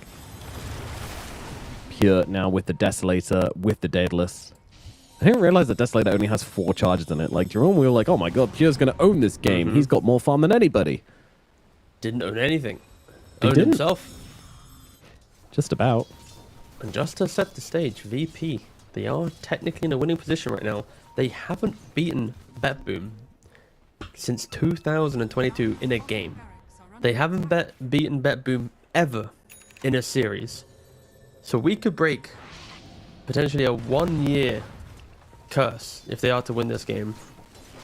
And what a time it would be to break the streak. FNG going for the bottom lane of Barracks right now. He might get caught out though, doesn't have a BKB, so we'll just have to die to the puck here. How much damage can he get off onto the Barracks in the meantime? Well, not really enough. It will survive. Melee Barracks is fine. However, this has given Virtus Pro a chance to get control of this top side of the map a little bit more. Knowing that there's no threat from BetBoom until that puck comes back gives them a bit of comfort to set up. The fortification was used. Knight, he's in the wave and powered up. Has the Abyssal Blade. Prophet does have buyback as well. Nightfall looking for the Chronosphere, looking for the ideal target. Squadix deep in the trees. You can go scouting, but it's pretty scary. Oh my god, GPK! Just straight into the tree line. BKB comes out with Abyssal there from the Spectre in time. Doesn't matter. Puck's able to get away. Oof. It's spicy. It's spicy. Nothing big being committed just yet. Only a couple of BKBs, Abyssal Blades. Puck definitely going to have to play carefully. Knowing that the Hex is on him if he's not too careful. Aghanim's available on the Tusk as well, so you may see some heroes flying around the fight. Now that would be a play. Screw Hurricane piking the Magnus, kicking the Magnus as he jumps in. Oh, you want to come close to us? Yeah, please. Closer. And I've wasted no time in getting into the pit.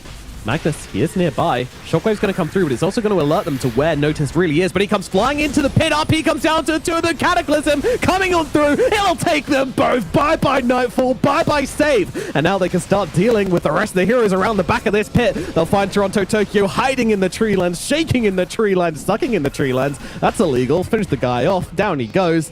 And that is 3 dead on the side of BetBoom. 50 minutes, Roshan is going to move to the bottom side of the map, but not really too much they can do about it. BetBoom just going to have to give up this Roche.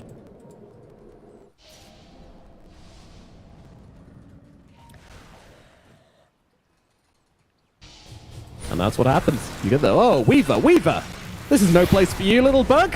He's going to get brought down as well. The Hex is coming on out. Double Hexes from the Invoker, from the Magnus. It will be a clean kill indeed on to Pure. And back into the pit we go after that light distraction. Now we have Aegis, and we have the Refresher Shard for the Magnus as well, I would imagine. Could put it on the Invoker as well. Two very strong options. Kind of cute as well that he's like through in the Invoker takes it. I expect if he gets chronoed, he just laughs at the Void, right? Because it's like, sure, you don't have any damage to kill me.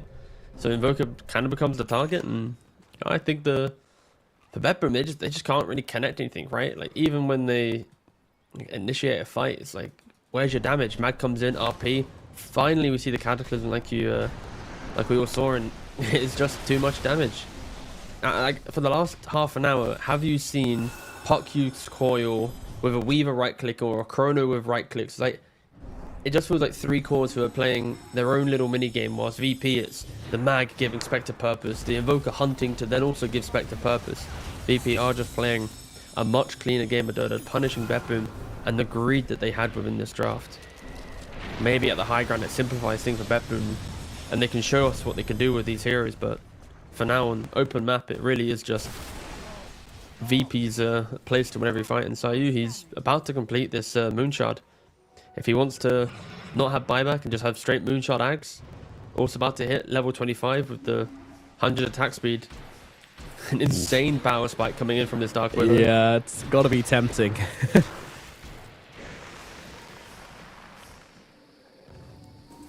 Okay. Please buy the Moonshot, get the 25 talent.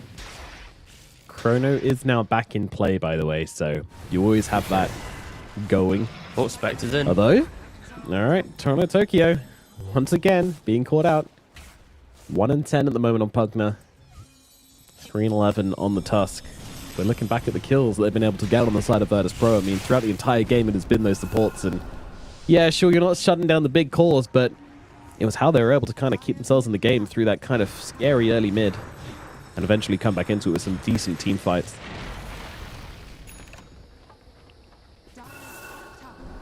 Virtus Pro so close to being able to finish this one off, do some real damage to the BetBoom base. They know this tower's not staying alive. A couple of hits being thrown onto the range racks as well. Fortifications out though.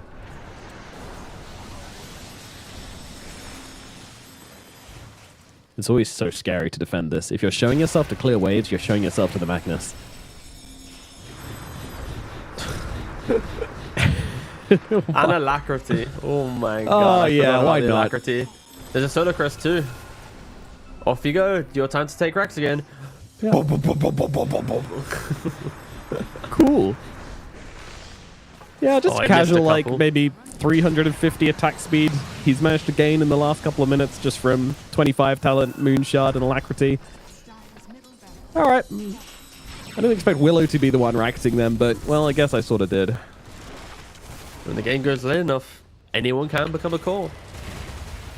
Even you, viewer.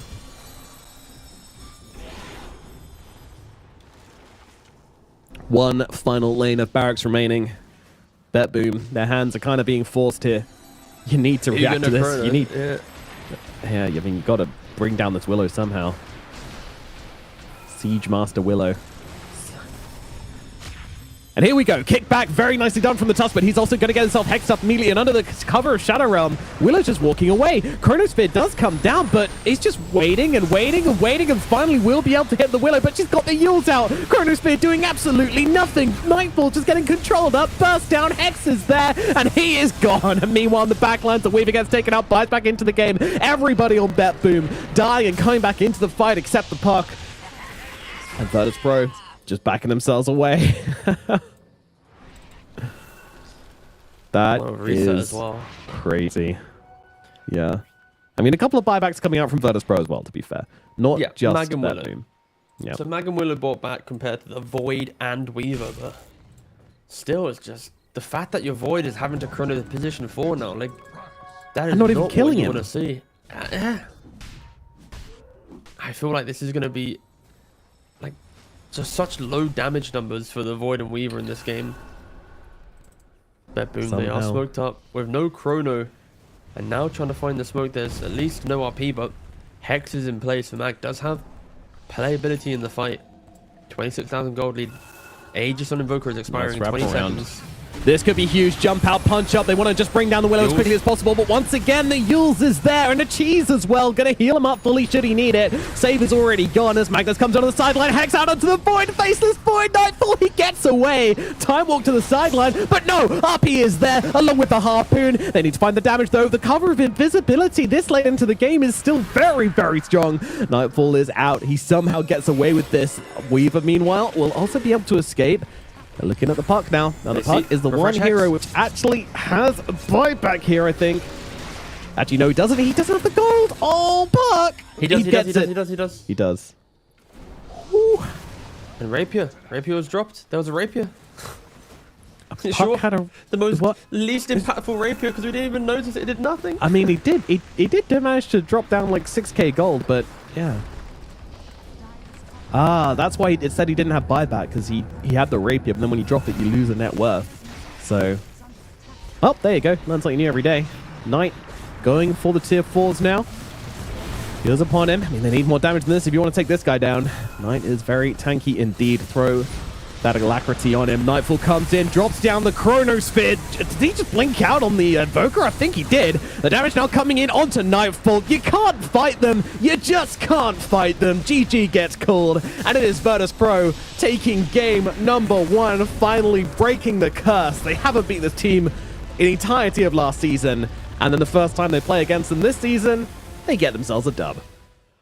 And it was the Stand-in who did the big show, right? Knight on his Spectre. He went for a slightly unconventional build, the Blade Mail Radiance. Sorry, yeah, either way, Blade Mail Radiance into then straight Heart.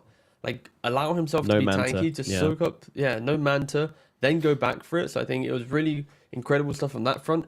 The game got a little bit funky in the mid game, right? But just BetBoom failing to connect their Weaver, their Tricore, putting it simple, their Tricore was incredibly disjointed. They weren't syncing up perfectly. They weren't laying up any chronos. And maybe when you pick a Void and a Weaver, they're counteractive, right? A Weaver wants to go through the fight, applying his marksman bug, then getting the right click procs. But when you chrono, he's nullified. He has to like wait for that to expire. So it's like, doesn't work. And then you have a puck who's then coiling and right clicking, but doesn't really do much. Like, they're just low damage. And yeah, really strange from BetBoom, but VP, they capitalized on it. They crushed them in this game. And like, when you look at the damage stats, Pure 21,000 damage, GPK 28,000 damage, Nightfall 20,000 damage. You compare that to like Spectre, 47,000, Invoker 31,000. Like, yeah, night and day difference between the two teams. BetBoom, they just look lost in this game.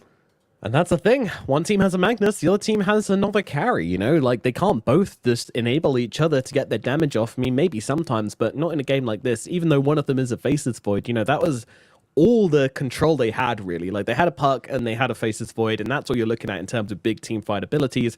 It just wasn't enough. Sometimes the traditional ways, you know, having a normal offlaner can work out pretty well for you. And unfortunately, I just feel like the strategy just never came together for the side of BetBoom. They never got far enough ahead for the double carries to really start dealing the damage without the need of some sort of extra lockdown and assistance that a traditional offlaner would give you. So there you go. Game number 1. It goes to Virtus Pro. Very nicely done from them. They're going to be very excited about that one. And they might be bringing a real punch to game number 2. Can BetBoom hold on? We'll be finding out after this short break.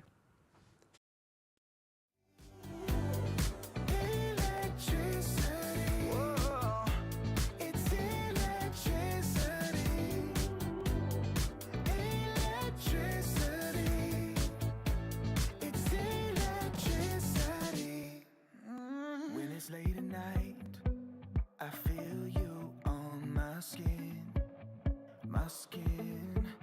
you're all that's on my mind, it's finally sinking in, you're it, I know you're feeling different when you're stressed out, but even with no makeup you still stand out, cause no one makes me feel the way you do now, like you do now. The way that you move your body, you make it look like a hobby. Every time that you touch me, it's electricity. Things we discovered underneath last night's covers. Everything came so easy. It's electricity.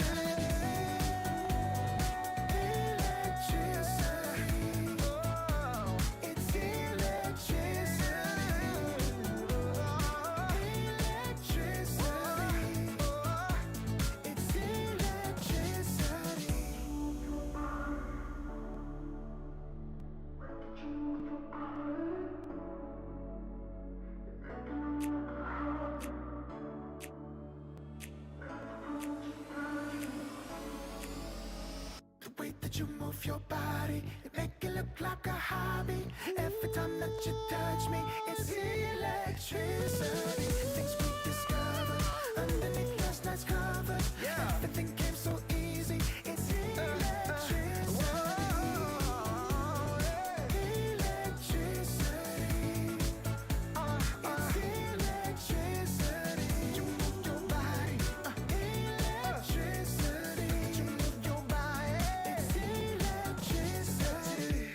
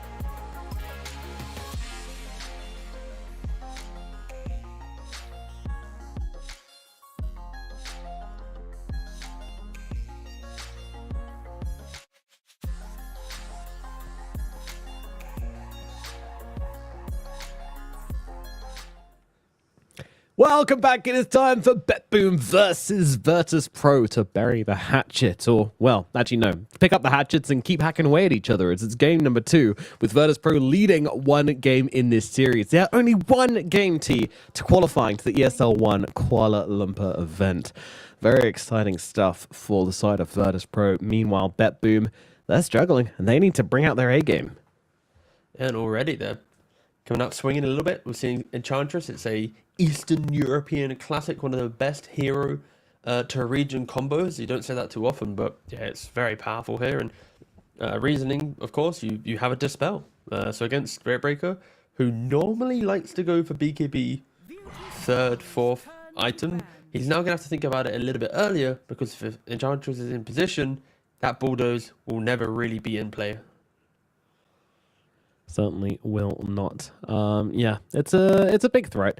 We'll see what the Enchantress can do in terms of countering it or forcing him to alter his build.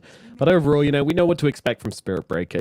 Like this hero, yes, it's really broken at what it does, but it doesn't do it until a very long time into the game. So we already know that Virtus Pro, they're looking to pump the brakes a bit. They want to take it late. They want to see the same thing as last game, except where the shoe is on the other foot, and they are in control of things. So we'll see if they're able to do that, because, yeah, it did seem like Virtus Pro were kind of like I don't know, they were a bit slower. They didn't pick up the minuses until a little later on, but then when they did, they were like, hang on a minute, we got a Willow. We can just own this game. So Willow just goes yours into Midas and then becomes a Giga carry. And Virtus Pro, they're like, hey, let's do it again. But now BetBoom have the Willow. What a twist! Oh my god. There are many Riveting. twists and turns in this maze of a draft. I mean, if we're looking at like the best late game supports, I think we are looking at the best late game supports. Enchantress and Dark Willow from the side of BetBoom versus a Spirit Breaker who naturally wants to go late. It feels a bit too easy for BetBoom just to draft right now, because like Centaur +1 is the logical approach for BetBoom.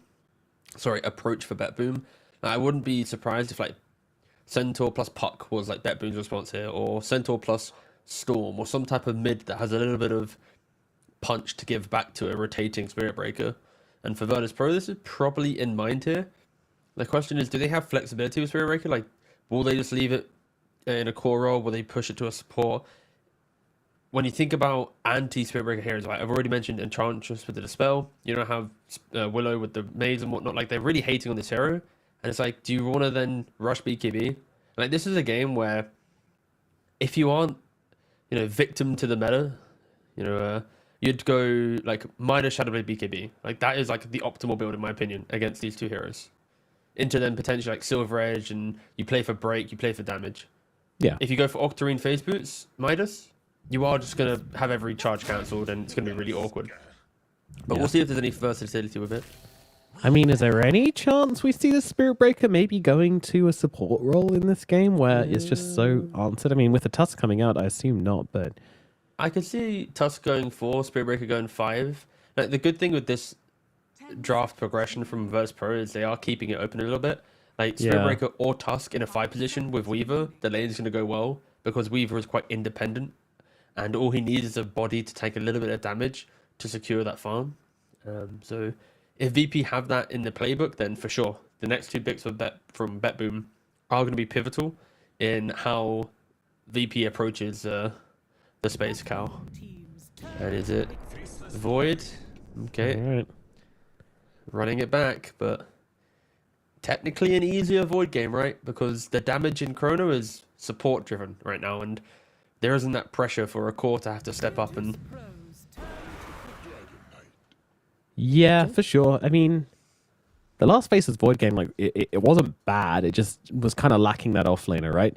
Now you have the DK coming out. Now, could be mid. I know GPK loves a Cheeky Dragon Knight, but GPK loves a DK. But probably offlane, I would say. And it's good. It gives you a stun for the Weaver. Now you have 2 big control abilities for this Weaver. So if he's your carry, you have ways to shut him down and actually kill him off at any point in the game. But he's not the carry. Or he is the carry. Wraith King could be offlane. I don't know. I don't know what the hell's going on.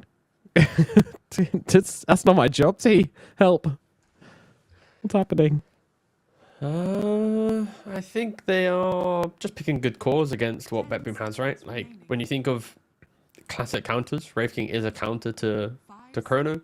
I think every single person has heard this and thought about this in their life. Like every Dota player knows about this. I would expect now to entertain the idea of like Wraith King offlane, Weaver is still the carry, and then at some point a mid will be selected. That's kind of like my my initial idea for VP. So it's all a bit around the place, to be fair, though. Like, I'm hoping that they know what's happening where the flex is, because I think the worst thing to happen in a draft is when you flex a hero and you don't really know what's happening with it, and then you get to your final pick and it's like, so is it good, this flex? Have we flexed it correctly? You know, it's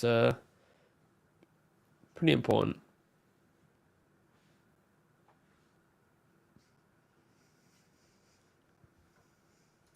I wonder what BetBoom's take on it is. Actually, we can kind of tell from their bans. I mean, they've banned out the Conquer, so yeah.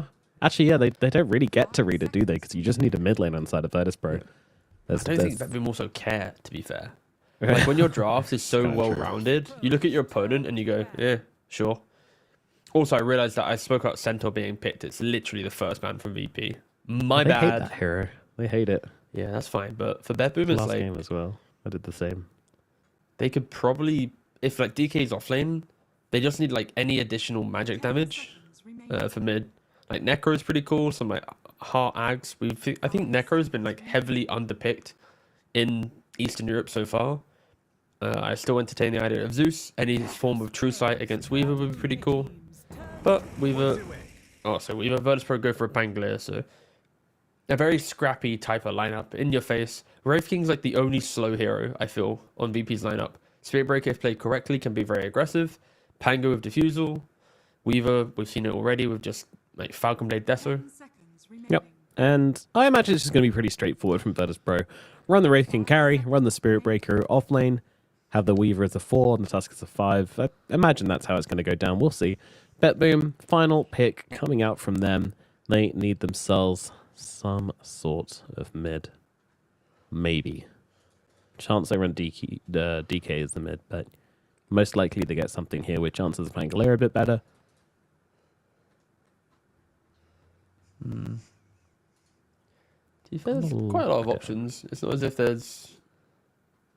It's not like a difficult pick in that regard. It's more what feels good for their own draft. I'd say... Is Invoker was banned first phase as well. Make sure I double check first phase bans. Dazzle, maybe? Yeah, I can see it working out for them. Yeah. I still don't mind Zeus because of how tanky he is. He can kind of brush off. He's also happy to buy BKB, but Storm's also fine. There is stun, but it's a lot of single target stun. And it just finds information for you. Like Shaker as well. I think pretty Void good. follows the same logic Shaker as... mid is actually the pick, Storm. by the way. Yeah? 4 melee heroes and a Weaver. Instant knockdown for Weaver if it's core. You can manipulate Rolling Thunder with your Fissure.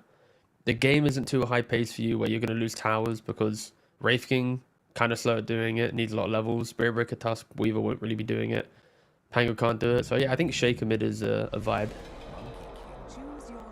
Okay, instead we get Monkey King.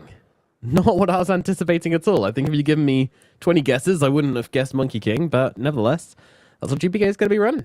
And that will round out their draft with, 3 melee cores with 2 big backliners in Toronto, Tokyo, and Save. I mean, let's be clear here. These aren't your cores. Faceless Void, Dragon Knight, Monkey King, these guys don't matter. They're just going to pretend to be carries for the first 40 minutes of the game.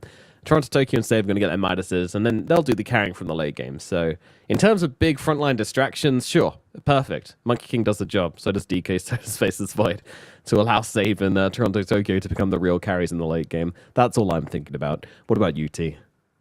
I feel like VP, there is a lot of pressure on this Pangolier. Wraith King and Spirit Breaker in the core roles don't really farm forwards, right? Like, they push out their wave, and then they continue farming up. They buy an item, it's a farming item, right? Like, both want to buy some armlet to go jungle, or... Okay, let me rephrase that. They both want to buy a Midas, for example, on Spirit Breaker, an Armlet on Wraithing. There we go. I just realized I might have said Armlet Spirit Breaker. That's not what I meant. But either way, the first item they buy is for farm. The second item they buy is for further farm. And then the third item is when they become a hero. So for BetBoom, if Pangolier has a bad game, then they can just match the greed. And it's why they have 3 cores. They picked a Monkey King as well. Like, Monkey King should, in theory, win the mid matchup. Unless you get some like quick level 6 on Pango, some support rotations come in. But with support rotations, Willow and Enchantress are some of the best in the game. So I'm very worried for VP being even able to play out this game. If the lanes go poorly and it becomes just a farm warfare, then BetBoom just scales a lot better. So VP's got to do some like proper aggro stuff. Like, I want to see some like variation on Spirit Breaker on the build. I want to see Wraithing going for like a quick blink and joining the team. Like, I need to see them play in your face Dota when the items come online. Like, don't miss the timing. Otherwise, yeah. Just envision a 60-minute game of BetBoom, right? Like Chrono, Wukong, Ags Dragonform, Moonshard, Ags Willow, Moonshard, Hurricane Pikes, Enchantress. Like, this draft is going to be nutty if it gets late. That's what I was saying. That's what I'm saying. I can't imagine the late game being good. But then you do have the Faceless Void. You know, he's a good late game hero, right? But then we saw last game and it's just not enough. Absolutely not enough. So, yeah, we'll see what Virtus Pro are able to do here in game number 2. You know, they didn't disappoint in game number 1, that's for sure. And I think we were saying similar things where the late game was looking pretty secured for the side of BetBoom, but in the end it was Virtus Pro that were able to come back into it and bring a massive kind of beat down in the last kind of 20 minutes of that last game. We'll see what they can do. Very spread at the moment on Virtus Pro. You got FNG, got Noticed, both pretty far up. They're going to go meet with Sayu and the Monkey King. And a bit of Brawl going to be starting over this rune straight off the bat, but Nightfall is the one who's going to be able to pick it up. Levels of Time Walk, gets himself away, and will be nice and safe versus Sayu, FNG, and a Noticed as they walk away with nothing. But it'll still be 2 for 2 on the bounties. FNG's so annoying. Toronto Tokyo, yeah. He's being more than annoyed here, to be honest with you, and even a tip coming out from Nightfall. And Tokyo just going to level a heal to make sure that he can trade with FNG. And yeah, FNG not super happy about that one. Forced to pop the salve, but he's got so much regen, man. He's got a salve and 6 tangos. Jesus. Yeah, he understands the fact that he needs to have presence in the lane, especially against some DK. Like, early threat is when it's good. He will always scale to be this, like, not unkillable beast, but this, you need a lot of resources to kill him off style hero. Wraithing got left alone for a second. Dragon Tail into Root. That is not a combination to mess around with Knight. He's going to need to respect it. And of course, position 5 Weaver. All he can do is watch his Wraith King. Like, there's no save mechanic in this hero. No slow, no stun, yep. Nothing at all. Let me Sakuchi through you, boo. Yeah. A little bug. That's all you can offer. One side, meanwhile, Toronto Tokyo, once again, just popping those Nature's Attendants to try and trade all the better with the Tusk.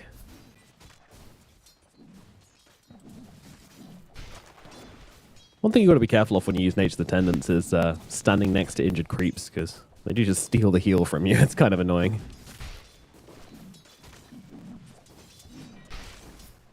Yeah, you got to position quite nicely for that one. Say position, just walk away from the wave. Yeah, just don't sit next to damage creeps. The hell, it's not that effective. Walk left. More or less, but yeah. I don't know, this is such an awkward lane for Sayu to be in, because like every time he tries to go and trade with Toronto Tokyo, he's just going to take a ton of toothpicks back in his face.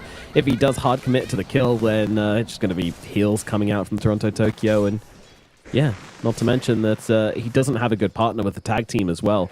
The previous Tusk games we've seen today, they've all been really, really strong, as Brawl breaks out at top, but they've all been really strong partners with the tag team, especially the Naga Siren. And now you have a Spirit Breaker who attacks maybe once every minute. Hour? I think his attack speed, an hour, yeah.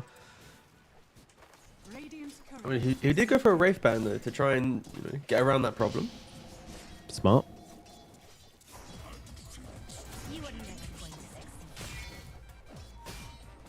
And in the middle lane, bit of a beatdown starting to come out here. There's Monkey King really laying into Squadix, and up the top side, FNG's going to be all right. Rebel Maze is pesky, but that's about it. Yeah, 18 and 7, and if you just watch, like, Squadix can't come into the middle lane.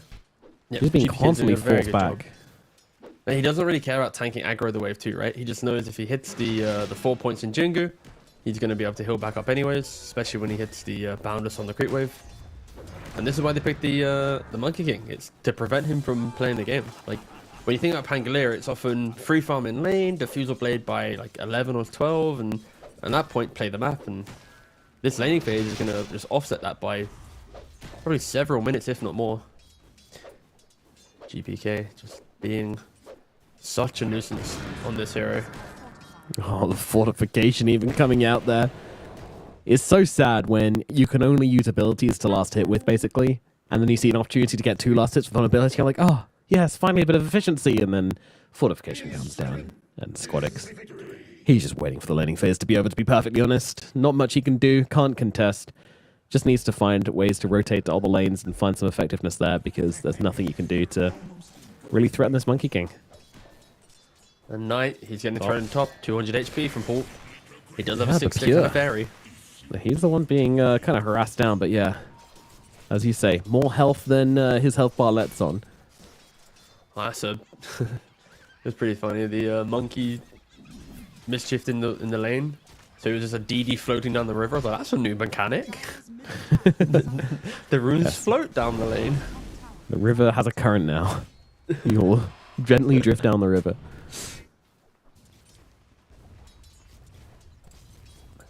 I'm still yet to really see a pro monkey player actually bait around mischief. You know, like take the rune but become the rune.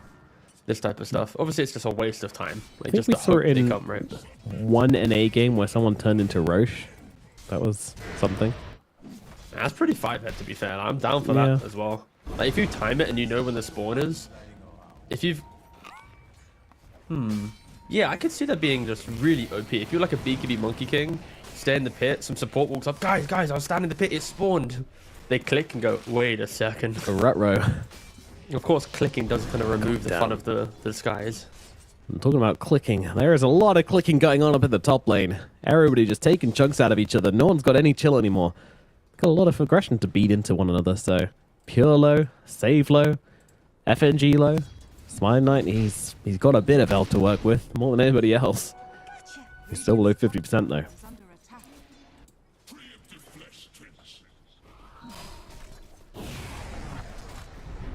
Nightfall? This is getting pretty painful down here. Has to use the Time Walk eventually, trying to save it as long as possible. He knows that once that Time Walk is down, then it's kind of hard to just kind of sit in the lane and do what you want. Faces Void, always one of those heroes which kind of also waits for the laning phase to be over. Can't really do much unless you get like super lucky with Time Lock or you have a really good time dilation target, then it's just difficult as a Faceless Void. You just don't have good abilities for lanes. Toronto Tokyo, meanwhile, getting surrounded by 3 heroes, and the heal is not going to keep you alive through that, and that'll be your first blood coming out from FNG. Finally. Took some time, didn't it? Yeah. Well, 6 minutes. It's a long one.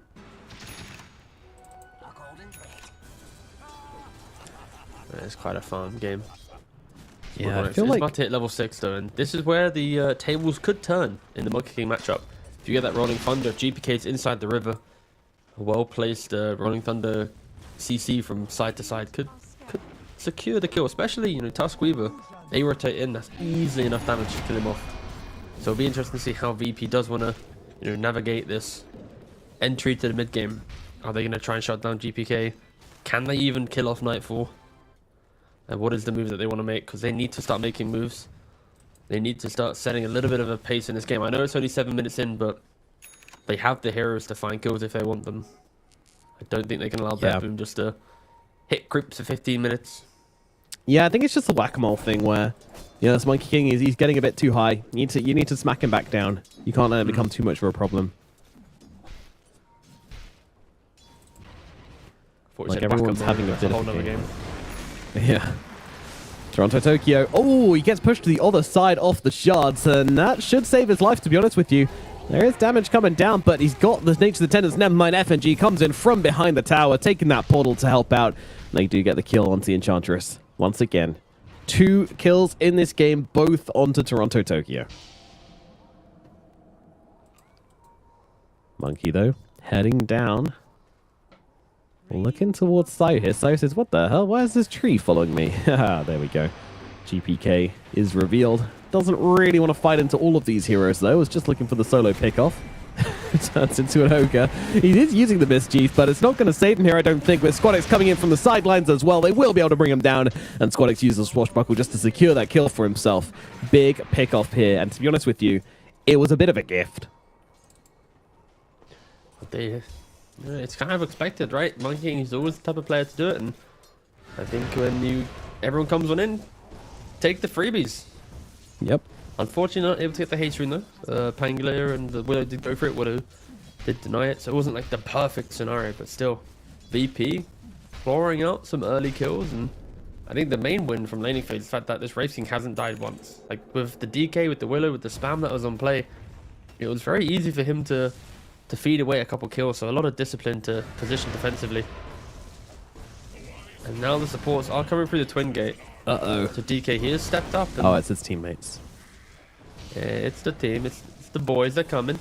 Yeah, I thought Knight could have been in some trouble there, but of course has the level 6 available, so does just use it here. And just to get away from the snowball, but won't get out of the shots, has to turn around and fight, wants to at least take down the reincarnation, but won't even be able to do that. Pure's just going to drop up in the top side. And again, Virtus Pro just playing very nicely across this map, but Squadix might be dying in the middle lane. Certainly does, and noticed in the bottom side as well. Just a solo kill from Nightfall, gets the Chronosphere, gets the kill. And 2 cores are dead on the side of Virtus Pro. Yeah, VP, it's the supports that are really going to be doing everything for them, and they can't be everywhere at once, and BetBoom, they identify that, and sure, you lose DK top, but instantly, as we just saw, you kill the bot lane, you take mid tower. I think BetBoom are going to be pretty happy with the general events so far. Nightfall just free farming, you're taking away the most important tower in the game, pre-10 minutes, which is mid. It's going to open up for even more moves and just aggressive smokes if BetBoom are to want to set the pace of the game, but as expected, I feel it's like Monkey and the supports that should do everything, and Void DK should just AFK farm in front of their tower. I don't really want to see BetBoom be too crazy and fluid on the map yet. That's for VP to be doing. Yeah, maybe just Chrono for the Faceless Void and everybody else. Follow the Monkey. Pure, he can hit this Midas, get some damage off on the tower, consistently threaten. Dire's top tower is under attack. Interesting that Save made this pull when Pure wanted to go and hit the building. He's protecting him from himself, you know? Like, if you hit that, Pango's going to smoke TP, and already, here it is, they're smoking. on the way. Not TPing. Yeah, both supports from BetBoom are here, though, so... Nice positioning from Save, though. Going to break from the side of the tree line. They know he's there. They certainly do. Terrorize comes down onto the both of them, though. He's going for the kill until the Weaver, just trying to bring down FNG, and does so beautifully. Save with the plays. Squadix now pops the Rolling Thunder, tries to get a bit of damage out onto the... Oh, beautifully done from the Enchantress. Pushes Save down to low ground, gets him out of danger.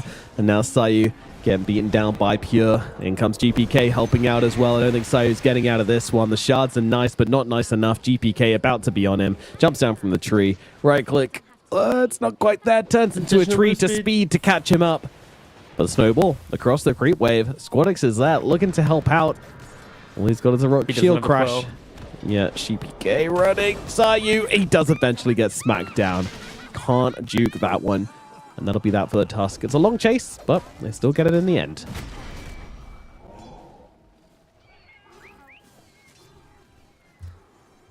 One of the best microplays I've seen in a while, though. Toronto Tokyo there, using the Wild Wing Ripper to push the Dark Willow down the cliff and away from the Rolling Thunder into safety. Pretty sick.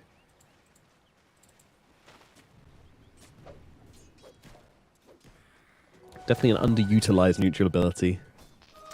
Can be good for both aggressive and defensive plays. Got a vector targeted for stuff. Radiant's bottom tower. And now I think my biggest fear comes in play with VP's lineup. When you start losing some of these early fights, like, what's your insurance policy? Like, there's no smoke to be made. The supports can go looking to hunt, but you know your Wraith King and Spirit Breaker just can't do anything, and that could be where BetBoom starts to punish him a little bit. And yeah, they smoke up as I say this, and I think wherever they go, they should be able to find a kill. And VP, they are aware of this, though. They are disengaging from the area, making their nice retreat and save. He's slowly working towards this Yules. A very, very good Yules game. You can set up roots onto the Weaver, you can cancel Spirit Breaker charge, prevent that aggression, save yourself from any Pangolier control. So I think BetBoom, they are in a very happy position right now. Yeah, they're doing fine. Doing absolutely fine. 3k gold advantage at 13 minutes is pretty damn potent.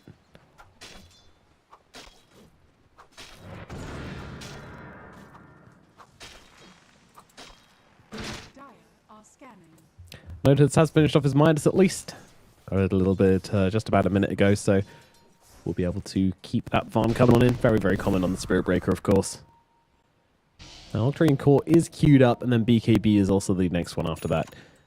Charge out onto Nightfall. Nightfall, though, sees the Weaver. You can tell he's kind of tempted to drop the Chrono on this, I think, but won't be able to track down that Weaver to do so. Meanwhile, GPK showed himself. Catches Notice, going for the charge.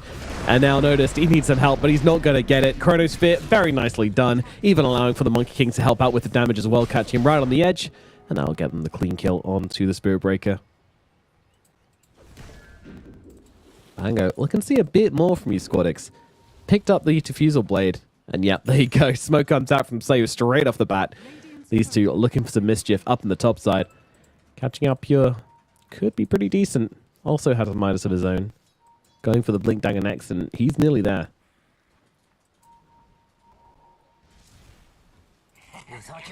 Oh, sad face, sad face. Oh, what's wrong? Oh, I don't know, Nightfall just sad. Just sad, just feeling a little down. FNG maybe messing with him or something, I'm not sure. But either way, he's dead now. Happy face? No? Uh-oh. Might be sad face soon. Nightfall. Oh, it does connect with the snowball. There is the lockdown they need. And with the Diffuser Blade coming down as well, it's very hard for him to get away from this one. Pops the one, but not enough. Down do a happy goes face, someone. Nightfall. Do a happy face, happy face.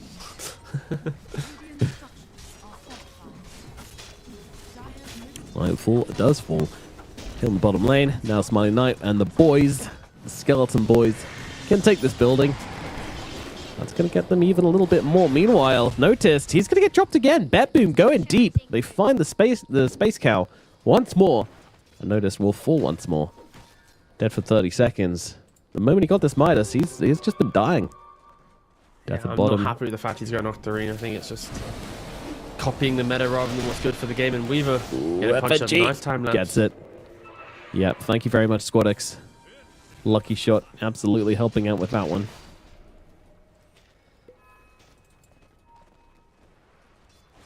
FNG can be found. Ooh, detection. They have the dust, they have the control. He's got no time lapse, therefore FNG will be falling again. This Weaver just getting caught out at every available opportunity. Meanwhile, Willow going for the same build. Yules is coming out pretty damn soon. That's going to cause issues for the Spirit Breaker, and after that, I imagine we'll be looking at a Midas. They're going to try and kill Pure Top. They are indeed, yes. Sayu helping out with this one as well. Toronto Tokyo coming in from the side. Can he save him? I don't think so. They have way another. Oh my god, a GPK can comes in with a big boundless strike, slowing them down. They do finish off the job onto Pure, but Notice is dead yet again. Squad comes in, trying to control it. The Monkey King is doing so very nicely indeed. Does he have the mana? Oh, misses the swash! Surely they have to kill him here. They have to kill him here, and they will. GPK goes down. Oh, that would have been awful if they didn't finish the job there. You've seen it so many times before that these Monkey Kings find a way to get rid of that, that damage and make it escape, but can't be making mistakes like that, especially when you are a little bit down in net worth and only a game away from qualifying to the main event. To get to the first big event of the year would be such a boon for this Virtus Pro team, which just not been making the cut time and time again. Chrono onto bot lane, Spirit Breaker showed for a millisecond. Chrono just comes down in his head, and he's dead again. What is happening? 1 and 5 unnoticed. I mean, I know it was a bad Spirit Breaker game, but BetBoom were just punishing him so hard. It's the way that you itemize, right? Like when you go phase Midas Octarine, your mindset is just hit the wave, hit the wave, hit the wave. You know, like you don't really think about the wider map, and it's what pains me when I see these players just copying what others do. It's like, sure, it is a very good build, but there are so many items in the game. When things get tough, when counters are in play, there's other ways to navigate this, and VP just aren't approaching it. They are just kind of greeding it up. Wraith King's a sacred relic deep into Radiance. Thing about it is that good players, they know the meta. Great players change the meta. Yeah. Oof. Oof. I know, I had that one in my pocket. Let it out. Yeah. People hear it. So you're saying that VP's bad, right? No, I called them good. He's following the meta. Bad players. There we go. They don't know what the hell's going on. No. Then terrible players wrap around again to become the best players, because if you don't know what you're doing, then there's no way your enemy can know what you're doing. So basically, sign me. I'm open.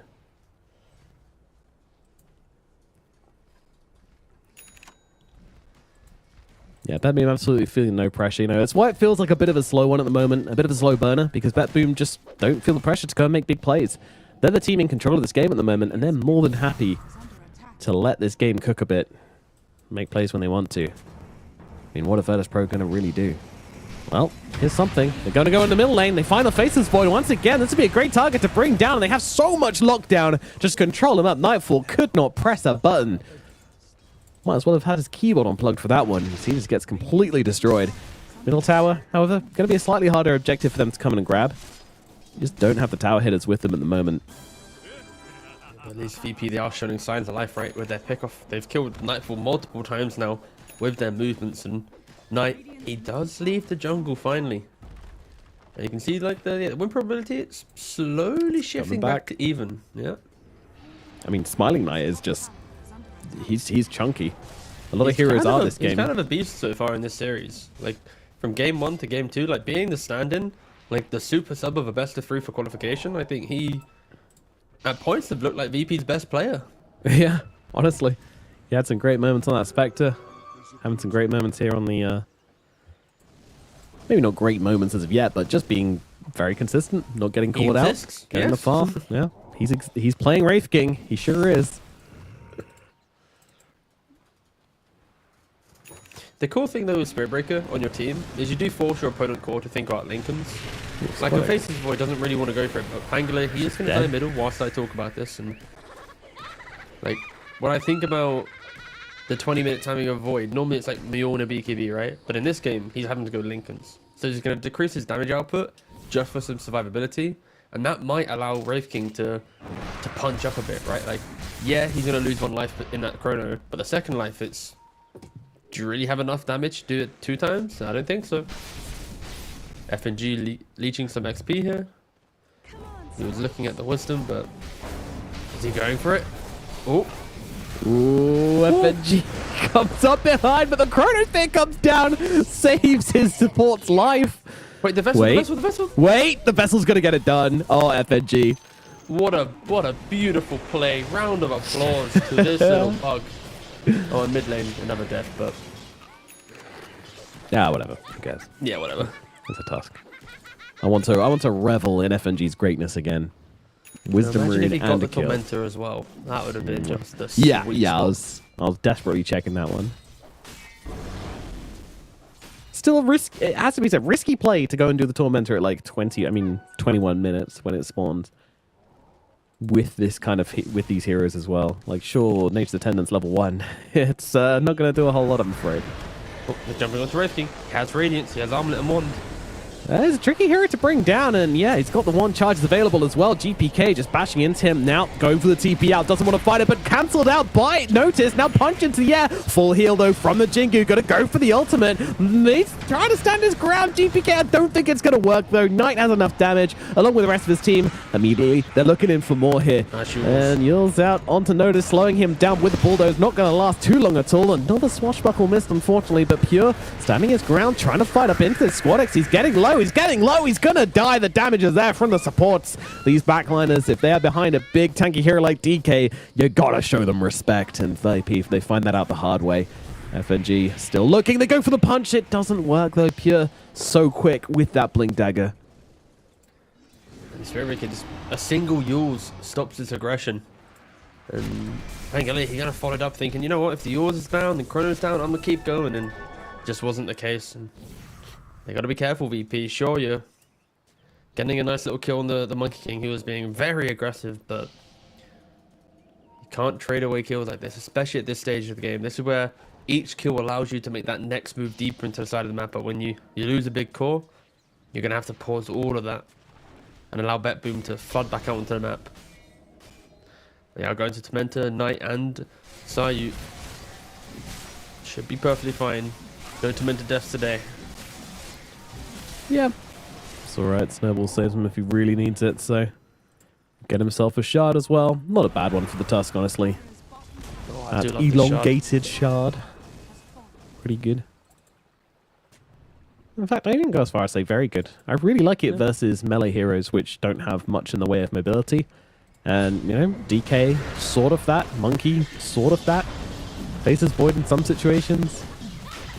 I don't hate it, but this is big. This Roshan attempt, yeah. I mean, FNG is going to scout it out. The bugs come on down here. Do they care? Well, he's they not don't care at the all. armor for them. Yeah, thanks, dude. That's funny, actually. All right, Weaver with the Roshan assist.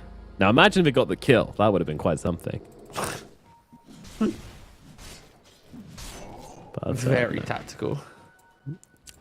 Monkey King now rocking an Aegis of Immortality. This is going to put BetBoom in a very commanding position for a pretty long time here. Great hero to have this Aegis on. Someone who can just jump into the middle of a fight, blast out all his abilities and damage, and not be afraid of dying. Exactly what you want. Really? Chasing Pure? This feels... yeah, okay. FNG was getting pretty thrifty on that one. Just kind of kept continuously following him, forcing him to blink away and such. Alright, a couple of Blink Daggers coming on down. Tusk going for the Midas. No surprises there. Willow, how's her Midas coming along? Oh, she's got it. Easy. I think the big timing for me is when Spirit hits BKB. Like, now he's not going to care about Yules. He's going to be able to get into the middle of the fight. Sure, he can't muscle up into the Wukongs and whatnot, but it still will just give him entry. That is what he's really relatively lacking in Pangolier. He's on his way to an Aghanims. Like, as soon as you get that, then he's going to have just so much more presence. You know, hitting more heroes with the Diffusal Blade, burning more mana. I am intrigued to know when VP are going to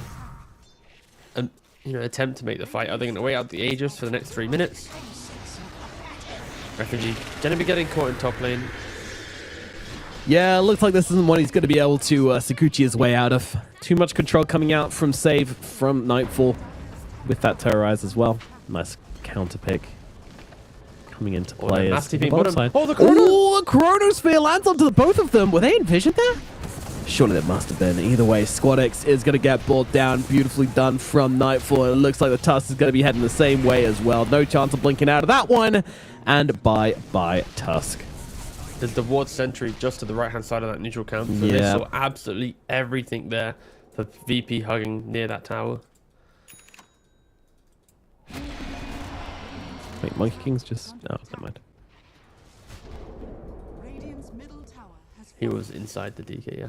Well, not Yeah. actually, but You couldn't see him at all. model-based.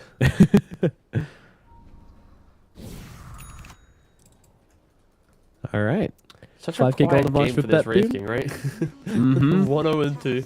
Like, he's farmed them amazingly. He's, like, done all the right moves, but he's been unable to make, like, that game-breaking, I'm Wraith King entry to a fight yet. And in fairness, he is still waiting for his other cores to kind of equal his level of farm. He is top net worth, but the Pango and Spiritbreaker are just kind of trailing behind the other cores. Spiritbreaker just completed his BKB, and Pangolier 3 gold away from the Aghanims. There it is. Yeah, and For he's not even VP, top I net think. worth by like 1,000 or 2,000 gold. Like he's top net worth by about 100. Don't ruin it, all right?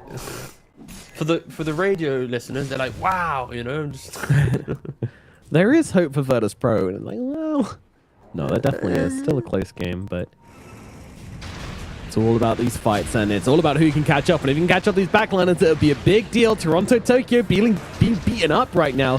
Full staff comes out. Sayu will finish the job, and that is a gem. Ooh, 27-minute gem given away. Meals on wheels. As Monkey King getting beaten up a little bit here. Pure pops the ultimate, looking for the initiation. Blink stun is available. GPK, he's losing his life pretty damn quickly here. That's going to be the Aegis disappearing. Pure's behind him. They've got the Terrorize to try and defend him on his second life, but they'll back away on the side of Virtus Pro. They realize when they're going a bit too far into a triangle where they don't have vision, that is too far. They'll chill out, take a breather, be happy with what they've got, as they should be. Getting rid of this Aegis is a pretty big deal. Yeah, for BetBoom, it's a pretty big deal that they haven't been able to do anything on the map, right? When you have a Monkey King with Aegis, some DK with Blink BKB, Chrono previously in play, like, how are they not progressing their tier 2s? How are they not making just more statement plays? And sure, they're going to smoke up now and look for it, but yeah, VP, if they find Wraith King, he's got 2 lives and TPs. TP points. Everyone on VP has a TP available. Nice, quick BKB. But he should still be dying. Probably the easier target, yeah. Spirit Breaker can't get out of this one. No charge available, no bulldoze available. He will tank the gank for the Wraith King. It's unfortunate. I think they would have much rather they go on the Wraith King than the Spirit Breaker, but yeah, BetBoom finally able to find something here. Almost feels like that Aegis was kind of a wake-up call, like, oh, yeah, we probably should have done more with that. Like, sure, we want to wait for our Aghanims on DK and all this stuff, but actually, they're giving Virtus Pro more of the map than I feel like they need to. Would you say that's fair? It does seem like... 1 second. Oh. Seems like the DK's in a bit of trouble, but he's got the BKB here, so he's going to be able to survive for the time being. Now GPK jumping into the middle of it, just going to smack down Knight. Wants to save his ulti for the second life, and will be able to do exactly that. Monkey King very good at dealing with Knight here. Knight trying to get away. Can he get up to the high ground here? He needs a bit of help. The armlet toggles, they're nice, but are they good enough? Knight falls upon him and will get the kill. Wraith King is dead. The carry will fall. Cost them a lot. But don't forget, this all started with them going onto Pure. They tried to bring down the DK, and they just did not have that damage. So you go for the TP out here, my friend. So there's no place for you. In strength is victory.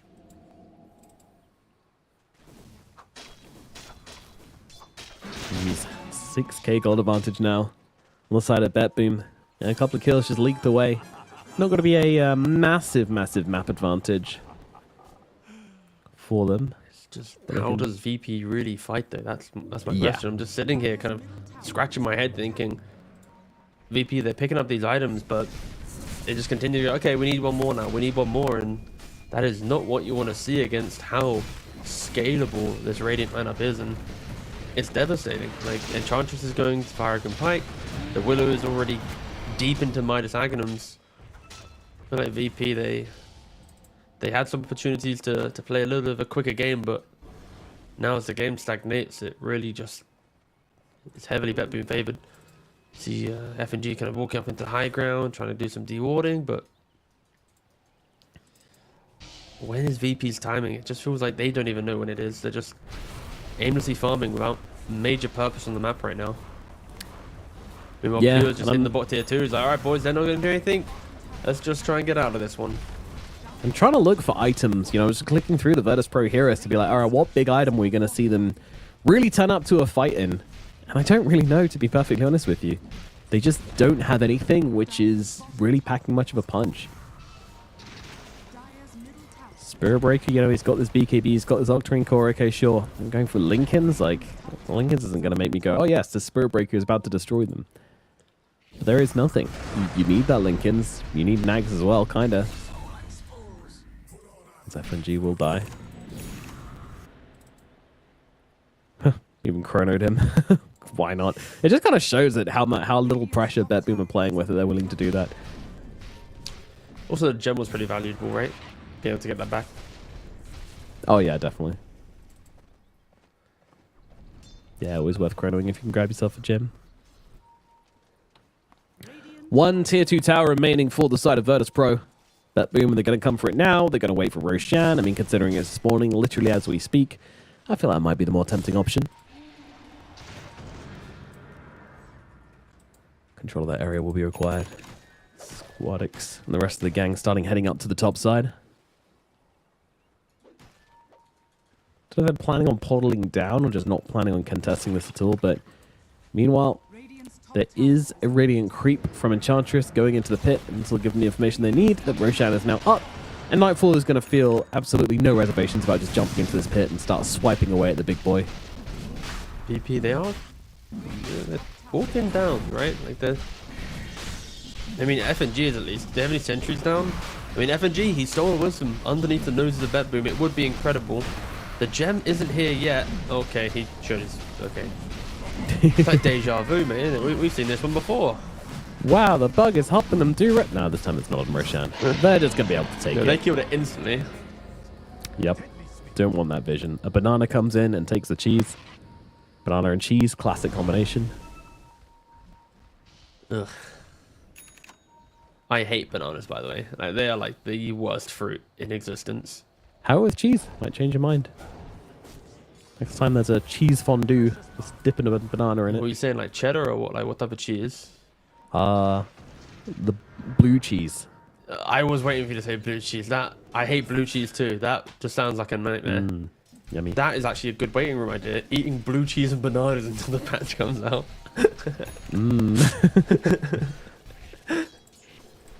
It'd be disgusting. It would be. Just... Oh, there's banana in mid lane. Hello. Don't worry, it's really important. He's now a cloud. Now Yeah, I don't know why he keeps turning into a cloud. It's weird. It's his taunt. Oh, I see. You can taunt whilst you're a tree or a banana. Yep. Cool. Yep. Today I learned 1 outer tower remaining. It's standing on 100 HP. I feel like it's kind of offending me just by being up at the moment. Here, just go and hit it. Go and hit it. As another day, another kill onto FNG. He's trying to be out of the map. Get vision down. Give them information. Oh, he just got himself a shard. Nice. Very valuable on the support Weaver. Radiant's bottom tower is under attack.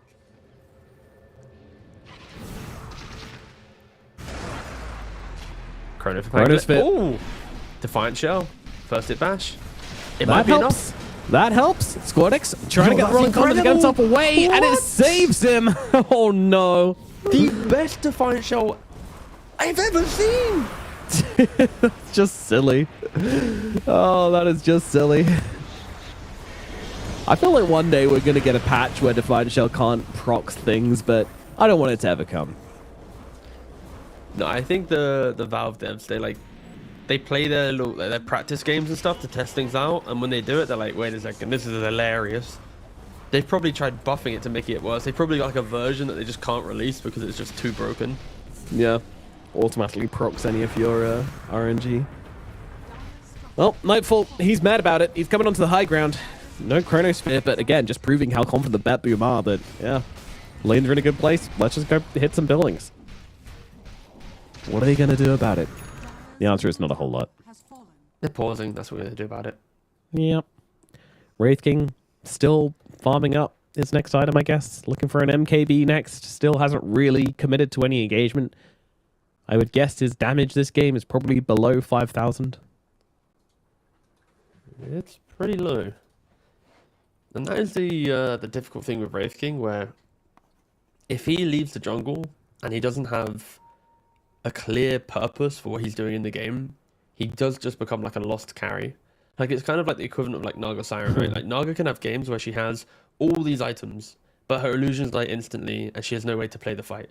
Like, Wraith King's kind of the same thing, where yes, he can do big crits, but if he doesn't have that chain CC to stun, crit, recycle the next crit, go again, like, you are relatively redundant, and I think it's why it sometimes is a very overrated carry against Faceless Void, because sure, you could survive the chrono, but you don't really need to get chronoed, because you can just kind of shake off his damage if you can go toe for toe for him, and it's kind of what's happened here, right? Like, just Chronicle the Spirit Breaker, Chronicle the Pango, play the wider map, just keep forcing him to exist, and at some point, Yeah.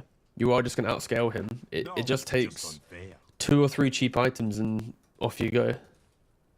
Yeah, he's played a blinder, honestly. Like, this is some very good Faces Void performance, and just being very liberal with the Chronosphere is a big part of it.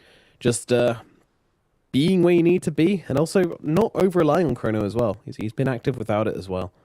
It's been pretty strong.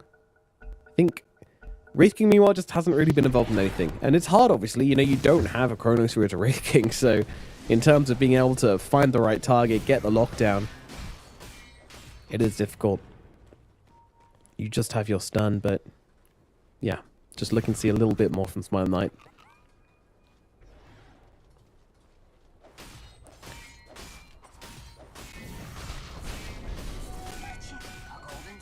God, they really don't have any plans on anything this anytime soon. BetBoom.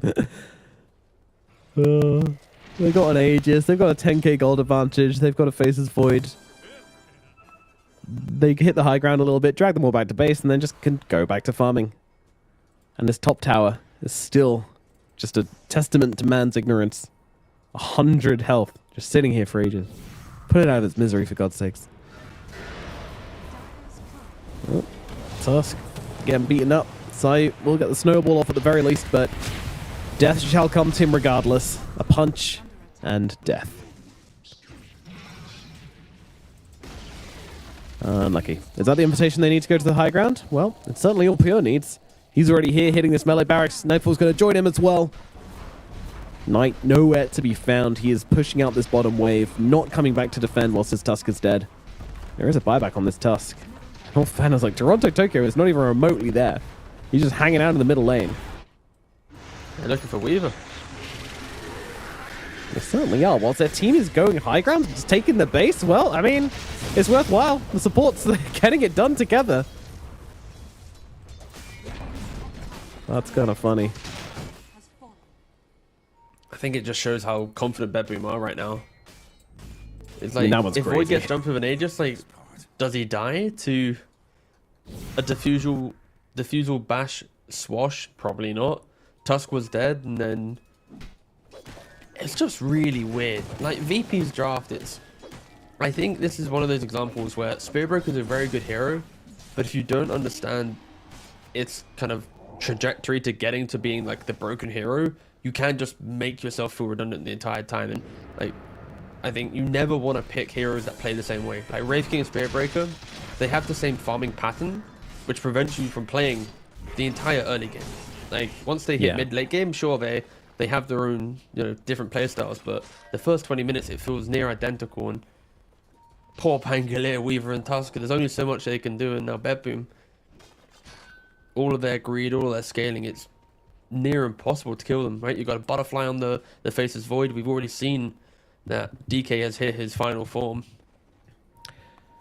He has the ancient Black Dragon. It's pretty damn scary. Smiling Knight, meanwhile, he's rocking around with the MKB, just finished up, so gives him some way to get through that Butterfly.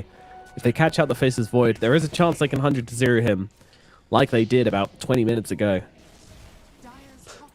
Just remember, all that time ago. Indeed. This game feels like it's moving in slow motion, I'll be honest. It's like such a weird game. Certainly curious.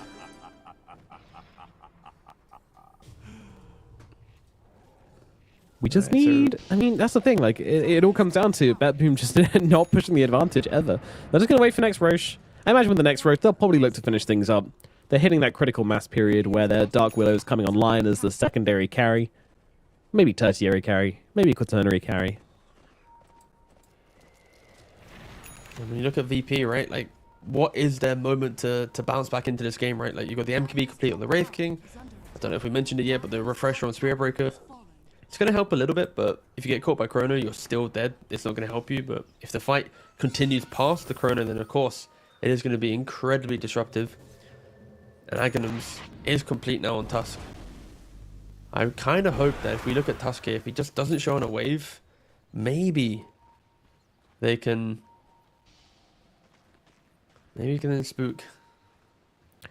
Feels more like a high ground kick than anything, but it's also very good against Monkey King. You can kick him out of his Wukong's command, which is really annoying.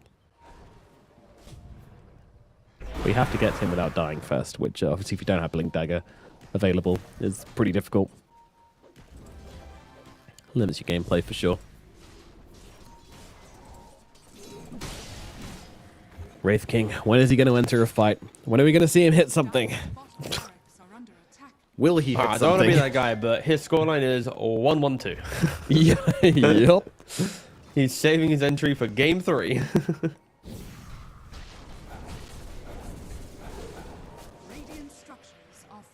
This is what we get for praising someone. This is what we get for calling him consistent. He's feeling the nerves now. Don't want to get involved. Don't want to get stuck in.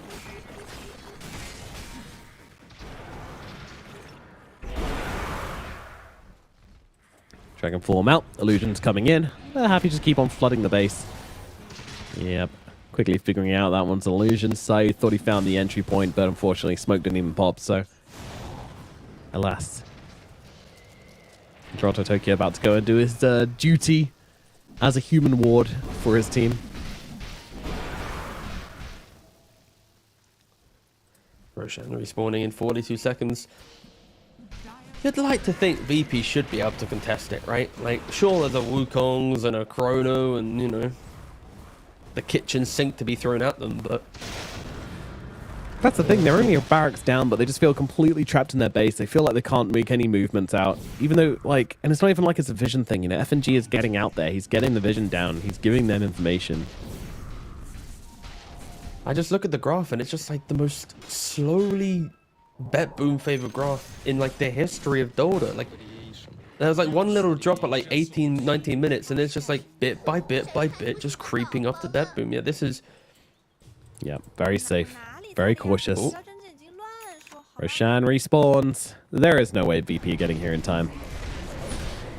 It does. It feels a little lifeless, you know. It feels a little lifeless not to come and contest this. Like, sure, I get it. You know, it's really hard to fight outside of your base, but at the same time, isn't it harder to fight inside your base versus an Aegis? I think so. I guess with the axe kick, there's more value in not leaving your base, right? We'll see if it pays off. VP, they've been farming and waiting for something. I can't wait to check the scoreboard and to tell you what items Wraithking got since the last time he was part of a kill. Yeah, I'm struggling to remember when that kill was, but I just don't know. Was it first blood? I physically couldn't tell you.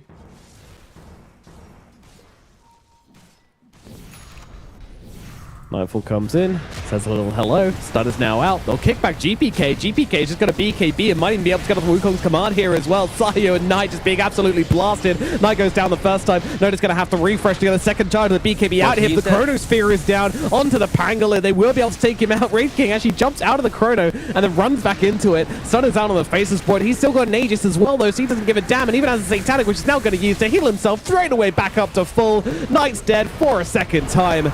And that's going to be that. No buyback on the Wraith King. Sure, you have your Tusk back, but can you really fight them as a four-man crew? I don't believe so, T. Pretty Jover, boss. Pretty Jover. Sure, the Monkey King did go down in that at some point, but what do they really care? It could cost them way too much. 2 lives on the Wraith King. Sayu jumping in, trying to get something done. Notice trying to help out as well. It's just not enough. Toronto Tokyo now going to be able to take him down. The impetus is coming on through from the Hurricane Pike. Squadix can't even fight this as well. Cute little nose strike on Toronto Tokyo, but he's going to get himself straight the way back up again as Squadix dies. FNG's gone. Nota's dead as well. 2 heroes left to defend. And it's not going to happen. Tower's starting to fall now. BetBoom looking to secure game number 2 and draw this series out to a 1-1. Save, just forcing them back. Once again, they're trying to hold on Virtus Pro. They're trying to make something happen here. Well, the big boys are still around. Nightfall, how are you gonna deal with him? 18 seconds on the Wraith King. I mean, there's a chance. Nightfall, he's been drained of any mana. Control is good from Wall Squadix. He's actually just dead without buy. As is the Spirit Breaker, and that's going to be GG coming out. There you have it. game number 2, it does go BetBoom's way, drawing out the series and giving us a third and final decider to find out who goes to Kuala Lumpur to partake in ESL 1. And these are the games that we kind of expect to see from BetBoom, right? Like these incredibly methodical games where they just sit back, hit the creeps, and that's about it. I am going to check, though. So he was... Okay, at 102, he had phase armlet Deso, okay? The next time, and that was at 2240, 2230, right? The next time he was part of a kill, was 22 minutes later, where he completed AC, Overwhelming Blink, and a Monkey King bar. Right. Yeah. It's a tough time. It's a tough time. Did get the Monkey King kill at the very end to give himself 2 for 2 for 2, but... Oh man, Wraith King really struggled to get into this game. 16,000 damage, admittedly more than I thought, but I think most of that was done in the final fight there where he was able to stand and hit some heroes. But yeah, not really much of a game coming out here from Virtus.pro, honestly. 13 kills is all they're able to scrape together in 45 minutes of gameplay, never looking ideal. And now they go into game number 3. Can they pull it back? Will it be BetBoom securing their spot at this event? We're going to find out after this break.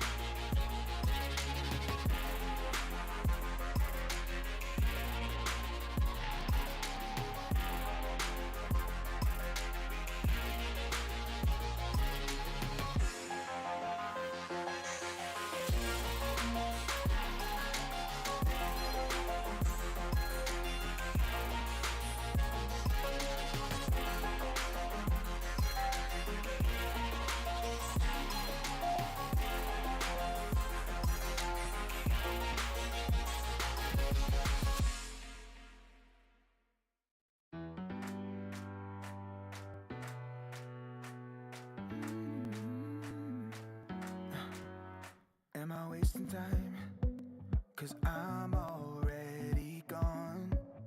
So long, can you stay the night? 'Cause you're the thing I want. I know you're feeling different when you're stressed out, but even with no makeup you still stand out.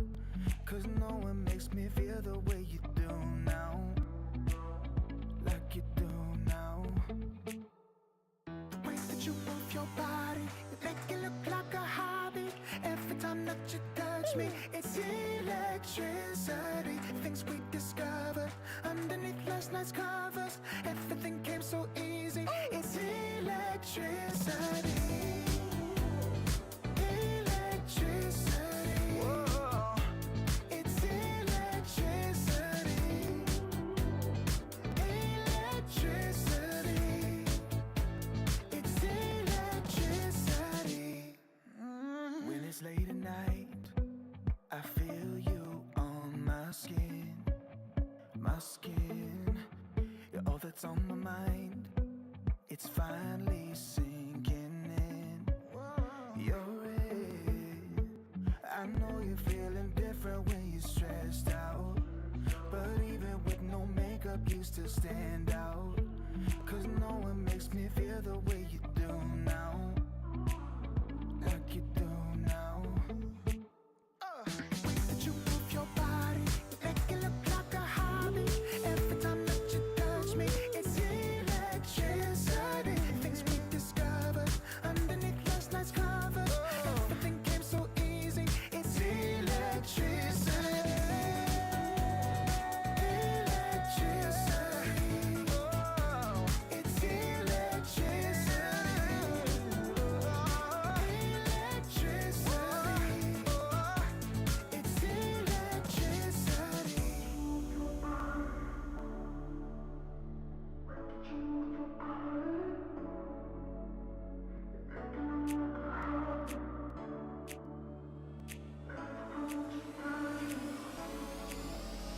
The way that you move your body, you make it look like a hobby. Every time that you touch me, it's electricity. Things we discovered underneath last night's covers. Everything came so easy. It's electricity. Electricity. It's electricity. You move your body. Electricity. You move your body. It's electricity.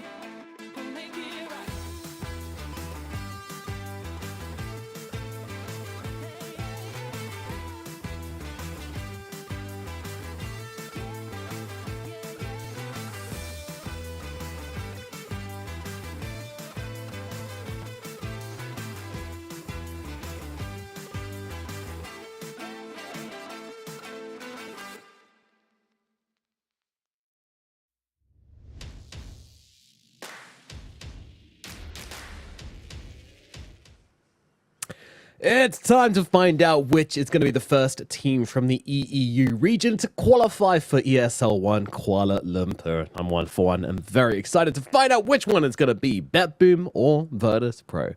Tikov now is here to join us for this ride. Tikov, which way do you think it's going? We've seen both teams take a win now. Who is going to finish it off?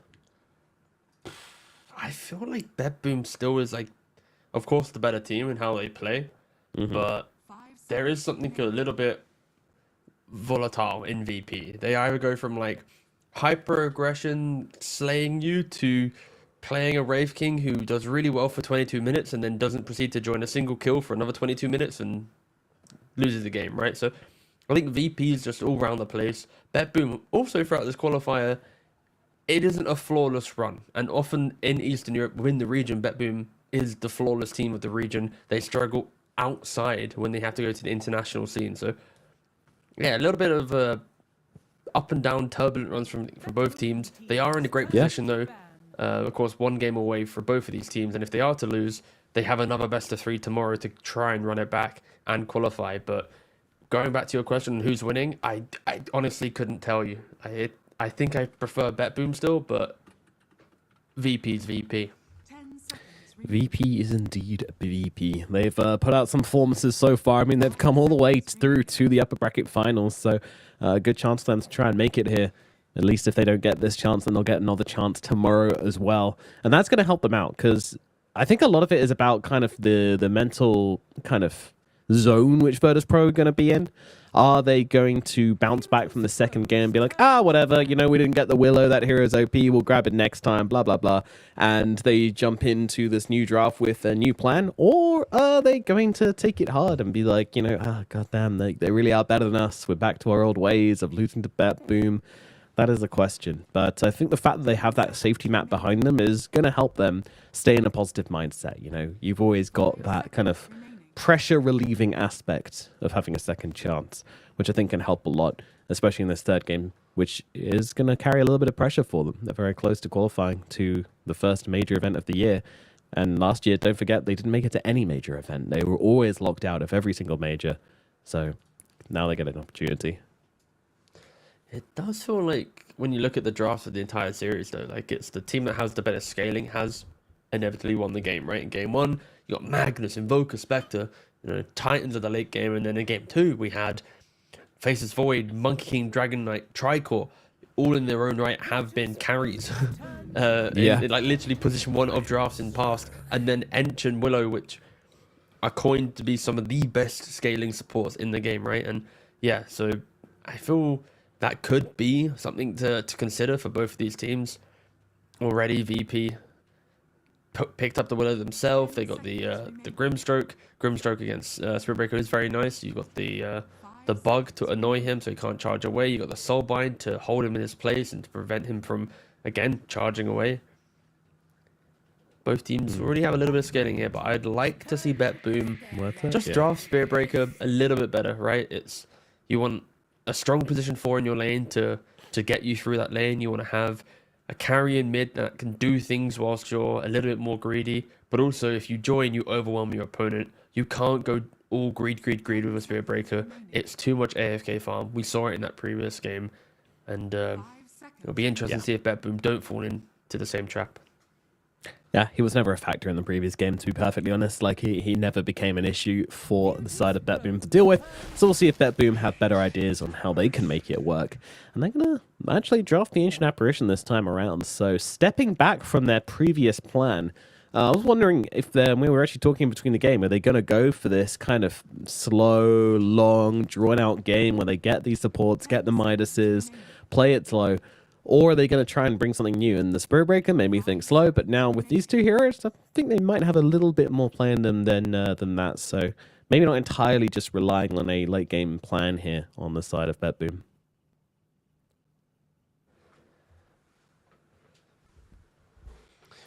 For BetBoom, though, they also have just a really nice skirmish, right? Like, this is what I wanted to see with Spirit Breaker. Like, the Vortex from AA amps up both the damage types of Spirit Breaker and Muerta.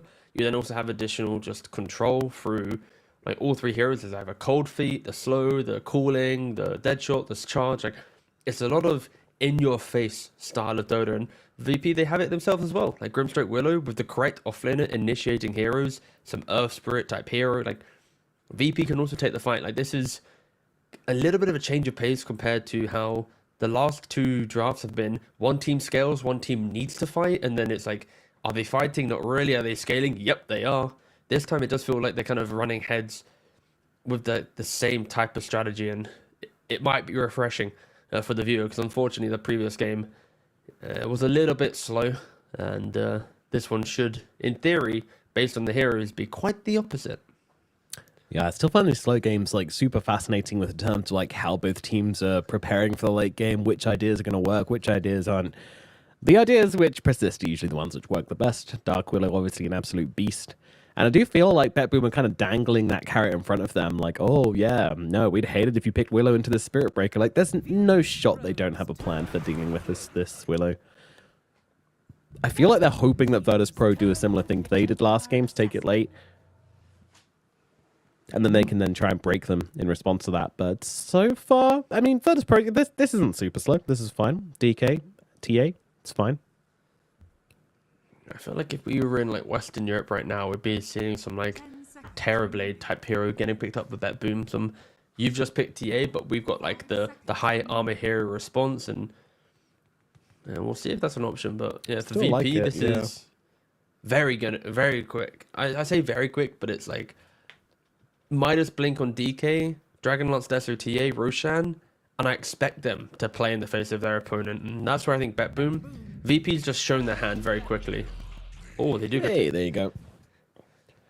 Always going to be on your mind when you see this Templar Assassin hero picked up. Just 12 hours of casting. We got there, no man. we're doing it. We still got it in us, boy. 10 seconds. We eating good. Yeah. Now, the reason why I think TB is so powerful is like VP, when you pick DKTA, there's no creativity in it, right? It is strong lane, Roshan, go end, right? It's just one narrative of the game that it presents. So if you can just pick a hero that can play behind that aggression, can survive the jump, and suddenly the game's very different. And I think that's exactly what TV does perfectly. The illusion spam, that Sunder turnaround. There's about 10 seconds remaining. there's a bug or Phantom's Embrace, Inkswell, Dragon Tail, and then TA Trap Silence Remaining. Yeah. and Terrorize. Like it's a lot of like small bits of annoyances, but like one Manta, one BKB from Terrorblade, and now suddenly it's like, sure, I'm a Sunder every single time. And this is where VP, do they flex the TA to a different role? Do they have some like big carry pick they want to go for? BetBoom expect the TA to still be carry, as they're banning out some big anti-TV mid-heroes. Lino, of course, with the Aetherlens Ags build into E-Blade. Super annoying, high magic damage burst, hunting around, Yeah. flying around, killing things. And also, probably the best anti-carry in the game now. With this magic build, you just build the Agnims, you just run, like, you just fly over trees, find the carry from the sidelines, like, just blast them down 100 to 0 from, like, 1,000 range, and you just peace out, you just leave. It's just super obnoxious. So, yeah, especially against the TB, you don't want to be playing into that. It's like 1,600 pure damage or something like that. It's just completely wrong. So, yeah. That's that one's taken out of the pool. Now we got Dazzle and Necro taken out by the side of Virtus Pro. So they're trying to get rid of Sustain. They're trying to get rid of those annoying heroes which are just going to allow BetBoom to stay on the map and allow Terrorblade to be kind of grouping up together and just kind of death ball it down. Interesting. Final What's pick. GPK gonna play here? So you always got to keep the TA in mind, because if you pick something like the Puck, then they're more than likely just going to, you know, TA mid. Can't he? Wait, Can't he just? Kunkka? Yeah, I was like, Kunkka's still available. Like, Pango's still fine. Monkey's available.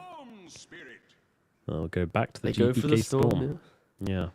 Alrighty. I feel well, like- go ahead. I was like, BetBoom's in that kind of Bulba arc where they see a couple weak supports and it's just pick Storm. They've default done it like 4 times now in the qualifier.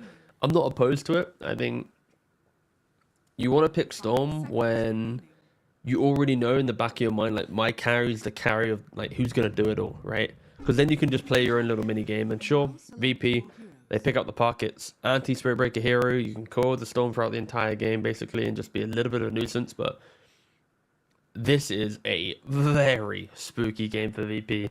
If they do not dictate this game, and I've said this throughout the entire series, it feels like I'm just repeating myself at this point, but VP, they are on a timer. TA will never outscale a Terrorblade unless you get to, like, Revenant's Brooch style memes of changing your damage type and surprising him with some DK stun. But until then, it's about that first Roshan. It's about making moves. And BetBoom, they are incredible at making moves themselves. The Storm can zip in with an Ice Blast follow-up. Spirit can run on in and have just, again, the same level of follow-up. It's going to be a pretty spooky game for VP, and they need to just make sure that they're decisive. If they go down a lane, don't allow the TB to get behind them. If the TB does go behind them, protect the wave that they currently have and make sure they execute cleanly, because if they don't, then yeah, this is going to be a kind of a repeat of Game 2, it feels like.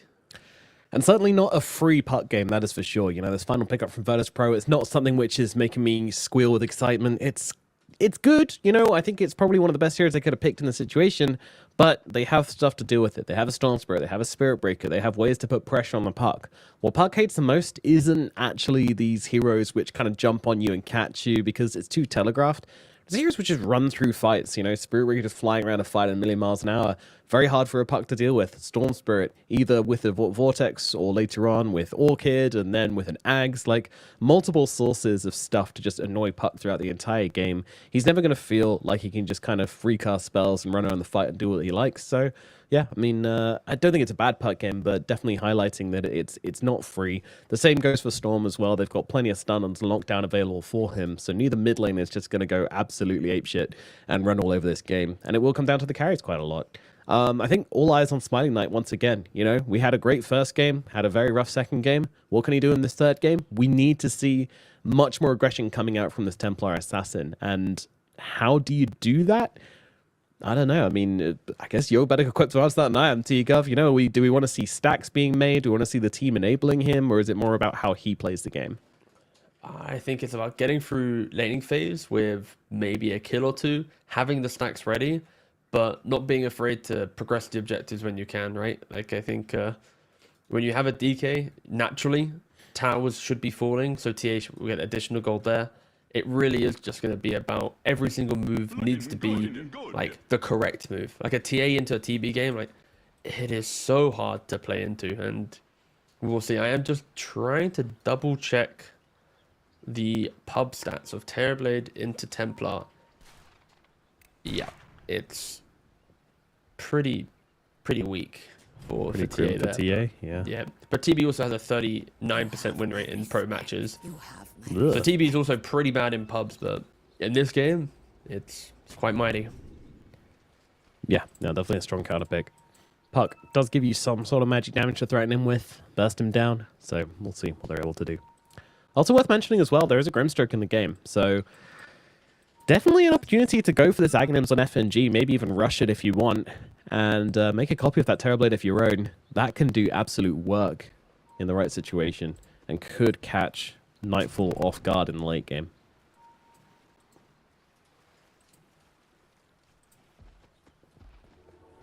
Save, moving up to the bounty rune here. Knight.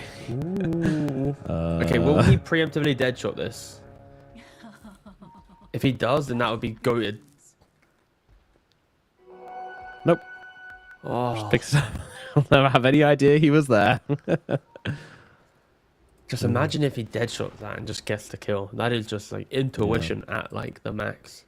How do you even click that rune without auto-attacking? I think he would just die. Yeah, maybe he didn't even click it. Maybe he just sat there waiting for them to leave. I think he just sat there. It was more like they brought everybody, right? Yeah. To be fair, that is the rune that if you get top rune for free, normally one hero walks up by themselves to go, free bounty rune. So it's a cool play to make, and of course a lot of patience from Knight not to. Yeah, 100% of us and us watching would have gone for the rune, accidentally auto-attacked and died, so shout out Knight. Would have been a hell of a way to start the game after we're saying he needs to be aggressive but careful. And then, yeah.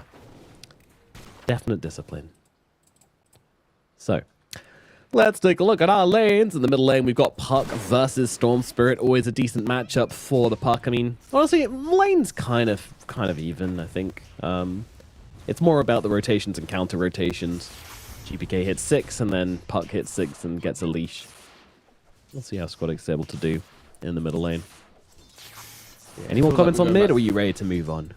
Nah, we can stay on mid for a second. I think this is very much a who can get the active runes style matchup. Like when you have Kunkers and these boring heroes in mid, you don't care as much. But when you have two high damage dealing, spell casting laners, it is going to be who can break from lanes first. And I'd probably give the edge to BetBoom just a little bit. TA does need someone's hand to hold the entire time, and a Terrorblade not so much. So the position 5s probably will be the key components in that rotation. And yeah, you already see bot lane Nightfall muscling up into the DK and the Willow, not really caring too much about what they have to present themselves.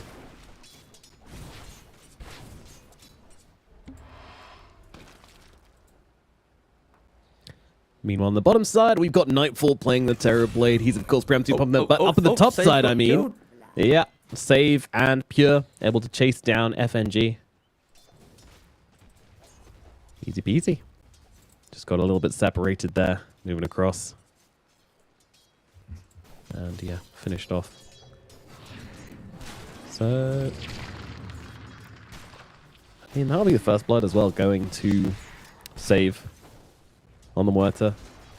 Not like the greatest hero to get it, definitely would have preferred it on Pure, but nevertheless, Muerta can get a couple of early stat items maybe and start to deal a little bit of extra damage. Always a pretty big also threat. Not opposed to Save just going for the, yeah, just get these mana boots and spam your spells, right? I think with Spirit Breaker in your lane, Spirit Breaker wants to spam charge to farm, but he has like no mana to do it really. He can do 3 charges and he's out of mana. So I think if Muerta can get a couple more kills in the lane, it will just really unlock Spirit Breaker's ability to do as he sees fit. Indeed, indeed. And he will do what every Spirit Breaker player sees fit. And that is charge anything in sight. We are down the bottom side, of course. Nightfall. He's the light switch hero. When he pops Metamorphosis, it's very scary. Notice can't come near him. Have to back themselves away. When it's not, then we've got a lane on our hands. Junto Toki, obviously, on the AA, not the strongest combo here. You've got nothing really to combo up with the cold feet, so he's just going to go for the Chilling Touch Ice Vortex build.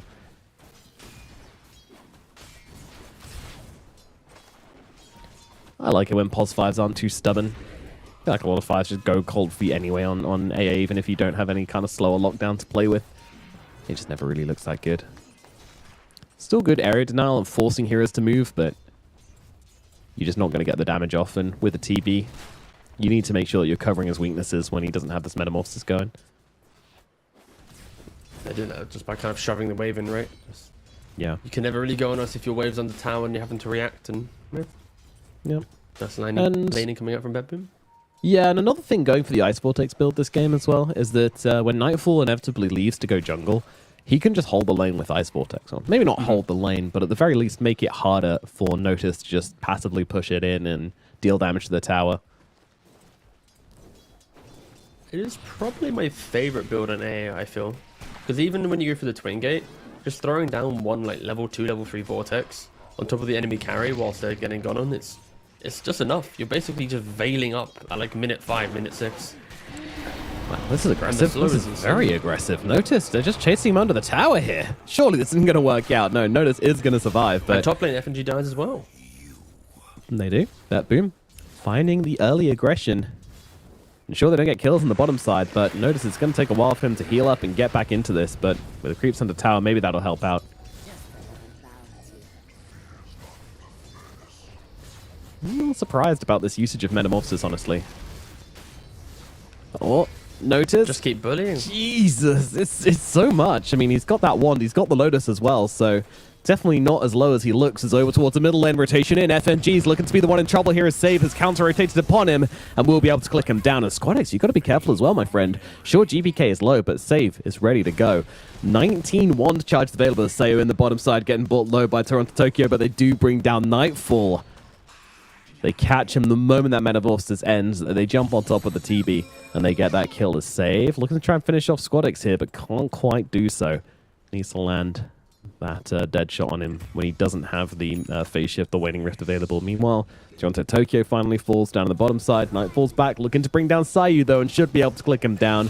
1, 2, 3, he's gone.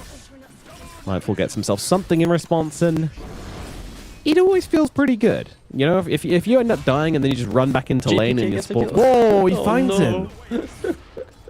Oh no, did he get caught out by the silence from the Muerta? Yep. Yeah, every time you look somewhere, just another kill is happening, and it's just VP that trying to be so aggressive, but then we wanted action. We're getting action. Is up on the top side as well. Knight being chased. Toronto Tokyo wants to keep going, but Pure does not.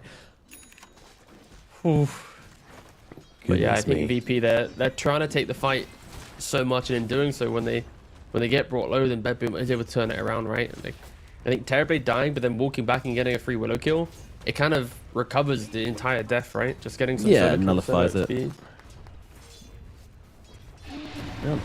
He's doing fine, honestly. Networth's looking good. CS looking good. Being chilling in the bottom lane. Top lane, Knight. He's starting to get some pressure put on him. He's had a good time up until this point, but if they can start to pressure him now, then his game will start to suffer. Of course, TA always a hero that can go back and hit jungle creeps relatively easily, so... Already a like 1 to 2k gold lead for BetBoom. It's kind of fluctuating between it, and it's mainly because of Stormset, right? You got 1,000 gold over the top. Pure is trying to go on Knight a little bit, but these teams, so much aggression coming out, but Save is here as well. Oh, the cold feet. Knight's going to get frozen up in just a second, and now he's a sitting duck, ready to be killed. Save will bring him down. Grimstroke looking kind of low as well. Pure, he's interested. Charge available in just a second. Charges through, gets the damage off, and FNG will be falling as well. BetBoom. This is a new team coming out into this third game here. They've smelt blood in the water, and they are hunting. GPK doing some damage to Sayu. Squadex is there as well. I mean, the fact there's 2 heroes mid from VP, and GPK is still the one just kind of trying to chase down the support is really saying something.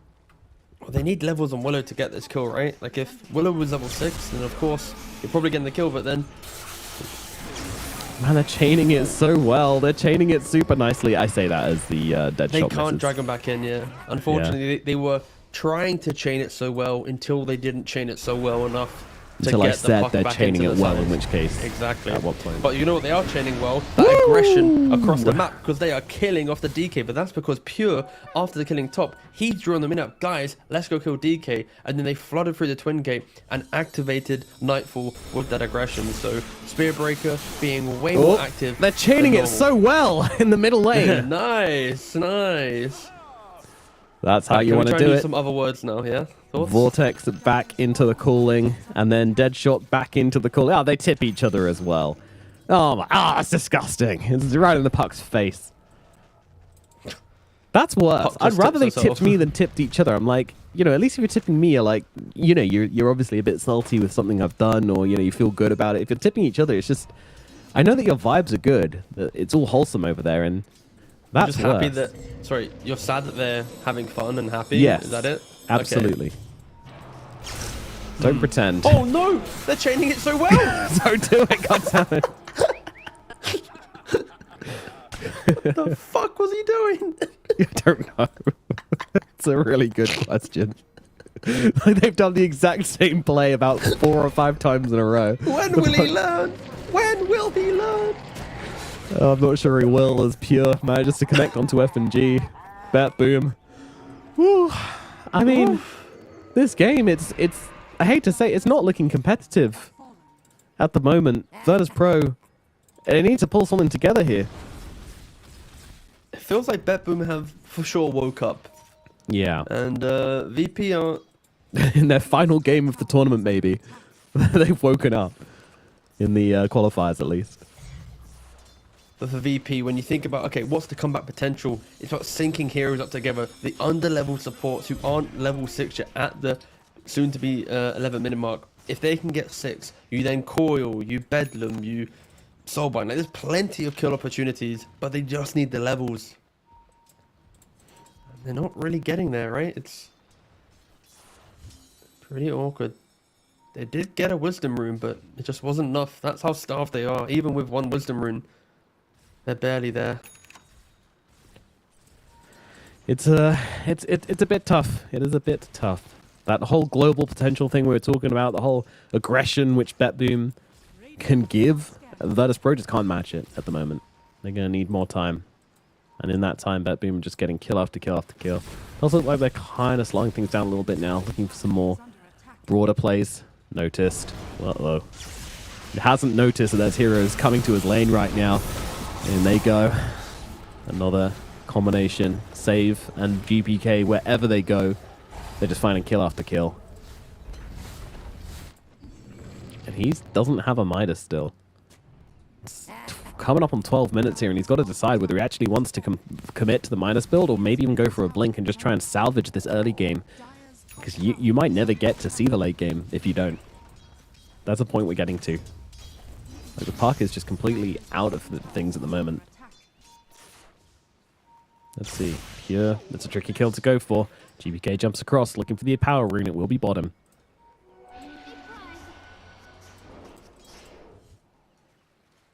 That's the thing. They're just doing everything they can to make sure this puck doesn't have a game. Secure both the power runes very aggressively.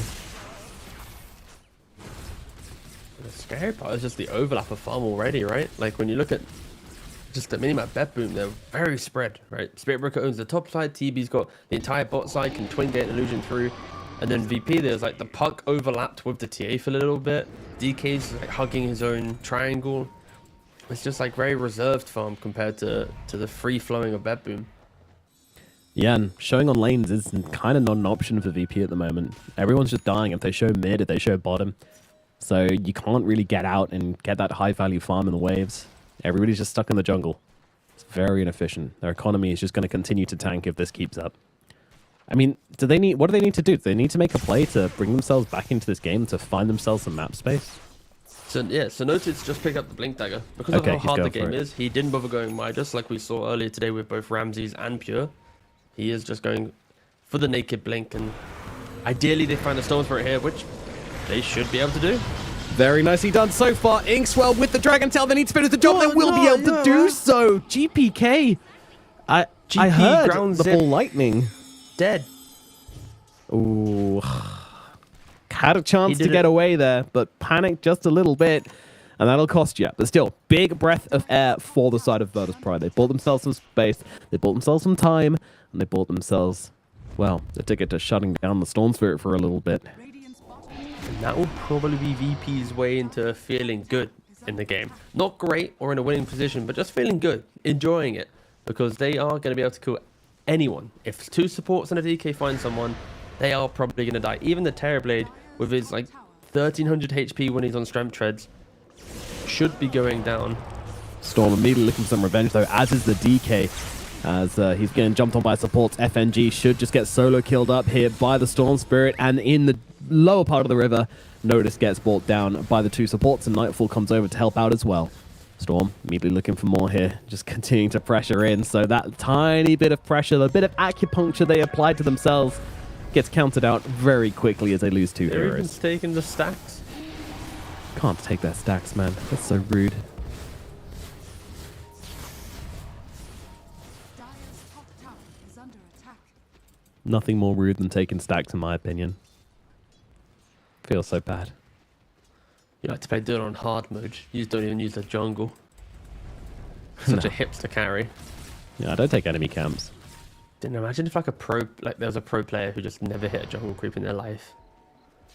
They just refused to do it. Like a vegan Dota player. Yeah. That really role plays in the game too. They're neutrals. I'm not going to hit neutrals. They're unaligned. They'd have to be a plus 5 then. Notice. If they're not allowed to hit, oh yeah, they wouldn't hit neutrals too, wouldn't they? Oh, damn it. Even lane creeps.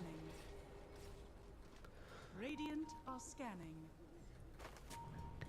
They won't be finding anyone right now. Nightfall with the scan, scans it out and gets himself away. Buries himself in the tree line, TPs to mid, where he'll be nice and safe. And look at this line of heroes which is protecting him as well. We're just running through the Radiant jungle. They scan out enemies and they just form this like defensive barrier on the high ground. Are scanning. I'm wondering if they're going to be able to figure out where they've gone.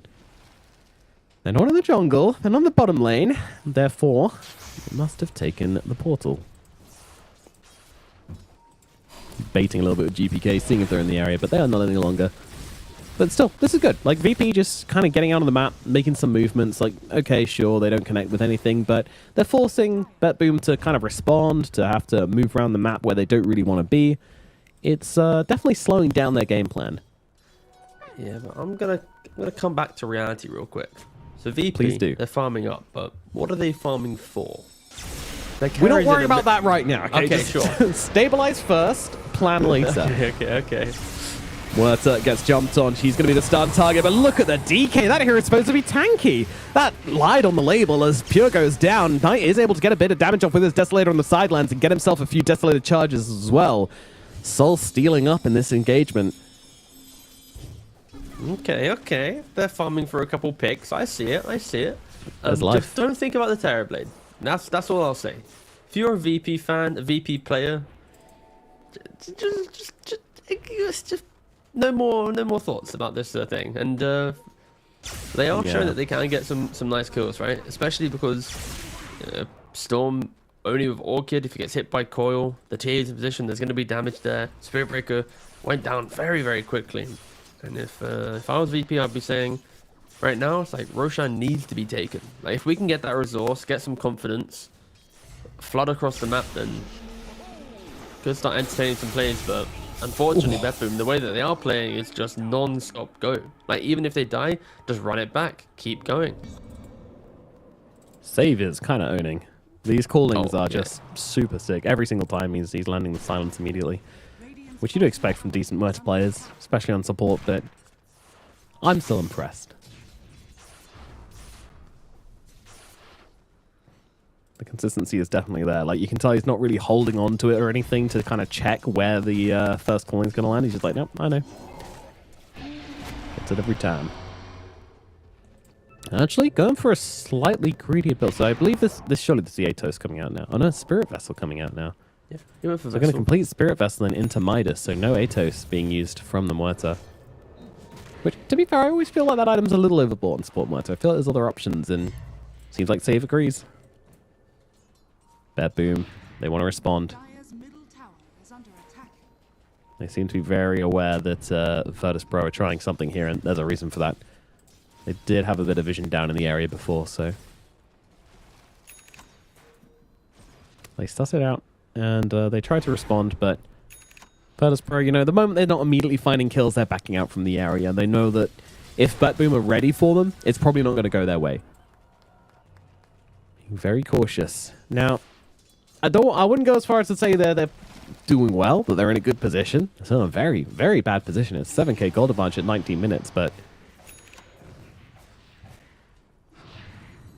still, they've stabilized. Now, can they fight back? For me, I just feel like this game is just very much BetBoom on autopilot, right? Like, all these mini events, like, it doesn't really matter how they unfold, because when BetBoom say Scardy's online, they'll group up as 5 and walk down a lane. And I think VP, they know that. And it's why they're kind of like doing this like desperate balance of taking the fights that BetBoom present while still trying to farm. And It's under attack. like, the puck had to go for yours. Like, in all the games where you want to go aggressive and find kills, like, yours is one of the, not the worst item for a puck, but it's like the type item, you know, like, it's the defeatist attitude, which is fine. Like, I respect it. You're gonna die to Orchid every single time, but the trade-off is now you don't have that blink for initiation. You're not going like Sanj Kaya for tanky and damage. And of course, some puck players, they never go for the defensive item and they just feed. So I'm happy to see that he does have the mindset of survivability, unlike most. Positioning isn't always perfect, but they are smoked up now. I feel like we could have probably seen DK and the supports play a little bit more aggressive together. But they smoke with the puck this time. If they kill the TB, then that could just give them something. But he's 1,000 gold away from Scardy. They see Muerta and they're happy with that. Move on to save, take them down. That's a lot of their kill potential taken out of the equation. Sure, it's not a big core, but it's something they'll be taking at the moment, and it buys them, again, a little more space on this map. There's a BKB coming out from Storm Spirit. There's a Skadi coming out from Terrorblade in the next minute. Next Shadowblade as well. Like, when you think about big ticket items, they are 3 statement items for these heroes. Like BKB on Storm, iconic. Shadowblade Spirit Breaker, iconic. Skadi, iconic. Like, these are just like... Dire's bottom tower. Very on brand for the heroes, yes, definitely. I would love times. to see VP somehow win a fight into this, but every Dota bone in my body just screams that VP's about to get slapped in the face. There's no sugarcoating here, you know. After 12 hours, we just say how it is. Storm should get away this time around. Dude, please. Oh, the root. Yeah, he's going in. He's making some he making missed some the calling. decisions. Squadix. Oh, he's missed everything. Yep, they really have. They really have. Rare from save, but that's because... Bash, Yeah, bash, bash, bash, bash, bash, bash, bash, bash, bash. What? Has he got another charge available? Nope. Charge. Not gonna work out. He was expecting more to be up the high ground, I think. There's like... Phase shifts back up. There's no point trying. Never happening, especially with the Euls available. It's got 2 phase shifts, pretty much. All right, yeah, I mean, GPK did it again where he almost did like a tiny ball lightning. Luckily, he did a slightly bigger one this time, but was able to get away properly in the end. Sometimes you just got to click as fast as possible. Oh, Roshan time. Yep, get down into Broshan. If you're a VP fan, then I want to look away. This TB is an absolute monster. He's going to take down Roche pretty much all by himself at this point. No, at least give a man an ice vortex. Jesus, there you go.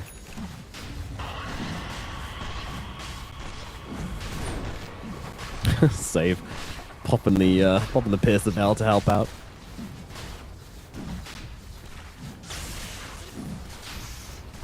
Yeah, you can see VP, they kind of made their way down to the bottom lane. It's very half-assed. It's very low committal. Just seeing if there's an opportunity to approach. That's absolutely not. Any Terrorblade player in the game, like, what is your ideal game? They would be saying Manta, Dragonlance Skadi, into Roshan, like, around 20 minutes. Like, this is... If you were to write the script of the perfect Terrorblade game, like, this is it. And now they just need to wait for meta, 80 seconds. They'll just utilize the map, farm as much as they can. They might go for a quick pick with GPK +1, but yeah. Yep, I wouldn't Items be coming opposed up to for seeing VP. Virtus Pro try and make a play like immediately off the back of the Aegis grab, just knowing that Nightfall probably pop meta for it. And see if you can catch them, for sure. but They just can't do it. I think TA's just I afraid. mean, it's not going to work. It's probably not going to work. TA, she has the damage. Went for the Silver Edge, by the way. It's Kind of interesting. a positional item, but we see Storm going in on top.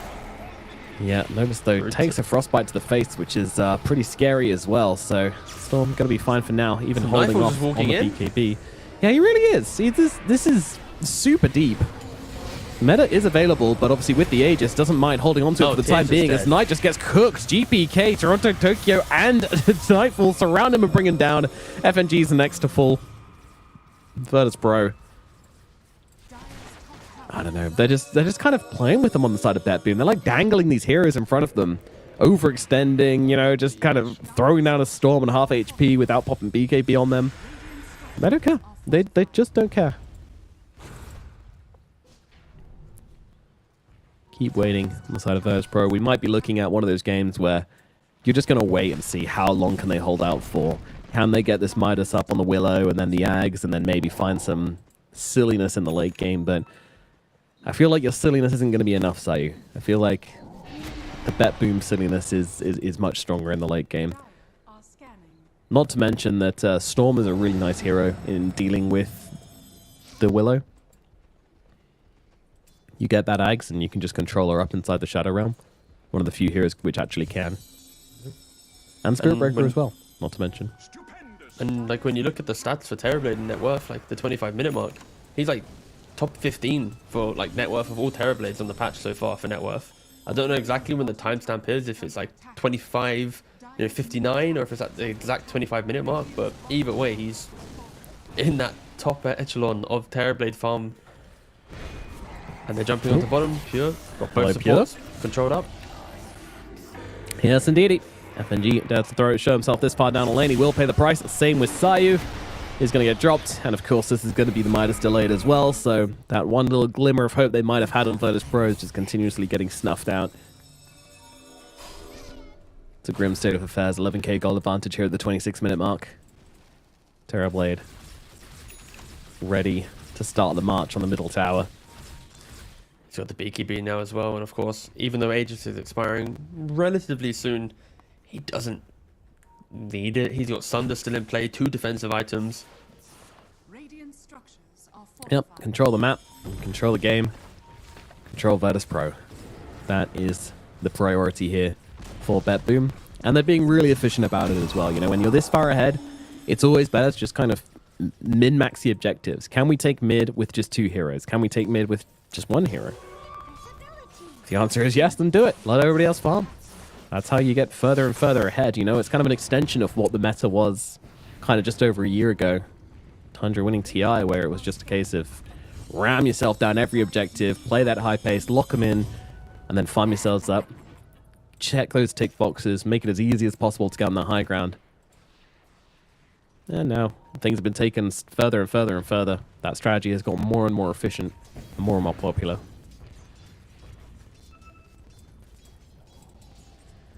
What is going to be BetBoom's next move? Like, they have everything they need. They've moved from mid, they go to bot. I do expect it to be kind of like death from 1,000 cuts, right? Send the illusions in. We just saw how TA's impact was in the previous fight. She walked in, said hello. A couple seconds later, said her farewells. That was just about it. Like a elusive visiting aunt. Nightfall. It's just... Look at how far away his team is from him as well. Like, he's just dealing with this tier 2 tower. Team are already looking to topside. They're like, oh, we saw a puck on our vision. Let's go, guys. Bottom tower has fallen. Nightfall, despite the Aegis running out, I mean, he's just not worried. Not concerned. One little bit. But we're going to need to see them kind of getting on the back lines, killing these supports, preferably before the Frostbite or anything like that comes off, before you get a cooling sitting down in the fights. It's just another thing for the puck to worry about. But, well, they're actually going to go on the GPK, but GPK gets off the BKB, so should be okay. Oh, he's leashed up. He can't escape. Pure comes in, gives him a leash target, and this will get them to kill into the Storm Spirit. Terrorblade on the side. They find a very big target indeed. And now Knight tries to unleash on the side here, but because of the Pierce the Veil, the TA can't bring down that support hero. It's noticed though, going to keep on chasing. Nice little fear, comes out from safe, buys in the space he needs to keep on running. He's just not very fast though. Squadix is going to get on top. So slow. Start clicking him down, and down goes the Muerta. Okay, all right. Okay. But BetBoom weren't really in position, but VP, again, that's what they kind of need, right? They need to capitalize on these moments where BetBoom aren't hugging their almighty Terrorblade, who's holding, 21,000 of the Radiant net worth, and in doing so, VP get another little bit of a punch back. Let's see if they can chain this into any more, but with 3 being dead on BetBoom, it would be relatively illegal for Spiritbreaker or Terrorblade to put themselves in a vulnerable position. Saying that, Pure is charging in. He's going for it. Yeah, 2 seconds on the BKB. He gets it off, and now he looks to the turnaround. Nope, sees a T8. I'm not turning around. Just kidding. He's dead. So like I was saying, with 3 being dead, shouldn't put himself in a vulnerable position. It's so funny. He pops the BKB, and then VP run away. They're like, oh, he's gonna escape, I guess. But he runs at them, and they're like, oh, he's not gonna escape, I guess. Guess we get the kill. Cool. There's some clumsy plays coming out from BetBoom, honestly, which is just going to serve to elongate things. Which is absolutely fine by them.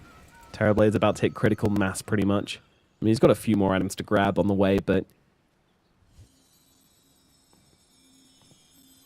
he's already a monster.